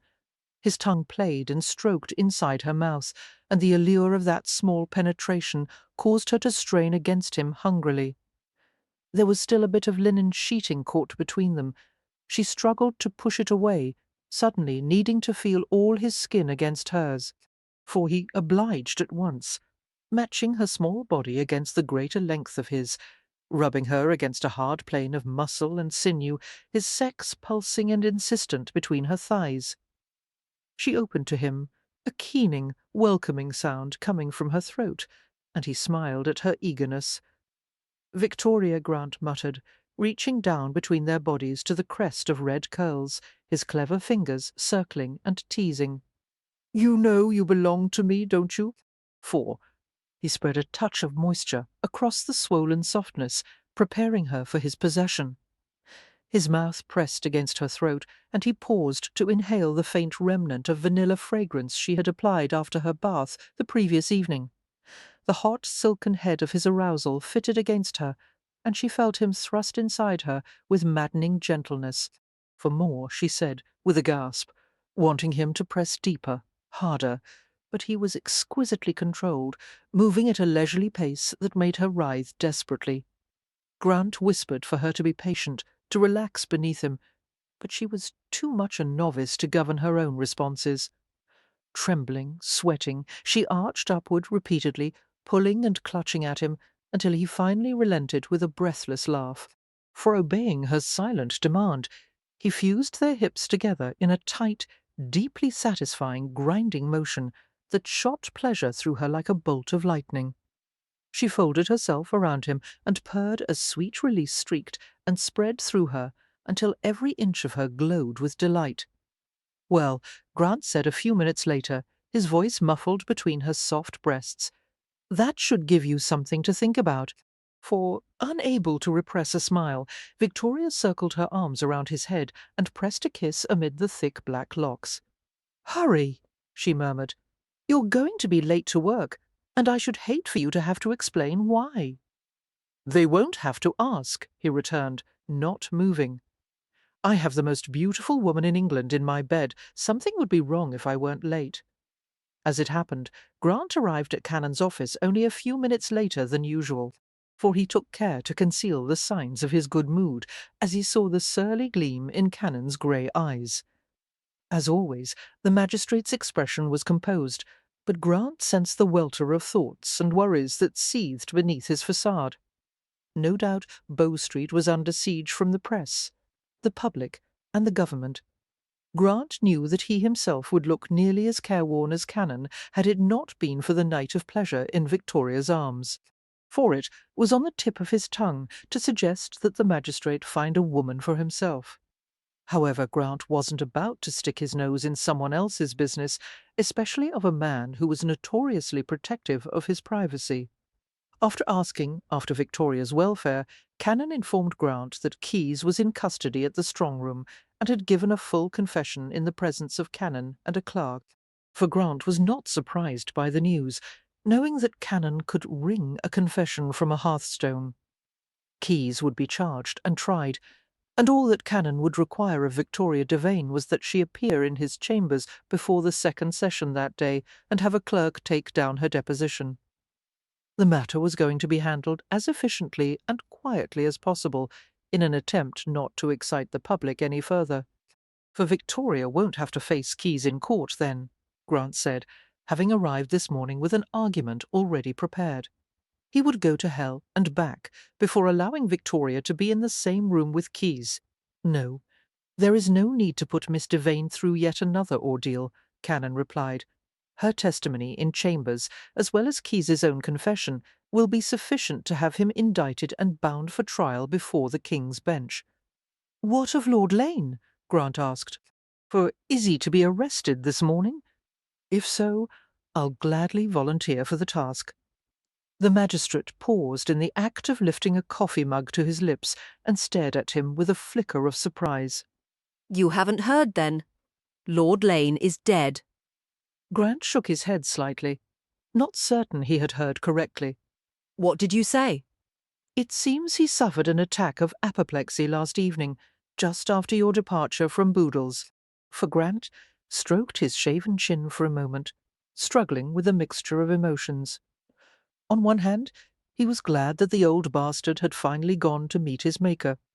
On the other hand, he was distinctly sorry that Lord Lane had managed to escape the discomfort and humiliation of being indicted, tried and punished. "Good," he finally said grimly. "I only wish I'd been able to stay at Boodle's long enough to enjoy the show." The magistrate frowned at the callous comment. "For the sentiment is beneath you, Morgan, though I understand its source." Grant did not respond to the quiet rebuke. He was not sorry in the least for what he had said. In his opinion, Lord Lane's death had been far too merciful, much better than he had deserved. However, something else troubled him, and it would have to be addressed before any plans for his own future could be discussed. "I don't have your dispassionate nature, sir, though God knows I wish I did.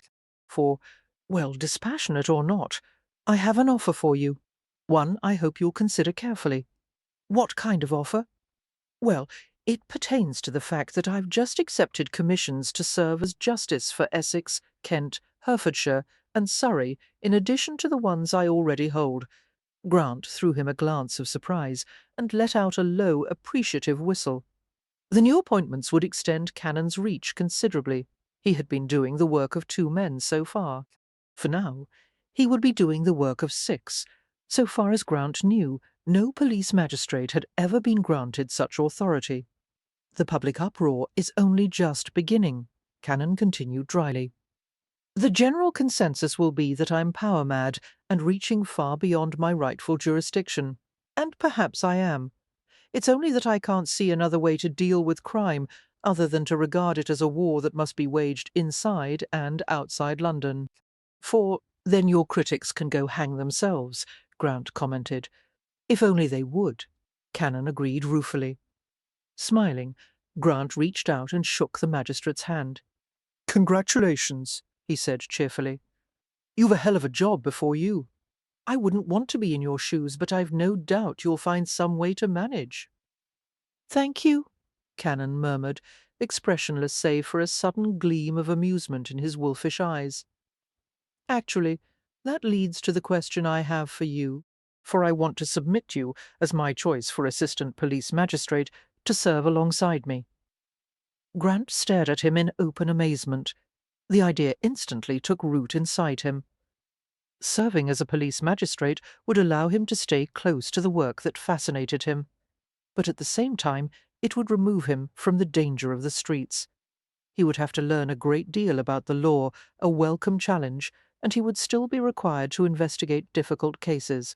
For, however, he couldn't help reflecting on what he knew of the magistrate's celibate, orderly, industrious life, and comparing it with his own. A doubtful, self-mocking smile touched his lips. "The position automatically confers honorary knighthood," Cannon remarked. "If that appeals to you, Sir Grant," he said with a short laugh, and shook his head at the odd sound of it. "Hell! I should jump at the chance, but I don't think I'm suitable." Cannon regarded him intently. "Why not?" For Grant hesitated and glanced down at his hands. The skin of his knuckles and palms was scraped and battered after his experiences of the previous day. "You saw what I did to Keyes," he muttered. "Yes," Cannon said after a moment. "You did him considerable violence. However, you had provocation. I almost killed him. I had my knife out, and I would have killed him, except that Victoria was watching. For, in the heat of battle—" No, there was no heat. Grant interrupted swiftly, laying his soul bare. "For a moment my thoughts were cold and damned clear. I became judge, jury, and executioner. I gave myself the power to end his life, and I would have done it happily, except that I didn't want her to see me do it, and always carry that memory in the back of her mind." He threw a grim smile in Cannon's direction. "For now do you still want me to serve as a magistrate, knowing that I'm capable of such a lapse?" The magistrate regarded him thoughtfully, considering his reply. "See here, Morgan. I'm not dispassionate by nature, no matter what appearances may lead you to believe. Had I seen the woman I loved being attacked in such a manner, I may have done the same thing, or worse. We all have regrettable lapses. As I told you, I'm not a perfect man, and I would hardly expect more of you than I would of myself. For Grant grinned suddenly, relieved that the magistrate did not consider his actions to be unforgivable. All right, then. I accept the position. I could use a bit of respectability. I'm getting damned tired of spending my days pursuing thieves and cutthroats on foot. Besides, with any luck, I'll soon have a wife and family to think about. Ah, you wish to marry Miss Devane, then? For, picturing Victoria waiting at home for him, Grant felt a smile, a warm, uncynical smile, tugging at the corner of his mouth. All these years I thought of marriage as a noose around my neck, he said. I swore it would never happen to me, and now it doesn't sound half bad. The flippant words concealed a sudden ache of longing inside. He needed Victoria.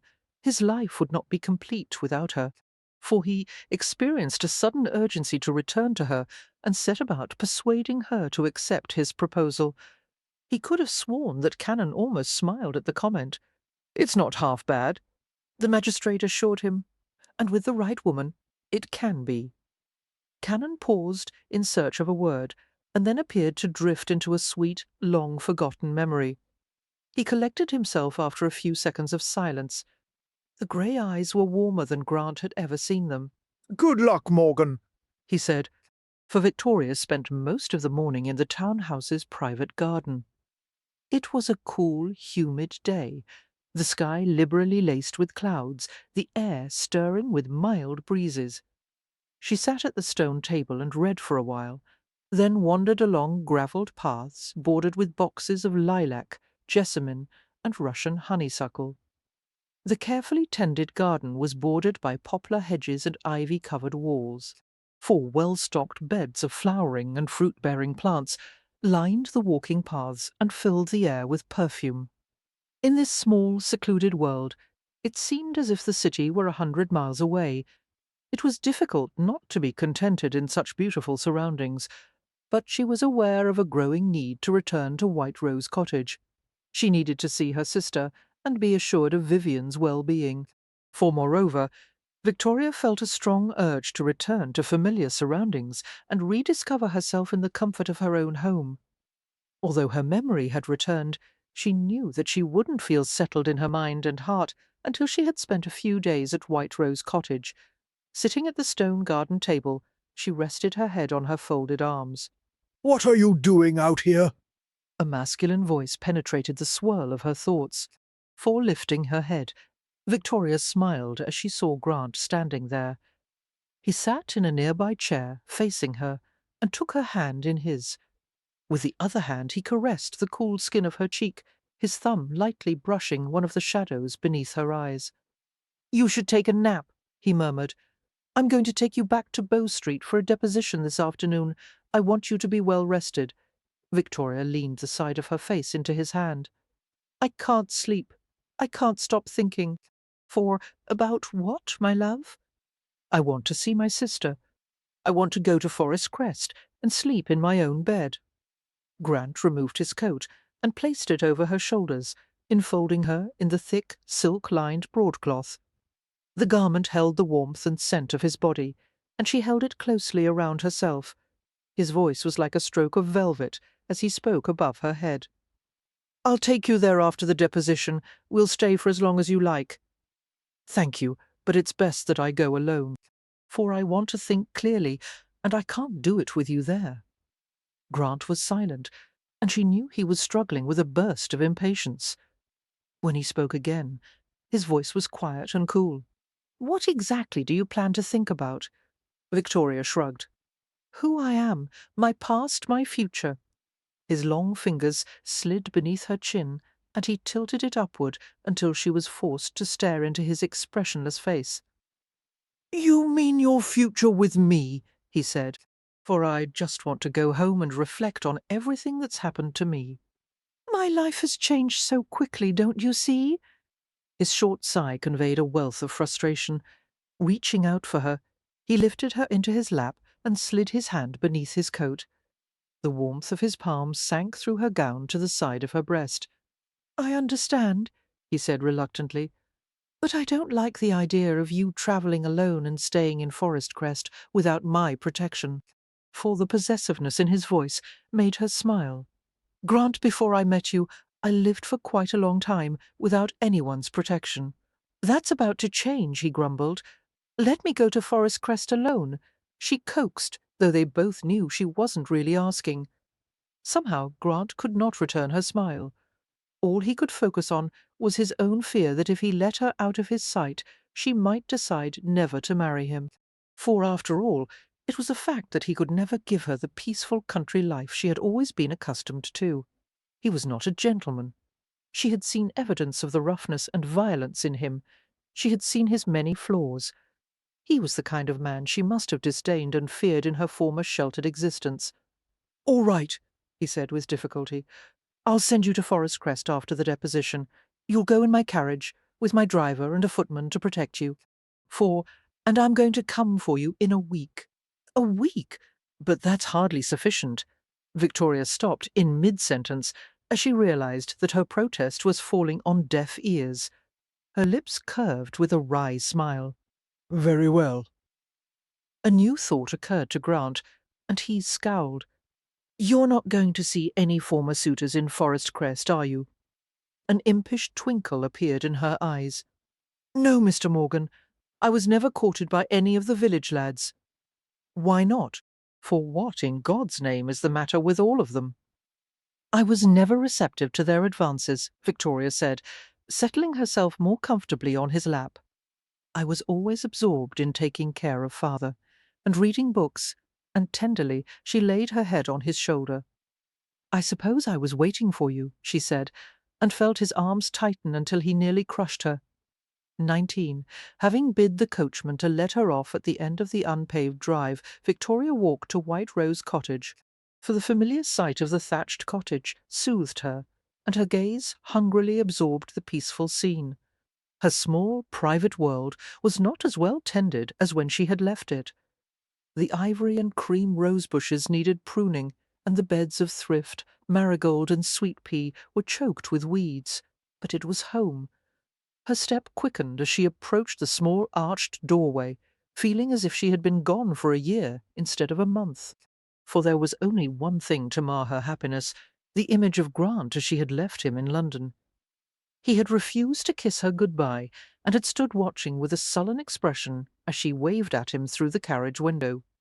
Amused and touched and yearning, Victoria had almost signalled the driver to stop and turn back.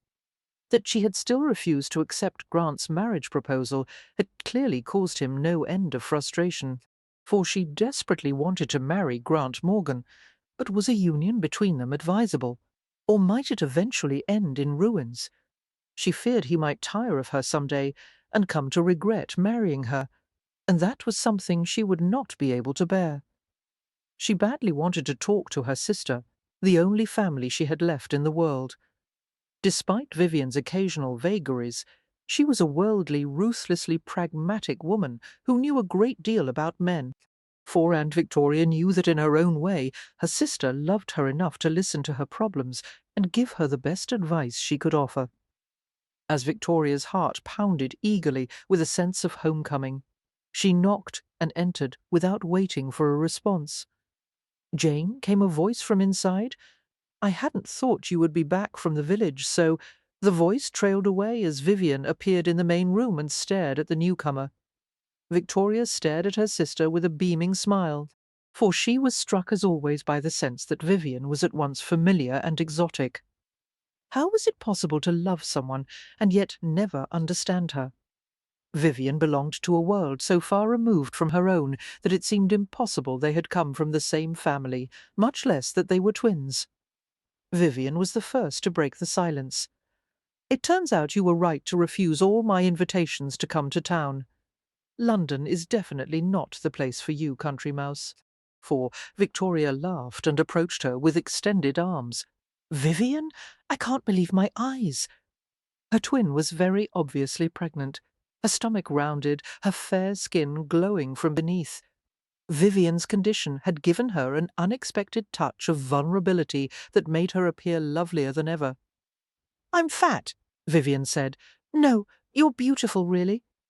Victoria hugged her sister with great care, and felt Vivian relax and sigh with relief. "Dear Victoria," she murmured, hugging her back, "for I thought you might despise me for the trouble I've caused you. I've been so afraid to face you." "I could never despise my own sister. You're all I have left." Loosening her arms, Victoria drew back and smiled. "But oh, Vivian, how I hated being you." Vivian looked defensive and amused by turns, then laughed. "I don't doubt you were ill at ease, posing as a demi-mondaine, but I promise you it was far better than being buried alive here in Forest Crest." "For I very nearly was buried," Victoria said dryly. Vivian nodded contritely. "Forgive me, dear. You know I would never have intentionally caused any harm to come to you. If only you had stayed here instead of coming to London. I was worried for you.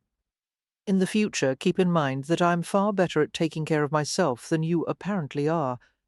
Vivian put a hand at the small of her own back and made her way to the worn velvet settee. "I must sit down. My feet ache." "What can I do?" for Victoria asked with instant concern. Vivian patted the space beside her. "Sit here and talk. I gather your presence here means that everything is over." "Yes, the man who tried to kill me is being held at the Bow Street jail. It turns out that Lord Lane hired one of the Bow Street runners to kill me, or you, so he thought." "Good God! Which runner was it?" The story came tumbling out, causing a few quiet exclamations from Vivian at infrequent intervals. For to Victoria's relief, her sister had the grace not to appear pleased by the news of Lord Lane's death. "I suppose he's with his son Harry now?" Vivian commented, smoothing the skirts of her gown with undue care. "May they rest in peace?" She looked up with a troubled expression. They were both remarkably unhappy men, Harry being the worst. That's why I had the affair with him. I thought a few days of pleasure were just what he needed. But he refused to accept that I could not stay with him forever. Perhaps Lord Lane was right. If I hadn't slept with Harry, he might still be alive. But then again, he might not," Victoria replied, surprised and even a little glad that Vivian was having an attack of conscience. It was a welcome discovery that her sister was still capable of remorse. "Don't fret over might-have-beens, Vivian. Just promise me that you won't ever pursue Harry's son again. The poor boy has suffered a great deal." "For I won't," Vivian said automatically. "If I did, I suspect that Lord Lane would haunt me from the grave. However, I do care for the boy, Victoria. He is so sweet and earnest and endearing. I doubt any man that honourable has ever loved me before. I know now that it was foolish and wrong of me to even consider his proposal, but I couldn't help being swept away by him for a little while." Victoria reached out and squeezed her sister's hand. "What will you do now? For I hope you will stay with me and let me care for you until the baby is born." Vivian responded with a decisive shake of her head. "I'll go to Italy. I think. I have many friends there, and I have need of some amusement after the past month. Besides, there is a particular gentleman, a count, actually, who has pursued me for years, and he's rich as Croesus." She smiled with pleasurable anticipation, all trace of wistfulness vanishing. I think it may be time to let him catch me. But you can't continue to live that way," Victoria murmured, stricken. "Not after the baby comes. Of course I can. Don't worry, I shan't allow the baby to suffer in any way. He or she will have the best of everything. You can rest assured of that. As soon as it's born, and I regain my figure, I'll find a new protector and figure out some arrangement for the child. Lord knows I'll have servants aplenty to help me care for it." For Victoria was aware of a sensation of heavy disappointment at her sister's words. "But aren't you tired of living as some man's mistress? I'll do whatever I can, and so will Mr. Morgan to help you find a new situation." "I don't want a new situation," Vivian said, matter-of-factly. "I like being a courtesan. It's pleasant, easy, and profitable. Why shouldn't I continue in a profession at which I happen to excel? And please spare me the remarks about decency and honour. I think there's a certain kind of honour in doing something to the best of one's ability. Victoria shook her head sorrowfully. Oh, Vivian, enough. Her sister said in a brisk voice. I don't care to discuss it further. I'm going to Italy, and that's that. You must promise me something, Victoria persisted. If you eventually decide you don't want the child, don't give it to servants or strangers to raise, please. For I can't stand the thought that a member of our family might— well, just send it to me. Vivian stared at her with a sceptical frown. How odd. Why would you want anything to do with Lord Gerard's bastard? Because it's your child, too, and my niece or nephew. Give me your promise, Vivian. As her sister continued to hesitate, Victoria added, You owe it to me. Oh, all right, I promise. For stretching out her slippered feet, Vivian motioned for her to bring a cushioned stool covered in petit point flowers. As Victoria removed her sister's shoes and arranged her feet on the stool, she was aware of Vivian's speculative stare. You haven't mentioned a word about your relationship with Mr. Morgan. Vivian remarked with deceptive idleness. Victoria glanced up at her twin's keen blue eyes. What did he tell you when he came here? For Vivian laughed and coiled a stray lock of glinting cinnamon hair around her finger. What little he didn't tell me, I was able to guess. Now, fess up, Victoria. Has he come up to scratch yet? Blushing, Victoria gave a slight nod. He has proposed to me, yes. And have you accepted? Victoria shook her head reluctantly. I have a few doubts about the suitability of the match.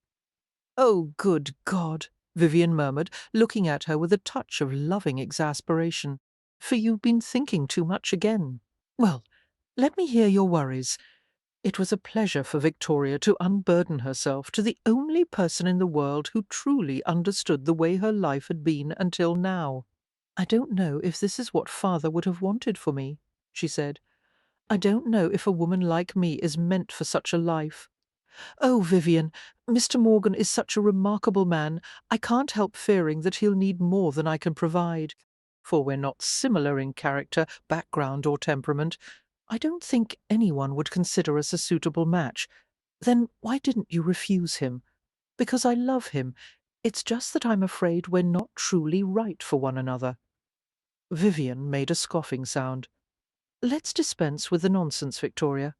This isn't a question of suitability, yours or his.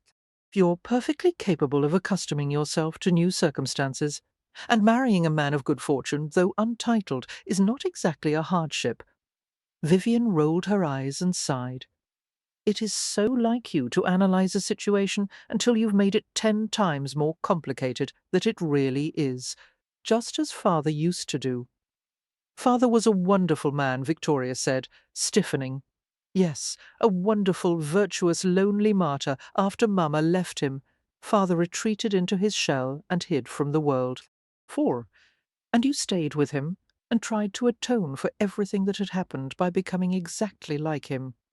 You've been living in this same damned cottage, poring over the same bloody books. It's morbid, I tell you. You don't understand, Victoria began hotly. Don't I? Vivian interrupted. I understand your fears better than you do. It's always been safer for you to hide here alone than take the chance of loving someone and have him leave you. That's what your real worry is. For Mamma abandoned you, and now you expect the same of anyone else you might love. The ring of truth in the words stunned Victoria. She stared at her sister while her eyes prickled with tears. I suppose she began, the sudden tightness of her throat making it difficult to speak. Vivian was right. She had never been the same after her mother had left her, for the ability to be comfortable with love, to trust someone with her heart, had been stripped away from her, forcing her to build layers of self-protection that no one could reach through until Grant. But he deserved her trust. He deserved to be loved without reservation or fear, without anything being held back.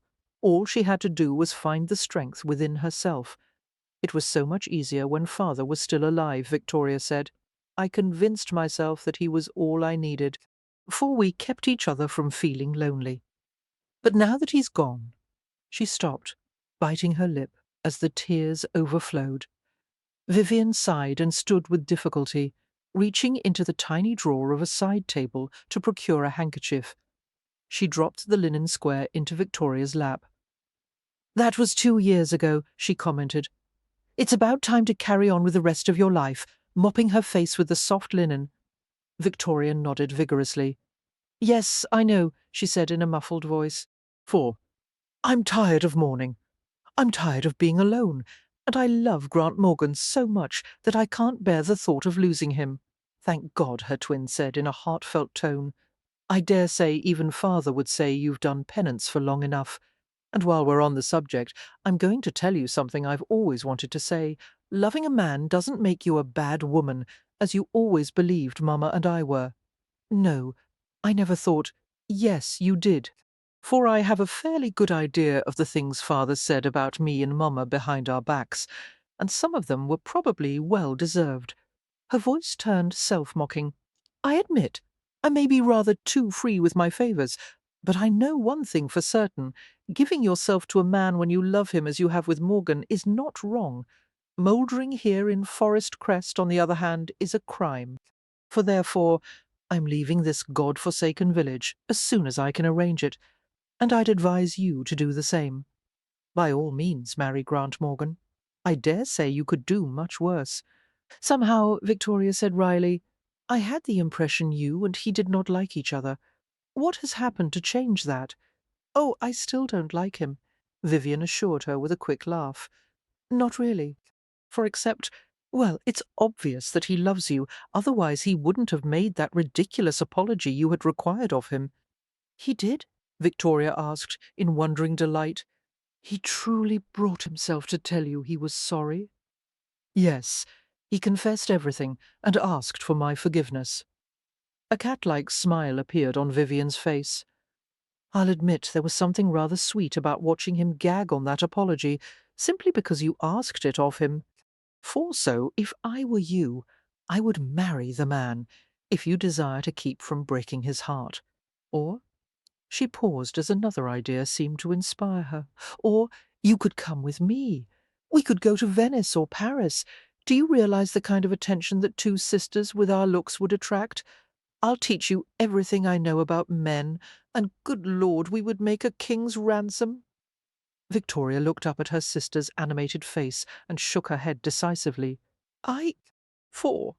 It's a good idea," Vivian said defensively. "Pity you haven't got just a bit more imagination and fewer scruples." A stew of potatoes, kidney beans, and chopped greens and onions simmered atop the small cast-iron range. The appetizing scent filled the cottage and drifted out the open windows. Remembering the many times she had made the dish for her father, Victoria smiled wistfully, for her father had never been a great lover of food, regarding it solely as a necessity for the body rather than something to be enjoyed. On the rare occasions when Victoria had made plum pudding or brought currant buns from the bakery, he had nibbled at the treats and quickly lost interest. The only time she had ever seen him eat heartily, and with obvious enjoyment, was when she had made vegetable stew.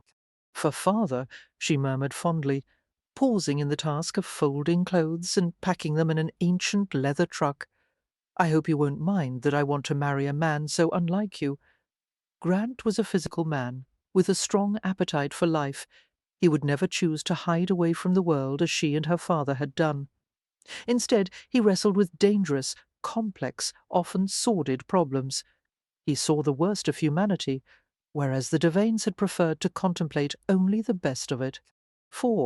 And yet she thought her father might have liked Grant after all, if only to admire his utter fearlessness when it came to dealing with the realities of life.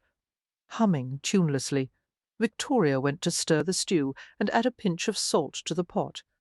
Returning to her packing, she began to fold an old knitted shawl when she heard a demanding knock at the door. The entire cottage seemed to vibrate from the force of the blows. Perplexed, a bit uneasy, she went to answer the door, for she stepped back with a slight gasp as she saw Grant standing there. He was breathtakingly handsome, dressed in a striking black coat, black stock, silver-grey waistcoat, and charcoal breeches. The clothes were simple, but perfectly tailored to fit his broad shoulders and lean torso. The vibrant force of his personality struck her anew. He looked large, dangerous, and even a bit irate. For, however, as Victoria stared into his smouldering green eyes, she felt no fear, only an instinctive desire to kiss his hard mouth and make it soften against her own. "Hello," she said, self-consciously smoothing her hair, which hung in a dishevelled braid down her back. His resplendent appearance made her conscious that she was wearing an old, worn gown, a faded flower-print muslin, that was suitable only for chores in the house and garden. For she smiled into his dark face, prolonging the delicious moment before she threw herself into his arms. What are you doing here? "You took too long," he muttered with a scowl. The statement brought a surprised laugh from her. "We agreed I would stay here a week. It's been a week. It's been precisely 2.5 days, she informed him. It seemed like a bloody year. Victoria shivered in pleasure as she felt him reach for her waist and pull her body against his. "For I missed you too," she confessed with a smile. His hand lifted to the side of her face, gently cradling her cheek, his palm hot on her skin. Where is Vivian? He asked. "She has already left for London. She's had enough of country life, and so have I." Victoria gestured toward the half-filled trunk and the pile of folded clothes beside it. "I was coming back early," she admitted. "I found I didn't have as much to sort through as I thought. And our engagement?" he asked with a set face. "For do you have an answer for me?"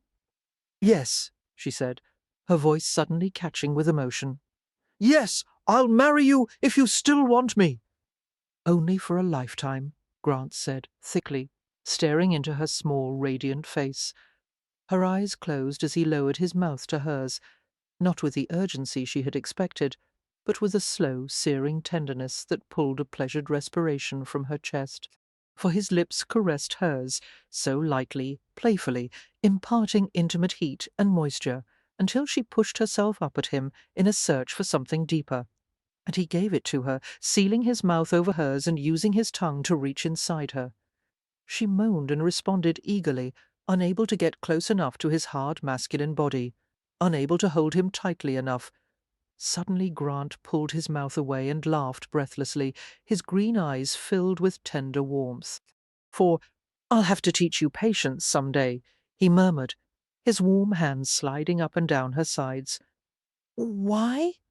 For some reason the question made him laugh again. "It's much better when you don't go charging into it at full tilt." "But I like it that way," she said, in a provocative tone, smiling. Grant kissed her again, her mouth and chin and throat, and murmured his love to her as his hands worked on the fastenings at the back of her threadbare muslin gown. For one elbow-length sleeve drooped away from her shoulder, and then the other, and his mouth travelled to the freshly exposed skin. "If I had known you were coming," Victoria said, "I would have worn a pretty gown and ribbons in my hair. I prefer you to wear nothing at all." Which was soon to be the case, she realized, as he pushed the gown over her hips and let it fall to the floor. Her chemise followed as he eased the straps down her arms and tugged it downward until it, too, was discarded. For she stood before him in only her drawers, stockings and shoes, her bare breasts trembling as she shivered in the slight breeze that came in through the window. The heat of his hands was startling as they gently cupped the pale mounds, her nipples contracting tightly in his palms. Her breath quickened, and she leaned back against the cool plaster wall behind her. He kissed her mouth, her parted lips, with deep stroking kisses that somehow soothed and excited her at the same time. For she whimpered as she felt him take the peaks of her breasts in his fingertips, pulling, softly pinching. Sliding his fingers beneath her breasts, he lifted the warm, silken weights and opened his lips over one aching nipple. He drew her deep inside his mouth, suckling the taut peak, tickling with his tongue, and she writhed as a delicious throbbing began low in her body. "Touch me," she begged, gasping as he turned his attention to her other breast, and her hips jerked forward involuntarily. "For where?" he asked softly. And as she felt him smile against her breast, she knew he was teasing. Impatiently, she fumbled with the tapes to her drawers, longing to be rid of the garment. To her frustration, she discovered the tapes had somehow become knotted, and her efforts to free them only made the tangle worse. Grant pushed her hands away from the tightening knots and kissed her bare midriff. "Don't move," he murmured. "Why? For what are you?" She broke off and squeaked in alarm as she saw the flash of a long spear-point knife. Before she could move, the blade had sliced through the knotted tapes and the legs of the drawers, and the thin linen fell in shreds at her feet. "Grant," she said, her voice slightly higher pitched than usual, "that thing makes me nervous." He grinned as he slid the knife back into his boot. "It's proven to be useful on a number of occasions." "Yes, but I don't. Here, lift your foot." For sinking to his knees before her, he removed one shoe, then the other, and began to reach for the tops of her stockings. He paused, however, his hands sliding to the sides of her hips. "I think we'll leave these on," he murmured. "I like the way they frame your Grant," Victoria protested, blushing all over as he continued to stare at her. She had never felt so vulnerable, standing before him virtually naked, whereas he was still fully dressed. For the pads of his thumbs passed gently over the tender, almost transparent skin at the tops of her thighs, where a faint lavender tracery of veins was visible. "I'm going to buy you stockings of silk and lace," he said softly. "Black ones, and jewelled garters with ribbons." Victoria could barely speak. "Let's go into the bedroom," she said faintly. "Not yet." His fingertips combed gently through the tangle of spicy hair, separating the glinting curls. "How lovely you are!" For Victoria quivered, grateful for the support of the wall behind her back, as she stood between Grant's spread knees. He leaned forward, kissing her stomach, exploring the delicate edge of her navel with the tip of his tongue. His own breath was coming fast and hard, fanning over her skin in steamy pulses. She must have made some small sound, for he glanced up into her face with hot green eyes. "Do you want me to kiss you, Victoria?" She nodded, her wild blush deepening, for though his face was taut with passion, she saw the barest hint of a smile touch his lips. "Where?" "I can't," she thought, in mortified excitement, clenching her hands into fists at her sides. Grant was still, staring at her with a provoking mixture of amusement and desire, clearly waiting for her to make the next move. The tension increased until the very air seemed to spark with heat, and Victoria burned with scarlet colour. For, unable to stop herself, she reached out with shaking hands and slid her fingers beneath the thick, dark locks of his hair and guided his head to the place she most wanted it. She felt the blazing heat of his mouth cover her, his tongue searching the tender flesh, arrowing to the sensitive bud where her desire centred. Her knees weakened, and she would have collapsed had his hands not cupped beneath her buttocks, gripping and steadying her. For, moaning, she strained against the sliding, tormenting delight of his tongue, until she began to stiffen at the imminent approach of climax. With a suddenness that shocked her, he withdrew his mouth and stood to face her, his burning gaze sweeping over her flushed body. "Please, Grant," he responded with a quiet murmur, fumbling at the fastenings of his trousers. To her astonishment, he did not bear her to the floor, but lifted her in his arms instead, so that her legs wrapped around his waist. For he held her weight easily, bracing her against the wall for balance, one arm protecting her from the roughness of the plaster. Her eyes widened as she felt the hard, blunt shape of his sex, nudging, probing, sliding easily inside her. She was filled, impaled, her body open and helpless against the heavy intrusion. Gasping in pleasure, she clutched at the backs of his shoulders, her fingers digging into the soft wool of his coat, for it felt strangely erotic to be clasped against his fully clothed body, her bare skin tingling from the abrasion of fabric. Hungering for a taste of his skin, she tugged at his black stock and buried her mouth against the damp side of his neck. "Do you love me?" he muttered, deliberately allowing her weight to press downward, forcing her even harder onto his stiff erection. "Yes, oh, Grant." She arched and cried out as pleasure crested inside her, spreading through her in deep, rolling waves. "For tell me," he said harshly, moving in deeper, slower thrusts that drove straight into the core of her body. She writhed, her legs flexing as she felt the ebbing sensation build again. "I love you," she gasped. "Love you, love you." The words sent him over the dizzying edge of rapture, and he drove inside her with a groan, all his senses dissolving in blissful release. His legs locked, and he stood there holding her tightly, reluctant to release the bounty of silken female flesh from his arms. For Victoria, he breathed, pressing a fervent kiss to her lips, while she struggled to catch her breath. "Now we'll take your clothes off," she said, busily unwinding the black cravat from his throat. Grant laughed and loosened his arms, allowing her feet to touch the floor. "And then?" Victoria dropped the cravat to the floor and ducked her face against his throat, breathing in his salty masculine scent. "And then I'll show you again how much I love you." For drawing back, she looked up at him with a hopeful smile. If you're able. He grinned and crushed a warm kiss on her lips. "I'm not a man to back down from a challenge." "Yes, I know." And she laughed exultantly as he lifted her in his arms and carried her to the bedroom. Epilogue. Although Victoria had thought she knew her husband well, she made many discoveries about him in the first 6 months of marriage. For agreeing with the general opinion that Grant was not the kind of man to take easily to domesticity, she had vowed to give him as much freedom as he required. She had decided never to render an opinion about his companionship.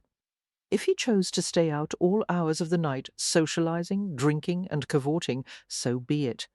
And if he allowed himself to be drawn into dangerous situations, she would try to restrain her criticism.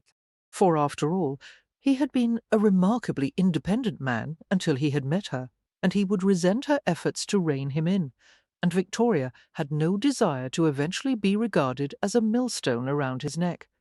To her amazement, and that of everyone else who knew Grant, he took to married life as if he never known any other kind of existence. He inhabited the role of husband with ease and enjoyment, displaying the kind of devotion that most wives only dreamed of. For instead of carousing at the London taverns with friends, Grant preferred to spend his nights at home with Victoria, sharing books and bottles of wine, drinking and debating and making love well into the night. Grant took her everywhere to balls, dinners, and musical evenings, as well as prize fights, races, and even gambling hells. He protected but did not shelter her, allowing her to see the seaminess of London as well as its beauty, for he treated Victoria as a partner, a beloved companion, a lover, and because of him her life was infused with a vigour and vividness that she had never dreamed of in Forest Crest. On the evenings they stayed at home, Victoria helped Grant to study and analyse mountains of books on law and theory loaned to them by Sir Ross. Grant had found that the work of a police magistrate was demanding but fascinating, and offered more of a challenge than serving merely as a runner, for he relished his increased power in settling legal disputes and conducting inquiries, and had begun to accumulate a measure of political influence. That and his honorary knighthood had given him a social stature that far exceeded his previous celebrity. Victoria, for her part, did her best to find her own place in London society, carefully selecting and accepting invitations from the piles that arrived each week, for she consulted with architects and designers concerning the mansion Grant was planning to build in Mayfair, and solicited advice from new-found friends she had made in London. Before long, she had also joined ladies' committees in support of charities benefiting reformed prostitutes and disadvantaged children, though it seemed that the efforts of these committees were puny in comparison to the size of the problems they sought to address, for the numbers of women and children who need help are so overwhelming. Victoria told Grant one evening, feeling discouraged rather than hopeful about a planned charity event. "Even if the committee's efforts are successful, will have benefited only a fraction of those who need it. It makes me wonder why we should even try." Holding her in his arms, Grant stroked back a stray lock of her hair and kissed her forehead. "It's always better to try," he murmured, smiling into her worried face. For I felt the same way in the past, wondering why I risked my neck to catch one thieving bastard when there were thousands more remaining out there. Then why did you keep at it? He shrugged slightly. I thought that by taking one criminal off the streets, I might be saving someone in the future. And saving even one person is worth all the effort, isn't it? Victoria smiled and hugged him, feeling a great rush of love. I knew it, she said, her voice muffled against his shoulder. For at heart, you're an idealist. She felt him grin against her ear. I'll teach you to call me names, m'lady. Drawing his head back, he kissed her until she had no breath left, absorbed in pages of notes on an inquiry he was conducting. Grant barely noticed the knock on the door of his office at Bow Street. Yes, he said gruffly, resenting the disruption to his concentration. The door opened a crack, revealing Mrs. Dobson's face. Sir Grant, you have a visitor. He scowled in response. For I told you I won't receive visitors until sessions are concluded this afternoon. Yes, sir, but it's Lady Morgan. Immediately the scowl left his face. Victoria seldom ventured to the Bow Street office, which was a good thing, considering that it was frequently populated by scoundrels and criminals. However, any chance to see her in the middle of the day was greatly welcome. For God's sake, don't keep her waiting, he said. Bring her in at once. For the housekeeper smiled and opened the door wider, and Victoria entered. She was a lovely sight, especially against the drab backdrop of the office, her trim figure clad in a gown of pale pink muslin, its high collar and long sleeves trimmed with rose ribbons.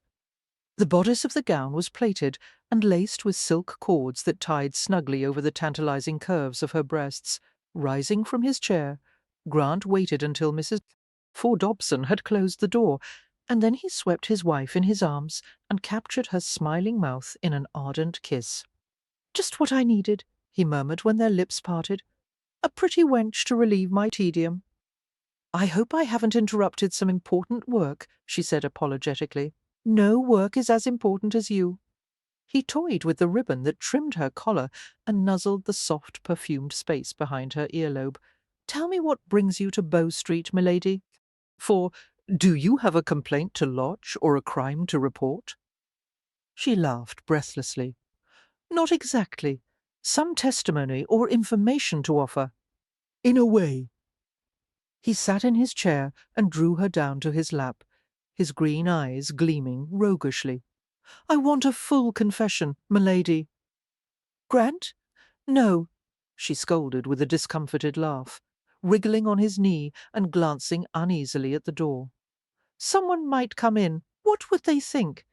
His hand slid beneath her skirts and wandered boldly up her knee. For that I am a newly married man with an itch for his wife. Grant, she pleaded, her cheeks turning red, and he laughed, taking pity on her. Just when I thought I had rid you of all modesty, he said, squeezing her knee. All right, then, I'll try to restrain myself. Tell me why you're here. Victoria linked her arms around his neck, her expression turning serious. I wouldn't have disturbed you, but I sent for Dr. Linley today. Linley? Grant repeated warily. Victoria nodded. For you see, I haven't been feeling quite myself lately, and rather than worry you unnecessarily, I kept it to myself until she broke off with a wince as his hand gripped her leg with unconscious force. Grant, she exclaimed, staring at him with bewildered dismay. His heart pounded with sudden painful jerks. He found it difficult to speak through a flood of instinctive dread. Victoria, he said scratchily, are you ill? For, oh dear, no, I'm only... Victoria paused, hurriedly searching for a proper euphemism, but in her own anxiety she couldn't think of a single one. I'm pregnant, she said, her gloved hands rubbing his chest, as if to soothe him. There's nothing to worry about. We're going to have a baby. Relief began to penetrate the sudden whirl of panic. He pulled her close, burying his face in the soft mounds of her breasts, and tried to slow his breathing. God, Victoria, he said, for he heard her laugh shakily, and she clasped his head. How do you feel about enlarging our family? She asked. Just that it's a miracle. Grant turned to press his ear against her heart, listening to the fast, steady beat, thinking that everything in the world that mattered was right here in his arms. A rather commonplace miracle, she pointed out with a smile in her voice. It happens to families every day. Not to mine. It doesn't. For easing her backward, Grant stared at her slim body, imagining her belly swollen with his child. "How do you feel?" he asked in concern. Victoria caressed his face. "Impatient," she replied. "I can hardly wait for the day when I hold a baby in my arms." As it turned out, a baby was delivered to the Morgan household far sooner than expected. Almost a month after the revelation of Victoria's pregnancy, she and Grant were enjoying a private supper at home when Mrs. Buttons interrupted them, for the housekeeper wore a strange, almost comical expression, as if something had startled her and she still hadn't recovered from the shock. "Lady Morgan?" the housekeeper said uncomfortably. A parcel has arrived for you from Italy." At this time of the evening, Victoria exchanged a perplexed frown with her husband. "It might be a gift from my sister," she said. "How wonderful! It's been months since I've received word from her. Is there a letter attached, Mrs. Buttons?" "Yes, but please bring the letter to me now, and have the parcel placed in the family parlour. We'll open it after supper." Before the housekeeper could reply, a strange sound caused Victoria to freeze. It was a high, mewling wail, similar to that of a cat or a crying baby. Grant stood from the table, wiping his mouth with a napkin. "I don't think this particular parcel wants to be left in the parlour," he muttered, brushing by the housekeeper as he strode from the room. "A baby?" for Victoria said, dazed, her gaze meeting Mrs. Buttons's. The housekeeper nodded in confirmation. "Yes, milady. Sent from Italy with a wet nurse who doesn't speak a word of English. Oh, Lord!" Victoria hurried after her husband, following the sound to the entrance hall. Several servants had gathered in the hall to stare in amazement at the anxious, dark-haired young woman dressed in peasant clothes overlaid with a rough grey apron. For the wet nurse clutched a wailing bundle in her arms and seemed ready to burst into tears herself. "Signora," she said, as soon as Victoria appeared, and a chattering stream of foreign syllables erupted.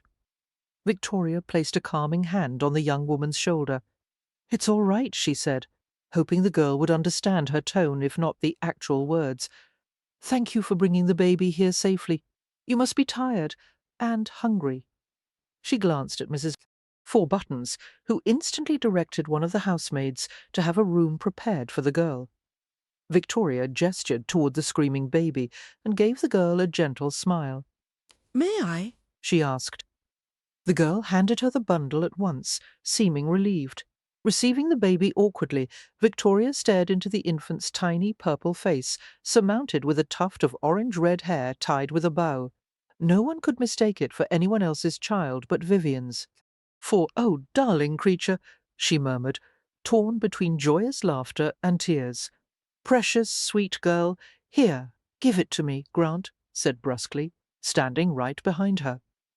The heads dangling, surrendering the child, Victoria took the letter the wet nurse handed to her. It was addressed to her, and the handwriting was unmistakably Vivian's. Frowning, Victoria broke the seal and read the letter aloud. "For dearest Victoria, as I promised, I have sent the baby to you, as I am too busy to look after her at present. If you wish, arrange for someone to take care of Isabella, and I will reimburse you for the expenses whenever I return to England. My love as always, Vivian."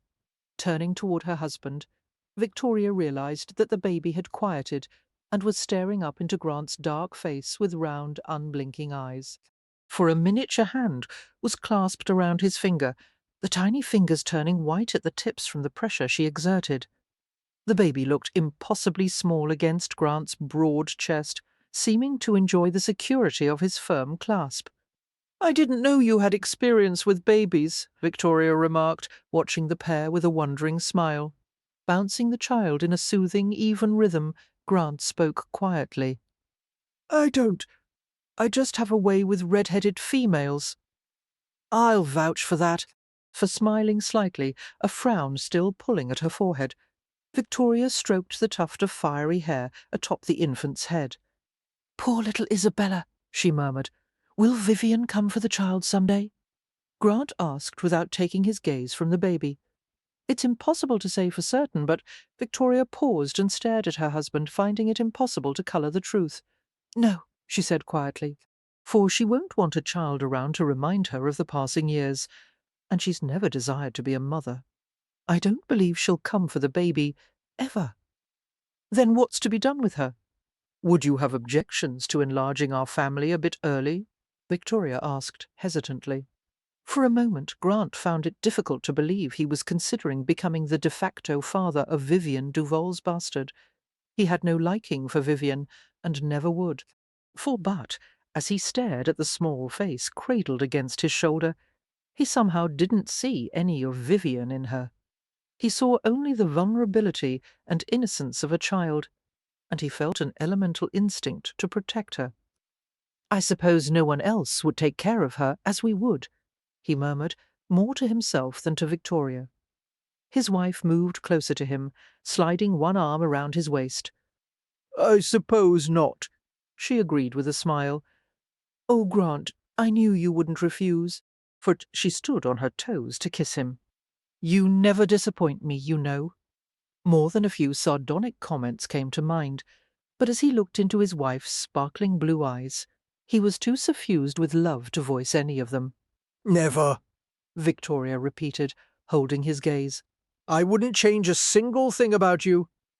"Well, milady," he replied softly, "that's why I married you.